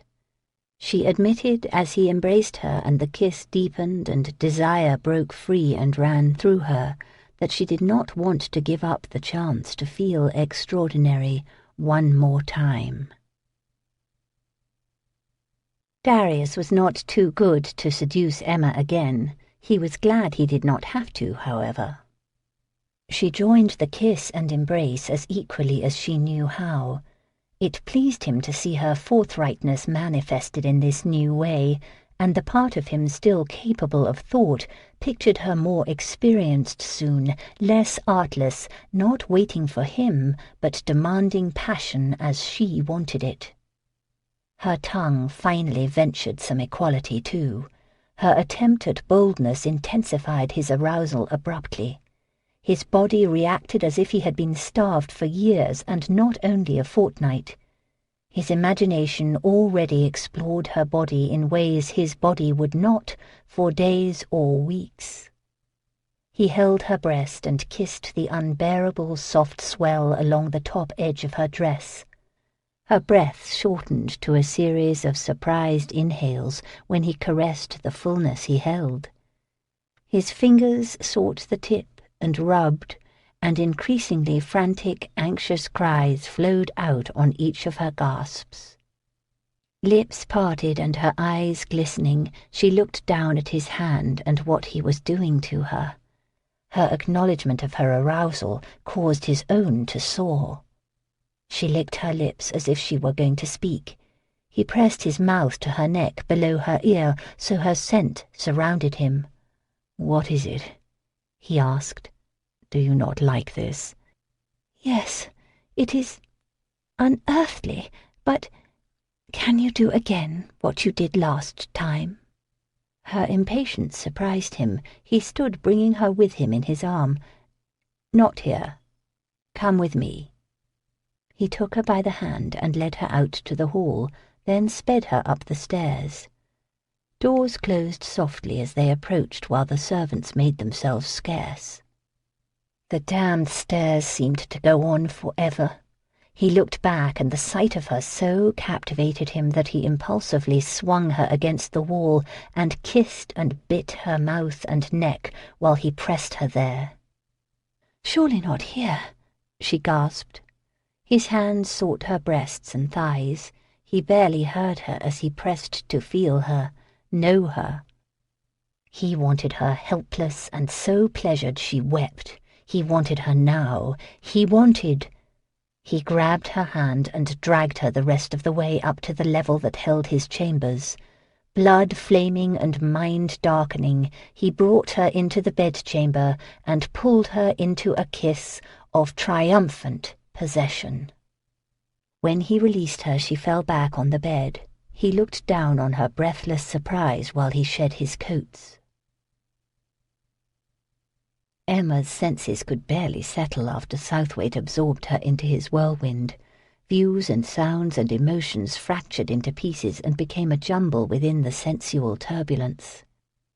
Kisses first sweet, then commanding, trickles of pleasure submerged by a coursing river of need, stairs and a wall and a hard body and devastating hands, a chamber with books and chairs, then another with a bed draped in whites and blues, a kiss, a frightening kiss that did not request surrender but claimed it, as if she had no choice. She floated alone, slowly, through air heavy with sensual scents. Her skirt billowed from a breeze. Her outstretched arms were empty now. She drifted down until her back hit a mattress and a blue coverlet stretched beneath a sapphire tent. Her senses righted a little, enough. She peered through the gathering dusk that still lit the chamber. Southwaite stood near her feet, tall, lean, and strong. His frock coat slid away, then his waistcoat and cravat. Each movement seemed a taunt, a dare, and a warning. He seemed to strip away his gentility with the garments. Deep in her, a primal thrill said there would be no etiquette at all left in him soon. Suddenly he stood there naked, his body like marble in the grey light. Then the statue moved until he knelt on one knee beside her, his body and face braced on taut arms that flanked her. For one lucid moment she admired him, his face and hard shoulders and the intensity that desire gave his dark eyes. Then he came down to her and filled her arms and overwhelmed her, and plain thinking was lost to her again. He caressed her as if she had ceded everything to him, her body, her privacy, her everything. He created unbearable pleasure that became tortuous, so much so that she resented the garments that made a barrier to the body she embraced. When he kissed her breast, the fabric between them became an agony. He shifted his weight so he could turn her. She hugged the mattress while he unfastened her dress. Each small release sent a tremor down her center, as sure and focused as an arrow.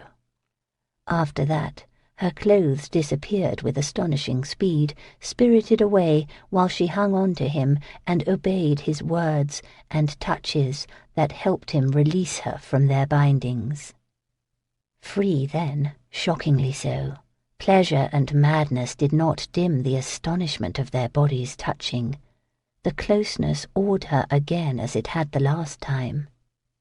He caressed her breasts, and they swelled and rose. His tongue flicked at one tip, and it tightened even more.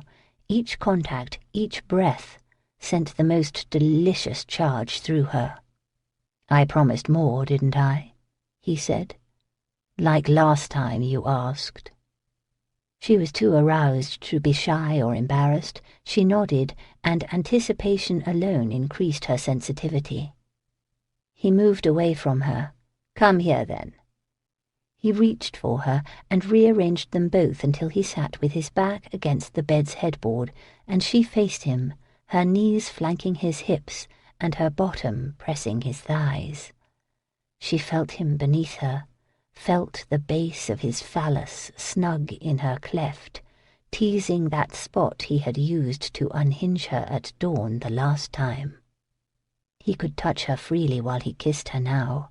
He could tease and titillate both of her breasts, and he showed no mercy.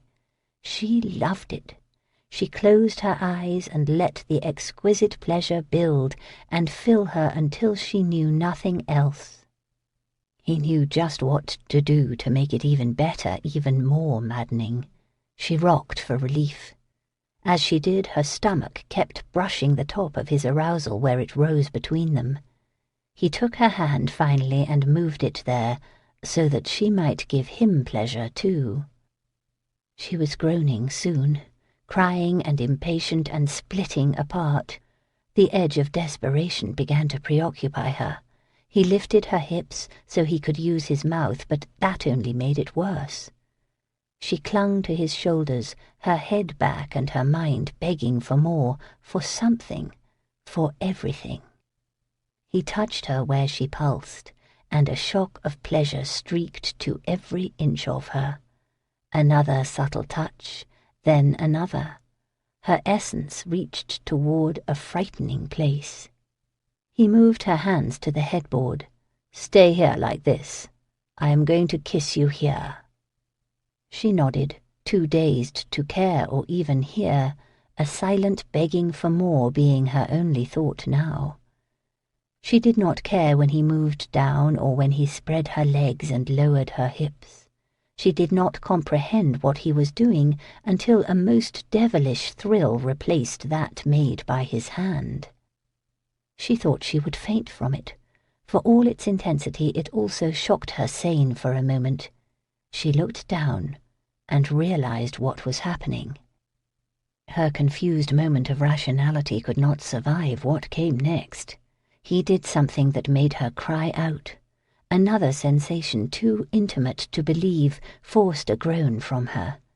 Then the insistent and building cravings spread until that was all there was, all she was. She clung to the bed while pleasure pushed her to desire's ragged peak. She crashed through the barrier to completion. She seemed to hover suspended for a long, incredible spell of pure sensation. Then the need itself snapped, creating a scream of pleasure that owned her, body and soul. She found herself straddled atop him when her own voice and thoughts could speak again. He entered her, stretching her and filling her and claiming her anew. She had neither will nor strength, nor even a secure sense of her own body still. The remnants of her self-possession offered no protection at all from the pervasive intimacy of being encompassed by his tense arms and body while he thrust hard and deep.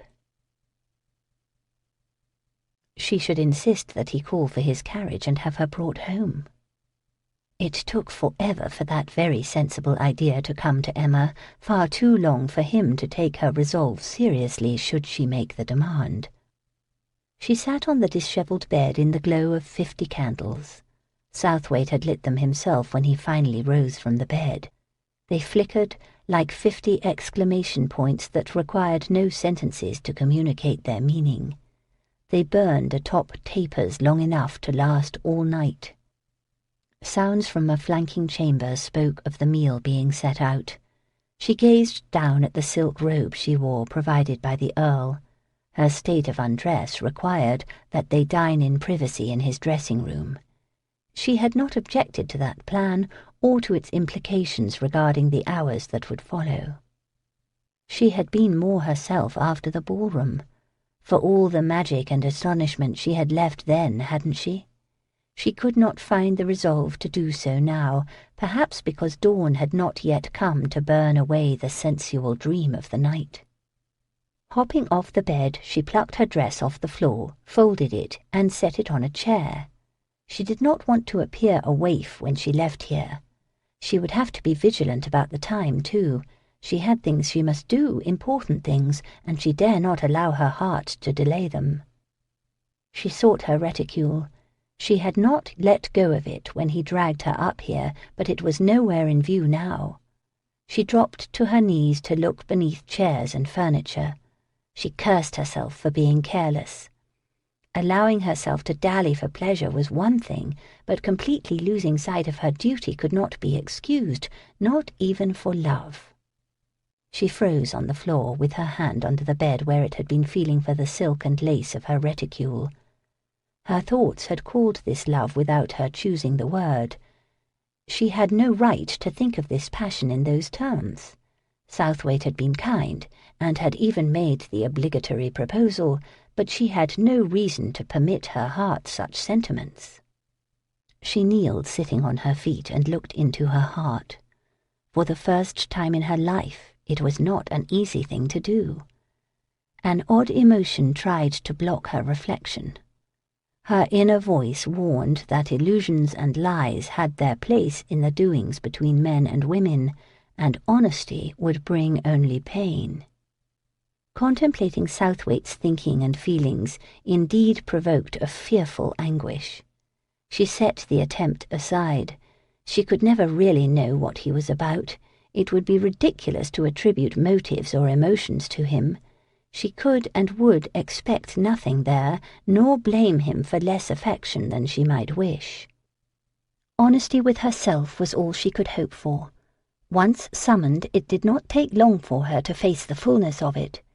She had become accustomed to Southwaite's attention, and the excitement he could create with his mere presence.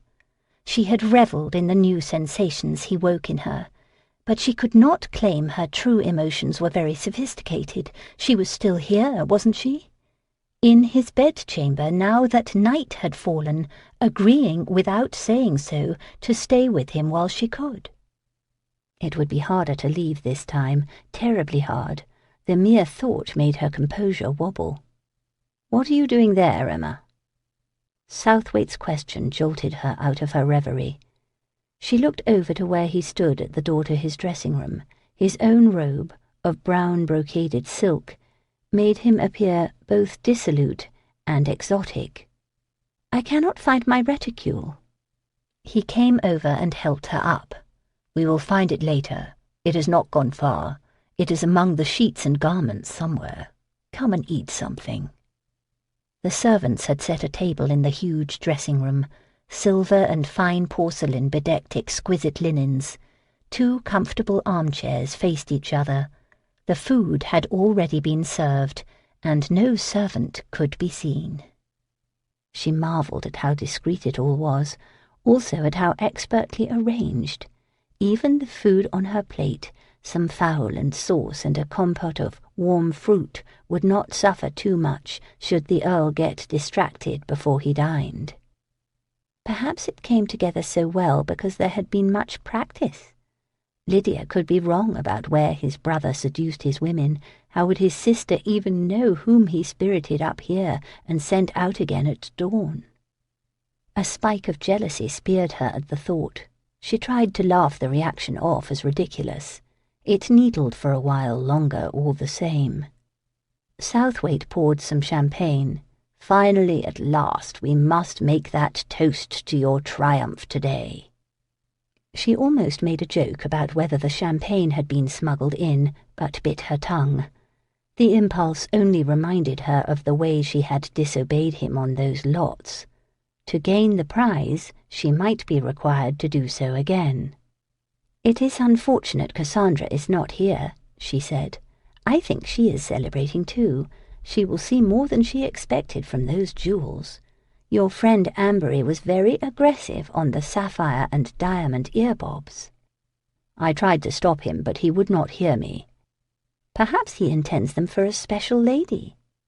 "If so, she had better be ready to feed him for a spell. His father keeps him on a limited income, and he can ill afford such indulgences, even for special ladies." "I trust that he will pay up.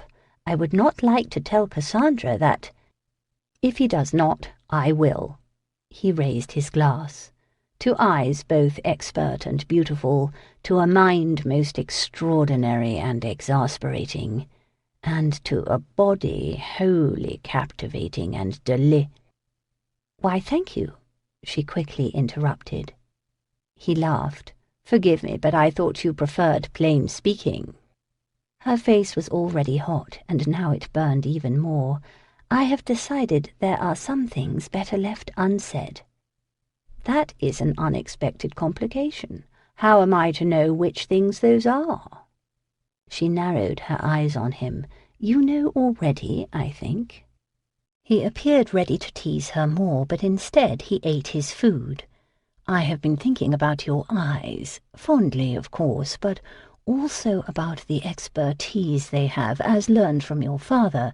You must have seen more art pass through Fairbourne's over the years than I did on my grand tour. You would have learned much from that. There was more than the consignments, she said. When we journeyed anywhere, father would be asked to visit estates to give estimates, so we did at times. He would bring my brother and me to the private galleries along the way.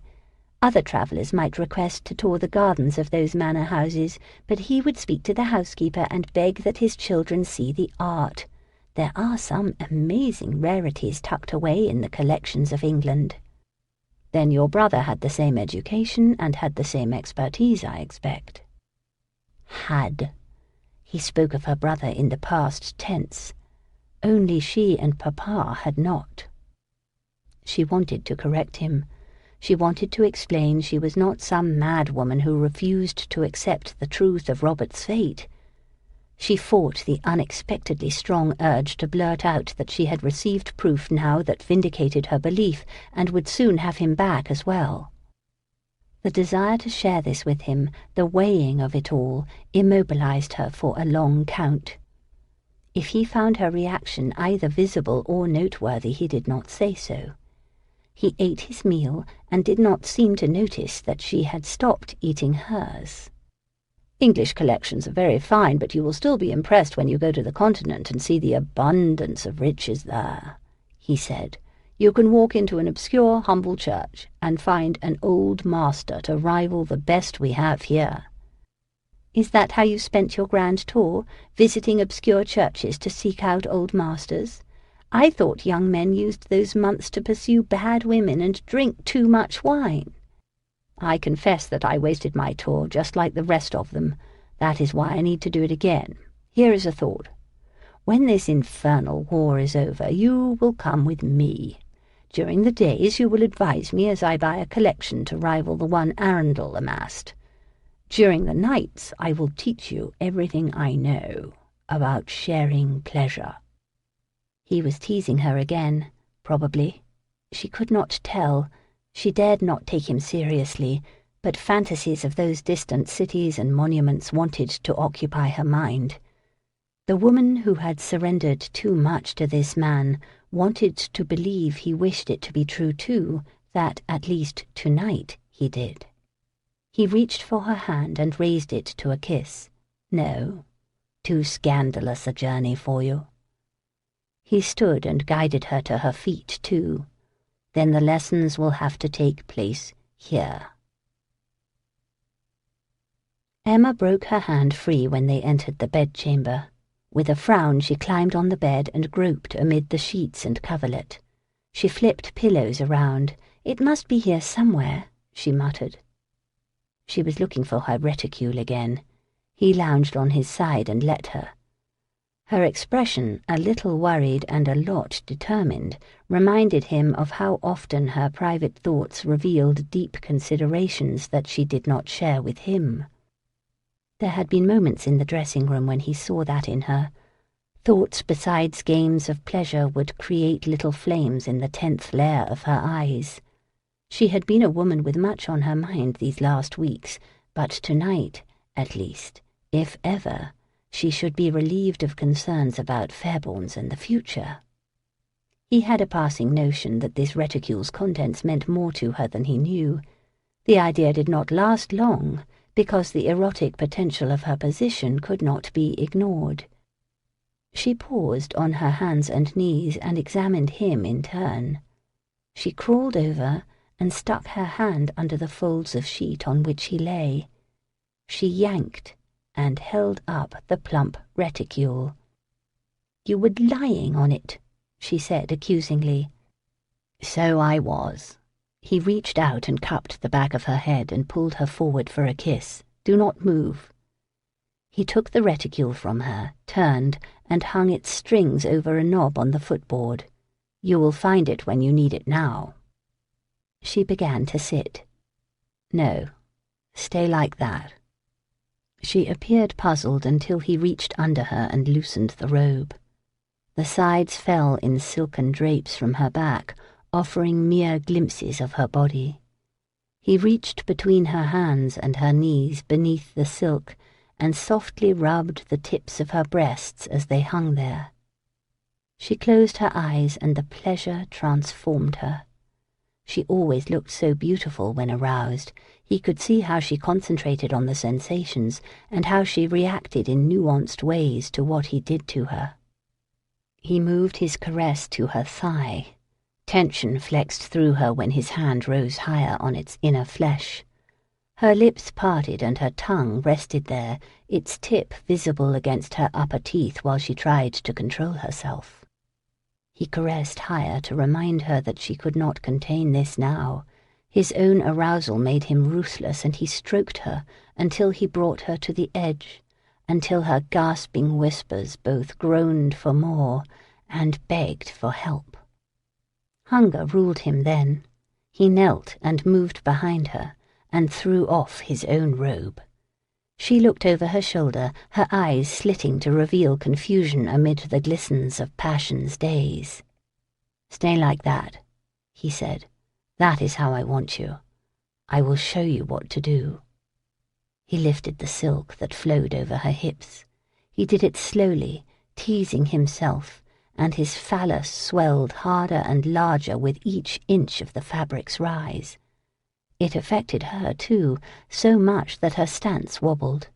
He pressed against her back and she dipped her shoulders until her arms and head lay on the sheet. The pose made her hips rise. He uncovered them completely and let the silk slide down her back. Her bottom rose even more, rounding erotically. The more he caressed those soft swells, the more she angled herself to invite his touch and thrusts.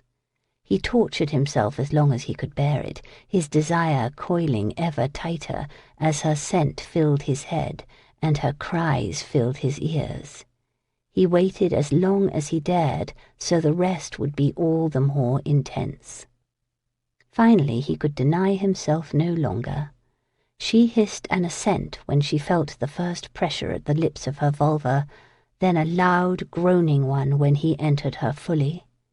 He withdrew, and the perfection of the sensation, the intensity created by her snug hold on him, almost caused him to lose control.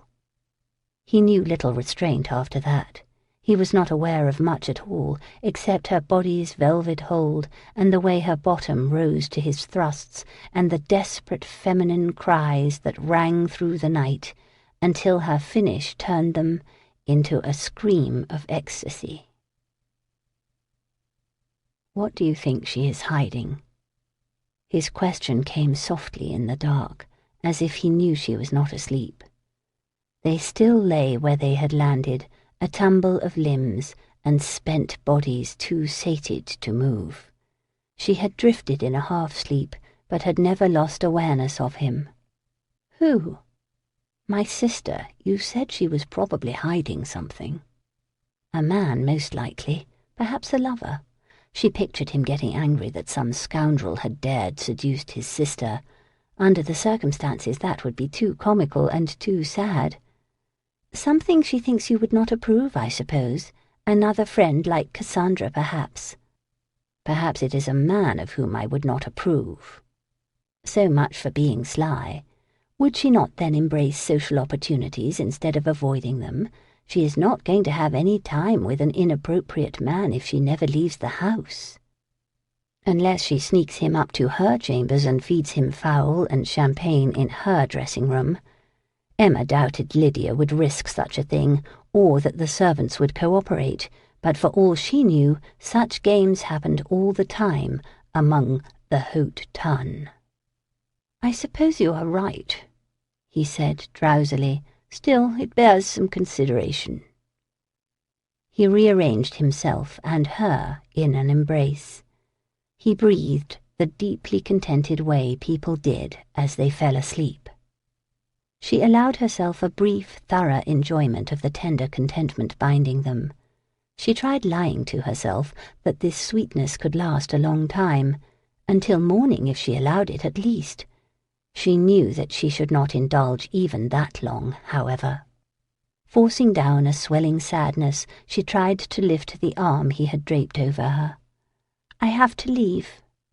I told my valet to rap on the door at 6 o'clock. I will get you out discreetly. It is not discretion but duty that demands I leave now. I have things that I must do early in the morning. I do not want to arrive home and immediately leave again." That arm did not move. The other one did. He propped his head on his hand and looked down at her. "Those duties distract you often, Emma. I see it in you. Even tonight Miss Fairbourne lapsed into deep thought sometimes, much deeper than one would expect today of all days, when current duties are finished and current responsibilities will be easily settled." He spoke in a speculative tone, even a concerned one. There was no accusation, but she feared again that he had surmised much more than she knew. She was grateful that most of the tapers had burned out. She doubted she could hide her surprise from him. "Do you need my help in any of these duties, Emma? We are partners after all, but I could not refuse you anyway." The offer touched her deeply. He did suspect something. She knew it now. He was offering to help her rectify it. An earl's voice and influence could do far more than any other person's to fix most normal problems. He might be making the offer out of passing sentiment or even obligation, but he had voiced it all the same. She would remember forever that he had thought her important enough to do so. For the second time tonight, the impulse to confide in him almost overwhelmed her. Fear held her back. Fear, and also love. She did not want to entangle him in something she did not completely understand herself.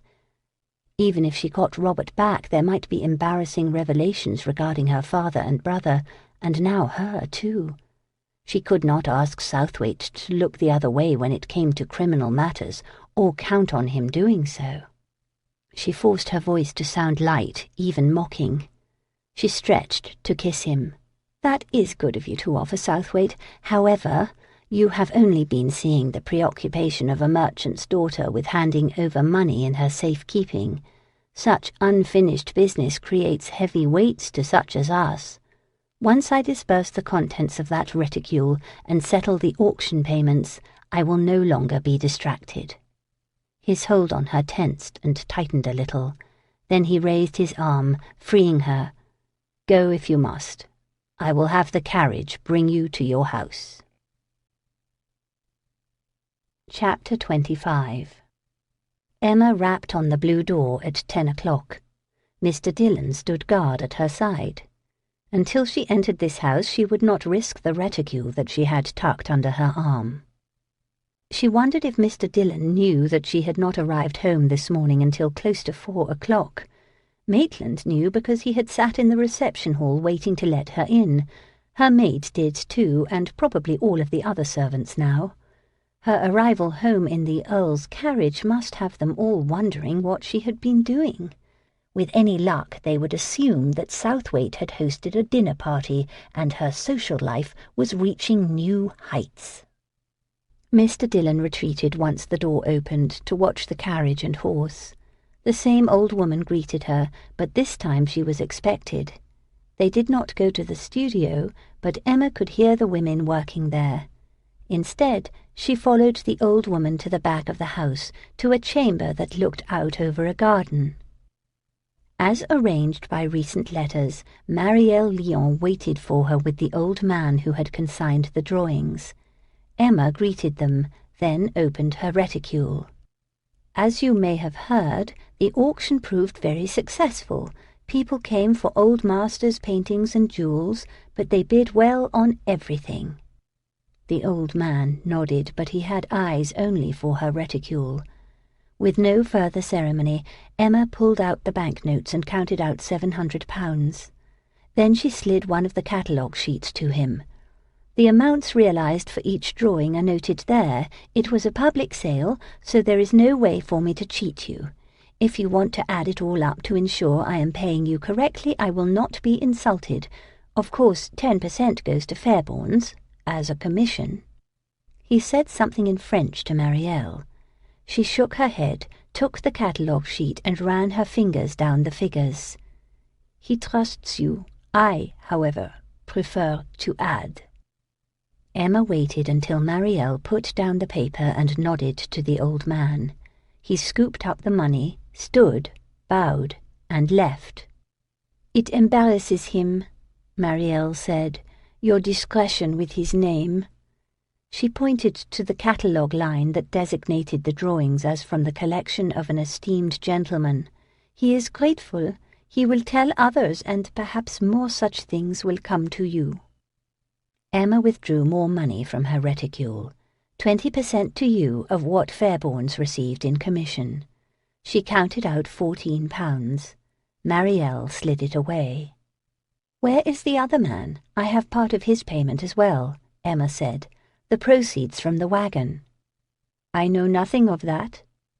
"I think you do know something of it. He frequents this neighbourhood, does he not?"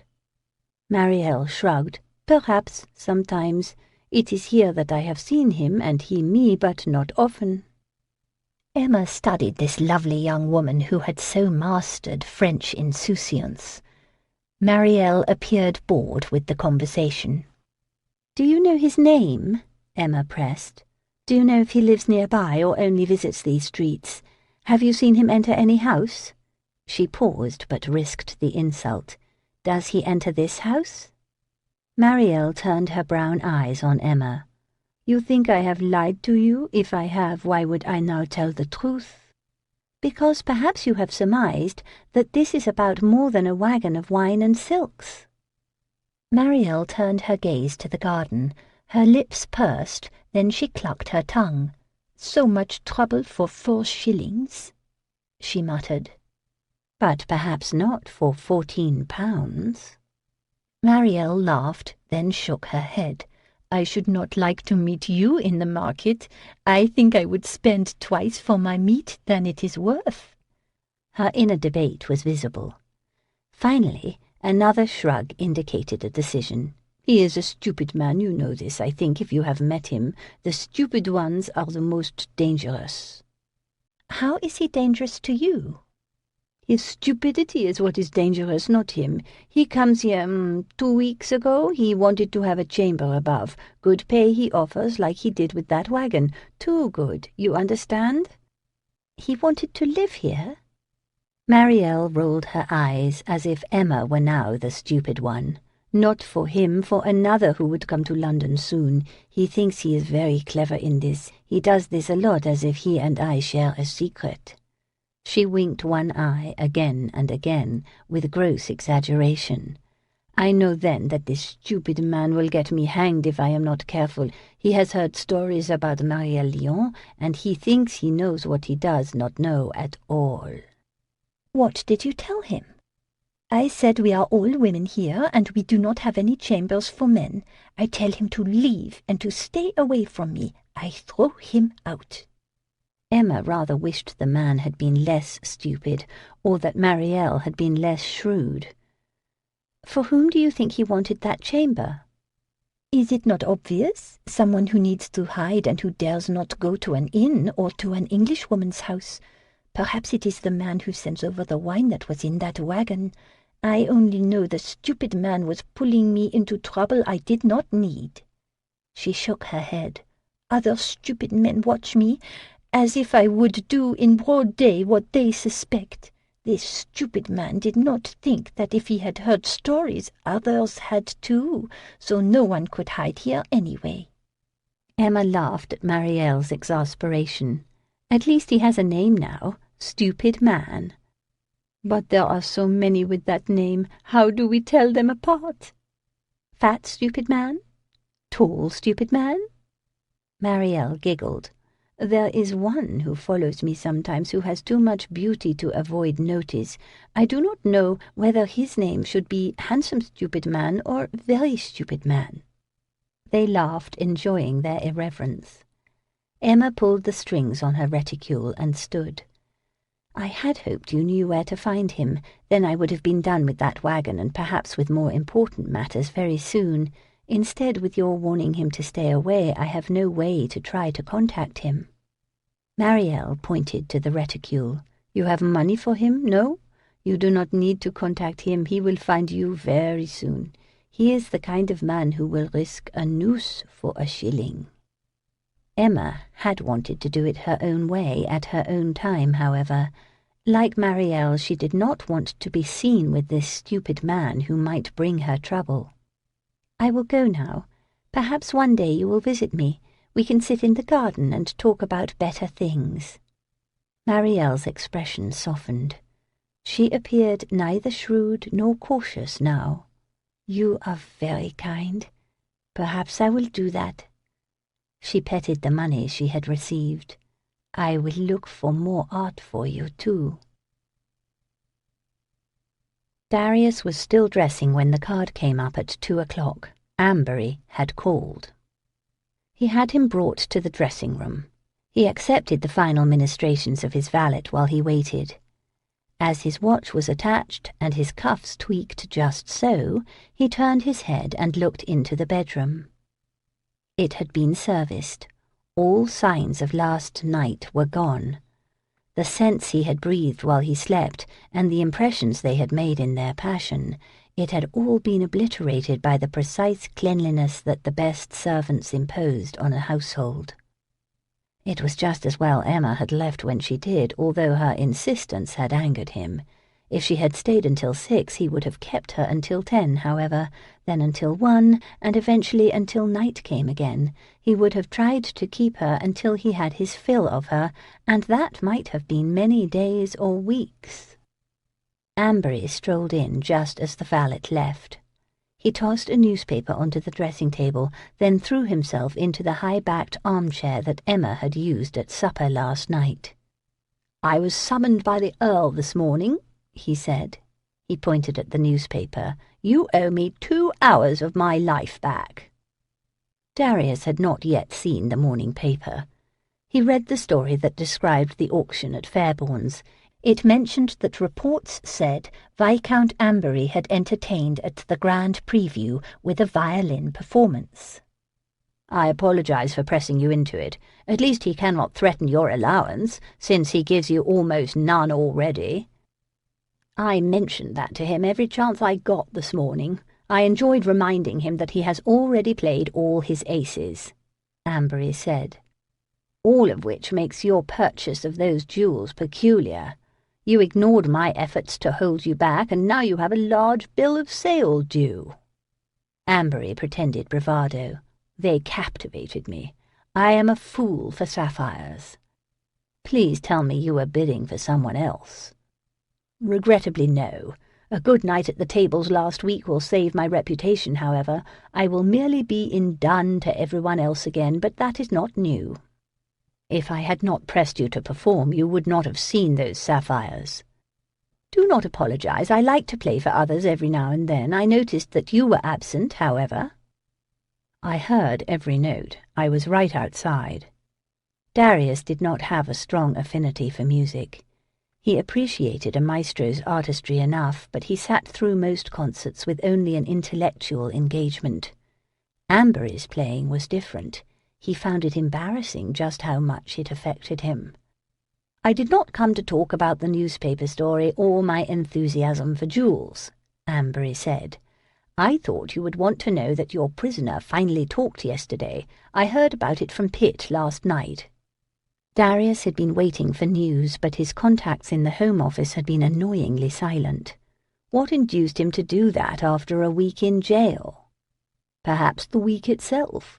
Pitt only said he was persuaded to confide. As a gentleman, we would rather not know how that persuading was done, I think. Please tell me Kendale was not involved. He was not. He was with me all afternoon and evening, although he fought me every minute. I introduced him to a lady who finds dark, rough, brooding men attractive. She simpered soulfully at him, and he ignored her, increasing his appeal. The result is she has fallen in love, but he can't even remember her name." Darius pictured it and chuckled. "Do we know what our persuaded prisoner said?" "He is insisting he is not a spy, but a common smuggler. He was to be met by a man who would take the brandy and give him lodging. Then together they were supposed to seek out Englishmen of the same profession and forge an alliance." "I wish I had been there to hear this tale, so I might better know if I believe it." "I do not believe it." Ambery stretched out his legs and crossed them. "There are problems with his story, and it does not ring true." "How so?" "What are the chances that any smuggler, even a French one, would not know how Tarrington reigns in that area of the coast? That suggests this man is not a smuggler at all, or that he left the farm a week ago with a grand plan and no knowledge of his new trade. Yet he said he had someone to meet once he landed, which implies he is an old hand at it, so his story does not make sense." Darius was inclined to give Ambery's views considerable weight. Ambery had more experience with such matters, what with those quiet investigations he undertook to supplement his very small income. As a result, Ambery had also developed the disconcerting ability to put himself in a criminal's shoes and see things through a criminal's eyes, which broadened the realm of possible theories when they speculated like this. "If you are correct, another will be sent when it is learned this one was caught," Darius said. "I would say that is likely. I fully expect it. I wonder if he revealed who he was supposed to meet." "Pitt did not say. If they accept his story, he will be left to languish in jail. If they do not, I expect more persuasion will be brought to bear. I doubt it will matter. Most likely this prisoner did not bring information, but was to receive it. Whoever was to hand it over is probably aware things went awry. He will disappear if he can now, but he will be wanting to get his information to France." Ambery had lined up the possibilities with calm precision. Darius did not like how many of them revealed the holes in their attempts to prevent such things happening. If they could not prevent one man from entering and leaving England with impunity, they were wasting their time. "I will write to Tarrington and the others and tell them to be alert for unexpected boats going in either direction," he said. "We will find out if our chain has too many weak links to be effective, at least." By 5 o'clock 2 days after the auction, Emma had seen enough numbers to make her loathe the sight of them. It was not that she disliked the notion of accounting for the consignments and sales. She merely tired of the rows and rows of calculations, and came to resent the expressions on the faces of the factors, solicitors, and stewards who filed in to make the payments. Money showed up in every way imaginable. Piles of coin and bank drafts abounded. The rents on properties were pledged in 2 cases. A baroness came herself and removed a gold necklace right in the office. Emma was not too proud to weigh it on the spot and agree to take it in lieu of traditional payment. The paintings left as the money flowed in. So did the rest of the drawings and the other objects, even, she noted with relief, the silks. As she crossed off the art removed and checked off the money received, she noted that only 3 people still had to settle.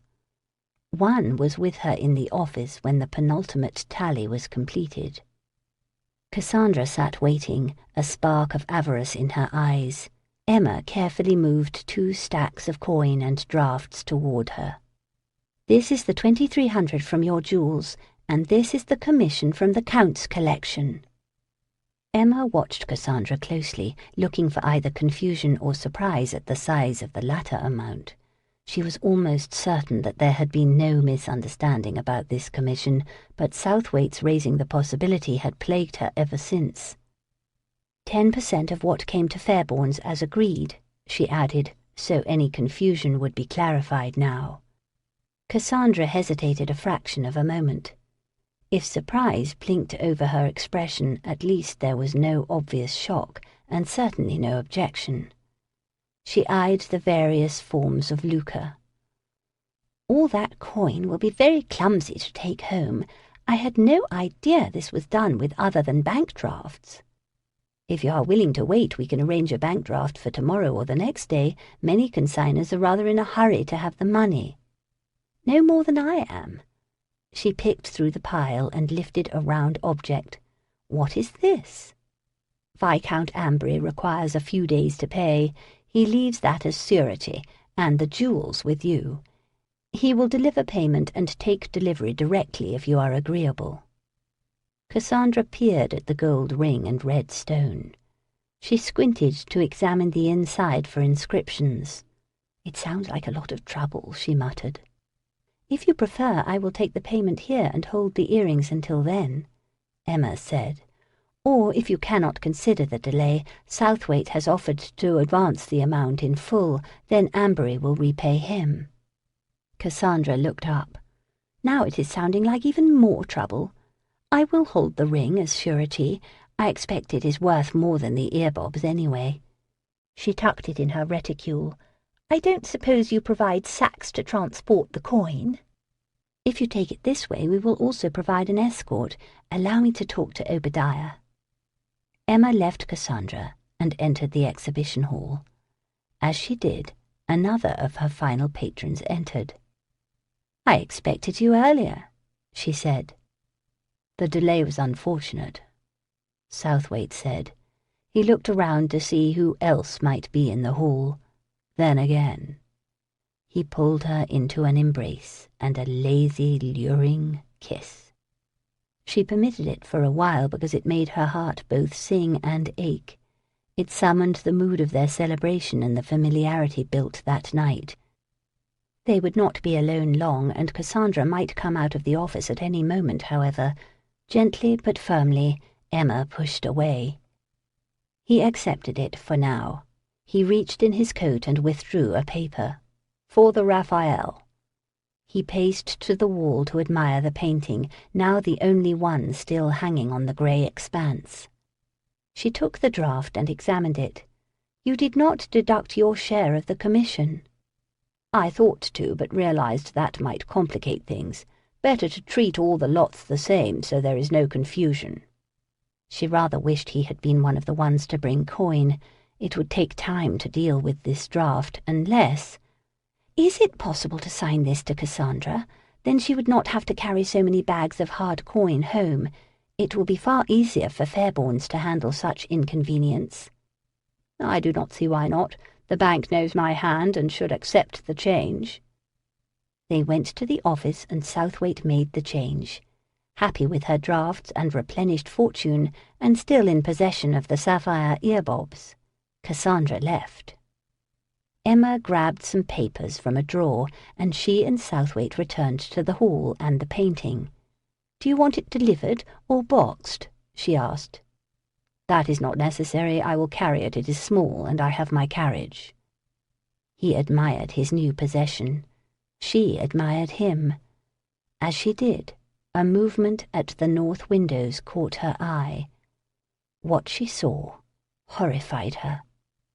The last person to require payment stood outside the windows, gesturing to her.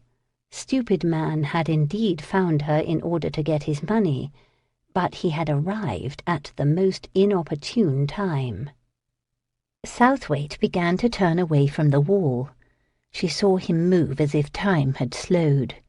Stupid man was right in the middle of the north windows.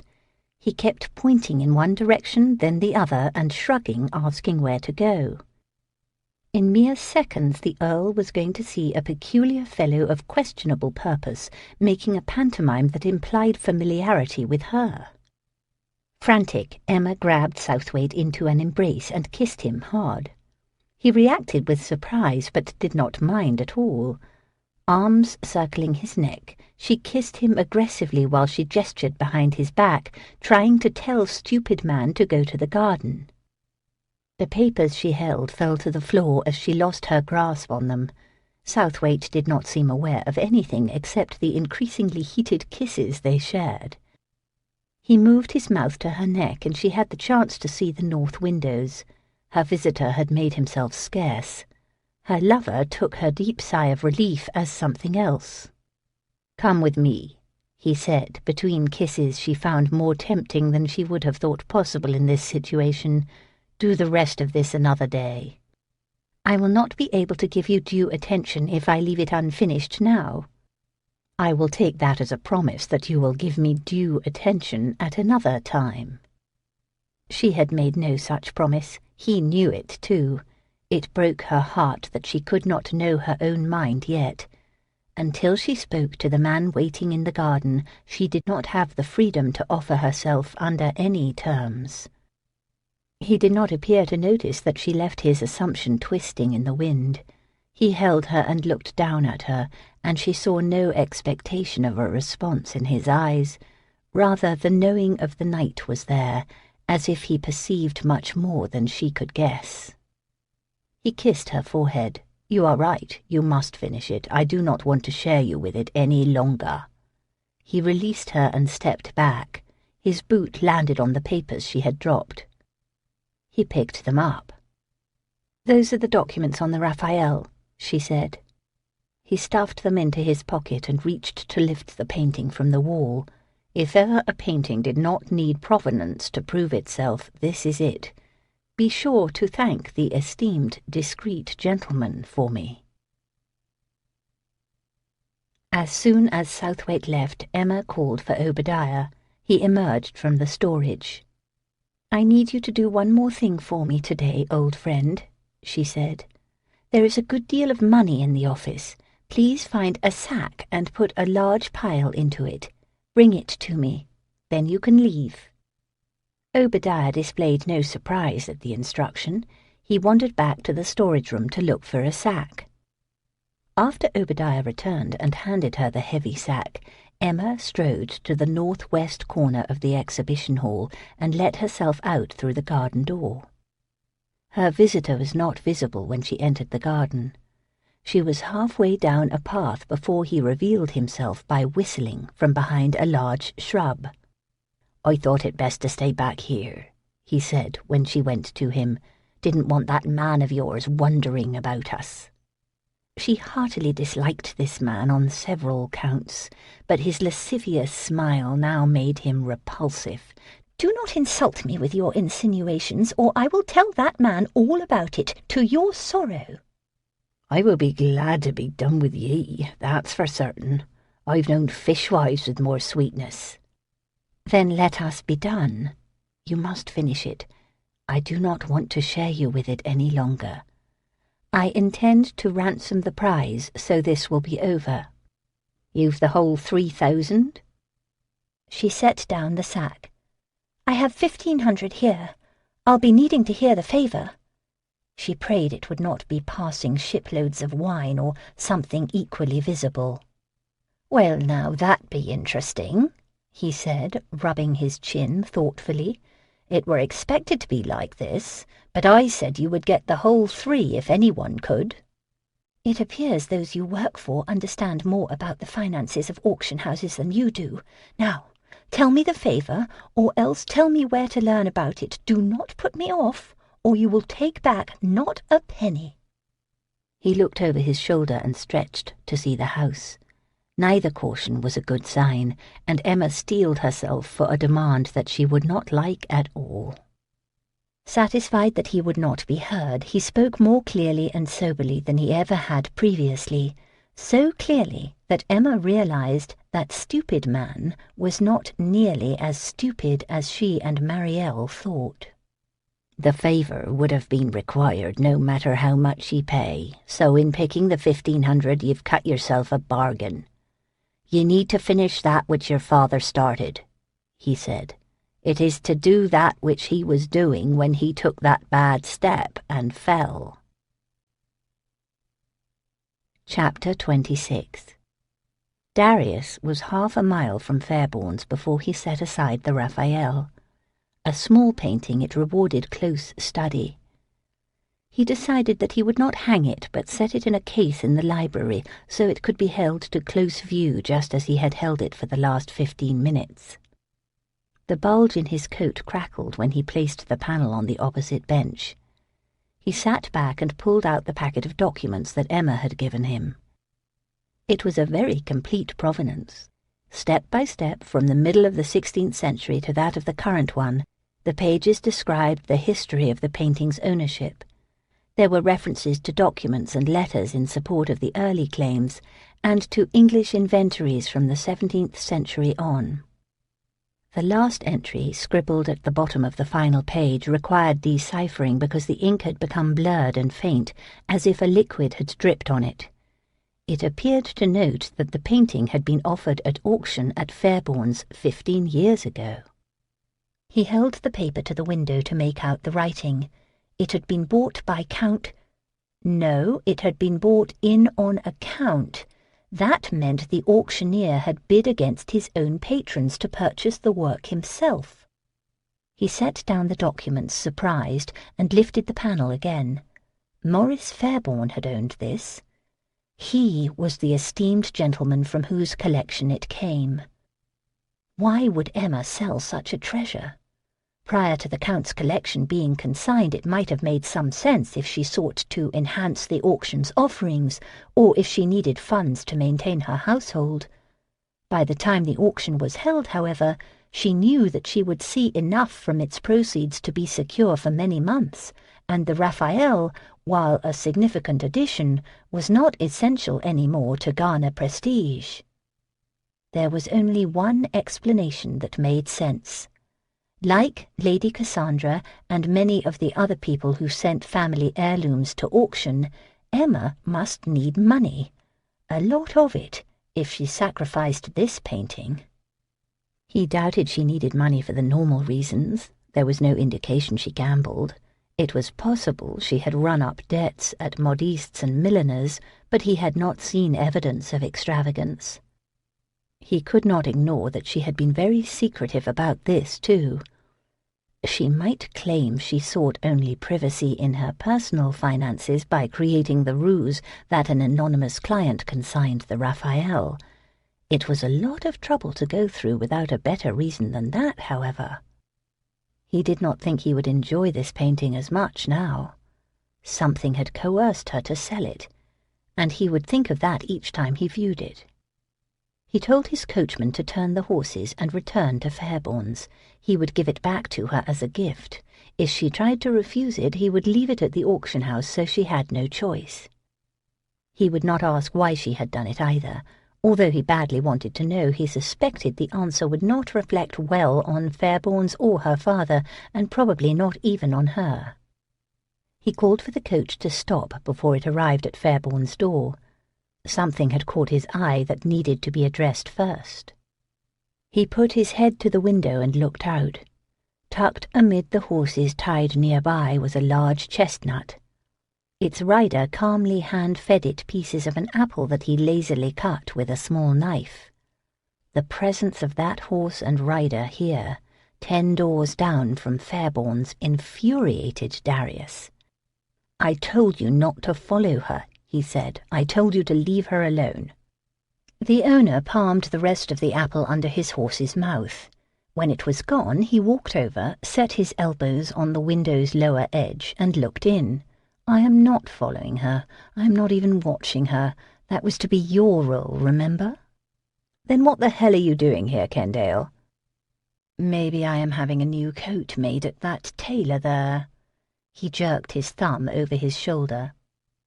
It was Kendale's way of pointing out that it was a public street and he could be here if he chose, which it was, but Darius doubted Kendale had ordered a new coat in many months. Other things occupied his time and mind. "Are you saying that you are not here because of Fairbourne's?" "I am saying I did not come here because of her. If you are angry because she matters to you in some way, it may be good that you are here now too, though." "Why? Is she having another rendezvous with Marielle Lyon? She did that yesterday. If you had been watching her like you are supposed to, you would know that. A frowning scold formed. You and Ambery have proven useless. Darius opened the door and stepped down. That is because you are on a fool's errand. It would be impossible to keep watch on every person in England around whom the vaguest rumours and suspicions fly. I will not insult law-abiding citizens to satisfy your... Darius broke off his speech when Kendale abruptly tensed and all but pointed like a hunting dog. Darius followed Kendale's sharp gaze to Fairbourne's. A man walked along the side of the building carrying a sack. The fellow wore ill-fitting clothes and a flat-brimmed, low-crowned hat. Who is he? A thief? Kendale shook his head. He is very nonchalant for a thief. I do not know his name yet. Why do you know him at all? He visited Marielle Lyon 2 weeks ago. From the sharp words exchanged as he left, she threw him out. Since she spends most of her days in that studio she runs, I've left a footman to watch her, and took to following this fellow instead some days. Why? Mostly because he smells wrong, he said. However, when Mademoiselle Lyon threw him out, she castigated him soundly in French. She said he was too stupid if he came to her, and would bring her nothing but more trouble. I thought that of interest, so I picked up his trail some days. He moves through town a lot. And now he had come here. Imagine my surprise to see him visit Miss Fairbourne, Kendale added with exaggerated blandness. It is probably just another coincidence, though. You do not know he visited her. She may not be there. She has not left since you did, and her carriage is still down the street. She is there. The man in question was far down the street now. Kendale untied his horse and swung up into the saddle. You saw me leave? Darius said. I did. Now move, please. I think I will see where that sack is going. Kendale angled his horse away and proceeded down the street at a slow walk. From his height on horseback he would be able to see his quarry from a good distance. Darius told his coachman to move down to Fairbourne's. He reached in the carriage, removed the painting, and walked the short distance. He had intended to require no information when he returned this, but he doubted he would be able to avoid a few questions now. For one thing, if Kendale had seen him leave half an hour ago, that meant Emma's final visitor had led Kendale to this street before that. The man had not been visible at Fairbourne's while Darius settled his account, however. The revelations troubled Darius more than angered him. Apparently Emma kept more secrets than he had guessed. Worse, perhaps whatever had been preying on her mind now preyed in other ways too. The door to Fairbourne's was unlocked. He looked down the street. Kendale was still visible, slowly pacing along. Emma's carriage waited there too. Darius let himself in. The exhibition hall, so recently crowded with paintings and luxuries, quaked with total emptiness now. He heard no evidence that anyone was there. Wriggles had gone, it seemed. He looked in the office for Emma, expecting to find her at the desk poring over accounts. Instead, he saw only the remnants of the auction's revenue, a small heap of coins and drafts left out for the taking should he be a thief. He could not imagine Emma being so careless. He set the painting against a wall in the hall and let himself out through the garden door. He saw her then, standing in the garden, unmoving and unseeing. Her expression reminded him of the passing preoccupation that claimed her at times, even in the aftermath of pleasure. Only now it owned her totally. His questions about the Raphael did not matter much any more, nor did the coincidences that Kendale kept finding. She looked lost there, as if she did not have a friend in the world. "Emma," he said, so that maybe she would decide she had at least one. She did not hear him. She did not notice him. She stood in the waning sunlight, her black dress stark against the backdrop of verdant leaves, frowning with dismayed worry. It was obvious something had happened within the last hour to distress her beyond her ability to contain her emotions. What did she contemplate? Nothing happy. It affected her whole body and the way she hugged herself for warmth. It showed in her eyes. She saw nothing of her surroundings but only her own thoughts, and those thoughts made her afraid, very afraid. He just knew that whatever haunted her right now was much bigger than a few lots of illicit goods auctioned at Fairbourne's, and it had something to do with that man with the sack. He did not call her name again. He did not think she would welcome his seeing her like this, or be relieved to share her burden. She had been carrying it for a while already, after all, and had never asked for his advice or help. She did not trust him with it. Perhaps she dared not. He returned to the exhibition hall and hung the Raphael on the wall. Then he let himself out and told his coachman to catch up with Kendale. Emma did not move from the garden for a long while after she brought the money to her visitor. Waves of nausea plagued her and would not stop. Unpleasant shivers racked her, but she did not feel cool, rather the opposite. The illness centered in her heart, but it affected her in physical ways. She would never call her visitor stupid man again. He had proven very shrewd. If anyone had been stupid, it had been her. Not about everything. She had been smart enough not to share her problem with anyone. Even when tempted again and again to confide to Southwaite, she had held her tongue. Thank God for that. This was turning out very badly. Any cooperation with smuggling would look like child's play when it was done. Even if she did not miss a step, even if she had Robert in a reunion embrace a fortnight hence, she would never live down agreeing to what had been demanded. A favour, they called it, hardly a favour.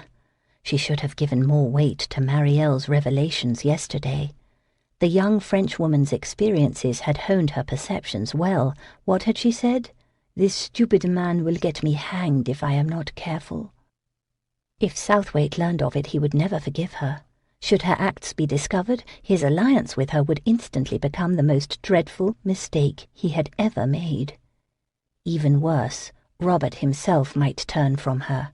He would not want the guilt of being the reason for her actions. When Robert wrote to her, had he guessed that his captors used him to lure first Papa and now her into crime and compromise, then betrayal and disloyalty? She sat on a stone bench and hugged herself so perhaps she would not shake from the fear that would not fade. She heard her own thoughts and question. Already her mind tried to avoid naming what she would be doing. Betrayal and disloyalty were hardly forthright descriptions of this favour. She would be bargaining for Robert's life with nothing less than treason, and she would not spare herself the truth of that. Twilight came while she sat there. Finally Mr. Dillon walked into the garden. "Will you be wanting to go home now, Miss Fairbourne? The horse needs feeding and water." She forced herself to her feet. "I have been inconsiderate. It has been a long day, and we can all use feeding and water." Mr. Dillon thought that very funny. He followed her into the exhibition hall through the garden door and waited while she went to the office and scooped what was left of the money into her reticule. "Should I bring this?" he asked when she rejoined him.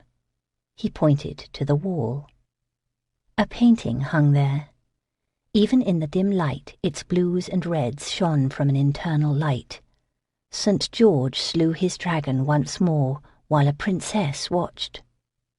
She looked around the exhibition hall, half expecting to see Southwaite emerge from a dark corner. He must have returned the painting and left at once.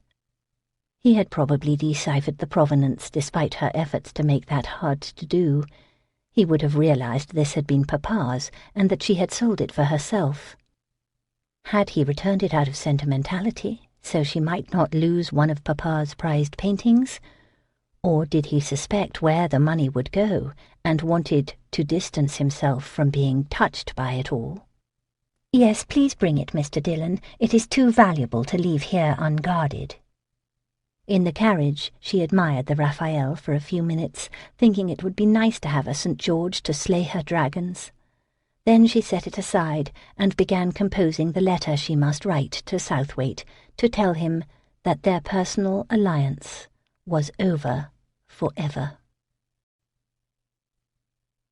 Chapter 27. Darius approached the massive house on Grosvenor Square at 10 o'clock the next night. He would rather not knock on this door, but he could think of no other way to get answers to his questions quickly. The first question would be settled in mere moments. Would he even be received? A servant took his hat and another accepted his card. "Please tell His Grace that I come on a matter of government," Darius said. He waited in the reception hall. The house seemed quiet. No sounds of a dinner party broke the silence, or even those of footsteps. The Duke must be home, however, if the card had been borne away. He fought to conquer his impatience. There was the chance he would be left here a long while with no response to his calling card. It would be a childish retaliation for all the cuts and silence, but dukes were allowed to indulge in pique. It seemed like an hour before the servant returned, but on checking his watch he saw it had been only 15 minutes. He was told His Grace would see him. He followed the periwigged servant up to the public rooms. The Duke of Penthurst received him in the library. It appeared his host had been enjoying a quiet evening alone, reading in the company of 2 of his hounds. He set aside his book as Darius was announced, then gestured to a chair facing his own. He stretched out his legs, crossed his boots, and dangled his hand to give the closest dog a scratch. He subjected Darius to a scrutiny that made his dark eyes appear even more hooded than normal.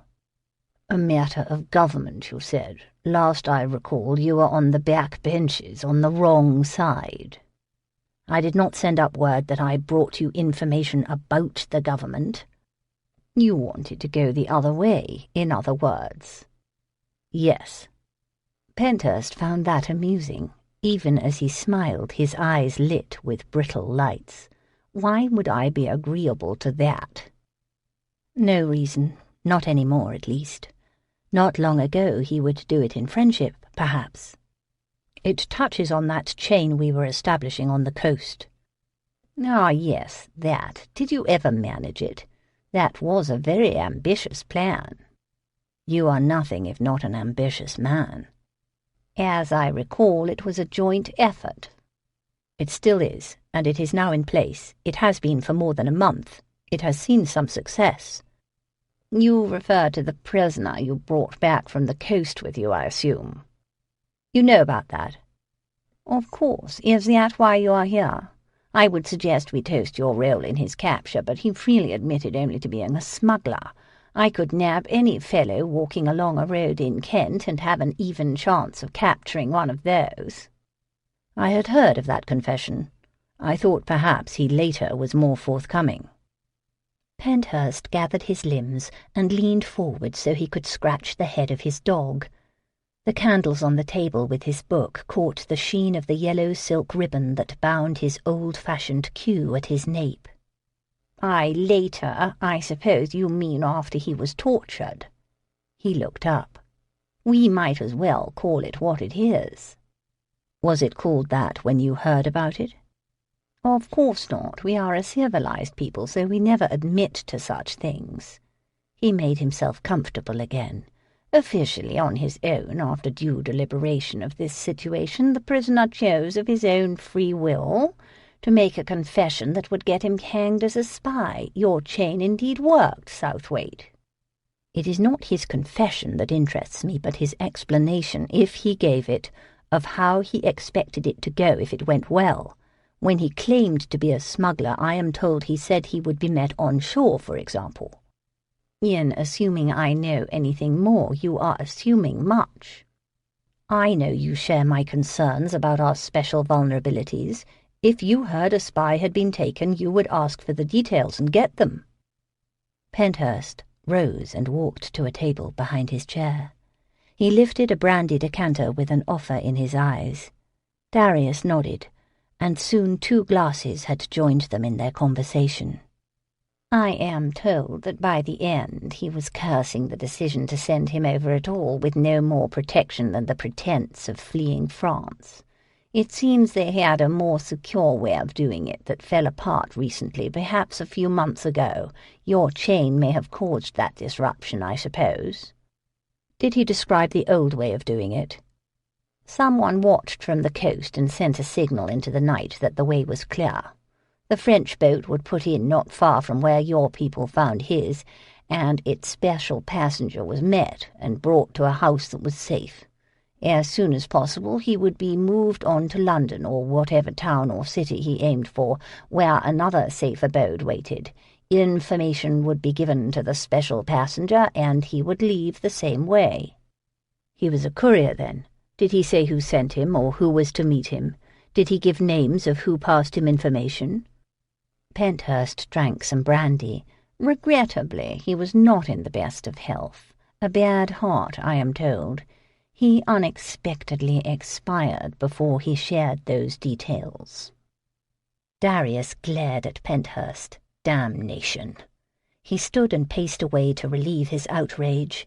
There was much about this story that raised profound concerns.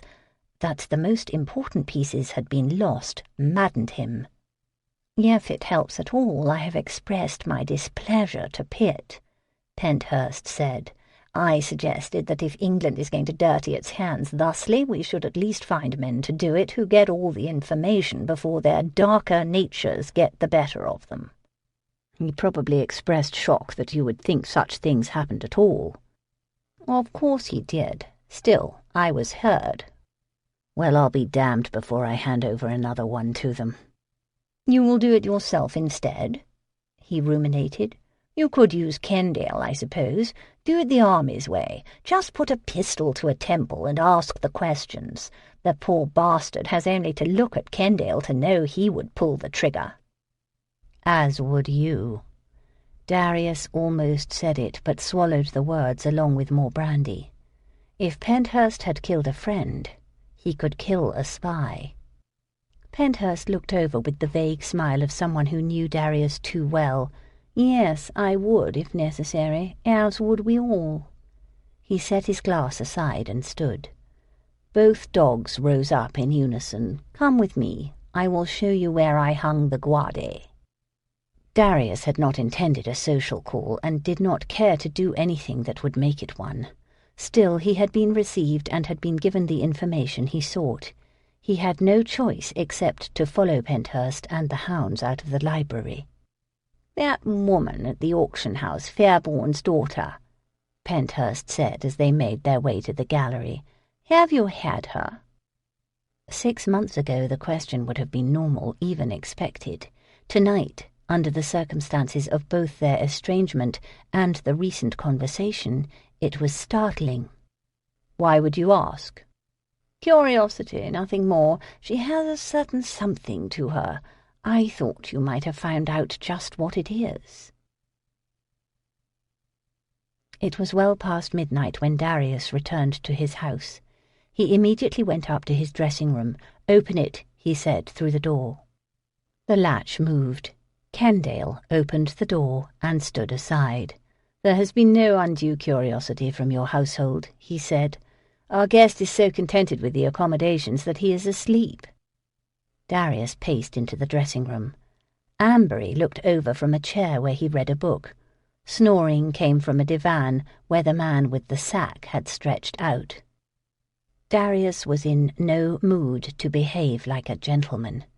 He had hoped to learn from Penthurst that the spy had talked long and fast and revealed the name and location of all the others he would meet while in England. Instead, this fool on his divan might be the only chance left to discover that information. Darius walked over, grabbed the front of the sleeping man's coat and jerked him upright. He woke up fast with a yelp. After a moment of confusion, he righted himself and turned his body so his boots hit the floor. He glanced askance at his company, each man in turn. Darius pulled over a chair. Ambery set aside his book. Kendale hovered behind the divan, which made their guest very nervous. I am going to ask questions again, and this time you will answer them. What was your business at the auction house?" Darius bit out the words, but his anger was not so much with this man as with a situation that was slipping out of his grasp. He silently prayed that what he suspected was not true, and waited for this man to say something to relieve his sickening worry. The fellow's response was to tighten his lips hard. "What is your name?" Kendale asked. "I can find out within a few hours if I have to. It might go better for you if you do not put me to the trouble." He thought it over and decided he could reveal that much without endangering whatever or whomever he sought to protect. "Hodgson." Still standing behind him, Kendale leaned over so his mouth was very close to Hodgson's ear. "Now, Mr. Hodgson, you will answer my friend's questions. You have already wasted too much time. We are with the government. Your body will never be found, and no one will be the wiser if we kill you." Hodgson twisted his neck to stare at Kendale in astonishment. Hodgson proved Penthurst correct. Hodgson clearly concluded that at least one man in the room would indeed kill him. "I was only negotiating a little private business at that auction place," he said. "I stole nothing. The money in the sack is mine." "We do not suspect you of theft," Darius said. "Did you leave town for a few days recently? Did you visit Kent?" Hodgson's eyelids lowered. "What if I did?" Ambery groaned with impatience. "Listen to me. We know enough to hand you to men who will surely learn the rest from you. They will use ways that will make being killed a mercy. If you went to Kent, you went by stagecoach, and we can learn about that too from the staging inns. You are facing the noose and worse, Mr. Hodgson, and your only hope is to speak plainly. If you do, perhaps we can use our influence to keep the worst from happening." Kendale glared his disapproval at the last part of that. Hodgson's eyes grew wide at the word noose. "I'm only a messenger. I deliver this and that is all." "Why were you in Kent?" Darius asked. "I was to meet a man and bring him to London. He never came, though." "This was not the first time you met men. You have been to the coast often before on similar errands, haven't you?" "A few times." "Tell us about your business with Miss Fairbourne and now his daughter." "Ah, hell, ye already know about that?" Hodgson flushed. His expression fell into one of miserable worry. "I would bring him messages. I'd also bring him some things, wine and such, for his auction house to sell. That is where that sack of coin came from." He coughed and rubbed his mouth with his sleeve. "He has a cottage on the coast, and a few times these men I met, usually they do come, not like the last one, would stay there a night or so before we went to London." "Did you kill him? Push him from that cliff? Was that one of the messages that you delivered?" Darius asked. "No, that fall was nothing but trouble for me. No cottage after that, and no help. The fool went and fell on his own." He shook his head. "What a bad night that was. See here, I keep telling ye I am just a man who does errands. I deliver things. Now, I'll admit that it entered my head now and then that I was being hired by them that smuggle, what with that wine and such, but that ain't a real crime. Most everyone does it." He tried a smile. "Most likely your lordships have drunk some of it at those fine parties you have." "Who gave you the messages that you gave to Fairbourne?" Ambery asked. "Who instructed you on these deliveries, and who paid you?"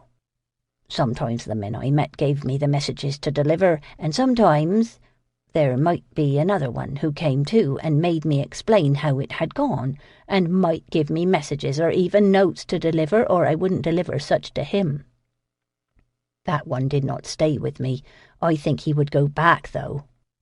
"You knew this was not about smuggling?" Kendale said dangerously. "I hope they paid you well for your treason." "Treason? Goods came in those boats, and goods is what I brought to Mr. Fairbourne." "Goods and spies," Kendale snarled. Hodgson turned to Darius. "My lord, you surely do not think that—" Darius held up a hand to stop him. "Fairbourne was convenient to your duties. Once he died, that must have been a problem." Hell of a problem, truth be told. Were you told to replace him with his daughter? Is that why you were at the auction house? Replace, hell, same family. It was thought she knew what to do. He shrugged. Was easier for it to be her as someone else. She was happy enough to do it. Darius saw red. He was on his feet and halfway to Hodgson before Ambery caught his arm hard, stopping him. Hodgson reared back at the threat, visibly shaken by Darius's reaction. Darius found some restraint, barely. He did not sit, however, nor did Ambery. Mr. Hodgson looked up at the three of them now hovering over them. Darius's fist still had not unclenched. "You blackmailed Fairbourne and his daughter into this," Darius said. "Why else would you have that sack of money and all this help you claim they gave? Fairbourne did not need whatever goods you brought him." "I keep telling ye I did not do anything. I was only a messenger."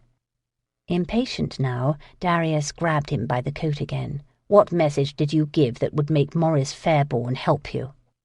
"His son," Hodgson yelped.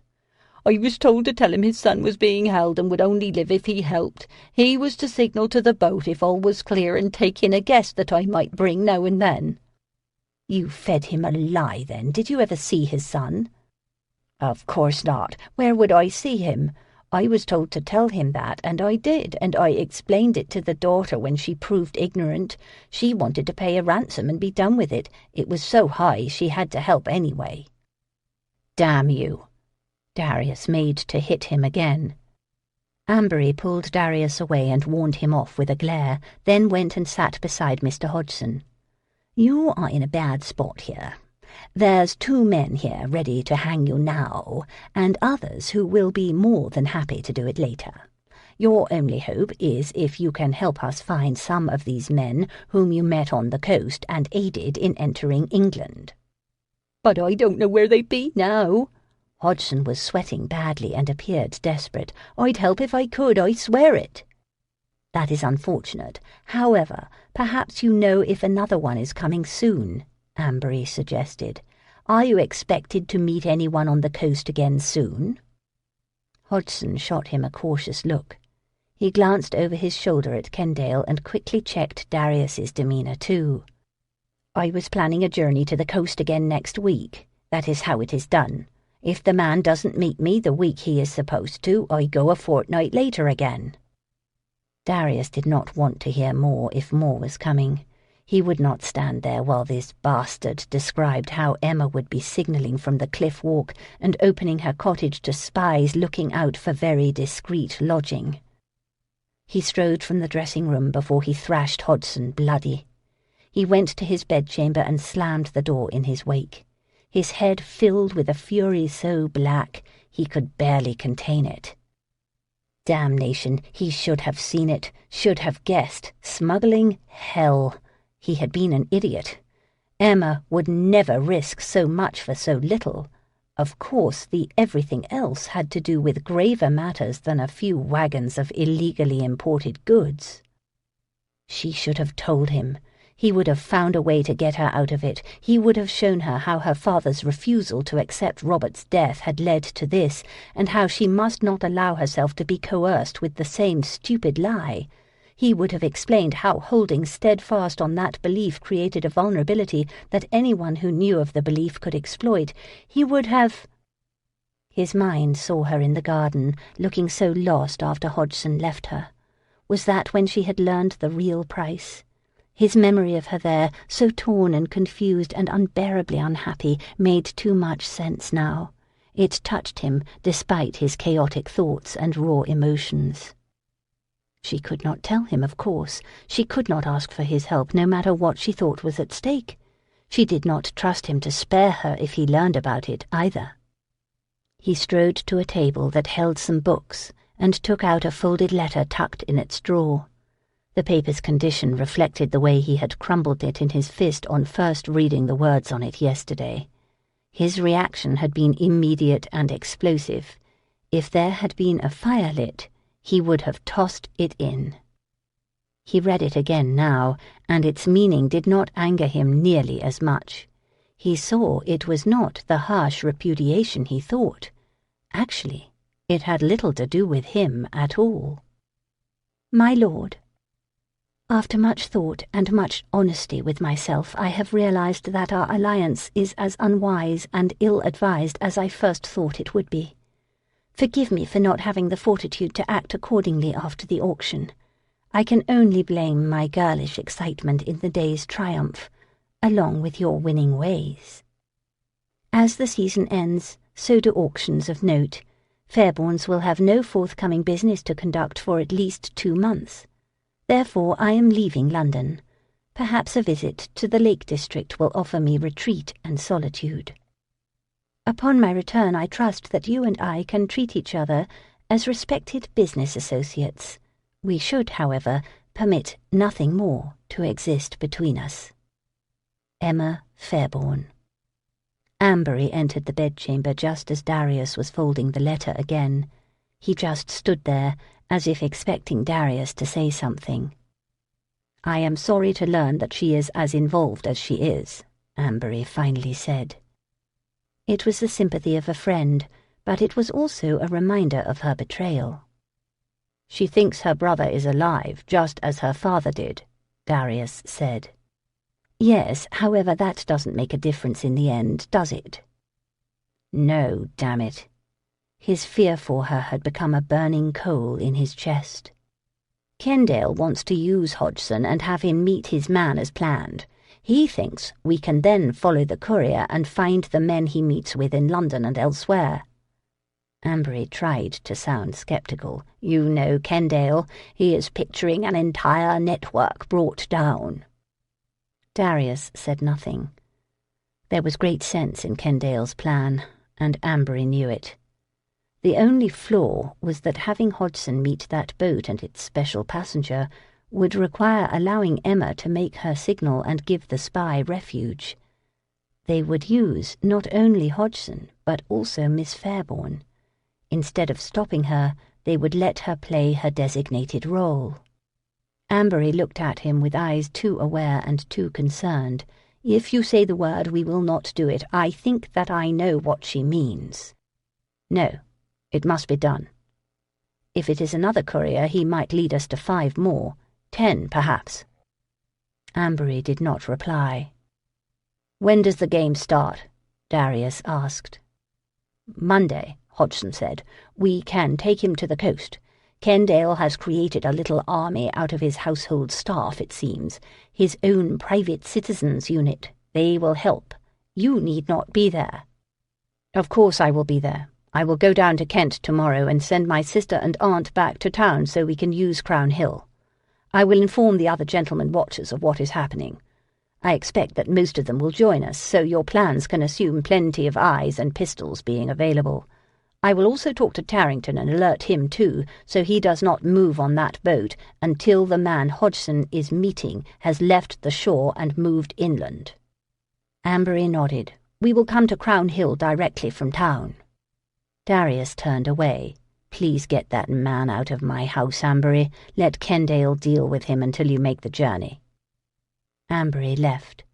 Darius looked at the letter still in his hand. His mind saw Emma again in the garden. The memory of her distress pained him. She thought she was saving her brother. It was, he supposed, the most noble reason imaginable for the most ignoble act. He was not at all sure, if he were in her place, that he could have chosen differently. Chapter 28. Emma let herself into the cottage. She set down her valise and immediately opened the windows to air out the space. A breeze blew in, bringing with it the scents of the coast and the sounds of her hired carriage rolling away. She set about unpacking the 2 baskets of food that she had purchased on the way. There would be no Mrs. Norriston to cook on this brief visit and no Mr. Dillon to feed, so she had kept the provisions simple: some ham and a few fresh eggs, some bread and, as an indulgence, some peaches. She should probably eat something now, as it was evening, but she was too sick with worry to be hungry.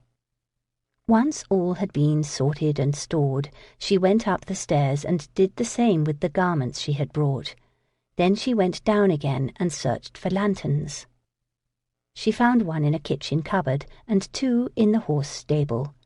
Lining them up on the kitchen work table, she fitted them with candles that she had brought with her, then she lit one.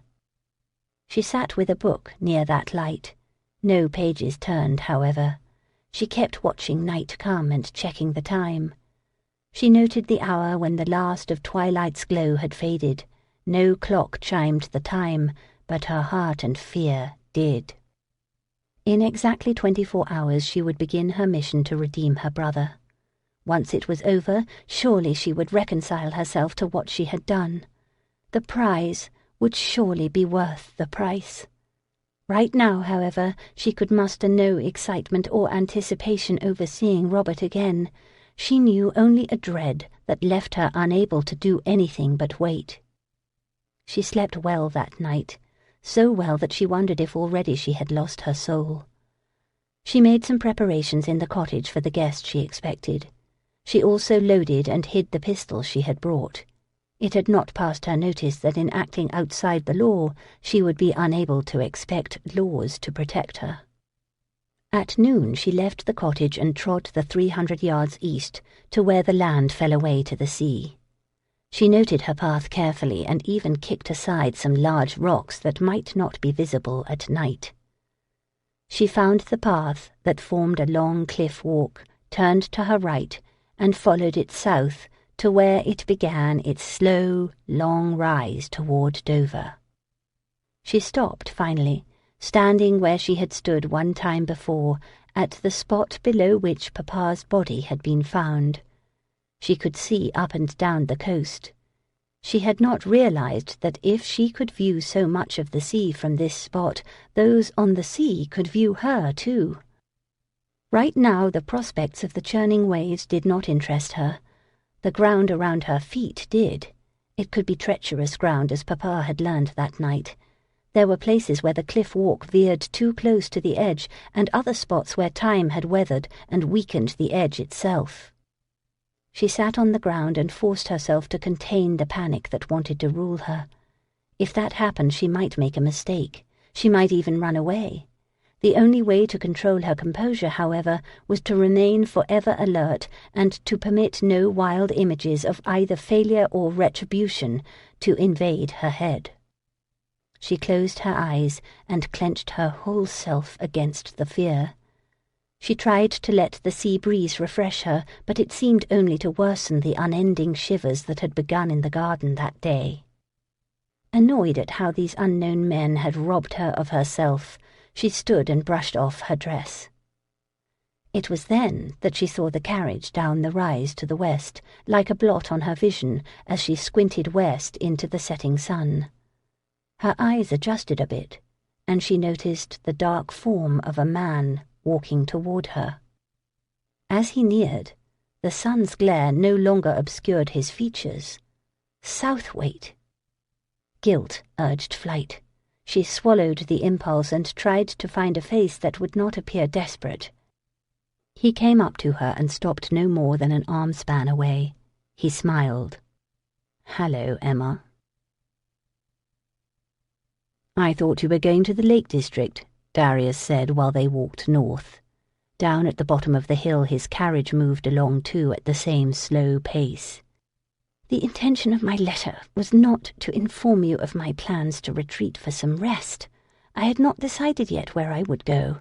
I did not feel compelled to explain my choice once I made it." Darius welcomed her testy tone. She had appeared so pale when he first saw her face, pale and drawn and confused by his presence. At least now she had mustered enough of the Emma he knew to be annoyed. He pretended not to notice how agitated his presence made her, but he saw it in her stiffness and in the haunted expression in her eyes, and in the way she did not look at him directly, as if she knew she could hide nothing if she did. She stopped walking and frowned. "Since you have made reference to my letter, I know that you received it. Considering its content, your insistence on this stroll and conversation is perplexing." Forthright as always, I see. Yes, I read it. I did not care for the contents. I am not used to being thrown over with so little ceremony and with no reason. No reason? That is rich, Southwaite. The reasons are so obvious as to not need enumeration. You felt obligated to offer marriage because of all the excellent reasons for me to end such a liaison. Now please, go seduce someone else and leave me in peace. Face flushed with exasperation, she marched away. He caught up. She spied him falling into step again, closed her eyes, and groaned. I cannot leave you in peace, Emma. I am sorry. Then you are more conceited than I knew. He stopped her and pulled her into his arms. She startled at the abruptness of his movement and struggled to break away. He held her firmly in a tight embrace, and her resistance slid away, but she would not turn her face up to him. I cannot, because I will not give you up so easily. I refuse to believe that you know your own mind on this yet. Not completely. He tipped up her face with a finger below her chin. Her expression touched him. She appeared so distraught that tears flooded her eyes. He kissed each damp cheek, then her mouth. I must insist on the right to try to change your mind, Emma. Arm around her, he guided her down the hill. It took several steps before she fully understood what he was doing. What are you... Do you expect me to go with you? I cannot. She tried to squirm out of his arm's embrace. He held firm and sped her forward. As always, I promise the highest discretion. Discretion be damned, I insist you stop this. She tried to dig in her heels, but her feet slid along with him. She hit him on his arm to try to break his hold, and began lowering herself to the ground so he could not force her to walk. If you desire a discussion on the matter, I will engage in one after I have rested for several days. I would much prefer it to be settled now. He lifted her physically into his arms and walked toward the open door of his carriage. His coachman and 2 footmen did not move or flinch, but stood in place like blind statues. Emma's eyes widened. She twisted and flailed and hit him again, this time on the face. You do not understand. I cannot go with you now. She glared with shock and fury when he did not stop walking. When he reached the carriage, she hit his shoulder and pushed against his hold. Stop at once, or you will be guilty of abduction. Then abduction it will be, Emma. Emma clung to the window's edge as the world sped by. Each minute took her farther from where she needed to be tonight. Her mind raced. If she did not signal with the lantern, it would be interpreted as a warning that the coast was not clear. How often could that happen before there were other interpretations and she was suspected of betrayal?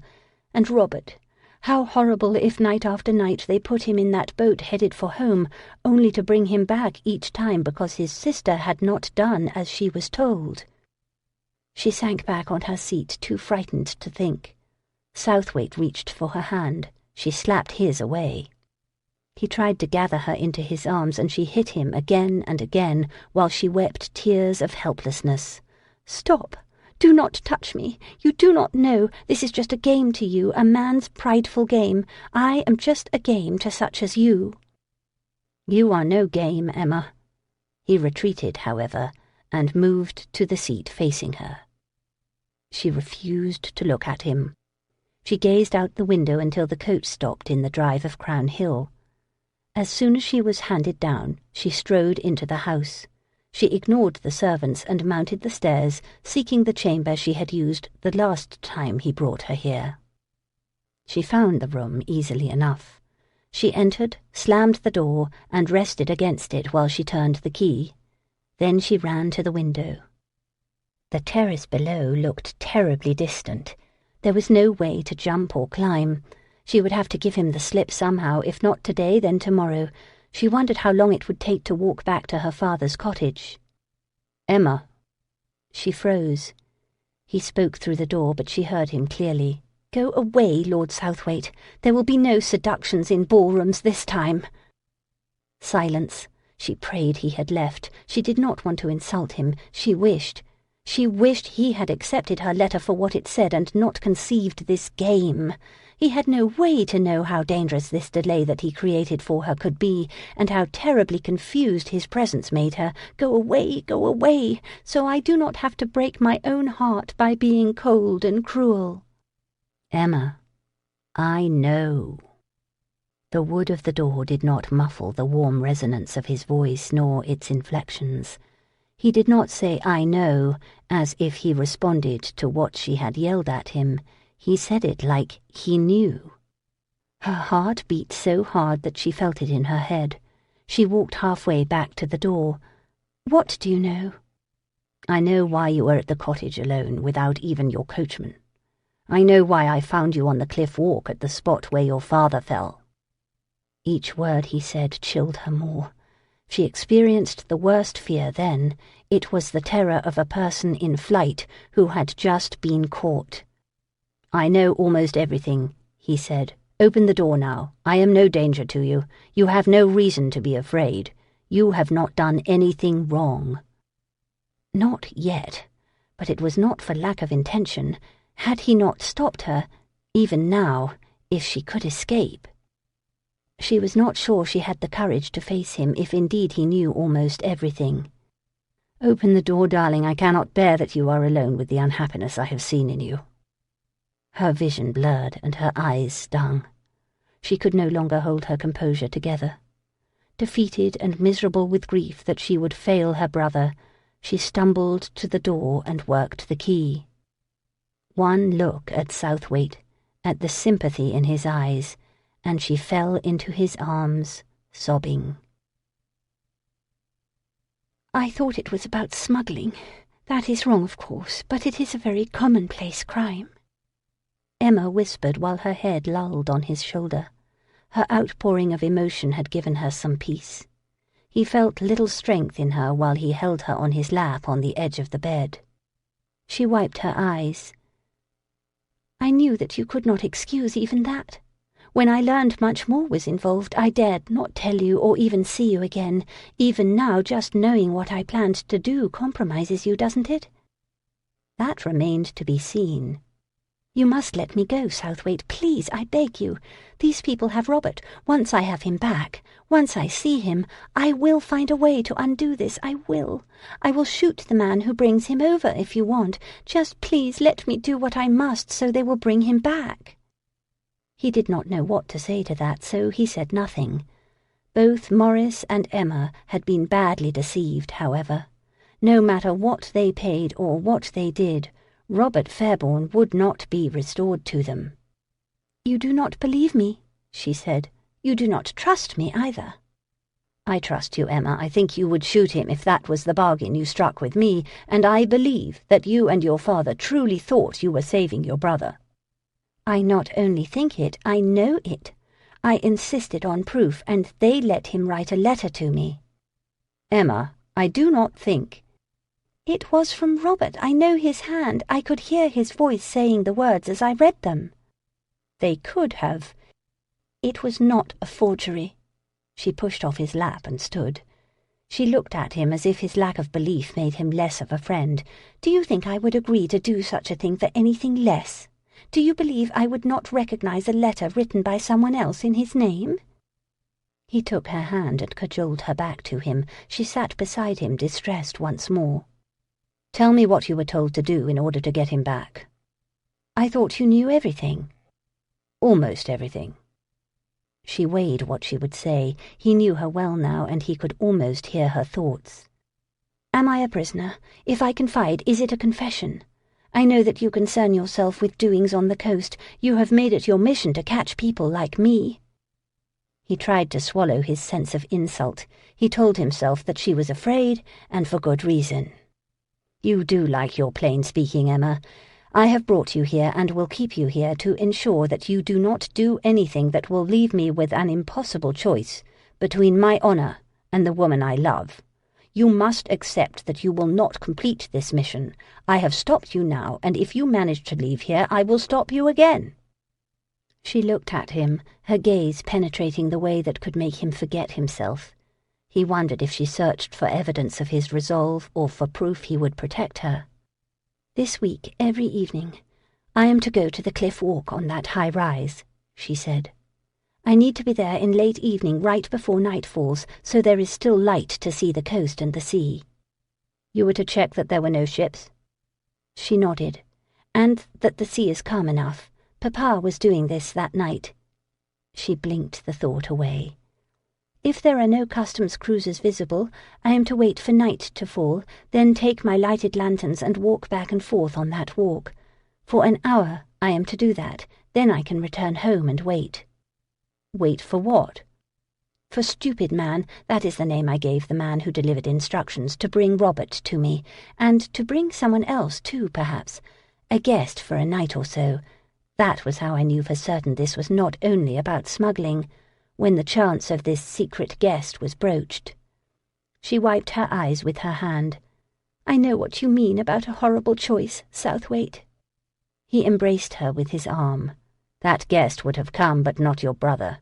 Even if he is alive, they would not have given him back. After you did this once, they would have demanded it again and again. The night your father fell was probably not the first time he spent an hour on that cliff walk." She neither agreed nor disagreed. She looked around the chamber. "How long will I be here?" "I do not know, until I am sure you are safe." "Will you be here too?" "Some of the time. I would like your word that you will not try to leave." "I cannot give it." "Then I will have to keep a close watch on you."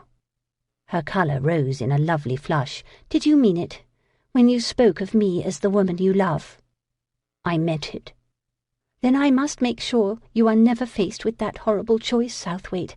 That may require some plain speaking that is not in my own interests." "How so, Emma?" "You must know that if I ever tried to escape from here, it would be at night. I wish I could swear that the idea has not entered my mind, but I regret that it already has." "I will have to keep a very close watch of you at night, then." "I think that would be wise." She leaned into him until her face was an inch from his. "I think that you should kiss me now, if I am not only your prisoner, but the woman you love. It would bring me great comfort if you did. I might not feel helpless and alone, and so afraid, if you held me in your arms." He was happy to kiss her and hold her for whatever reason she wanted him to.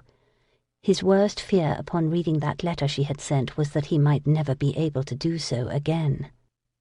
It could never be a simple kiss any more, even if it were only one. There was too much between them now. She thwarted his intention to be very careful with her, however. She responded to his kiss with a fierce outpouring of passion that finally released her fears. She destroyed his restraint with fevered kisses and impatient caresses. She clawed at his cravat and shirt until she bared his chest to her teeth and tongue.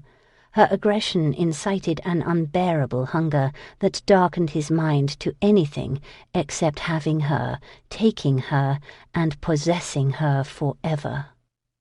He cast off his coats easily enough. He loosened her dress closures, and they both stripped off her garments while managing to remain bound together with grasping embraces and furious kisses. As soon as her chemise flew away, she lay back on the bed and pulled him with her. "Now," she gasped, "all of you. I want all of you with me so I feel something besides worry and fear." He rose above her on outstretched arms so he could look at her.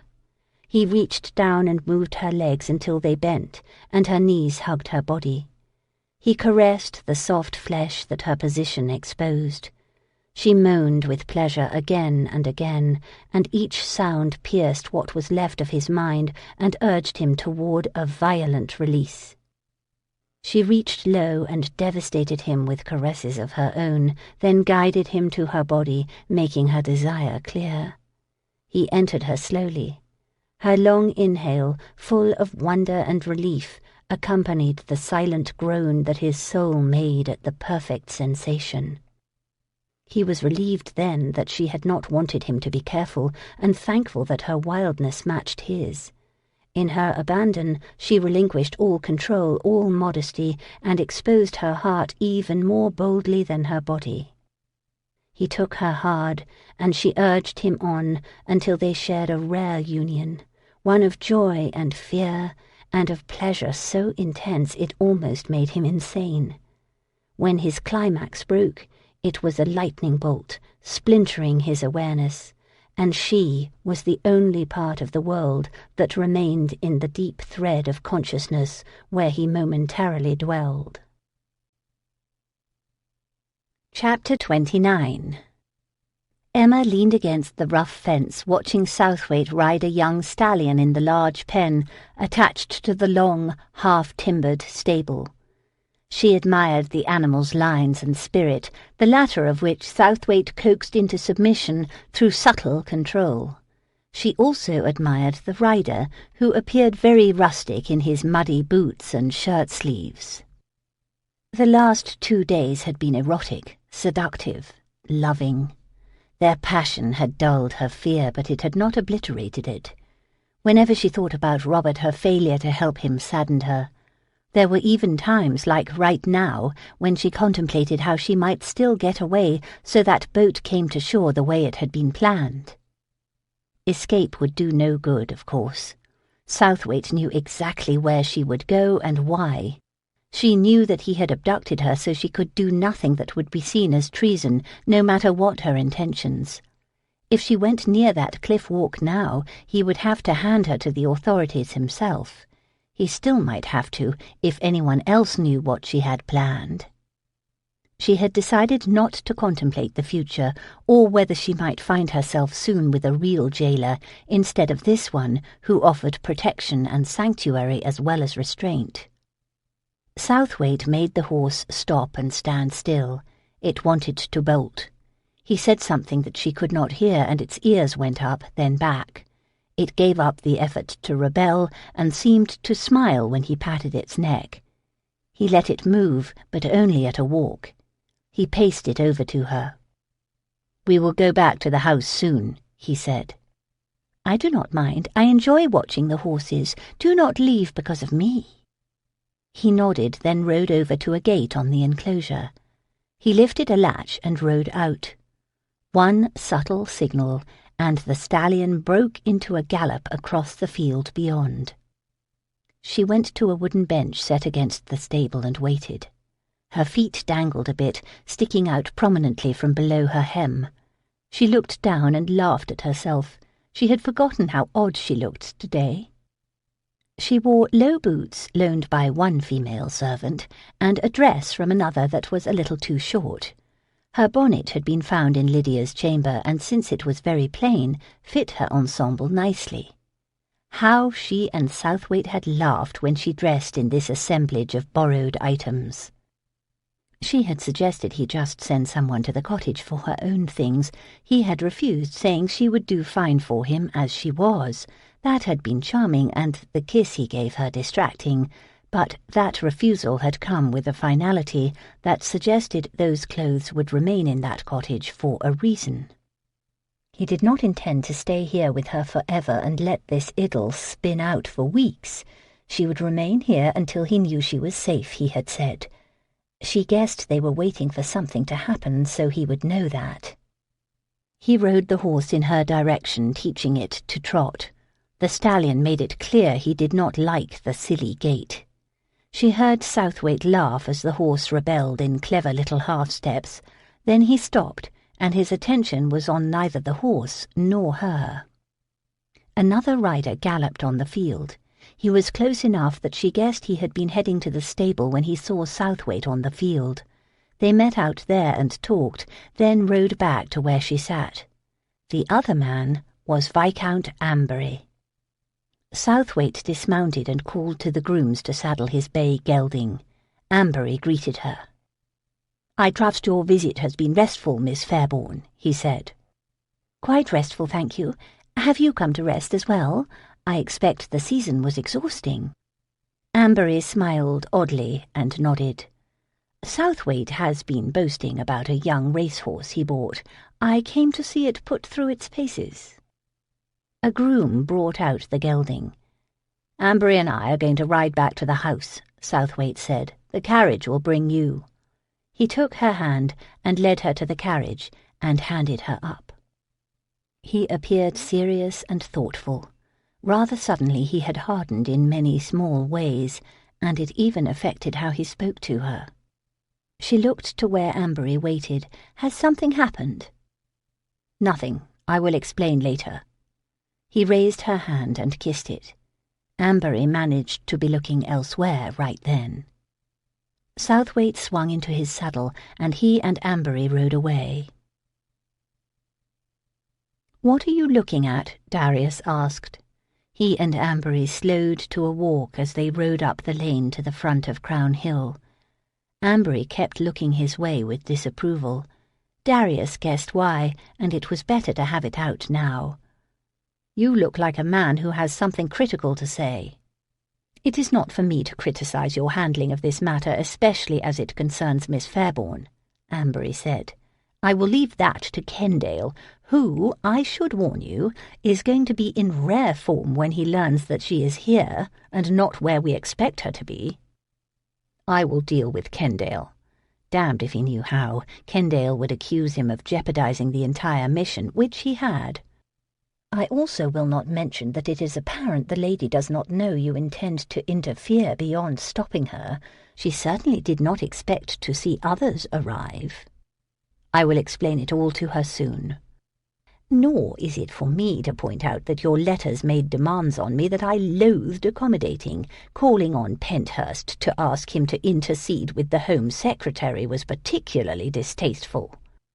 "We both know Kendale would never have agreed to do those things." "How fortunate I am to be so agreeable, then. I am heartened that you find my character convenient to your purposes." Darius assumed that having itemized his annoyances, Ambery would be contented. He caught his friend giving another sharp look in his direction, however. "Disapproval does not suit you, Ambery. You look too much like my Aunt Amelia when you purse your mouth like that." "I am not pursing my mouth. I am not even disapproving. I will admit, however, to being confounded, even perhaps astonished." "By what?" "You and Miss Fairbourne." "I am never judgmental of your affairs, but then I know it is dangerous to tell a man that his lady is not suitable." "An affair? I was not criticizing an affair that I was not even aware of, I assure you. I assumed you spared her due to having a tendre for her, true, but I did not guess you had seen such success as an affair would necessitate." "Perhaps you think that I should not be showing her the consideration that I am, affair or not. Perhaps you want to hand her over to the Home Office's brutes for her role in this. I am prepared for Kendale telling me I should have let it play out so we were sure to capture the whole of the web, but—" "Again, you presume to know my mind when you do not. I expect us to capture them all anyway, with only slightly more danger to it, and I would never countenance handing a woman over to that." They pulled up their horses in front of Crown Hill and dismounted. "If you must know, Southwaite, I am appalled that you would allow that poor woman to be dressed like she was.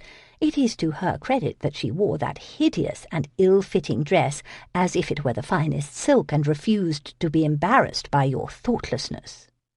Darius had not thought Emma looked hideous. He had not even noticed the dress after they laughed over it. "We had to make do." "You should have done better." Ambery shook his head. "The poor woman."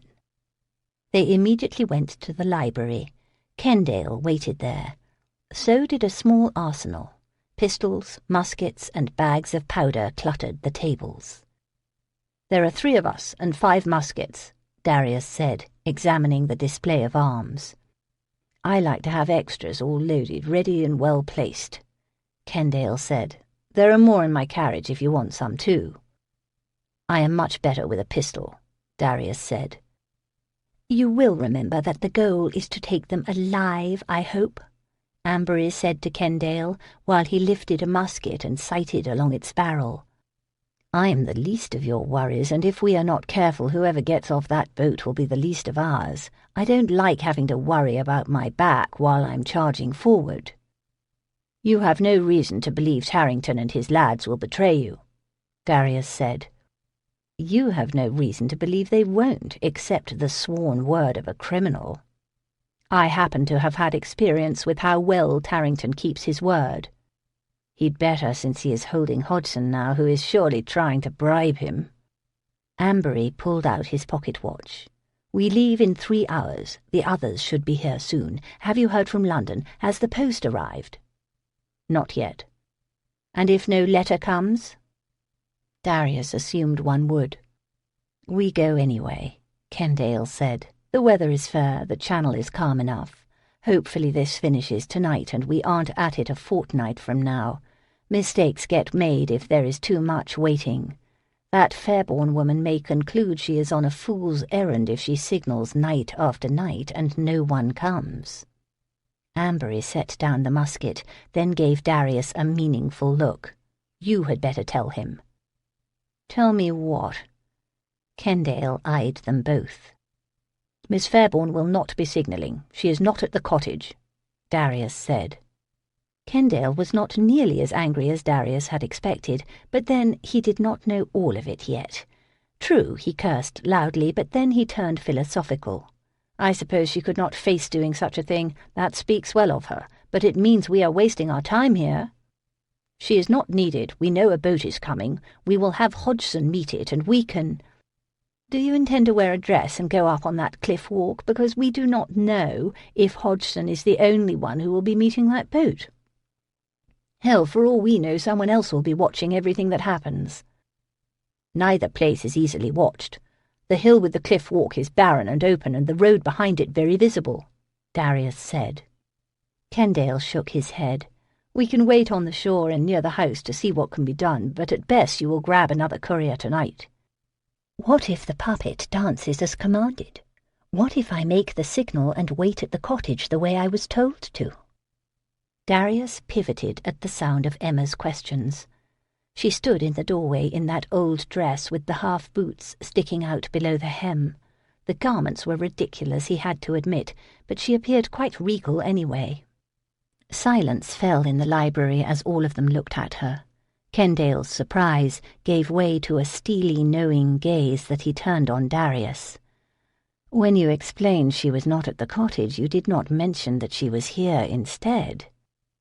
A mere oversight, Ambery soothed. Miss Fairbourne is my guest, Darius said. Hell, Kendale hissed under his breath. It would be better if you leave this to us and retire to your chamber, Miss Fairbourne, Darius said brusquely. I do not think it would be better at all. It sounds to me as if you have planned an intervention, but my absence will make your success unlikely. If so, I need to do my part. It is too dangerous, Darius said. Please leave us now. She flushed at his tone. She refused to budge. Damnation, of all times for her to get stubborn. He wanted to throw her over his shoulder and carry her away from this library. He strode over to her and trusted she saw how close he was to doing just that. Go now, Emma. He kept his voice low and private, but did not stint on the force of will behind his words. I want to do it. I need to. No, you are out of this. A rebellious, resentful expression tightened her face. He half expected her to start a row right here in front of Kendale and Ambery. Instead, she turned on her heel and walked out. He shut the door behind her. As he rejoined them, Kendale made much of looking out of the window. Ambery occupied himself with the ritual of pouring some brandy. What she says is true, Southwaite, Ambery said, finally. You know it is. No. I will stay with her, Kendale said. At the first sign of danger to her, I will act. I'll kill anyone who tries to harm her.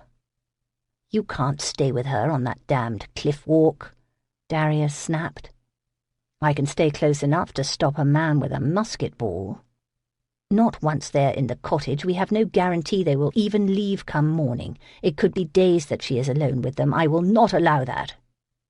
Kendale understood the danger. He would no more leave a woman that vulnerable than Darius would, and he no longer pressed the matter. Suppose we put someone in that cottage with her, you, for example, up above in one of the bedchambers, Ambery said. You could keep an ear on her, if not an eye, Southwaite. As for their hiding there for days, we will find a means to discourage their even remaining one night. What you propose hardly ensures her safety. She will remain here. I will not discuss it further." Kendale strode to the door. "Damn, where are you going?" Darius said. "To learn the lady's mind on it. You are not her father or brother or any relative. Unless there has been a wedding I don't know of, she is not under your authority. She has the right to make her own choice, seems to me." Darius saw red. He started after Kendale to stop him. A tight grasp on his upper arm interfered. He turned on Ambery. "I was going to thrash Kendale, but you will do if you insist." "Thrash if you want. Better that than you forget who you are and why we are even here." Ambery's voice urged calm, but he did not release his hold. "She came within a feather of treason, Southwaite. Would you deny her the chance to write that in her mind? There can be nothing between you until she does." He wanted to punch Ambery for that. He pictured Emma telling Kendale she was willing, and his head almost split. He wanted to lock her away, and cursed himself for keeping her with him instead of sending her to the ends of the earth to protect her. His fury gathered, darkened, and broke like a storm's wave. But it ebbed after that, and sense began giving shape to more rational thoughts. All that was left then was cold determination. Chapter 30. "You are sure that you know what to do and say?" Southwaite asked the question yet again. Emma nodded. She tried to reassure him with her eyes and her touch, but he was not a man to be appeased this evening. "Tell me," he said. "Repeat it all back to me, so I know there is no misunderstanding." "I am to take the lanterns and go to the cliff walk as planned. No matter what I see on the coast, I am to make the signal." "Kendale will be where he can see you. No one should approach you, Emma. If you see anyone around, anyone at all—" "I know, you have told me. I will be fine, Darius. I will not get myself hurt." "The rest. Tell me the rest." "I then go back to the cottage and put a lantern in the window and wait." "It could be a long wait. They will be out to sea, close enough to see the light on the cliff, but far enough to run if they must." "Yes, I know. You have explained this many times, Darius. When the man from the boat is brought to me, I will say that I am sure someone was following me back. I will make sure they conclude it is not safe to stay with me and that they must change their plans." "I will be up above. If there is any threat to you, if one of these blackguards even looks at you oddly, you are to—" "I will cry out, so you know you are needed." She raised her head and kissed him. "I will feel perfectly safe knowing you are there." He slid his arm around her and embraced her. His hold proved a balm to her nerves, which were more unsettled than she revealed. It had been kind of Ambery and Kendale to allow her this brief time alone with Darius. She heard the horse hooves hitting the ground alongside. Not only 2 horses made the sounds. 3 others had come while Viscount Kendale spoke to her. Gentlemen all, she assumed they had been called from properties nearby. "I told Kendale about my brother," she said. "I gave him a description of Robert, so if anyone on this boat claimed that identity, he might know if it were true. He said he would be there with Tarrington to take the boat after the spy left the coastline." Darius said nothing to that. She knew he did not think Robert would ever be released. He still thought Robert was dead, and stupid man and his master had taken advantage of hers and Papa's refusal to accept the truth. "When they leave the cottage, what then?" She had been told her role, but little else. She doubted Lord Kendale trusted her enough for that.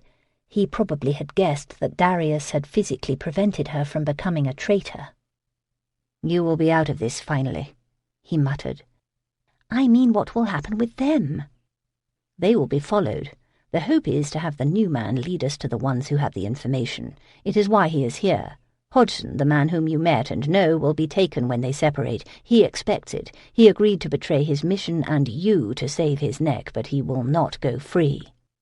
"Maybe he also has a relative that he sought to redeem." "He did it for money, Emma. Most do." The curtains were closed on the carriage, but she knew they were approaching the cottage even without being able to see the passing land. Darius must have too. His embrace became all-encompassing, and he gave her a kiss so sweet that her love tore at her heart. "When this is over, you and I need to come to a right understanding about some things, Miss Fairbourne." "I expect we do." She wished she could think he was being flirtatious or teasing, only he did not speak lightly, but most seriously. She did not expect that right understanding to be pleasant. When this was over, he would calculate the costs to his honour of loving her. She did not expect to fare well in that judgment. The horse slowed. The carriage came to a stop. She turned in his arms and kissed him. She put the future out of her mind while she did, and filled her head and heart with memories of the last 2 days together, and the beauty she had known sharing passion with a man she loved. Then the carriage door opened, and they were awash in the waning light of the evening. She and Darius walked to her father's cottage, while the carriage and 5 gentlemen on horseback peeled away. Emma waited in the small library of the cottage. She kept candles burning and remained in a chair where she could be seen from the window should anyone peer inside. She sat in that chair for 3 hours with no sign of stupid man Hodgson or a spy or anyone else. The part she had played on the cliff path had been easy compared to this. Not a soul had been in sight. While waiting for night to fall, she had tried to determine where Lord Kendale lurked. He had been so invisible that she would have doubted he was there, except he was the sort of man one did not dare doubt in any way. She could move about down here, she supposed. She did not have to remain immobile like this. Darius was not making a sound up above, though, so she would not either. Perhaps he listened at the window so he would know when someone approached. It had been a hard parting before he walked up those stairs, loaded pistols in hand.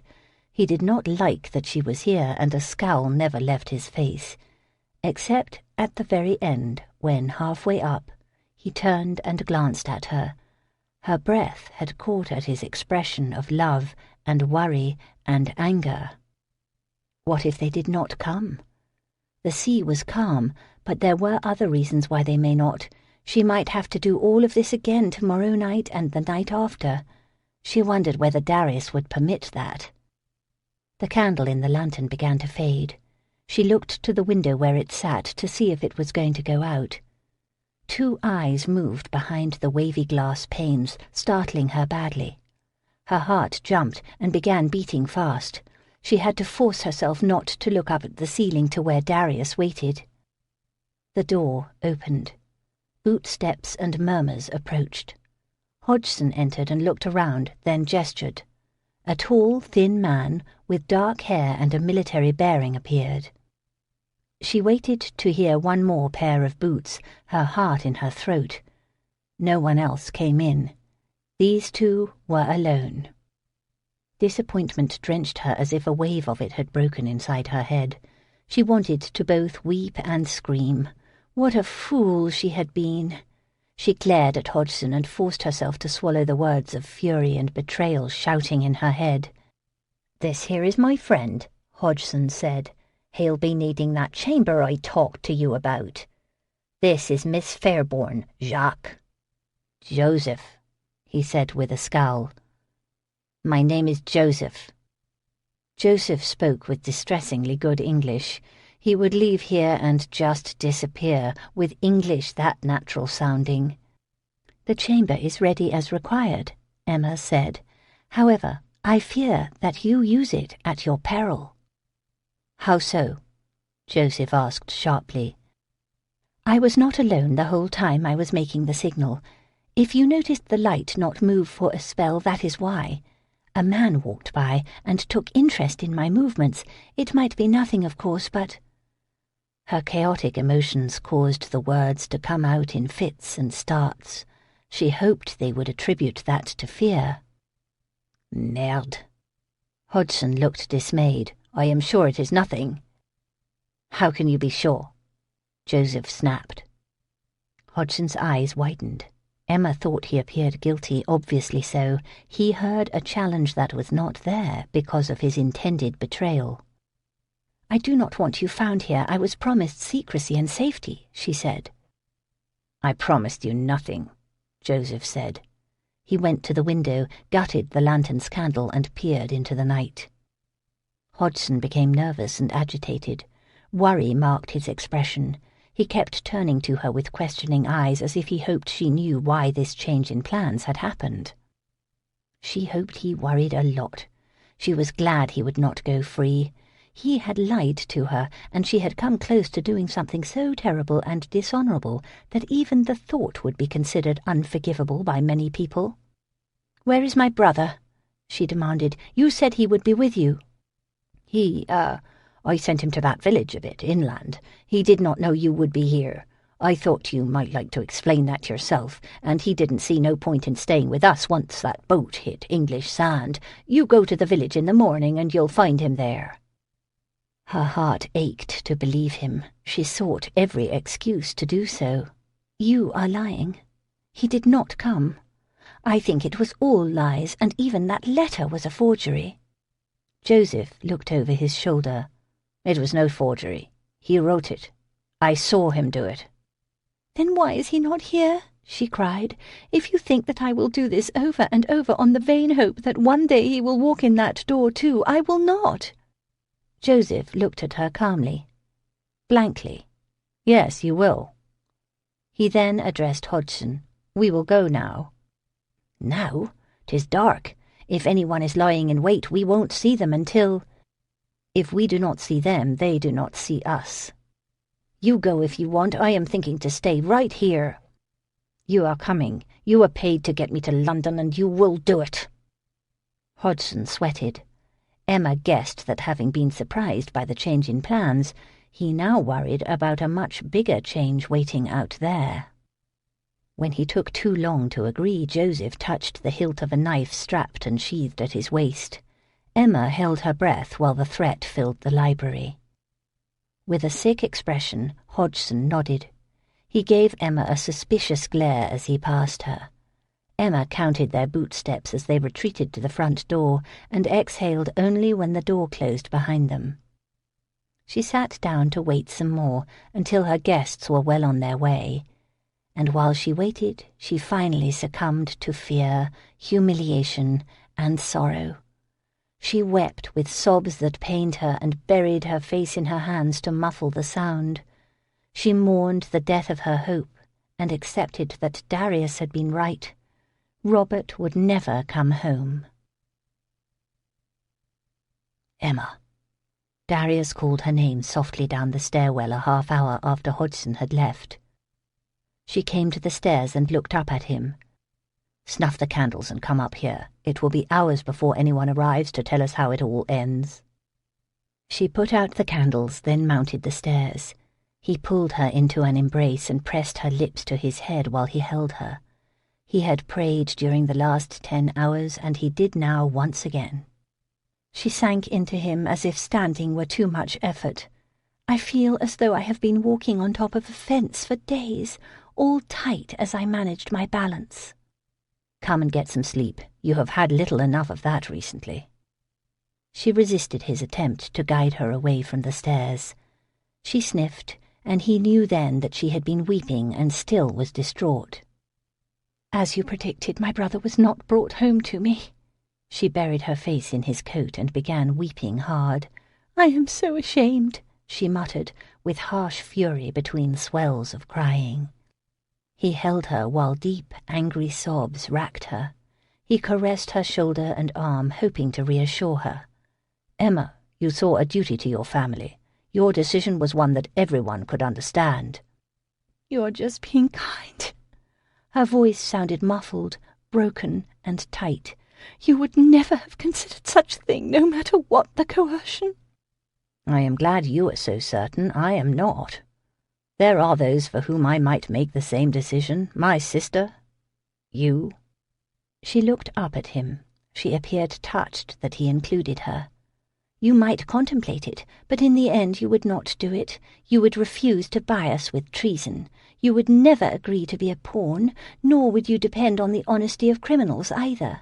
You would do something noble and brave instead. You would execute a daring rescue of us, like men are wont to do. But which women are not wont to do, because the skill and strength are not available to them. Come to sleep, Emma. It is finished now." It was finished now. No, not quite yet, but it would be very soon. He did not speak of their passion and love, but that was all she thought about at that moment, how this embrace would not be there for her in the days ahead, how the comfort of his warmth would disappear. She had never been suitable, not even as a mistress, and after what she had done, that was even more true. His friends knew she had agreed to help Hodgson. Soon others in the government would know too. How else would they all explain tonight's adventure? Miss Fairbourne may have redeemed herself in the end, but that did not cleanse the stain of sin. "I am not sleepy," she said. "Then just rest in my arms. This will be a long night still." "That would be very nice, but it would be a waste to spend the time just resting, don't you think?" His kiss said that he understood her well enough. He was a man, after all. She was grateful that he did not act as if she were too fragile right now for such a thing. "I so love it when you are forthright, Miss Fairbourne. I would have played the chaste knight with you if necessary, but that is not where my blood is." She giggled softly into his coat. The sound instantly lightened the mood and put the day's dangerous events off to one side, so its shadow touched her only a little instead of owning her completely. She squirmed out of his embrace and strolled to her bedchamber. A lone candle burned there. She used it to light another near the looking-glass. The way the glass reflected the dancing flame reminded her of a ballroom and a candelabra and a magnificent chandelier. He had his coats off by the time he was across the threshold. He went to work on her dress. "Amber scolded me for forcing you to make do with this old dress and those boots today." "Did you explain they were the first clothes I had worn in more than a day, and that you had most rudely torn my one dress in a fit of impatience?" "A fit of passion, not impatience. I think of myself as the citadel of patience when it is warranted." She insisted on carefully folding and stacking each of the garments. They might be poor, but they were not hers. As soon as she was finished, he pulled her to him and laid her down. She made herself comfortable. She looked around the chamber. "If Papa's ghost is here, it does not seem to mind." "That is not a thought to encourage passion, Emma." He looked around too. "Do you sense it here? Not that I believe in such nonsense, of course." "No, I did before you abducted me." "It was not really an abduction, Emma." "Before you abducted me the night before, it was like it had been on my last visit, but today, when we arrived, no longer." She pushed down the shoulders of her chemise and bared her breasts. She joined her hands behind her head so her breasts rose high. "Now, do your worst." He caressed and teased her breasts.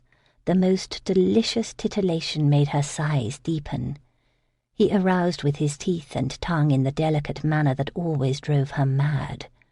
Pleasure lapped through her, and she abandoned herself to its wonderful sensations, concentrating on his scent and touch and warmth, surrendering every part of herself so she might always own this memory. Soon impatience claimed her as her arousal intensified. She begged him to take her so she might have all of him too. "Soon," he said, kissing her stomach and shoving up the chemise. "Not yet." She did not wait for his lead when he moved down on her. Instead, she bent her knees, spread her thighs, and lifted her hips. He knelt and cupped her bottom and lowered his head in order to take her to paradise. Darius awoke at first light. He became instantly alert as his instincts warned of nearby danger. He stretched to reach the pistol he had laid on a table near the bed. As his senses righted, he heard the sound that had woken him. Down below, boot steps paced across the floor. He rose out of bed and silently dressed, then descended the stairs. Sounds drew him to the back of the cottage and the kitchen. Halfway there, he lowered his pistol and ceased trying to walk quietly. He knew the voices talking back there. "You are not going to steal that food, are you?" Ambery said. "I am sure the lady will not mind my eating a bit of bread when she hears how close to starvation I was. I was on the sea half the night." Crockery clattered. "There is some ham here, too." "Do you want some?" "Of course not." "As you like." Darius entered just as Tarrington carved off a thick slice of the ham. From the chair where he lounged, Ambery watched with hungry eyes. Darius took the platter with the ham from Tarrington, placed it down near Ambery, and proceeded to carve. "Share the bread, Tarrington," he said over his shoulder. Half a loaf came flying at Ambery. "We brought you a horse," Tarrington said as he ate and looked around. "So, where is our hostess?" "I believe she is still asleep," Darius said. Beside him, Ambery's jaw twitched, but to his credit he did not smile. "If you are here, Ambery, I assume you handed off our friends." "Hodgson and his guest took the road to London as expected, so it went smoothly. They are now the responsibility of the Home Office agent waiting at the crossroad Penthurst indicated in the letter you received. If that trail runs cold, I will kill whoever is responsible after all the trouble we went through. I trust Penthurst threatened something similar, so diligence would be employed." Ambery stuffed a hunk of bread with ham and feasted. "You do know that it will not take the French more than a few months to replace every spy that is caught." "Probably. One can only do one's best." He watched Tarrington opening cupboards. "Tarrington, did you stop the boat after it left the shore?" "Of course. This will shock you, but it was being used for free trade in addition to transporting that spy." "So was the last one. It is the cover they have used all along." "The last one held a few paltry items. This one was really used for smuggling. Lots of goods on it." He popped another chunk of bread in his mouth. "I am ashamed to say the lads were ours, not French. It was a galley out of Deal, no less." "They have been using galleys," Ambery said. "No wonder they have not been caught. 24 men at oars can escape any sloop or cutter. How long is the crossing in a galley?" Tarrington studied the bread he ate. He shrugged. "I have heard, not that I know myself now, being a peaceable, lawful sort, that in good weather a galley can make the run in 5 hours. As for this galley's crew, they got friendly with the French they deal with in Boulogne and ended up with this bit of work every now and then, too. Hodgson passed the goods for them. It was all very neat." It had been neat, Darius thought. A galley rows over to France, loads wine and whatever, accepts letters or special passengers, rows back, and is met by a man willing to arrange the sale of the better goods at an auction house for full price. "Where are those goods now?" he asked. "Fell in the sea, they did. 'Twas a pitiful thing to see. I've the boat in a nice little cove in case you want a check." Darius was very sure there would be no smuggled goods on that boat now. And the crew, were they all English smugglers?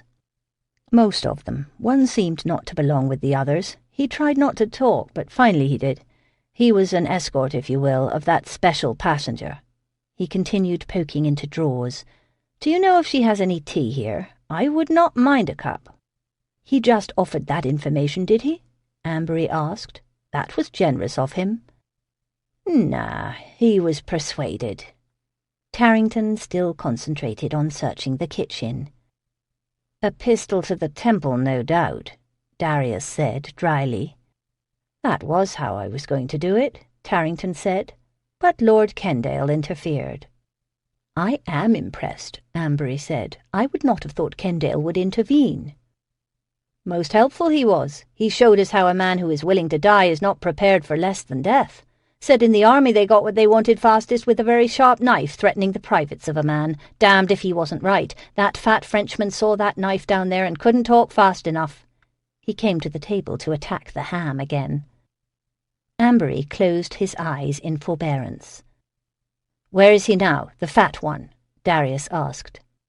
"With the others in that cave I have, waiting for your lordships to tell me what to do with them. A few of my lads are keeping watch. Lord Kendale is with them." "So we still have the boat and the smugglers and the fat man who made sure the special passenger got here safely and met his contact. Only the illegal goods are lost?" "Right. Bottom of the sea they are. Ambery, I think we should have a talk with the fat man. The smugglers know from where they put to sea, and this fellow probably knows how to get from there to the lair of those who send the spies in the first place." Ambery's eyes lit.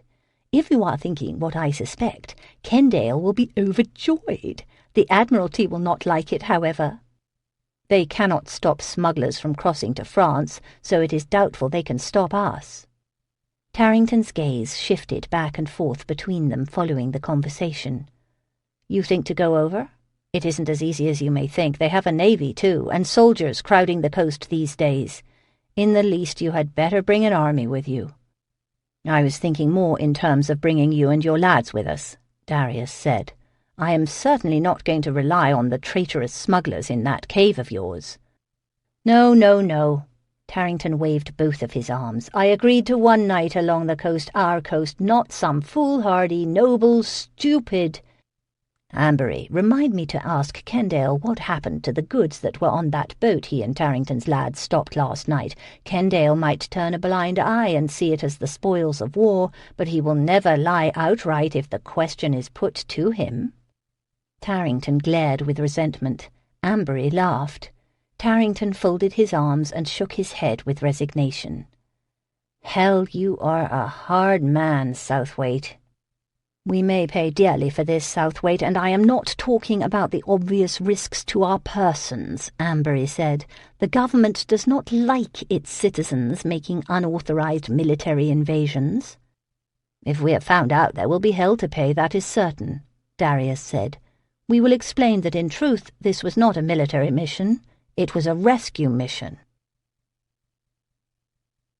Darius explained what he meant and whom they would rescue. If Ambery was sceptical, he did not show it. Tarrington only wanted assurance that his lads could take what they could carry. Kendale, Darius knew, would be glad for the action, no matter what it was called. He sent them off to make plans, then went up the stairs. Emma was awake, lying amid the sheets in the early morning light. She appeared so lovely. Her hair fanned over the pillows, silken and bright. Her gaze, as she looked over at him, contained memories of last night and a warmth born of the intimacy they now shared. She believed her brother was still alive. She felt it, she said. She insisted the letter sent to her had not been a forgery. She knew Robert Fairbourne was alive more surely than he knew most things in his life except his love for her. Who was he to question what her heart could and could not know? He sat on the bed and bent low to kiss her, thinking, as he always did now, that she was extraordinary in every way. She may have surrendered to him, but in doing so she had captured him totally. "My carriage will come for you in a couple of hours," he said. "It will take you back to London." "Are you coming too?" "Not yet. There are a few things still to resolve, although the plan worked perfectly." "When will you be in London again?" "A week, perhaps." Her arms encircled his neck, and she kissed him hard and long. He felt emotion rise in her. She bared her heart in that kiss. Amid her love was sorrow and even some fear. He gently released her hold and brought her hands together where he could kiss them. He stood to go. "Do not forget that I love you, Emma. Never doubt that." Chapter 31. "Lord Ambery still has not reclaimed his ring and taken the earrings," Cassandra said. "I believe he has been preoccupied of late," Emma said. "Is he even in town?" "I have not seen him about. Perhaps he is not. However, the goal was to turn jewellery into money, not end up with more jewellery, so I hope he settles this soon." They sat in the garden behind Fairbourne's auction house. Emma and Cassandra had stopped by here in order for Emma to meet with Marielle, who had just arrived. Marielle was busy untying the cord that closed a little sack that she had brought. "Stupid man is gone," Marielle mentioned as her long, slender fingers worked at the knot. 10 days now he has not been visible. "Who is stupid man?" Cassandra asked. Marielle looked up surprised, then turned apologetic eyes on Emma. She returned to the knot. "A man who was bothering Marielle," Emma said. She would like to tell Marielle that stupid man would never be visible again, but discretion forbade it. "Oh, I thought she was talking about my brother." Emma burst out laughing. Cassandra smiled with naughty pride. Marielle clawed at the string. Emma wiped her eyes. It felt wonderful to laugh. She had not been in good spirits the last 10 days. Southwaite's absence from her life had left a void. She had not anticipated that, or the way her heart had so quickly resigned itself to living with that void forever. "Do not forget that I love you. Do not doubt that." She did not doubt it, nor did she expect it to make enough difference. There probably would not be a public scandal, but people who mattered to Southwaite already knew what she had agreed to do for Hodgson, and more would learn of it. If his alliance with her continued, his name would be forever compromised. A week, he had said. It had already been 10 days. She had reconciled to it being much longer. At some point a letter would come and he would explain it all to her with sincere regrets. She waited for it the way one waited for any bad news, with a sick worry that almost wished it would just happen and be over. "Ah, bon." Marielle finally opened the neck of the sack. She carefully poured the contents on the table. "Cameos!" Cassandra exclaimed. She lifted one. "They are exquisite. They look very old." Emma held up one of the gems. Its tiny relief depicted Dionysus and his entourage. The agate stone from which it had been carved was so thin as to be translucent. The carving appears antique, but the setting is later, a Renaissance work perhaps. "That is what I was told. The woman who owns it says it was once owned by the king and is very valuable. She will give it to your auction if you have other fine things." Cassandra looked up from her cameo through her long black lashes. She gave Emma a quizzical look. "Are you starting to plan for the next auction already? Town is so quiet in the summer. I would have expected you to wait until autumn." Emma rubbed her thumb over the carving. "I do not know if I will have another one at any time." Southwaite had always wanted to sell Fairbourne's. She would no longer resist that decision. If by some miracle Robert survived and returned, the proceeds from the sale would be waiting for him. "It is always so for me," Marielle said after a long sigh. "I find a means to eat and something goes wrong." She took the cameos out of Emma's and Cassandra's hands. "Perhaps that other one, Mr. Christie, will give me the 20%. Cassandra's eyelids lowered. She crossed her arms and looked at Emma. 20%? For the second time, Marielle realized she had misspoken. She busily stuffed the cameos away. When she was finished, she stood to take her leave. Her attention became distracted, however, and she did not move. "Why is he here?" she asked accusingly.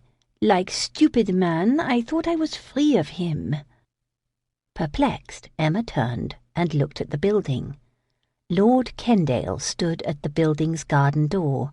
He looked at them, not moving. Her heart sank. If Kendale was in London, whatever he had to be resolved on the coast had been finished. Yet Darius had not called on her.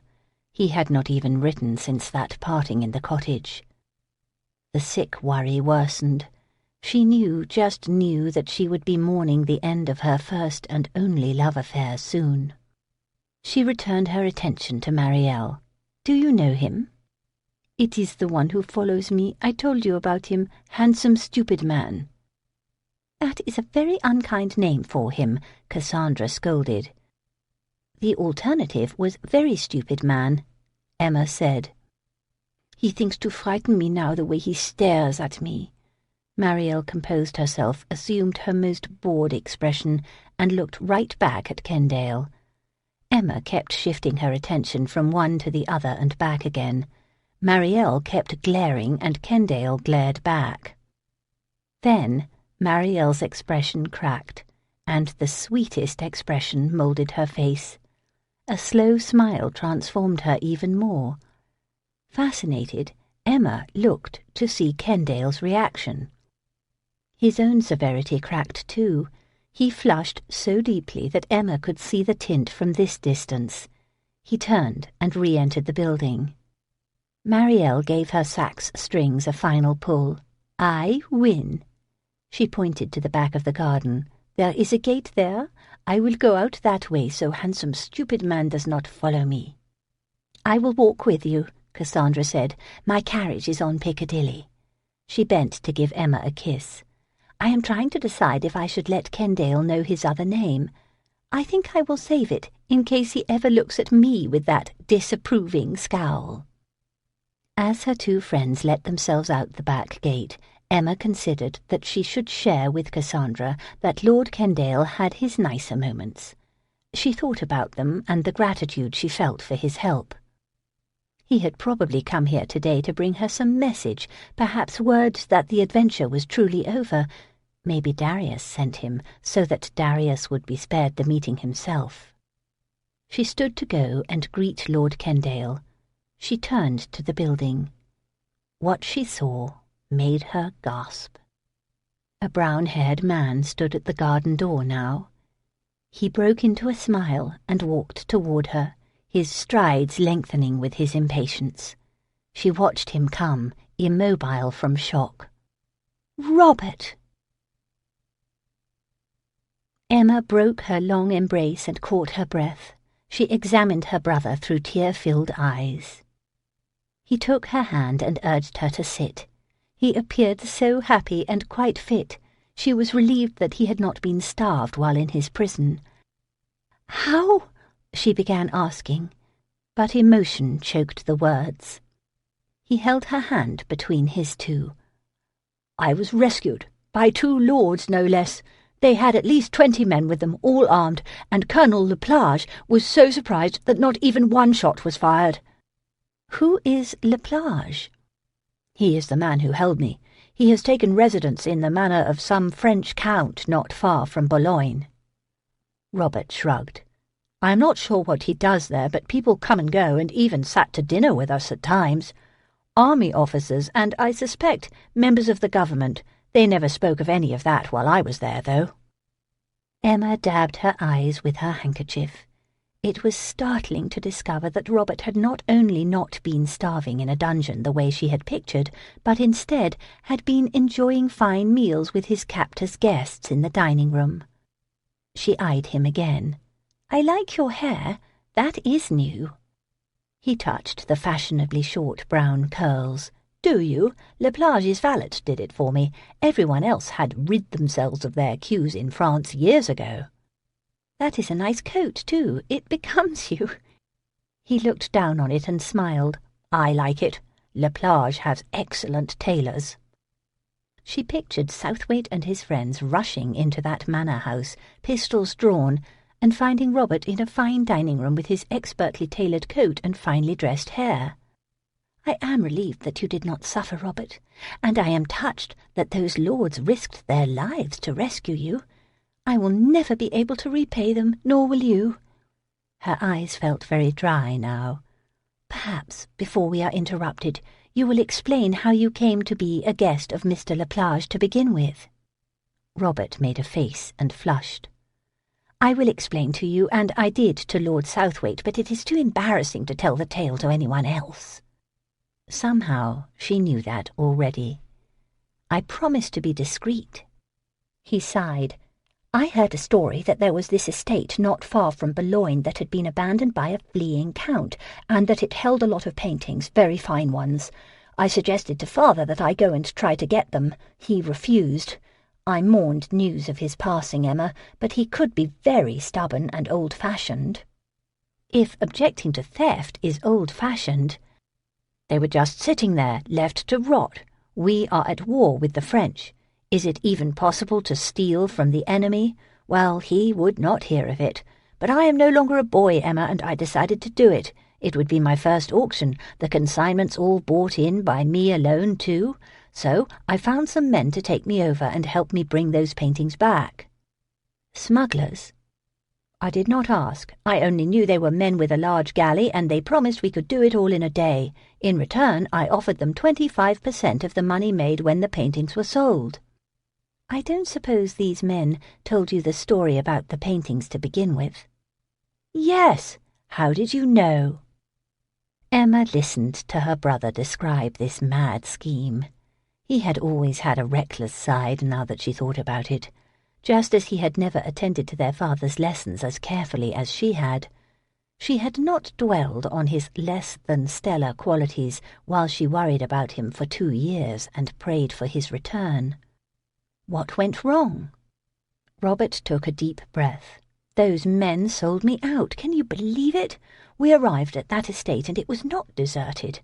I called those men to help me fight our way out once we were seen, only instead they offered their services to La Plage. I ended up an involuntary guest, and they ended up going back without me. La Plage was decent about it, at least. He said if I pledged my parole, I could move about the grounds freely. At least that made it easier for Lord Southwaite to find you. I suppose so, although it was raining when he came, and he insisted I go with them at once, and he refused to take any of those paintings. Oh, yes, they were there, and very fine indeed. The weather did not let up, and we were stuck on the coast, dodging army units for days. It was terrible. But better than being a prisoner, surely. Oh, yes, surely. He did not appear sure at all. She looked at the building. Did Lord Kendale bring you here? No, he rode beside us. Lord Southwaite brought me in his carriage. We went to the house first, and Maitland told him where you were. Southwaite. We must go in, so that I can thank them. She began to rise, but Robert caught her hand and bid her sit again. There is something that I need to explain before you go in there, Emma. She did not miss the way he flushed when he said that. She sat and waited. I did not come back alone, Robert said. While I was in France, I married. Fairbourne's hosted one of its happiest parties that afternoon. No paintings covered the walls and no music played. The guests enjoyed the last bottles of the smuggled claret, however. If anyone guessed their provenance, nothing was said. Emma had returned to the hall with her brother as soon as she recovered from hearing about his marriage. As they walked through the garden, Robert had finally expressed some self-recrimination. I was young and stupid and a pigeon waiting to be plucked, Emma. I was lured into that scheme to sail to France, I think. I know all about how father was coerced, and later you too. Southwaite told me about it while we waited for the storms to clear. Now Robert strolled through the auction house while Emma watched. He pointed and explained things to a young woman by his side. A wife! That had been almost as much of a shock to her as seeing him walk toward her through the garden. Southwaite sidled close to Emma and joined her in observing the young couple. He married her at the point of a sword, he said. She was a maid in the household of the colonel who held him, and they were found in a compromising situation. I am, of course, relieved to know my brother did not suffer overmuch during his captivity. He experienced no deprivations at all, it appears. She sipped some wine. She seems a pleasant girl. I think that we will get on well. Southwaite's arm swept in an all-inclusive gesture. You did it, Emma. You preserved it for him as you wanted. I did, didn't I? So why am I a little sad about that part? He looked at her with humour and warmth in his eyes. Perhaps because you know that you can do it better than he ever will. Do not look indignant at the suggestion. Your brother and I had some long talks about art while we waited for the sea to settle and prayed no French troops found us first. I think you paid more attention to your father's lessons than he did. Probably so. She doubted Robert would ever agree with that, however. Still, there might be a role for her at Fairbourne's in the future. In the least, Robert might let her catalogue the silver. She stiffened her spine and her composure. "I admit that I will be nostalgic. I will think fondly of my not-so-final auction, and of the grand success of the last one. However, it is his legacy, and I must step aside and allow him his due." "Actually, Emma, only part of it is his. You have a talent for ignoring that I am half owner." He set aside his wineglass and took hers away too. "Now, come with me. It is too crowded here." It was not crowded at all, but she did not object when he sped her out the garden door and guided her deep into the plantings near the rear wall. He swept her into an embrace and kissed her soundly. "It has been forever, Emma," he muttered, then kissed her again. Love poured through her, as fresh and vibrant as ever, making the arousal that stirred her sparkle with joy. "Thank you for bringing him back to me. Thank you for coming back safely, too. If you had not—" The very thought horrified her whenever she thought of it. After telling her about his bride, Robert had blurted all of the danger they had faced. Her stark realization of what she might have lost had dimmed her excitement until she dragged Robert inside so she could see Southwaite hale and fit with her own eyes. "There was little danger," Southwaite said. "We let Kendale lead. He is actually very good at this sort of thing." She had thanked Lord Kendale and Lord Amberley with all her heart. There had been others who had not accompanied Robert to London. She needed to thank them too when she could. He kissed her again and again. His possessive caresses thrilled every part of her. "Southwaite." The voice spoke calmly, not far away at all. Darius looked up, but did not release her. "What is it, Amberley?" "We are leaving. Mr. Fairbourne and his wife just departed for home. They took Miss Fairbourne's carriage." "I will see you at Brooks tomorrow."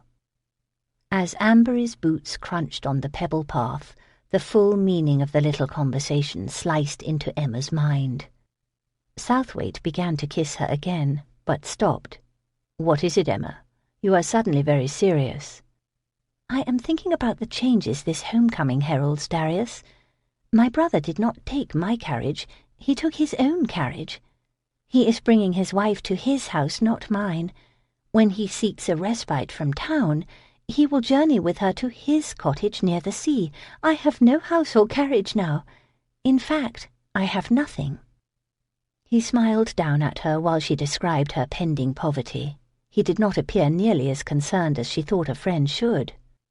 "That is true, Emma. It is very unfair, too. However, as it happens, I have a very nice house here in London, and much more than a cottage by the sea, and I have a lot of carriages, and one of them can be yours." "Are you offering me an arrangement, Darius?" It touched her deeply that he still wanted her in any way, and that she might not lose him too soon, eventually, but not yet. Even the liaison he implied would be ruinous for him, however. Perhaps he counted on his famous discretion to keep her a secret. "I am suggesting a very special arrangement, Emma." He glanced over her head to the building. "I have half an auction house. I think I need someone to watch over that investment for me in the years to come. I am not inclined to leave it totally in the hands of my partner. Not that I do not trust your brother's expertise or honesty, of course." Of course. He did not seek a romantic liaison then.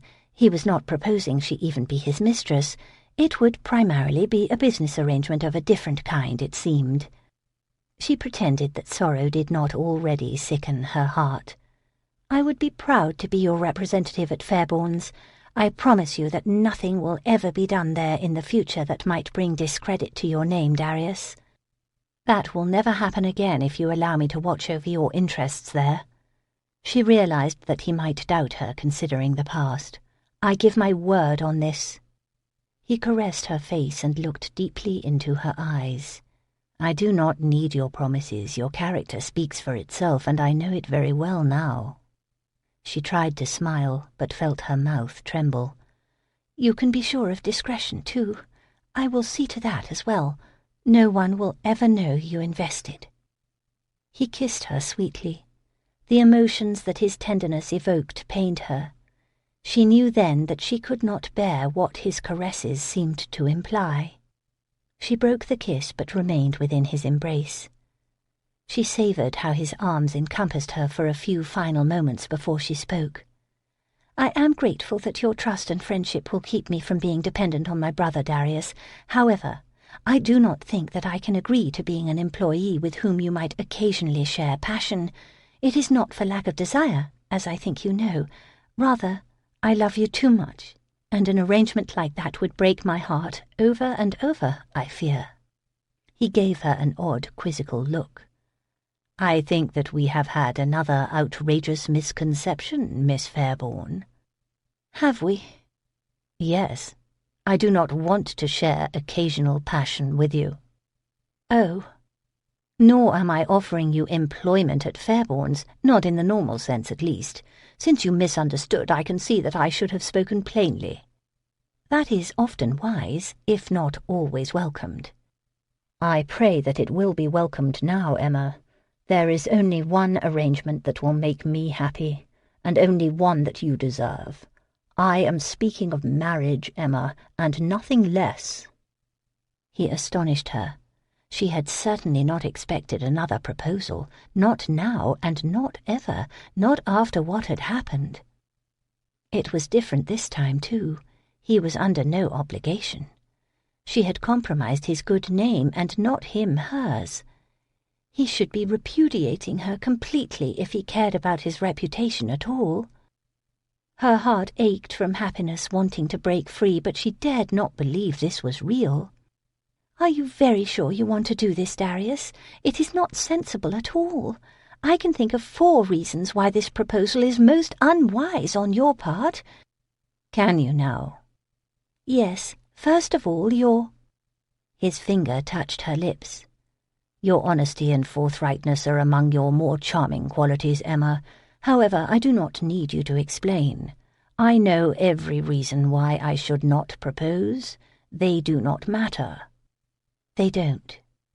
"No." "But others know what I did, Darius." "They will know that you aided us in trapping a courier into exposing a network of spies.